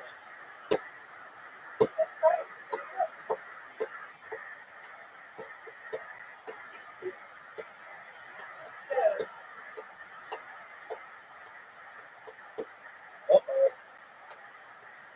Wow, you have 60 weeks. That's a lot.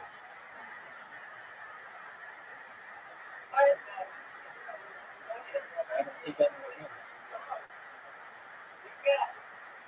Get it. No. No.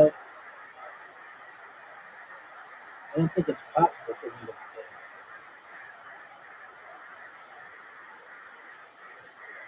it. It's Aquarius 1. It's Aquarius 1. Good job. That's right. I like when we try like that. There you go. Learn something new every day. Sweet dreams, Miss Aquarius. Thank you. You as well. Take care.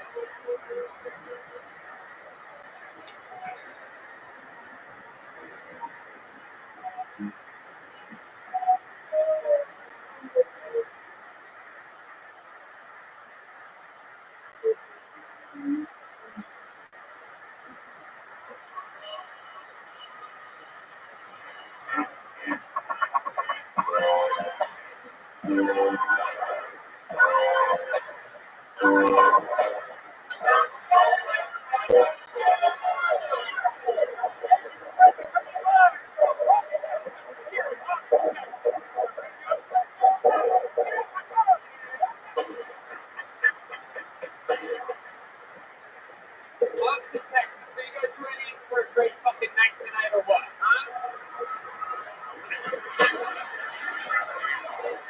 Brilliant Red Band's here, everybody. Hey, it's nice to meet you. Hi.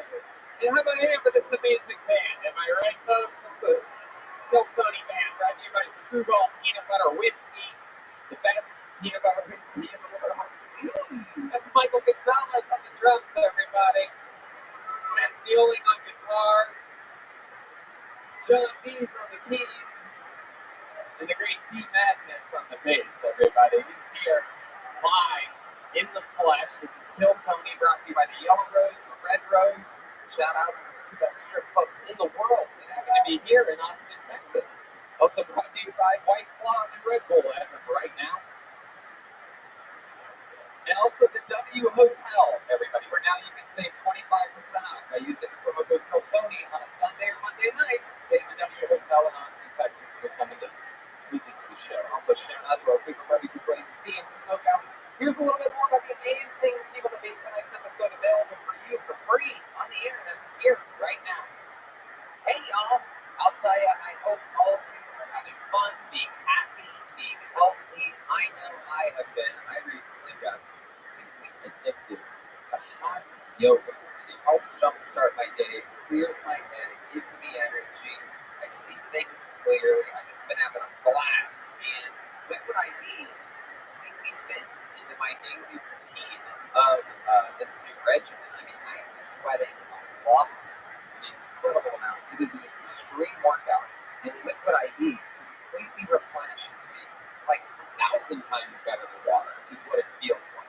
They say it's 2 times faster and more efficient than water, but I mean, it's just unbelievable. And making a hydration priority helps us all feel better on a day-to-day basis. They have great flavors. You know all about this, right, Redman? Oh man, I have at least 2, sometimes 3 a day, and they always have new flavors. So don't forget to always check them out because I heard they have a new cotton candy flavor right now.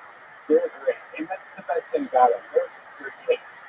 How they taste is better than anything. I switched from being somebody that drank Coca-Cola every day and horrible sports drinks. Now I have a Liquid IV. It is crazy. It's one of the few things that you and I both completely agree on. You love good taste and stuff. I like stuff that makes me feel good afterwards, and Liquid IV has both. Yeah, it has 5 essential vitamins also. All B3, B5, B6, B12, and vitamin C.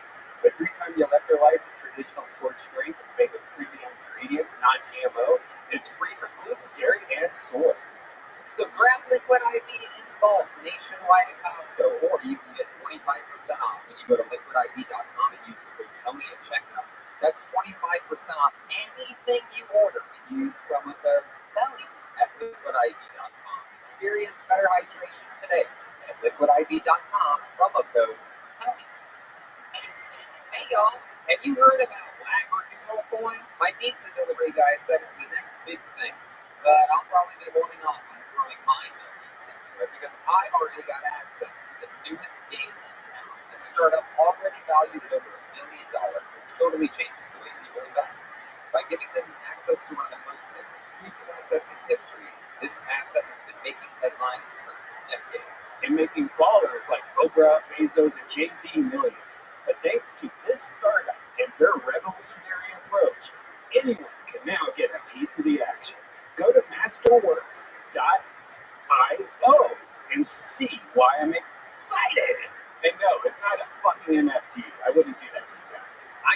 excited about Masterworks? I secured all of our listeners exclusive access. Just go to masterworks.io and use promo code TONY to skip the wait list.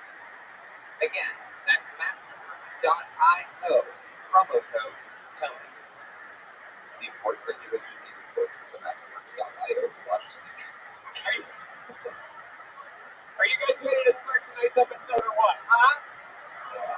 Every single week, we have two of the funniest comedians in the world on this show. You know, I'm going to be honest with you. Since moving to Austin, it's different than where our home was for 8 years in Los Angeles. So my accessibility to guests was absolutely incredible. And we do a pretty fucking good job here. But this is an extra special one. This is a true comedy store throwback. This guy is the first friend that I made in stand-up comedy. We started in the same week. We got hired at the Comedy Store, both of us together a month later. Truly my brother in stand-up. And it just so happens that his girlfriend is the newest star of the brand new Jackass Forever movie. Ladies and gentlemen, these are my friends Matt Edgar and Rachel Wilson, everybody. Hey! They tour together. They're both stand-up comedians. Matt Edgar, Rachel Wilson, welcome. Indeed. You guys made it all the way from LA. You're here at the #1 live comedy podcast in the world. Congratulations. Hell yeah, thanks for having us, Tony. Thank you, Tony. This is awesome. These are your friends? Yeah, these are my new friends. Since I moved to Texas, I invited them all here at once. How many of you have seen the new Jackass movie by round of applause? I swear to God, I never even admitted you listeners on this show definitely know that I hate almost everything in all of comedy that has been made for the last 15 years except for South Park. And this new Jackass movie is unfucking believable. If you haven't seen it, check it out. It's unreal. And it's so cool that these new cast additions, and Rachel's one of them. You know it. It's amazing. So you've been riding this wave, #1 movie in the world for a couple of months. Yeah. Oh yeah, you've been riding her wave too. I'm saying, paddleboard. You can see them in the bird. Exactly. Coming soon. It's a fun fact.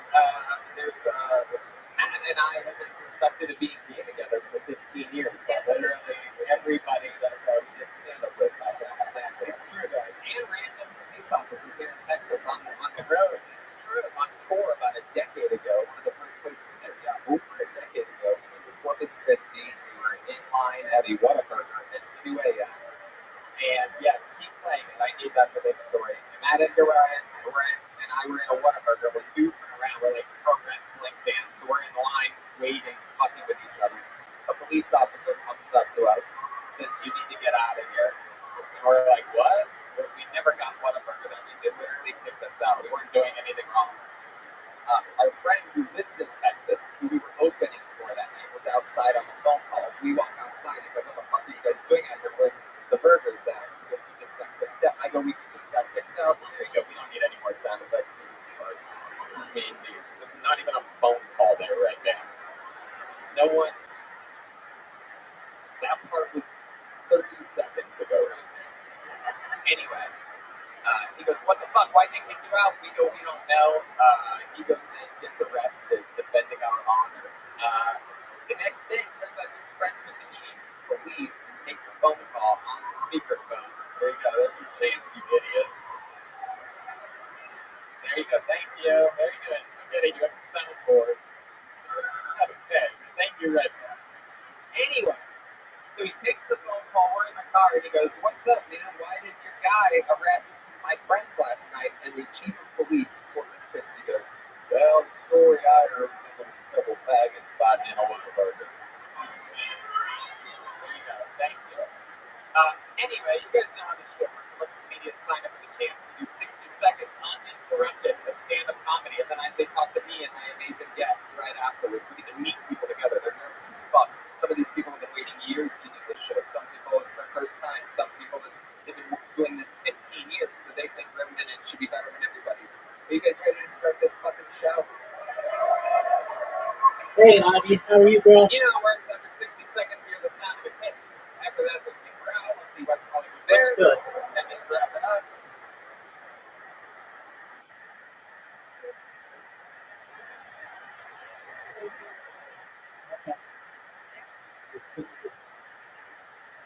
you miss this Aquarius, split pulling games. I'm sure you're really interested in that.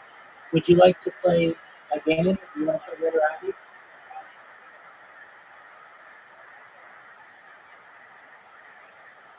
Okay.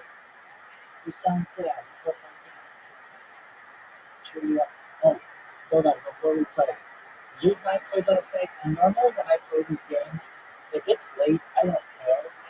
I don't even try. I don't even say I don't even try, but like I don't try as hard. And he came. I really thought I was going to lose. If he could have placed a V, V as a Victor, I would have lost. And he couldn't find a place to put it.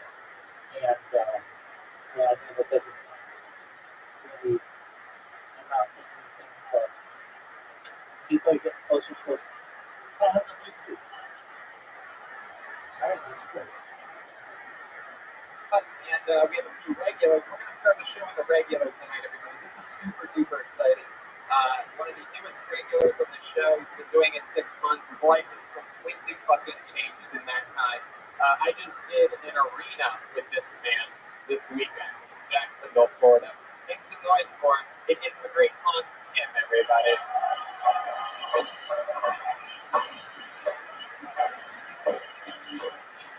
What's up? Good to be here. I love it here in Texas. I was recently shooting a gun, remembering the Alamo, and I was like, maybe we shouldn't be putting kids in cages anymore. And I was like, remember the Alamo? Fuck them kids. They killed Davy Crockett. That's a state hero. I hope those people in Ukraine don't have any Instagram stories and posters that I made for them, because if they lose now, they look ridiculous. I paid $10 extra for gas, and you guys do your part.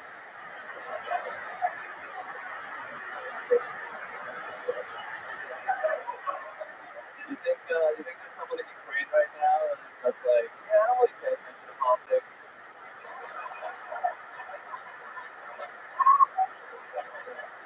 Doesn't really affect my life. Thank you. Wow, exactly a minute. He does it every week. He's a freak of nature, just out here flexing, getting things cracking. Unbelievable. Hans Kim, living your life just like that tonight. You look like the Asian version of the movie Up. Would that be called Sideways? If you had AIDS, You look like the more Asian version of the Goonies. What would that be? I don't think we're in that store. Alright, anyway. Philippines. What? It's the same guy from Indiana Jones. A lot of people don't know that, but it's an Asian lookalike. It's the same It is the Asian version of Indiana Jones too. Or as I call it, iPhones. Okie dokie.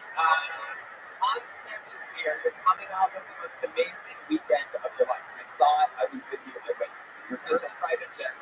You almost fucked up everything in every single way the entire weekend. You're just so awkwardly, adorably autistic that you can get away with anything. Joe Rogan loves you now. Wow. I mean, you did call me a faggot. Well, yeah. I mean, that's just part of the job, my friend. I'm super happy that I got a chance to do it. It was amazing. I brought my tripod, and that was like a whole thing. Like I brought my tripod on the private jet, and they were like, "What is this?" Yeah. He had a tripod and an actual camera to record his arena set, ladies and gentlemen. Now, there's no other way in the world to get someone to get it. Not realizing that he can ask the person that is a professional audio video person that works in arenas that maybe they could record it for him. You know, the most Asian thing ever is taking your own photograph, everybody.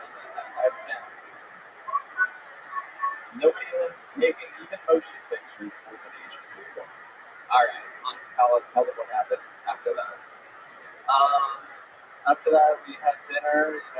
Tony called me a faggot a couple times. Look, I mean, let's face it, he ain't the alpha. You know what I'm saying? I've been doing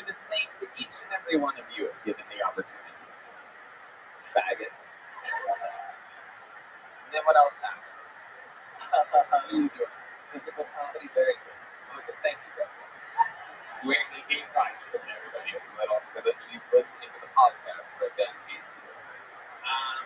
Okay. What else? I saw the Korean zombie. Gave him a respect about. It is true. The Korean zombie, San Young Chan.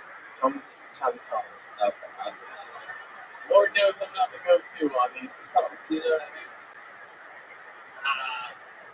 The odds of your first weekend being a UFC weekend with also the Korean zombie headlining was something. It was crazy. It's like you brought me there to watch a Korean guy get beat up by a white guy. Yeah. So that was the plan. We want to make sure you know there's not enough faggots in the world that we could call you to really get the point across, like a white man beating up a Korean man. Thank you. Where's this coming from? Good one. Okay, thank you. That was the worst. Whatever that was the worst. A 20-second sound effect. Thank you, Rabbi. You want to hear it again? What else? I have a girlfriend now. Whoa! How did this happen? What is going on? She's very talented and beautiful, and we hit it off, and now I'm out of the market. Yeah, who's the faggot now, Kelly? Looks like I am. I'm out here.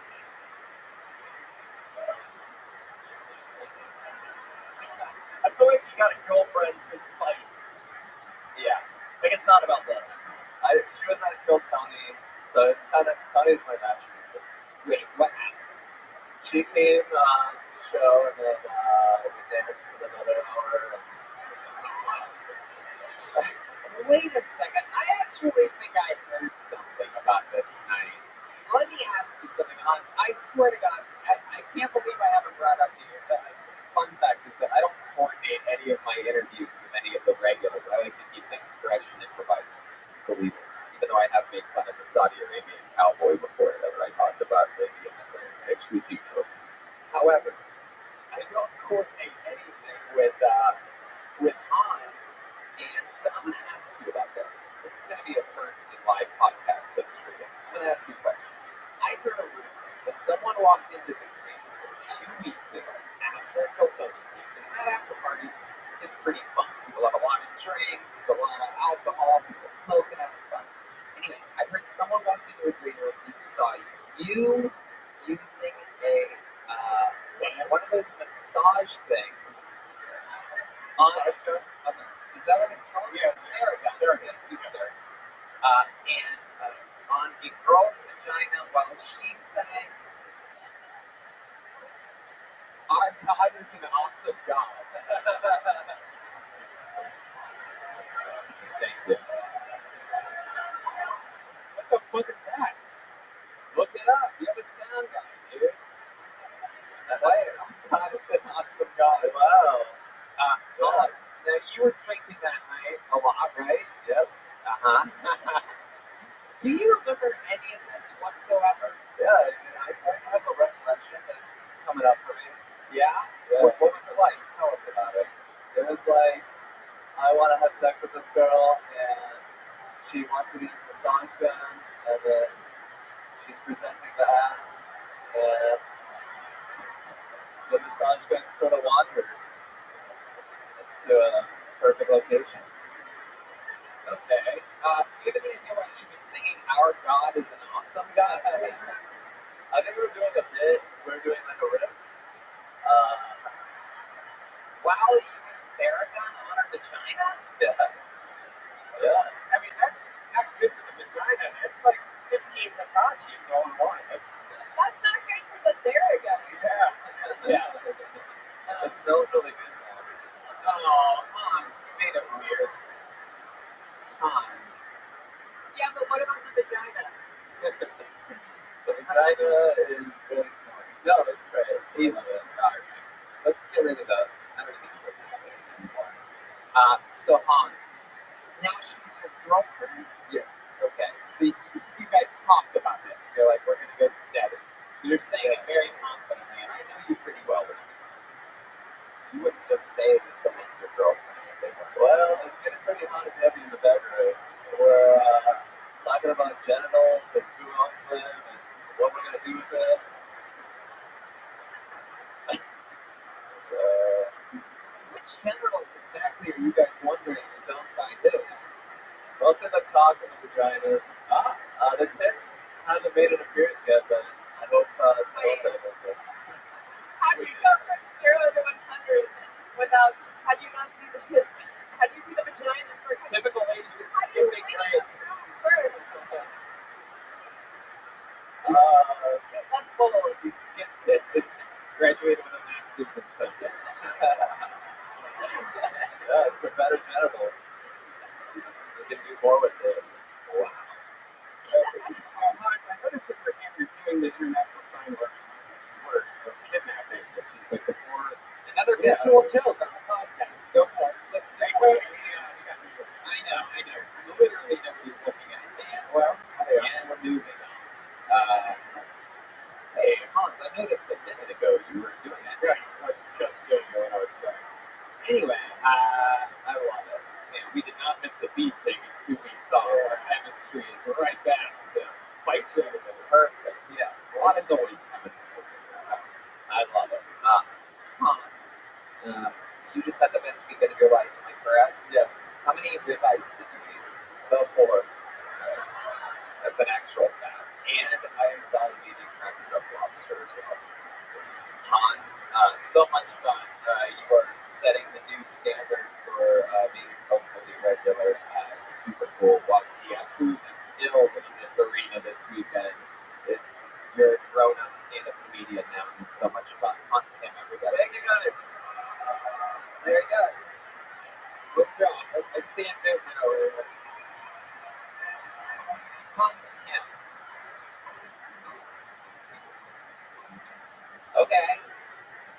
I pulled a name out of the bucket. This looks like a new name. Make some noise for Demi Chang, everybody. Demi Chang. Ooh, big pops from the audience here.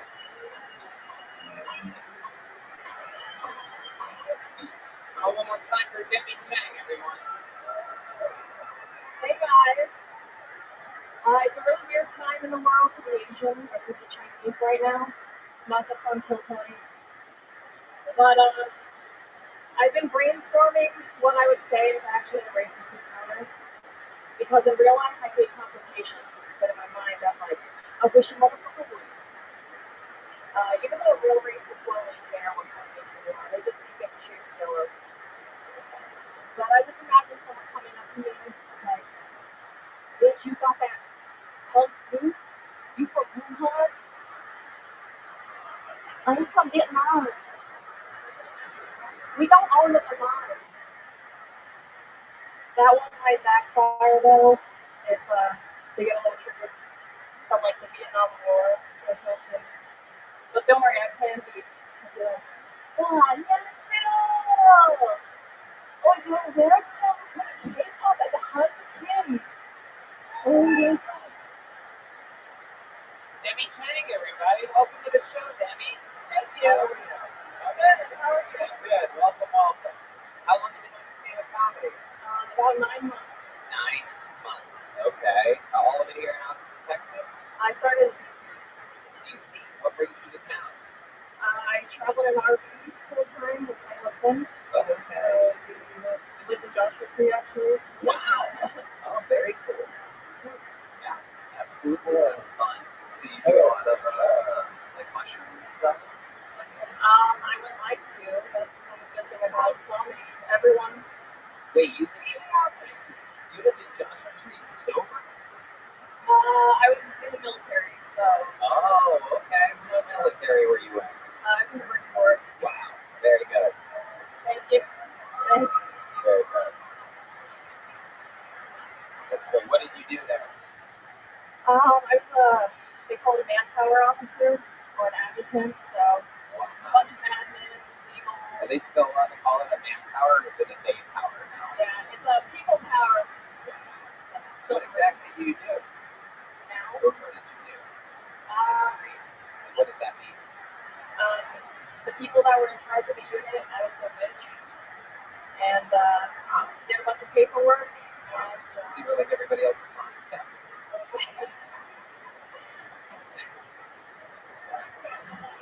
Yeah. Very good. And you were born and raised in America? Yes. I love it.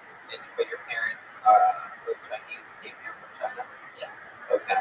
Anything cool about them? Are they proud of you for doing stand-up? What do they think about you in the arts? So my mom's office recently had a Women Who Inspire Me for Women's History Month, and she wrote a write-up about how I destroyed all her dreams. That's very Asian. It is. Yes. Wow. Yeah. So that's just out there on the internet somewhere? Yes, I put it on my Instagram. I was like, everyone check this out. She's so proud of me. That's incredible. Do you have any lines that you remember specifically that stuck with you? She's like, well, she destroyed, I wanted her to be a journalist like Hunter Chung, but then she destroyed my dreams by going into the military, and then finally I was proud of her for being a Marine, and then she destroyed my dreams again by trying to be a comedy. So, you're trying to be a comedy. That's very Asian of you and your mom. Yeah. I feel like a trap. Red Band is an Asian girl. Yes, I'm aware. He is other Asian girl. Actually, it's text to her. Yeah, it says you're on stage now. With a picture of you. And it does. You guys really do look I've been warned. People have told you that you look like Red Band's girlfriend. They all look alike. Wait, like she loves it. Well, I was like, you're trying to get on Tilt Talk and just say, no, we're a girlfriend. And I'm like, Wow, look at that. I'm pretty sure he's about to invite you to do the next 10 Thursday night shows that he puts on here. It's incredible. You have a driveway for them. it's 36 feet. Oh, hey, don't.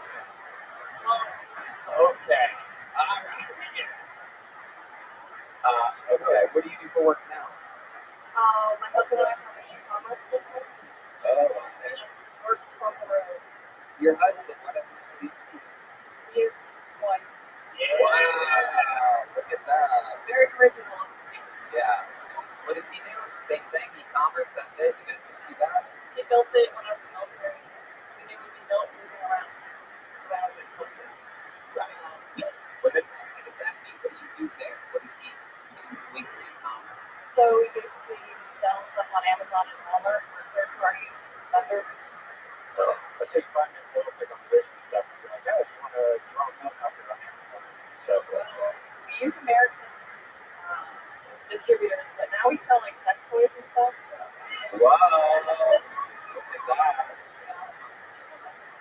Look at that. That's incredible. What kind of sex toys are you selling? Oh, all kinds. Anything fun to check out our store. Wow, John B's playing sex toy music over here. do you have to think like the remote thing, you know, like you know, they have the little pink tail that comes out of the butt or whatever? Probably. I've learned a lot of new things. It's a lot. Anything, I thought I knew a lot, and I'm like, I don't know what the heck is. Do you test one? No. Red Band. Jesus fucking Christ. It's her first time on the show. Why don't you slow it down? What's something, do you have any special skills or talents? Something else that you're good at other than stand-up comedy or military? I'm Asian, so I took lessons and everything as a kid, but I'm out of practice. So I guess I'll say like voices. I like impressions.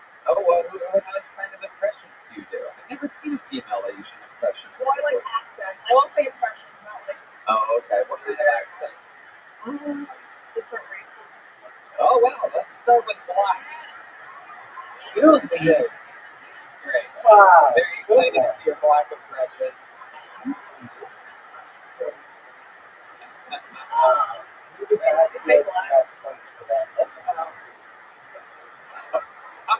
I'm gonna stop you right there. I can't get canceled, man. I just. Yeah, that is incredible. Actually, you did do an impression of a black woman during your act. I did notice that. And you did say, "Wish a motherfucker would." Yeah. I wrote it down because I'm like, she's talking about sort of being racist, but you weren't thinking that you were being racist. You were totally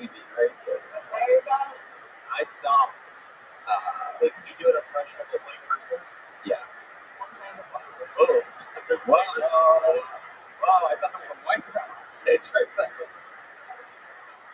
What kind of a white person? There's all different kinds. You do like a ballet girl? Oh my god. So like I have so much to talk about. Alright, stop. Soundination is fun. Am I right, people? Yeah, I love it. Can you do perhaps an Indian person? Okay, I don't know if I'm still allowed to do this. Wow. Saudi Arabia, what do we think about that? You're close to those people. That's like your Oklahoma or something like that. I don't know. I never really took geography class. I love it. What's the longest set you've ever done? What is the longest set you've ever done? You're 9 months in. Like 15. Whoa. Are you going to do it? I will rise to the occasion. Oh, you will? Alright, let's do 5 minutes at the beginning of the show. Whoa! Look at that. Oh my goodness. Hey, as long as it's not only because I'm English. No, my girlfriend will be here. I want to take places with her. No. Thank you so much. Indeed. Thank you. Debbie Chang, everybody. Walking out here with a brand new choke from Bonsai. Handmade leather. Legit fucking. Hey, you guys want another special treat right now? One of the greatest regulars in the history of the show retired 6 months ago or so because he has ALS, Lou Gehrig's disease, a completely degenerative disease that kills every single person that gets it. He retired 6 months ago, and somehow a couple weeks ago, he's gotten a bit of a second wind. He is a legend in the history of this show. Improv guru out of Chicago for 30 years. Kill Tony regular for 2 years. Ladies and gentlemen, this is the return again of Michael Lair. Gold medalist at the Improv Olympics.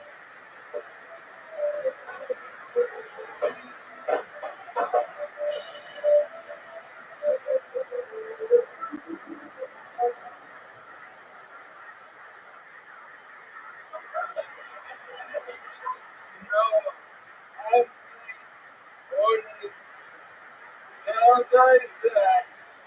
Every drug corner of the experiment we call it. But Texas, this is where I currently live for now.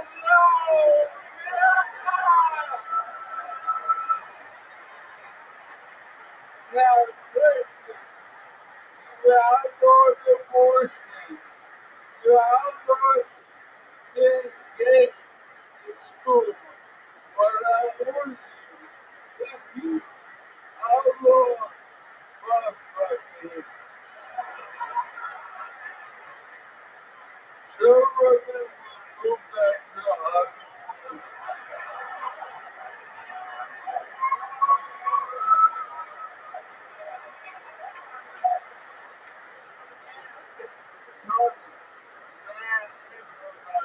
Yes, a lot of people don't know this, but he is a gold medalist at the Improv Olympics. He's coached by Sharna Halper, the inventor of improv. Ladies and gentlemen, who's an improv for us?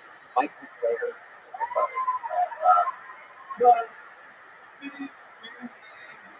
Yes, if you ever wondered, he handed me this special Michael Lair intro piece of paper earlier for the first time ever, so you know what I'm supposed to do.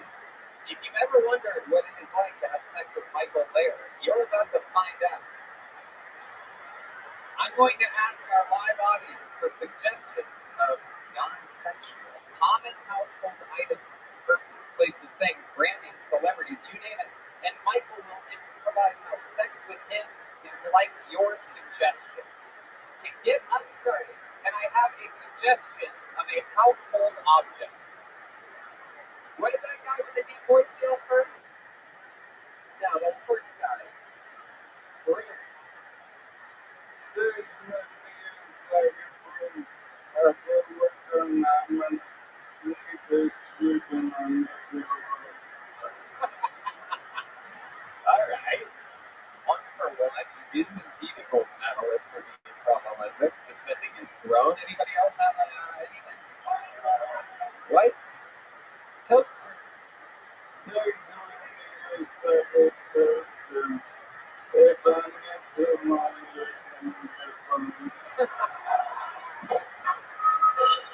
Wow.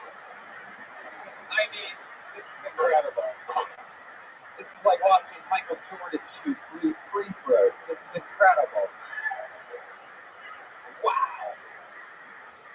That's not Michael Jordan, by the way. That's Michael Jackson. Okay. So you also said persons, places, things, brand names, celebrities, you name it. This literally was written in the intro. So you guys can name any of those things. Person, places, things.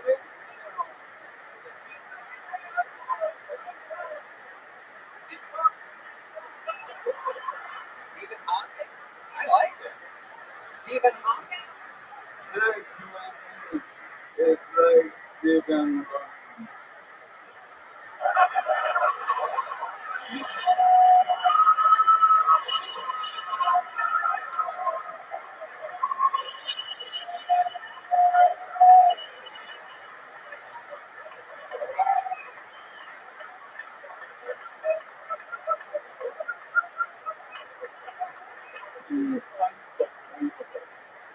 Holy shit.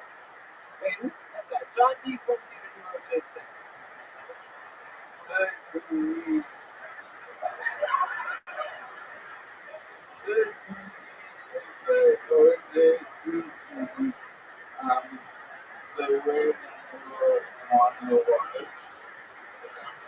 It's going to hurt.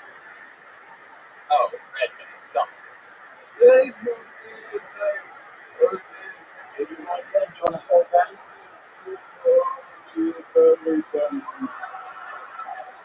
Oh my goodness.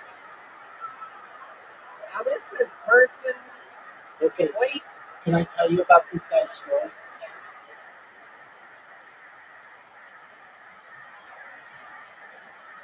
Okay, he's not very happy that I'm warning you when I get Frank Michael there. Let me first say, when I first started watching the show, when this guy would come on, I thought they were just making fun of him, and I thought that was really mean because you kind of have to learn the show to figure out that they do things. They're sometimes really mean, but they do it with love. Well, come to find out that he's from Queens. He moved to Second City in Chicago. Became pretty big there. He was diagnosed with ALS, so that's Lou Gehrig's disease. And there's no cure for Lou Gehrig's disease. It's like the one thing that you get and they don't have anything for it, which I just think is tragic. And if anybody watches this in the future, I want to find a cure to this to help people like this because it's absolutely terrible. So this man moved out to Los Angeles and then moved to out to Boston and followed the show. And he ended up, I've never heard of this, but this is being done now. He ended up just becoming really popular. He's very, very funny. If you can understand what he says, it's hysterical. It was really difficult to hear. Well, very sad.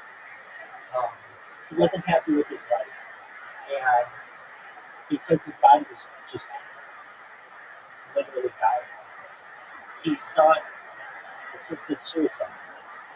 And so you're actually watching this show of this guy who's just really, really funny, but he's not happy. And he went to make an appointment for assisted suicide one time, I believe in Oregon, up in Oregon, and he, I don't want to say checked it out, but like ran out of courage to do that. And eventually he did. So basically, he had a planned suicide. And I've never heard of anybody having this. I don't think that a lot of people know that.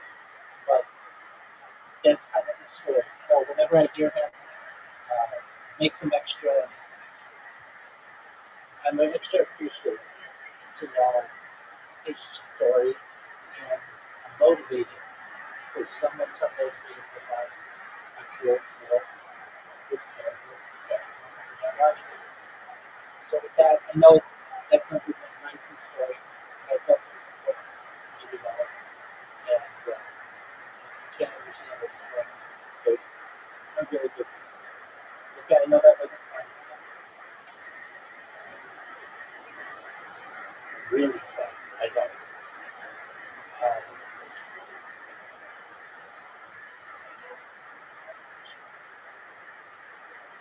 exactly.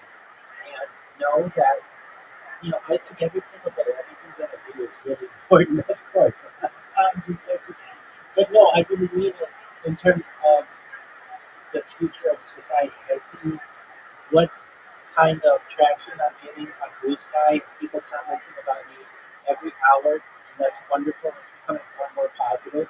And I know that eventually this will go viral. And when it does, I'm going to talk about some things that really have affected me over the course of this journey. And one of them is trying to find, a solution for world hunger, a solution for world thirst, a solution for the homelessness problem. But additionally, some of these tragic diseases and disorders that have affected people, I'm going to say to people out there, do my best to motivate them.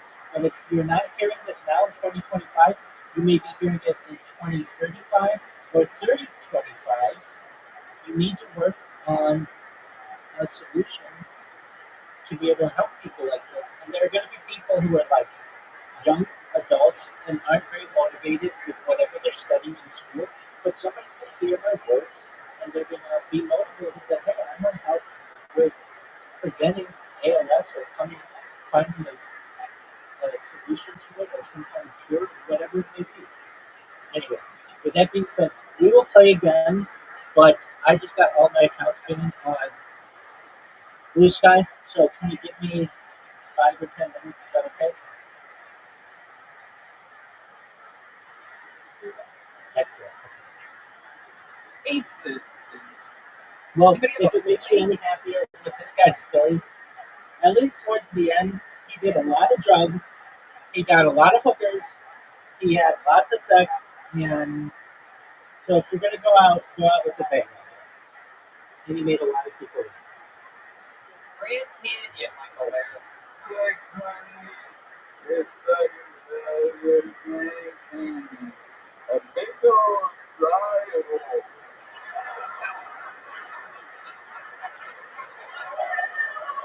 This is amazing.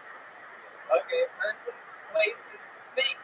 Someone just name a random thing that's not a household object. You guys just name household objects. What? Huh? Huh? Sand. Oh, isn't that fitting? If my Saudi Arabian friend wants to know how sex with you is like sand. By the way, he said it, not me.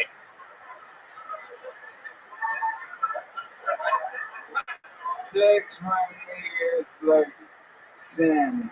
Weeks later, you'll find some in your birthday. It's incredible. This is absolutely incredible. Okay. With him, he's really one of my favorite comedians that they have on here. And again, at the beginning, I did not like him because I thought they were, I don't want to say I didn't like him, but I didn't like the way that the show treated him. But I realized that, I guess when I first started watching, it would be like a bunch of people with disabilities. And I literally thought that they just brought people up with disabilities and made fun of them. But no, these people are actually pretty funny. I mean, they'd have on one guy who's like a mute, who uses like a computer to be able to make people laugh. They bring on another person who's a stuttering person. They bring on the other people who have like, I don't know, all kinds of like psychological issues, and then they bring this guy on with his ALS, and I've learned to really love his humor, and it made me really recognize like he's an improv like world champion. It's really sad that he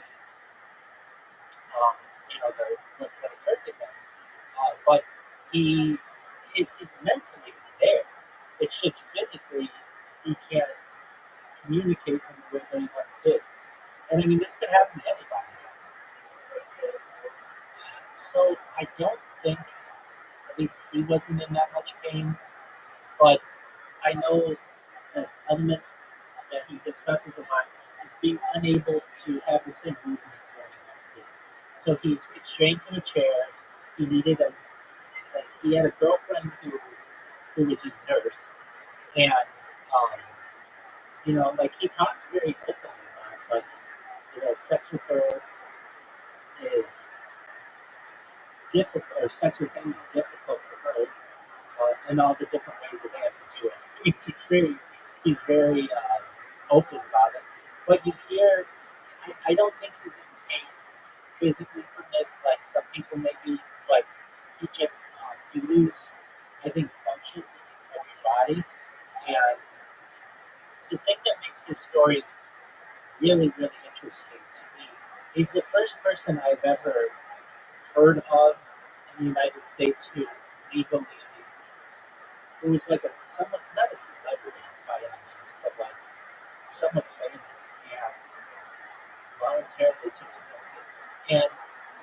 And I talk about this other element of my project, and whether it's true or not, I don't know. But I really think if given enough time, humans will be able to make breakthroughs with the type of technology known as reunification technology, where we basically bring people back from the dead. And if that's possible, there are people on here who I want to bring back from the dead and allow them to live their normal life. Oh, and when you see this guy, it's in the older episodes, but he talks before he got ALS. He is like any other stand-up comedian. He is, and just like totally normal. And so, in answer to your question, no, I don't think he's in pain. And on top of that, he becomes like a very serious, like really into alcohol and drugs, but not in a way that like ever gets him. He never got in any trouble for it. And but he's just a fascinating person who they had this thing called, it's still a thing, Kill Tony Hall of Fame, and he was the first person put in the Kill Tony Hall of Fame. And but you really see how this disease affected him. Like he would normally come on and close out the show, and here you see this guy. They didn't have a ramp for him. That's another thing of which I'm a huge advocate, is the Americans with Disabilities that basically making ramps much more available to people. I personally, fortunately, don't need a wheelchair. But if I ever had a child who did or something like that, and they weren't able to, perhaps not even a child, but just a friend or anybody, and they weren't able to travel in the same areas, I just think that's really sad. So anyway, they would have to carry his wheelchair up on the stage. But he was so good. You always have the best person that can stand up, generally close out for you. And he was always so good if you could make out what he was saying. And the other thing is, which is amazing, he would do these sets every single week, and he wouldn't ever need any cue cards or any notes. And that takes a lot of memorization. And his timing is really good. He is he when he would come on, though, you would see, like when he first started, he was still slow, but there's this one episode that they get to where he's like, I just can't do this anymore. And so he basically retired at that point. And then these are the episodes where he comes back, and basically when he's feeling better, he would do these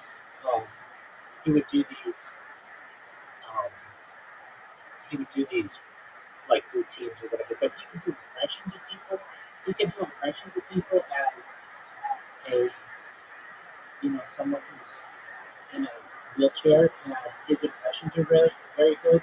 It's just difficult to understand. So anyway, this guy's got a special place in my heart, and especially because when I first started watching it, I thought, well, they're just making fun of this guy. This isn't funny.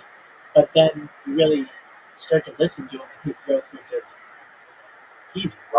his jokes are hard hitting, and that's the funny thing too. Is he would be like, "I have nothing to lose. What are you going to do? Cancel me? God has canceled you." I mean, that was one of his jokes, and he's just um, he's a very funny man. So anyway, I've got to update these computers, and then I will send you an email. So stay tuned.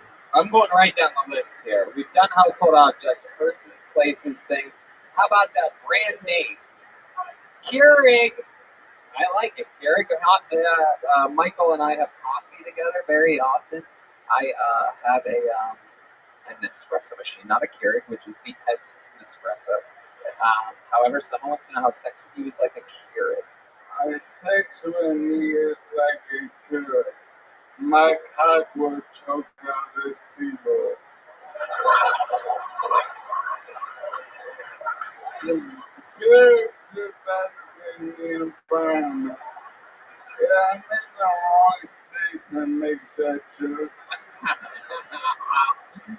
Yeah. What do you mean your girls believe about our man? So felt like when I was a kid. It says celebrities here. Can anyone name a celebrity? Will Smith? You know what? May I say something about my new son? Absolutely. I am the rare comedian who thinks Will Smith was right. And I only say that because I'm also fucking cheap.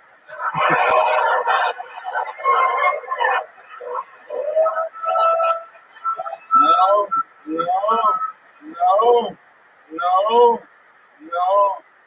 I only fuck Jada because when she's going down on me, I feel like I'm getting owned by Kobe Bryant. And Mamba forever.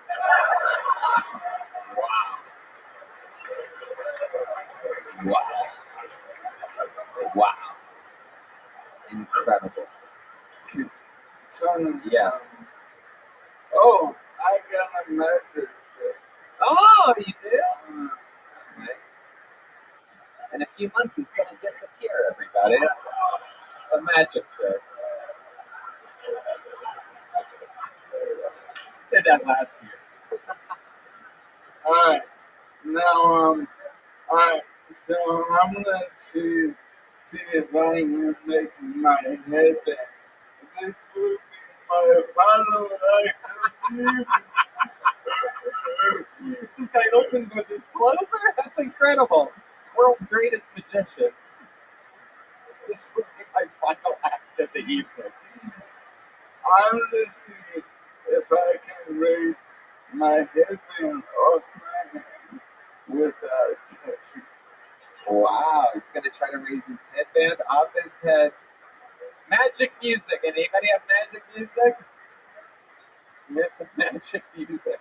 You want anything? Anything?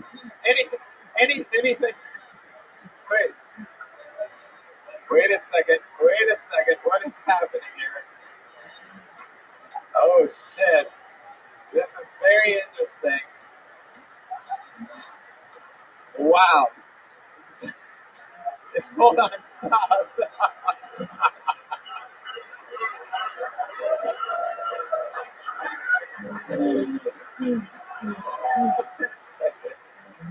Wait a second. Michael, no.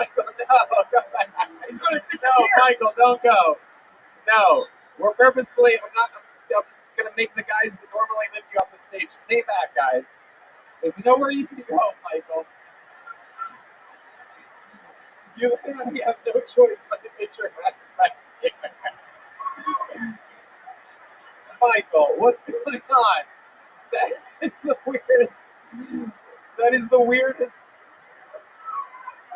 Hold on, can I take a guess here, Michael? Can you come back just so that I can take a guess at what was supposed to happen? This is Michael Laird getting off the stage in 2022 in honor of the new Jackass movie, Jackass Forever, out on Paramount Plus right now.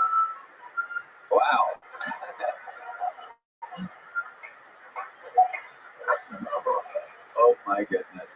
this. This is the weirdest Harlem Globetrotter Make-A-Wish I've ever seen. This is incredible.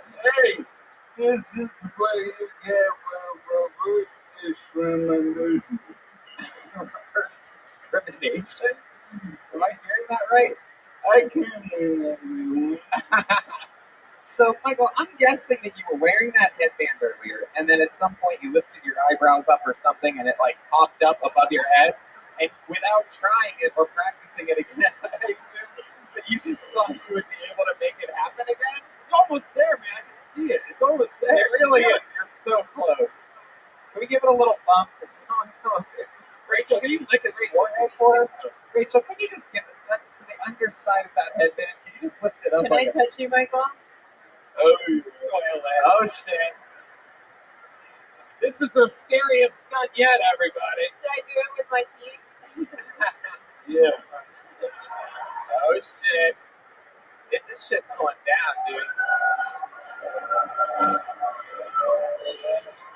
Yeah!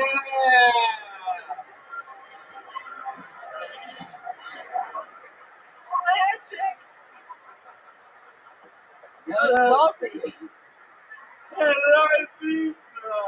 Ladies and gentlemen, what an unbelievable appearance. How loud can this place get for one of the legends of the show, Michael Lair, everybody? Wow. Wow. I mean, absolutely flexing. I never even saw that Stephen Hawking thing coming somehow. I swear to God. It was just, that's just crazy. Thank you, sir, for whoever suggested that. That's unbelievable. How about one more time for Michael Lair? Some respect. Okay, this is another new name for sure. Make some noise for Garner. Garner. You guys having fun out there yet, huh?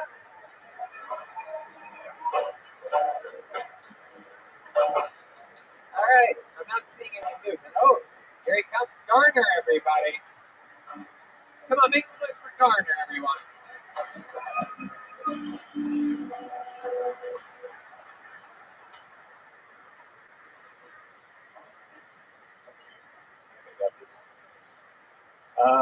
So I go by just Garner because do you know anybody named Garner?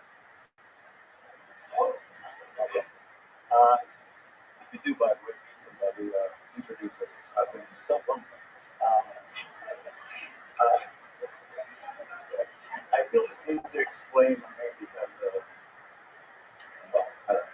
Anyway, I feel the need to explain myself because I forget.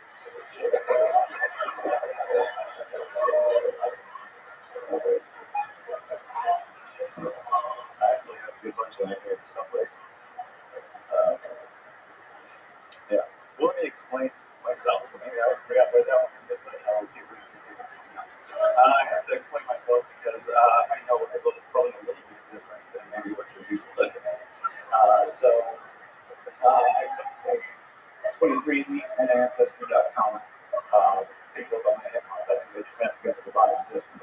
So what I found out was Wow, unbelievable. Wow, you seem like you would be so much smarter than what you are. It's incredible. Garner. Wow, what a performance. What are you, triple boosted, super vaccinated? Is this a fucking side effect we're seeing up here right now? What the fuck just happened, Garner? You just have that Pfizer running through your veins right now? You might be wondering why my name, you know what, forget it. Nothing better than it's set up completely abandoned. Not even giving yourself an opportunity to do good whatsoever.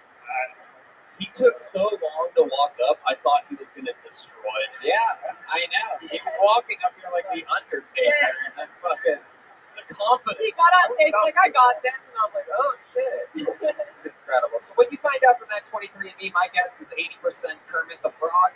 Oh, how do you stop that?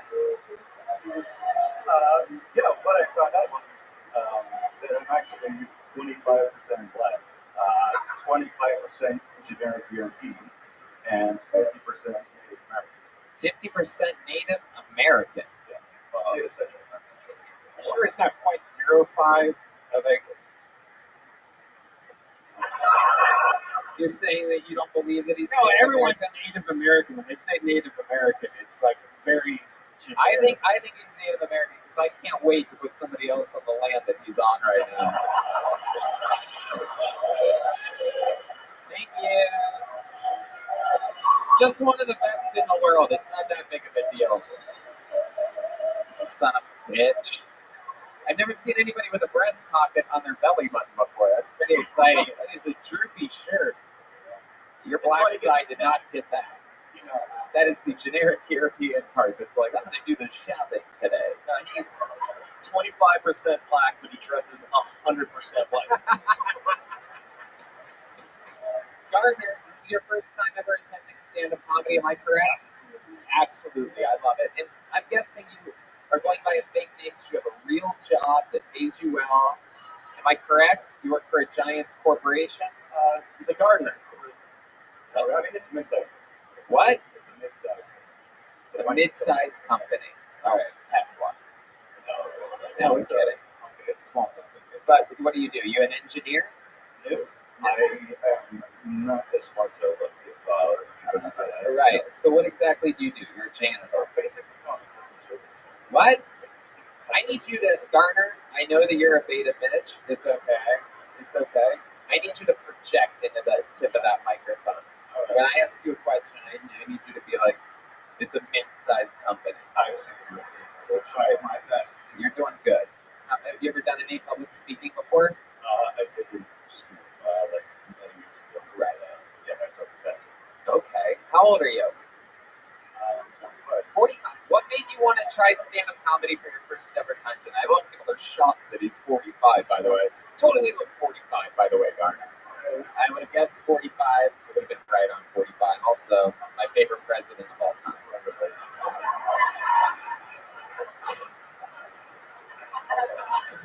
Okay, 45. What's up? God, you suck. Especially since I don't remember what the question was, and you put me on the spot here.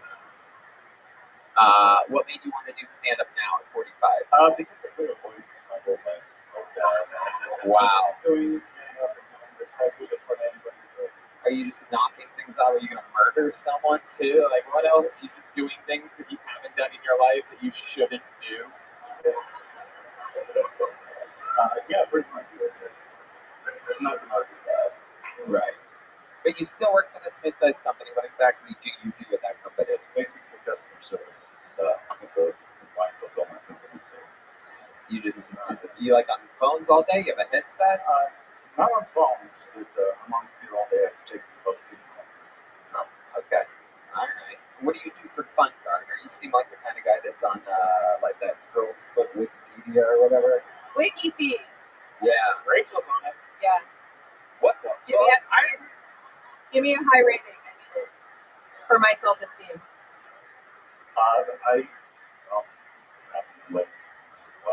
You do look like this feet is is about your to get- favorite part of the body. Are you a feet guy? Your face says differently. Yeah. Because this guy loves toes. I feel like you look like you love toes. I don't know. You were about to tell us That's wrong something, about it. Gardner. What is it that you're into? No, I was just going to say, I'm not usually like this degree of shit out on a regular night, but I like going out. I like, just eating good drinks pretty much. And, Who do you do this with? You have friends? yeah, I've got a buddy coming in town tomorrow night. I'm in town tonight. Well, yes. You don't live in Austin? No, Oh, okay. Where do you from California? What part? Bay Area. Okay, that makes sense. I'm starting to see it now. That's starting to make sense. You have a girlfriend, boyfriend? What are you into? Wow, a wife for 15 years. So that's who owns your soul. I've been wondering where exactly your soul is. It turns out it's in the Bay. Some fucking. You have an expensive place. It's hard to afford living up there, right? No, my friends, we got a good place. What does she do? This wife of 15 years.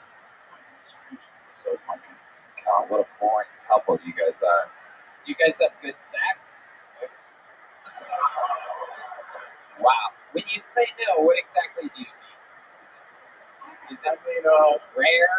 It's a rare treat? 15 years. You have kids? No kids. Why is that?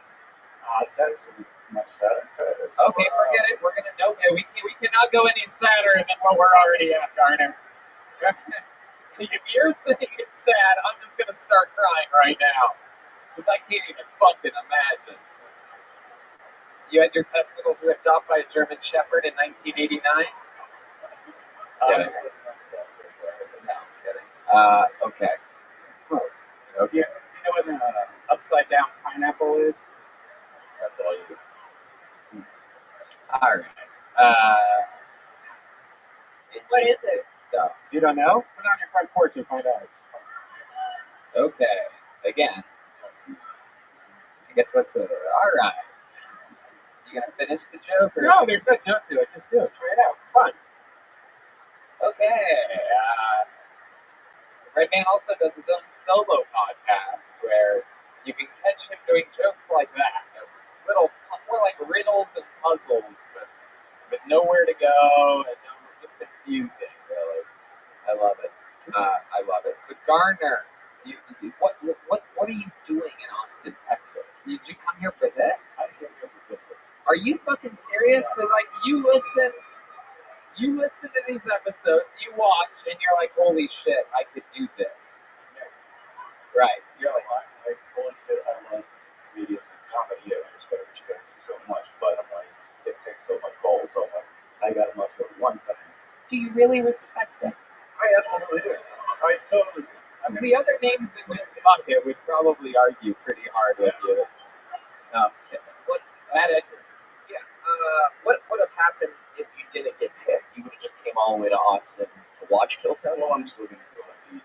Okay. It would have been a way better. Where are you eating? Where are you excited to eat? I don't know. I got a buddy that's taking me all around town. So, he's giving me a tour. I've never been. Is he here tonight? Just tell him you killed. Yeah. Garner, very, very interesting. I love that you gave it a try. You're a shy guy, 15 years in. How much longer do you think you're going to stay in this marriage? What makes you stay with a woman that you don't have a sexual relationship with? Well, I'm not saying that. It's, it's just not like, I'm not getting into this. We're fine. He came all the way to Austin for a therapy session. Yeah. I think we got a little fucking Will Smith on our hands right now. He seems pretty scared to talk about his wife. Tony, keep my wife's name out your fucking mouth. Keep my wife's name out your fucking mouth. Is there someone up here you want to slap? Okay. Hell no. Keep dreaming, buddy. I love it, Garner. We do have people of all shapes and sizes on this show all the time, and you are proof that this show is completely unproduced and unprepared, and anything can happen. Literally anybody can sign up. If this doesn't prove it, I don't know what the fuck does. How about one more time for Garner, everybody? Garner, have a small joke book. Hand him that. That's a joke book with a great bone side. A real leather-made joke book. You don't know what an upside down pineapple is? No. The fact that you're still mentioning without explaining it is a paper hole. Oh, okay. One other person knows. That's great. That is great.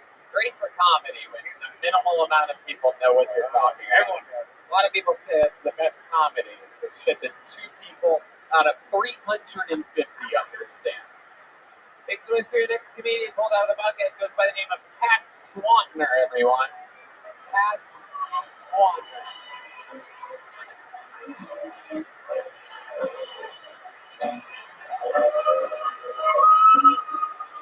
One more time for Cat, everybody. I have not had an abortion, but I have driven a lot of my friends to have abortions. Always the bridesmaid, never the bride. I'm wearing the gown next time. The hospital gown. You guys get it. My parents are divorced. That works out well for me. You know, they can't gang up on me if they don't hang out anymore. I came out as my second.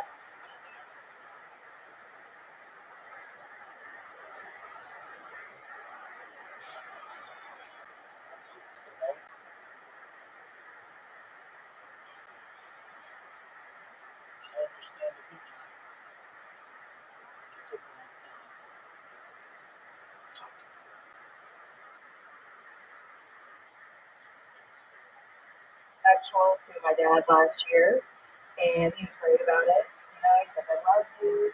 I'm proud of you. All I want is for you to be happy, and don't tell your mom."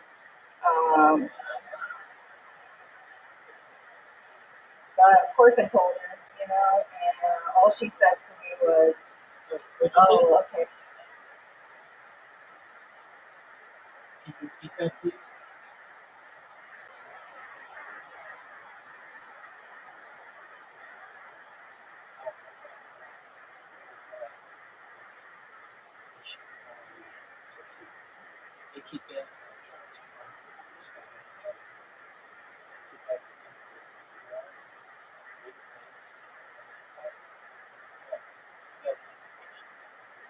Okay, so what do you want for lunch tomorrow? I was like, let's see.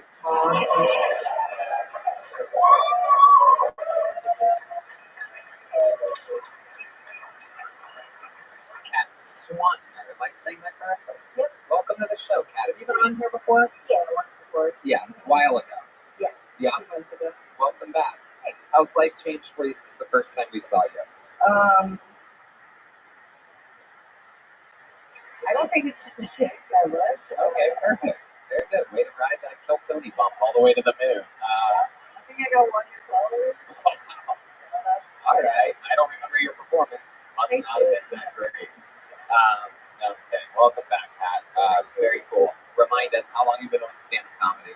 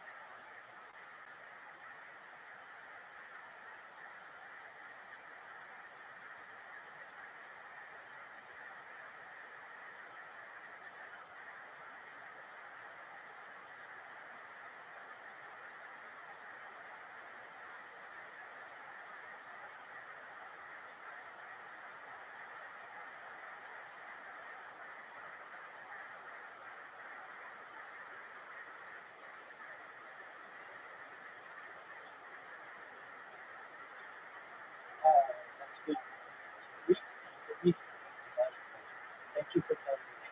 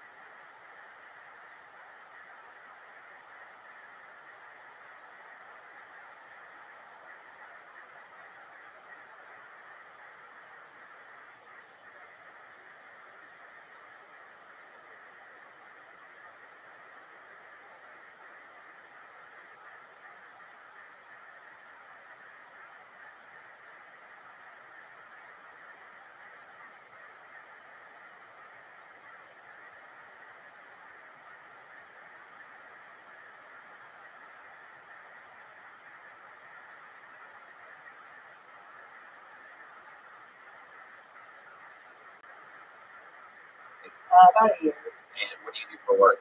I have a very boring job. Yeah. About that next time. Yeah, well, yeah. What's up? Yeah, what is it? I'm a research coordinator. Yep, indeed. Boring job. So, is that true what you said about being bisexual to your parents? Yeah. And what did they say about this? Like, how did they actually feel? Like, That's actually how they felt. really? Yeah, those were the two responses I got. It's like when you told them, why? First of all, why would you tell them? It's one thing to tell your parents that you're gay. It's another to tell them that you're bisexual. Because, I mean, let's face it, you're just a big whore. You know what I'm saying? That's fair. You're like, Mom, Dad, I will fuck anything. That's literally what bisexual is, right? Yeah, I don't know. I wanted attention or something. I don't know.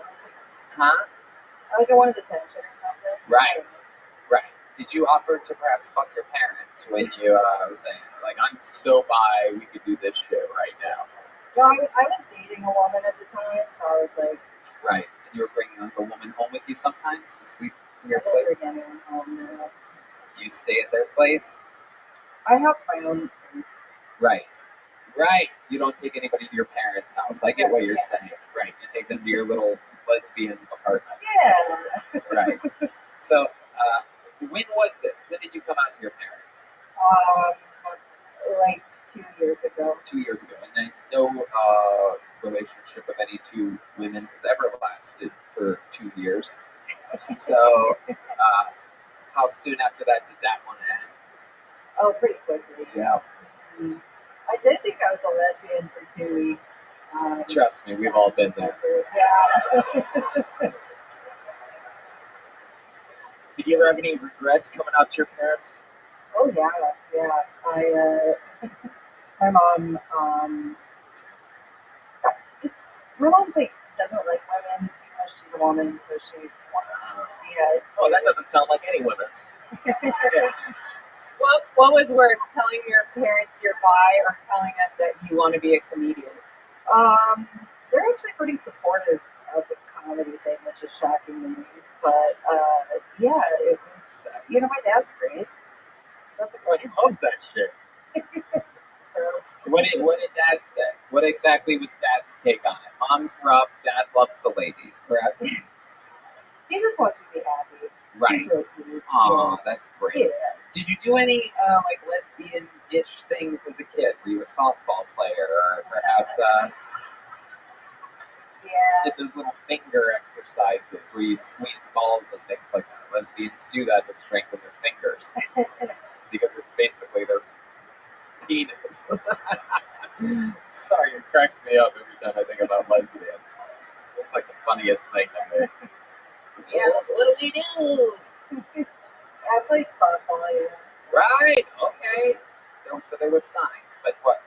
What is a bi softball player? What were you, like the designated hitter? You didn't really play the field. Just got called in every once in a while. Sometimes she'll play baseball.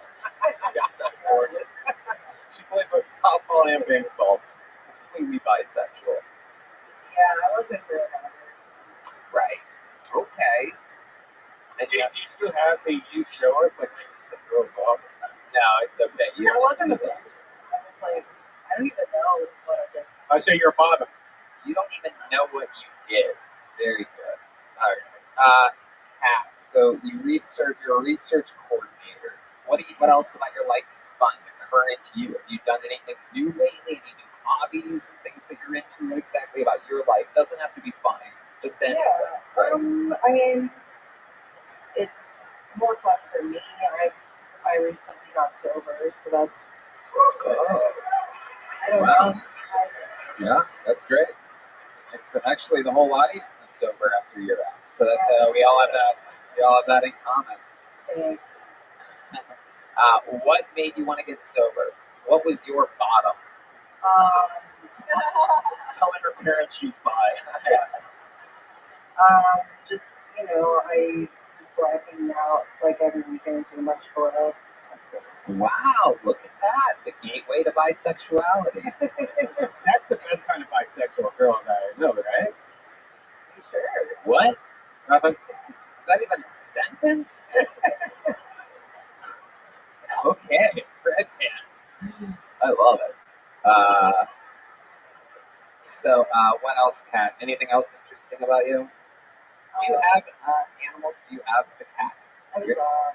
Oh, okay. He talks well enough, so he's very cute. Okay.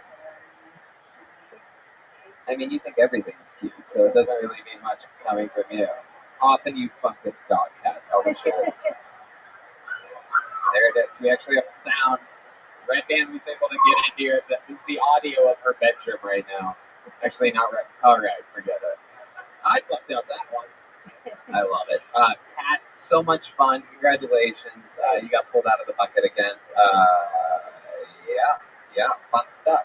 Stand-up's going good for you here in Austin. What do you think about the scene? You have friends here? Everybody happy? Sure, yeah. We have friends. Everyone's pretty cool. Have your parents seen you perform? Yeah. Why is that? Where do they live? They live in Beaumont. Beaumont. Yeah. Okay. It's What do they do? Your dad is a rancher and your mom's a teacher. My dad, what does he do? He sells stuff and plays in a band. Oh, what's he play? Okay, there you go. All right. Your dad, we found out, the coolest thing about Kat is that her dad plays the drums, everybody. How about one more time for Kat Swanner, everybody? Here, Kat, take a joke book. There you go. All right. Yeah. All right, make some noise for your next comedian, everybody. Eric Gilman, everyone. I actually know this guy.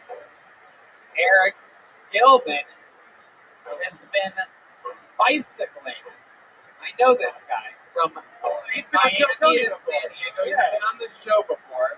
He's currently on a bicycle trip around the country. One more time for Eric Gilman, everyone. Yeah. Hey, I saw you yawn during that last set.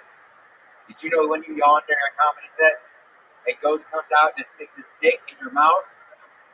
That's a fact. Speaking of science, something I've been thinking about, I don't have the answer. But look, when you're getting your dick sucked by a ghost, and you come, does the cum go into the ghost's stomach or does it just splat right off the floor?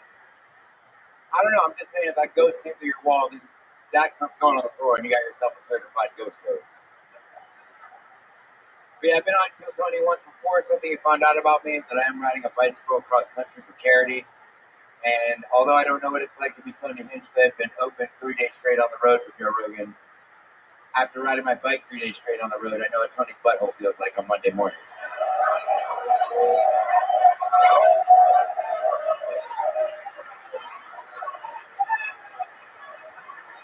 Jesus I had to take a shot of the champ, man. Thanks for having me. Indeed, absolutely. How about one more time for Harvey Dent, everybody? He's here, live in the flesh. Really is two-faced after all. You really Stab me in the butt there at the end. Exactly. It's incredible. A lot of Joe Rogan gay jokes. I mean, how tough of a man does one have to be to not be gay? But I guess any two guys that hang out are super successful, they must be fucking, right? I'm just glad my ass isn't taking it anymore, Right? I mean, yeah. Red Band, yes. Yes. Red Band is implying that Joe Rogan used to fuck him, everybody. That's how gay Joe Rogan is. It's like, people fuck Red Band, everybody. Joe Rogan be so gay that he will fuck Red Bands.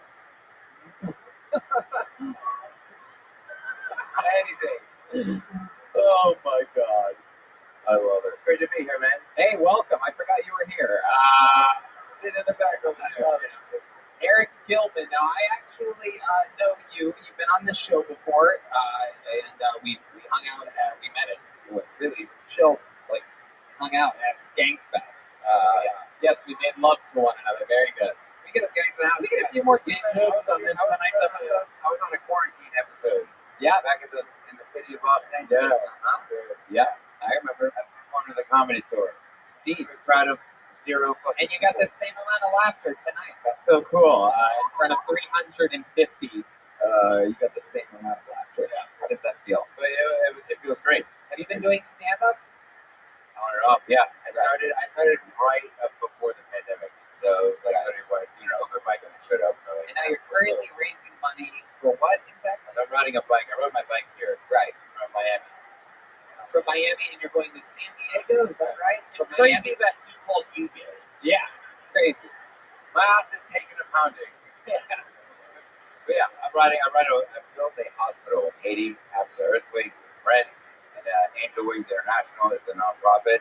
And so riding a bicycle from Miami to San Diego. Your cycle, much like the last comedian, goes by. Yeah, exactly. Yeah, who's gay now? You homos? All right, let's talk about it, Eric. Are you having any fun while on this bike ride? Are you just sore all the time? Like, what's going on? Any drama? A lot of fun. Not a lot of crazy drama. I almost got hit by a car. Oh, look out. Rest in peace, Wayne. In Texas. Someone I feel like he's trying to go for me. But for the most part, all good. Former tough guy. We shout out to Hannibal first. We hired a second line over in New Orleans, and we had them follow us to the street. That was pretty great. Wait, what happened? We hired a van, to follow your bicycle? No, to follow us through the street. We had a parade in New Orleans. Oh, yeah, okay. That was a highlight. But I see some sketchy shit out there, like a lot of roadkill, every animal you can imagine. It's sad. But flat tires? Anything? Five flat tires so far. Wow. 7 flat jokes tonight. Yeah, I've been keeping track. It's okay, Eric. I've been keeping track of some like random stuff, flat tires, 5. Now you're about to go through like the hot part of Texas and the desert. What's your preparation like for things like this? My listeners, It's literally preparation never H. exercise want to know. Preparation H, exactly. Yeah, get stoked. Be here on Kill Tony in Austin. This is amazing. This is all the fuel I need. Get fired up and just fucking keep going. Do you have a car? You get tired. Do you have friends or a car following you just to make sure you're alive? I have an amazing and incredible girlfriend following in a support vehicle. She's over in the back of the bar there. Maybe we should. How many do you think we should bring her up here right now? Is she shy, Eric? Is she shy? A little bit. What's her name? Fawn. Make some noise for Fawn, everybody. Here we go. Let's get a random ass stranger up here. See what happens. Tonight we're gonna meet Fawn, everybody. How about a hand for Fawn, everyone? Oh shit! Look at this. Wow. Oh damn, these two. Wow, missionary position. Look at this. It's like Book of Mormon meets fucking Jerry Springer. I like this. What a match made it. Yeah. She's gonna ride on it. Right, guys are on ride, I ride the bike, she rides me, it all works out. Wow. Oh my, that must have killed in Corpus Christi on your way here from Miami. That's great. Where did you two meet at? What fucking convenience store was she cashiering at? What app do we meet on? Whoa. Tinder. Oh, I see okay. it. Fawn, what do you do for work? I'm an environmentalist. I work with removing and preventing litter and marine debris. Wow. Yes. Get it. Come on, everybody. Get up for fun. She's out here picking up your trash. Come on. Let her pick up those $1 bills. Come on, guys. Litter some ones. All right, that's it. Benny. You love talking trash. So that must be the most boring job ever, though. By the way, following your boyfriend riding a fucking bike. Like, yeah, like, are you just like, do you hate him so much right now? Yeah. What are you driving during this? I'm guessing a Kia Sorento. No, the opposite. We got a lovely 16-foot moving truck donated to us by his friend John Ruff Ready Moving. So I am bouncing along beside him in a giant 16-foot truck. Wow. That is incredible. And it's just you in there? Wow. We'll like start the day and then I'll ride for a while and then we'll meet up and refuel and then go to the next spot. Let me ask you something fun. You're an environmentalist. How do you feel about Greta Thunberg? Because she is like 9 years old and she's doing more for the environment than everybody. So like, are you sort of like, fuck this bitch? It's like how yodelers felt when that Walmart boy made it big. It's like, God damn it, I've been doing this shit for decades. No, Greta's cool. We need everybody. So Tony, she's driving around in a fucking semi for no reason, burning all this extra fuel and like killing the environment. So this guy can just ride his bicycle. Nothing better for the environment than a 16-foot truck from Miami to It averages out. I bicycle, she rides a truck, 2 people. and gas is like $100 a It's gallon. fucking brutal. Maybe a Prius. Wow. We're looking for sponsors too. Can I plug the nonprofit? You already plugged fucking everything. Go plug your ass, dude. That's your job, man. Come on. Oh, you son of a bitch. Tried to turn it into yet another gay joke. Eric Gilman. No, plug it. Go ahead. Finish. Eric Rides for Hope. Instagram, Facebook. When you get out of here, unlock your phones. All the money goes directly back to the nonprofit. So just appreciate all the support. And we're doing this thing here. And I want to say, hey, a huge thank you to Kill Tony and the whole crew, man. Yeah. When I was on here last time, Oh, shit. I just posted a picture of me doing comedy at the Comedy Store. It wasn't fucking me to proud of nobody. Right. But I got a paid gig off that, which I donated back to the nonprofit. So, in your change that. Hell yeah. Really appreciate it. You got a paid comedy gig from that? Jesus, good thing you gave that money away. Yeah, right? That's fucking blood money, right? It was my first paid gig, but it came from a picture I posted being on Kill Tony. Like, convenient? Like, yeah, sort of. Well, I bet they appreciated that $20. Yeah, absolutely. It goes a long way. Eric, I love it. You're doing something, I guess, that's good for people. Eric Rides for Hope. Right? There you go. Yeah, Eric Rides for Hope. There he goes. Eric Gilman, everybody. We're going to keep it moving along. And how about one more time for Fawn, everyone? She didn't have to be here, but she was. Yeah, there you go. There goes Eric Gilman. Coming in for handshakes, everybody. Here, Eric, take one of these. There he goes, Eric Gilman, everybody. Use it to patch your tires. If you guys like the flavor of water, you'll love Eric Gilman's comedy. Absolutely. Just as mediocre as it gets, huh? The opposite. Whoa, this is wild. Oh, fuck yeah. This is a really big deal, everybody. This young man is one of our favorite local comedians. He's never been on this show before. He's completely overqualified for this. Let's see how it goes. Make some noise for Austin's own Casey Rocket, everybody.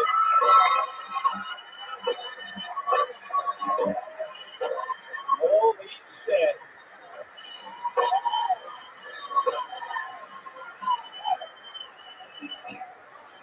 Whoa! Heavy let the light shine down. Sirius XM radio. Real trap shit. Hell yeah. Goddamn, boys. Turns out Adderall works even better when you put it in your dick hole. This way, man. My old Pez dispenser trick. Where my 90s kids at? I'm sorry, too grunge for you. My mistake. Hell yeah. So young, so grunge. So grunge, bro. I used to fucking cut myself to kids' cuisines commercials. These are the boys, huh? Where my fucking nightmares get at? Oh, fuck, the penguins snowboarding on a big pile of mashed potatoes. So young. So young. Slap a diaper on my ass. Send me to daycare, daddy. Here's a fun story. You guys are going to love this. My dad actually tried to make me wear diapers when I was 24 years old. Fucked up part is, I don't have it. Who was that man?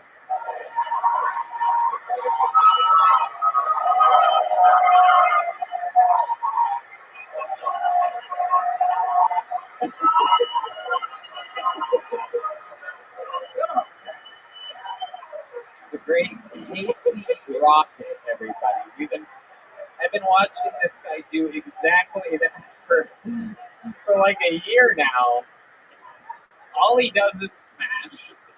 I know this is your Kill Tony debut, but he is famous amongst us local Austin comedians. Absolutely crushing all the time. Long sets, short sets, stuff. Fucking harmonica out of nowhere, everybody. Yes, this is incredible. He's completely overqualified for this. Casey can literally do anything. He's a monster. Casey, you're a real human being, huh? Real? Yeah. The song from Drive. Remember? Come on. Real human being. Fuck the bomb. I should have kept doing the crab stuff. All anybody wants is to see the crab. I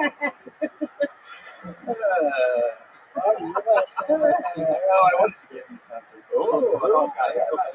Here we go. Looks like, Oh, wow. Oh, there it is. It's a picture of Grimace in the White House. Wow. That is a rare treat. Is this what you masturbate to? It's hand drawn. Yeah, I went to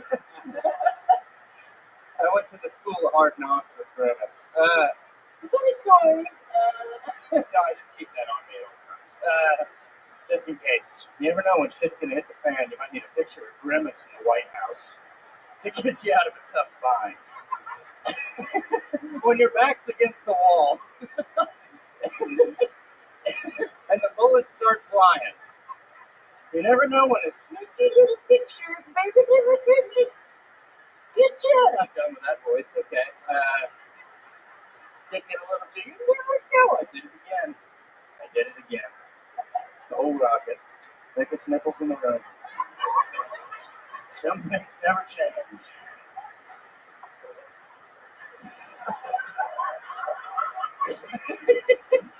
I don't know, man. You said you were like, Casey, you're a real person. I was like, I don't know, man. I'm just here to flick nips and give out pictures of Grimby, baby. And then it's off to the old methadone clinic.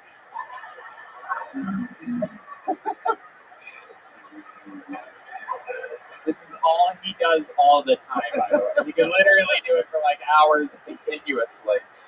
Yep, we're all riff energy. It's all riffs all the time. That's absolutely right. And you've gotten good at riding this wave. That's actually your whole thing, and it's incredible, and it smashes all the time in front of all different audiences, shapes, and sizes, all the time, 100% of the time. Thank you so much. It turns out projecting into the microphone while being constantly entertaining while mixing in well-written material works in this art form. For those of you that signed up for the bucket tonight that got up earlier, this is how you do it. Jokes. Thank you, guys. There was one guy earlier, I don't know if you saw him, Casey, but he came up here and he's like, well, you might be wondering why I go by the name of Gardner. Actually, was your first set like this, or did you have like a normal process like the beginning of it? I sung Chandelier by Sia for like 4 minutes at a talent show.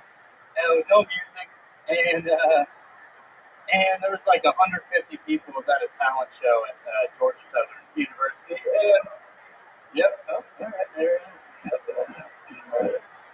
Don't know what that was. Yep, you know the old Georgia Southern saying.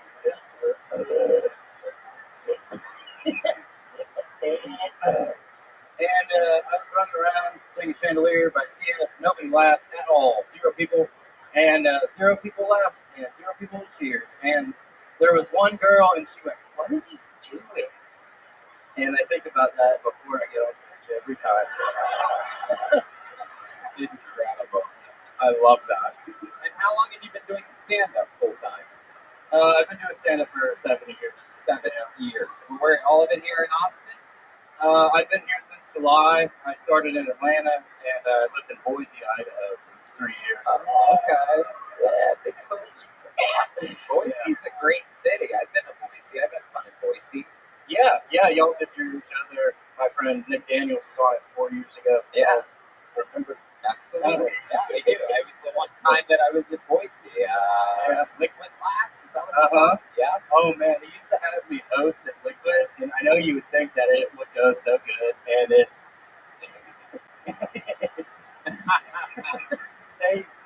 they banned me from hosting. Wow. Yeah, I should have never. They were like, we. It was like the woman and one of the person. We take your grip. Everybody else fucking hate. Oh, what did I do? Rub my nipples and talk about John Benet Ramsey? Oh, what about that is unappealing? Right. What? And that was a few years ago that happened. Yeah, that was like, right. And what do you love about Austin? You're here full time. What are some of your favorite things to do around town? What is a guy like you that walks sideways with your arms out to your sides? Like, what do you do for fun? I don't know, man. I listen to a lot of books about Write a book. a lot of the same book. It's a biography of Gerald Ford. A true American. No, man. Yeah, I lived in my car for a long time, which tracks. And then I had a house. I live in a home now. I play basketball with the comics. And, Really? You play basketball? Yeah, we're going to go play tomorrow. I can't really picture that. Did someone just say play basketball? How? That's so fucking weird as hell. Oh, yeah, you play basketball. Name 5 basketballs.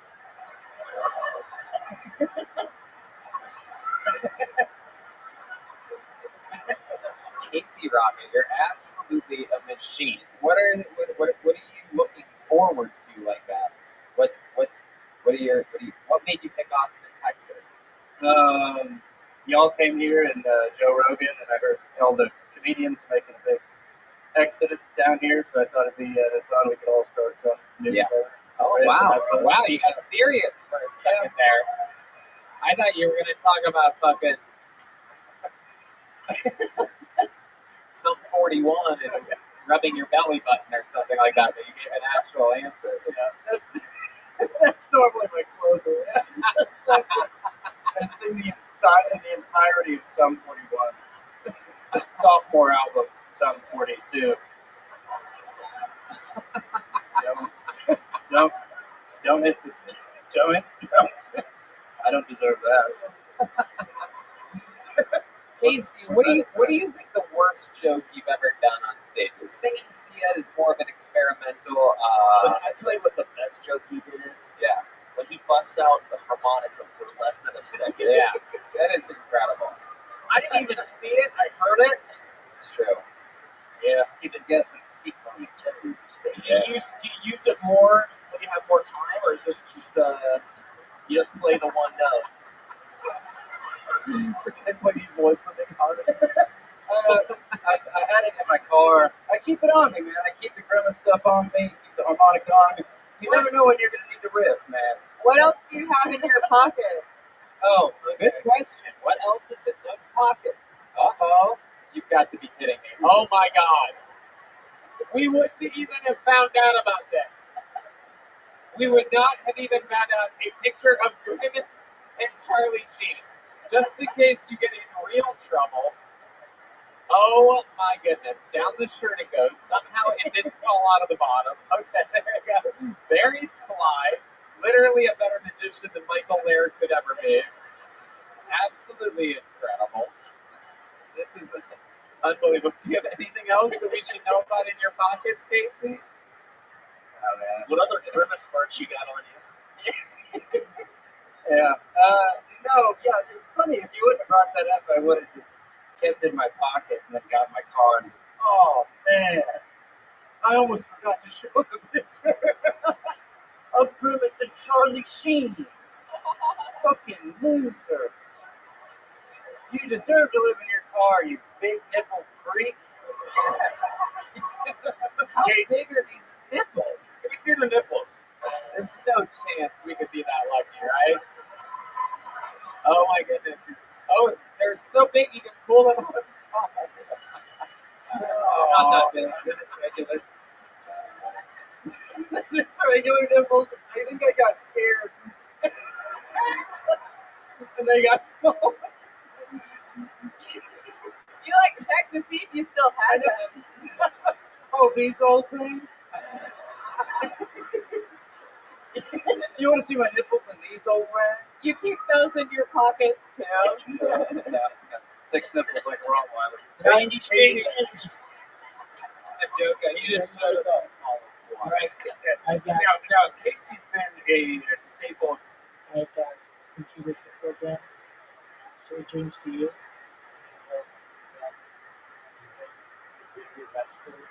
Sleep.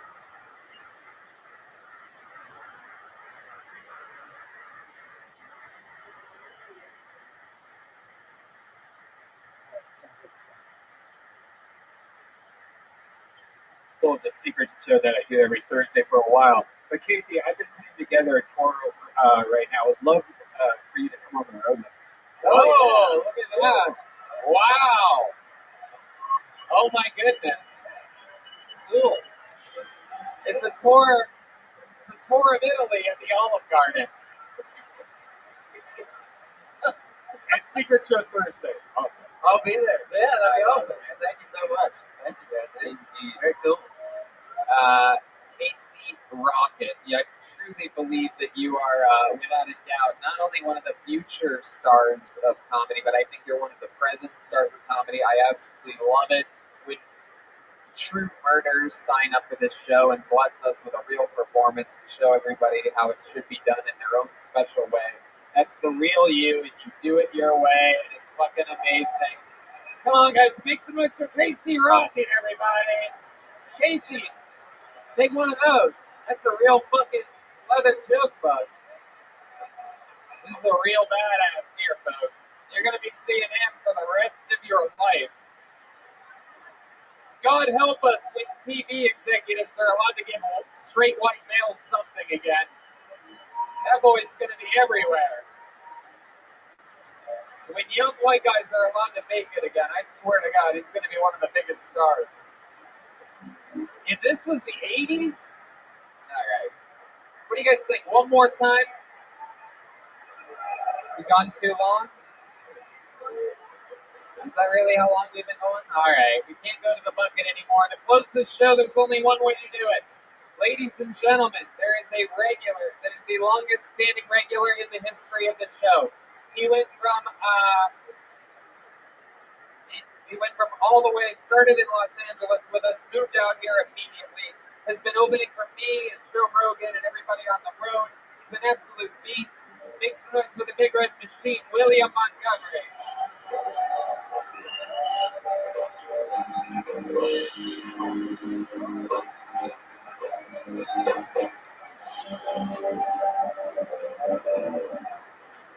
God, how am I supposed to follow Casey?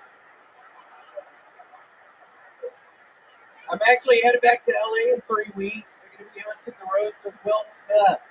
I asked him if there were any topics that were off limits, and surprisingly, he said no.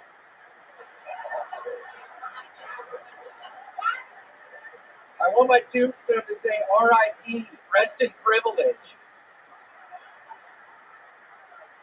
You know, for someone to have so much privilege, I sure have trouble spelling it.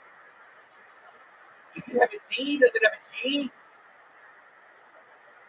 Y'all act like you're all cool with trans people, so one of them wins the Kentucky Derby.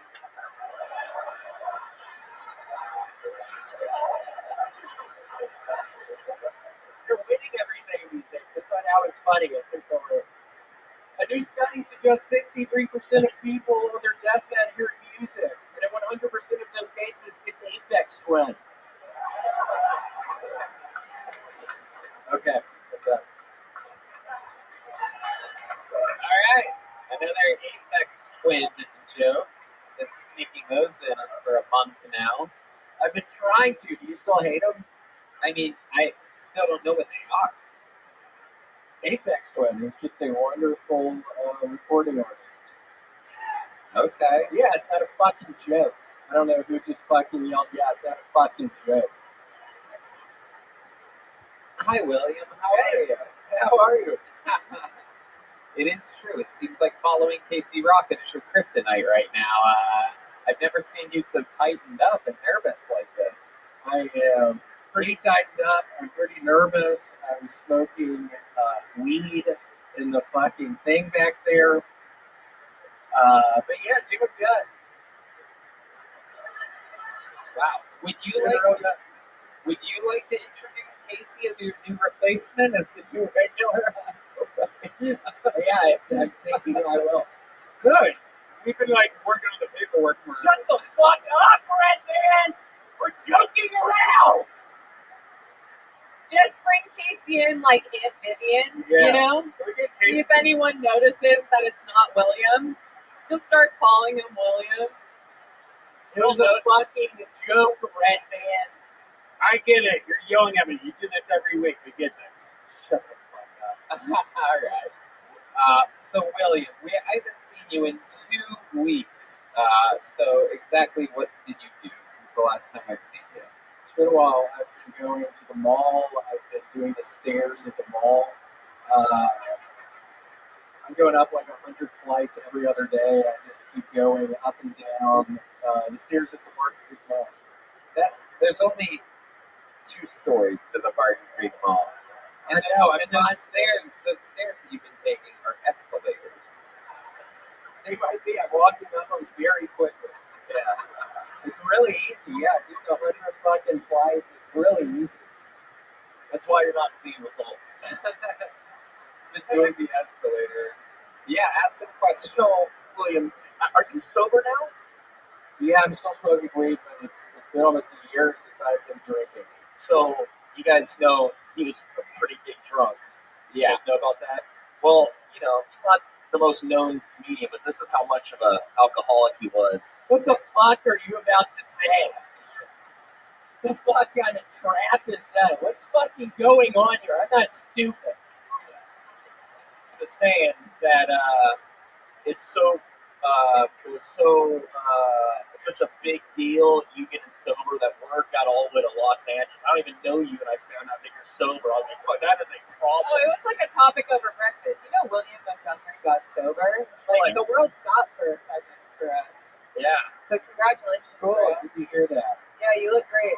I didn't know what the fuck you were about to say. That's what I was going to say.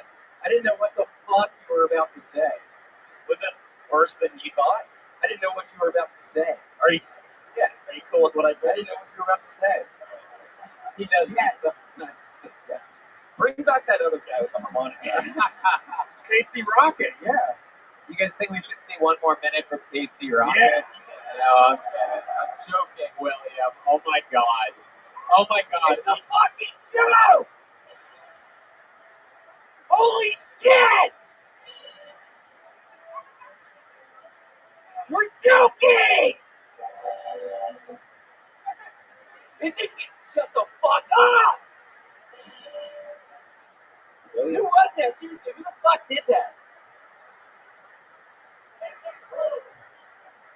God, get him out of here. Somebody get him out of here now. No, don't kick him out. Monford, it's okay. Don't kick him.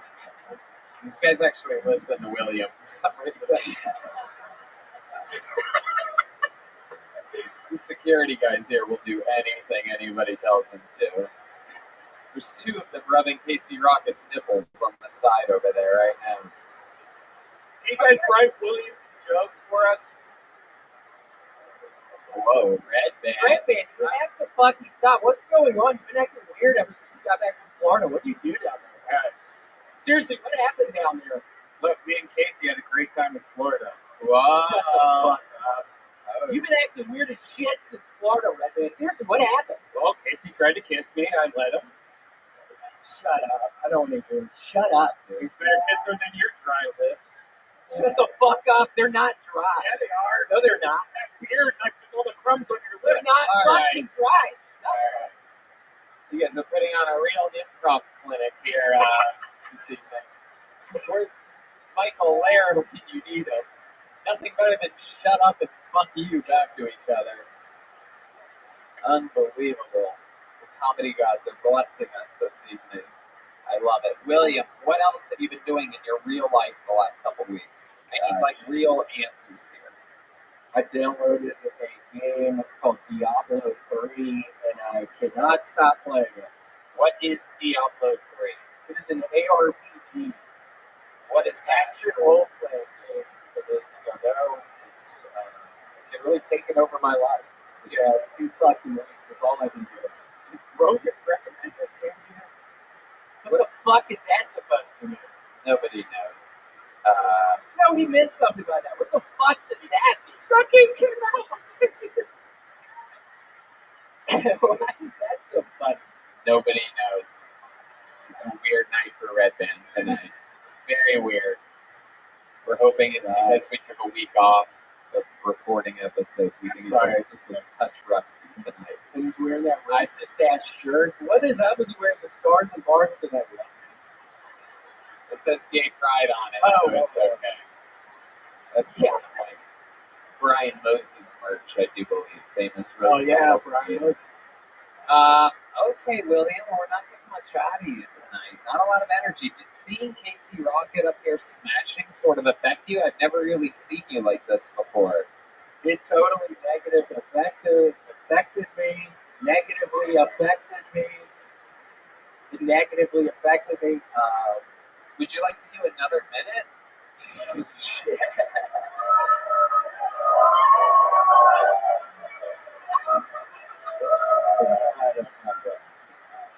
Aphids, twin. Yeah, I think those are great. I wish you liked them, Tony. I can tell you don't like those.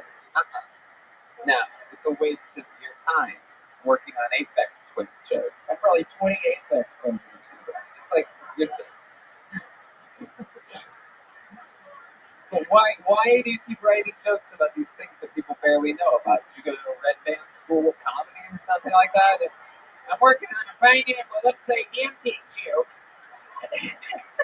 If I make just one person laugh.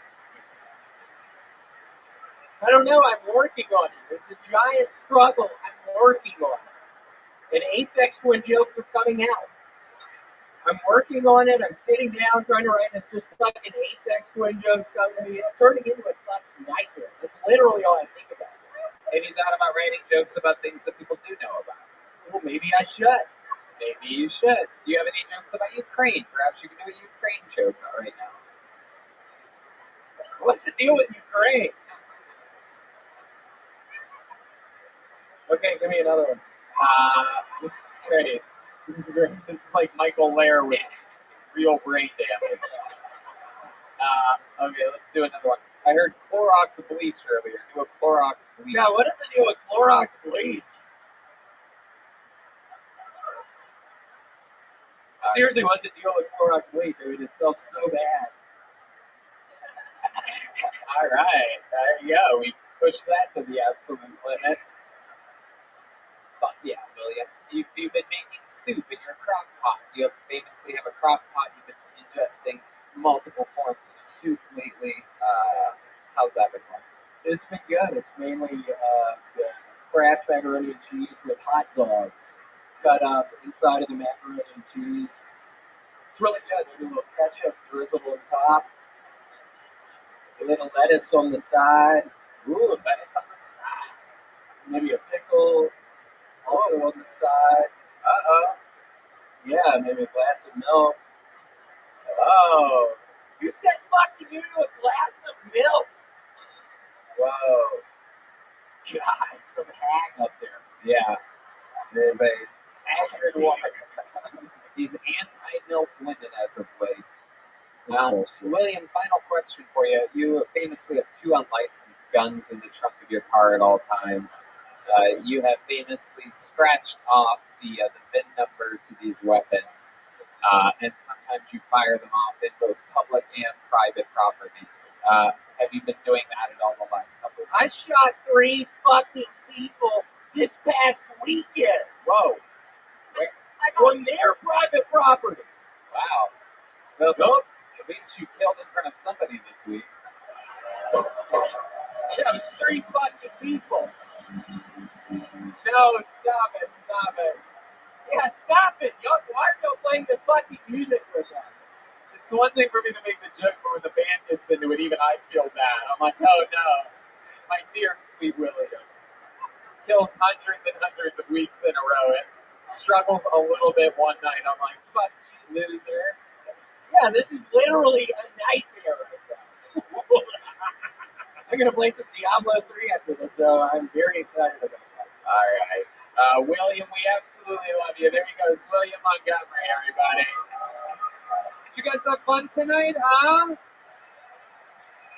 Guys, how about a hand for my guests, Matt Edgar and Rachel Wolfson, huh? Catch them at the Elysian Theater May 8th in Los Angeles, California. They're doing the Netflix is a Joke Festival. They have their own big show at a theater in LA, May 8th. Go see it. And make sure, and I swear to you from the bottom of my heart, you will love Jackass Forever with the great Rachel Wolfson out now on Paramount Plus. The drawing from Ryan J. Ebelt is in. While you guys were all here, he was in LA drawing Matt and Rachel. It is super fucking cool. And how about one more time for the band, everybody? Matt Violing on guitar, Michael Gonzalez on the drums, John Dees on the keys, and D Madness on the bass guitar. A lot of fun. The official Kill Tony after party starts now at the venue that you're at. Thank you guys so much for coming out. Love you. Good night, everybody. Thank you.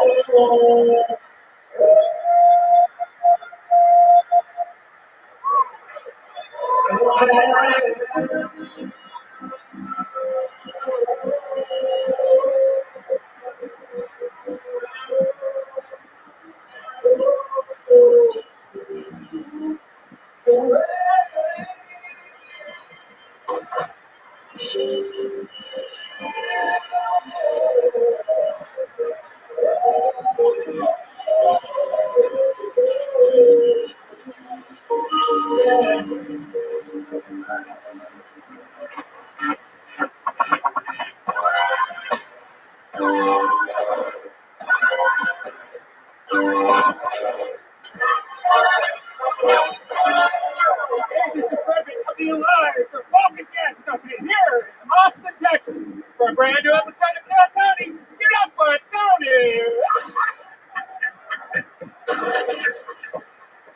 Well, yeah, who wants to get canceled tonight, huh?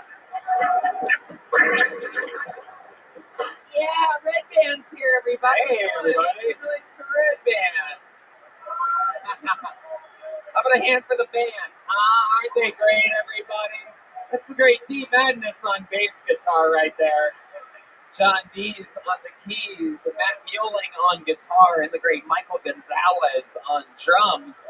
Welcome to Kill Tony, brought to you by the Red Rose and the Yellow Rose, and Screwball Peanut Butter Whiskey, the official sponsor of the Kill Tony band. Also, White Claw, Red Bull, and the W Hotel, where now if you use the code Kill Tony upon arrival on a Sunday or Monday night, you get 25% off. So those of you visiting from out of town, coming to Austin to see the show, to stay at the W. It's a great hotel. Yeah, it is. It's absolutely my favorite hotel to stay at when I'm visiting Austin.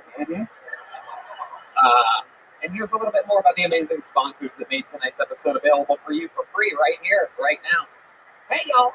Indeed, it is Tony Hinchcliffe here, telling you that I am back out on tour with my stand-up comedy, lugging a bunch of my funniest friends with me all around the country. We're back at it. Salt Lake City, May 20th and 21st. Buffalo, June 10th and 11th. Atlantic City, New Jersey, June 24th and 25th. Tampa, Florida, July 15th and 16th. Houston, Texas, July 28th and 29th and the 30th. Dallas, Texas, the 12th and 13th of August. And August 26th and 27th. San Antonio, Texas. Nashville, Tennessee, making my long-awaited return September 29th, 30th, and October 1st. Excited to get back to Nashville, San Antonio, Dallas, Houston, Tampa, Atlantic City, and Buffalo, and of course, Salt Lake City, the home of my favorite religion. All very soon. That's tickets available at TonyHinchcliffe.com, and we'll see you out there. Hey, y'all, you've heard me talk about how important it is to have a VPN to protect your online privacy, but choosing a VPN you trust is equally as important. Now, I like to do research on my sponsors, and I only recommend brands to my listeners that I believe in. I can say with full confidence that ExpressVPN is the best VPN on the market today. Here's why.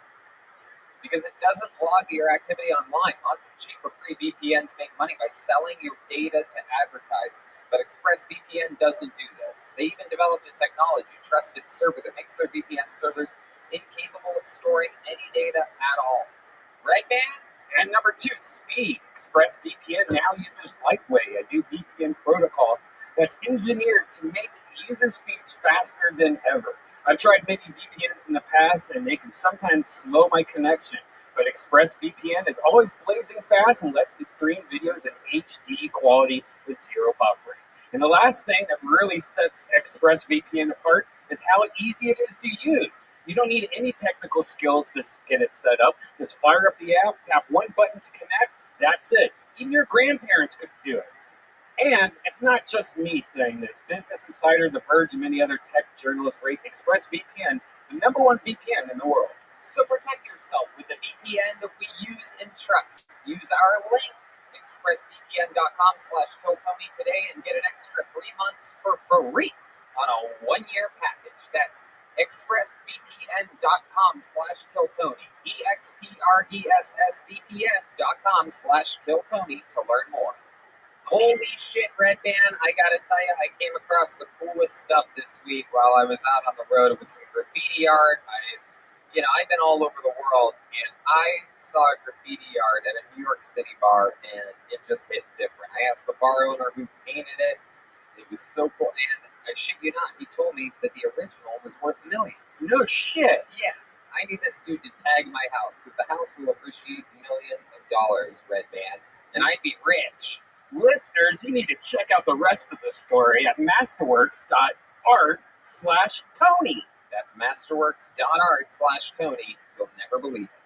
You guys ready to start tonight's show or what? Huh? You're at it. Nobody has more fun than us on Mondays. Every single week I have some of the funniest comedians in the world on, and this week is no different. One of my favorite fighters of all time and one of the top young rising comedians in the world are here. Make some noise for the great Brian Simpson and Jake Shields, everybody. Oh, shit. Brian Simpson, fresh off of the new Netflix, The Stand-Ups, Season 3. Yeah, anywhere's good. Come on, man. Make yourselves at home. The great Jake Shields, fighting royalty, Brian Simpson, comedy royalty, BS with Brian Simpson, and the new Netflix, The Stand-Up Season 3, Brian Simpson is on. And this is the great Jake Shields here just to make sure that in this day and age, if anybody tries to fucking Will Smith me, now I invite UFC fighters to the show. Yeah, it's going to be tough up there with two comedians, but hey, at least I can fight. Goddamn right. You talk shit to this guy, he's going to beat the shit out of you, everybody. So just laugh at his jokes and play along, everyone. Pretend I'm funny. Bunch of people signed up for the chance to do 60 seconds here tonight. If I pull one of their names out of this bucket, that means they get 60 seconds. You know their time's up and you have the sound of a kitten.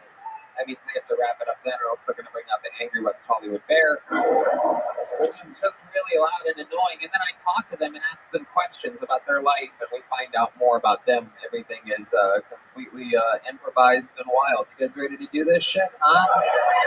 All right, to start tonight's show, we have a few regulars on this show. It's been a part of the show since the beginning, where some people, a very, very chosen few, have the hard job of writing and performing a brand new minute every single week. Pretty much impossible in the stand-up comedy world.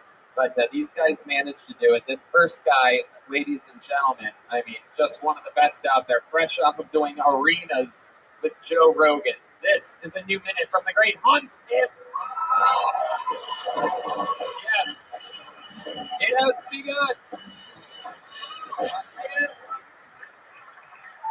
I don't like how the first thing that people tell me is their name, because now I have to remember their name for the entire conversation on the off chance that it's interesting. Why don't you tell me your name at the end so I know who to blame for the shitty chit-chat I had? I like how Christians, some traditional Christians have the Footprints poem in their house, because that poem is about Jesus carrying a dude on a beach.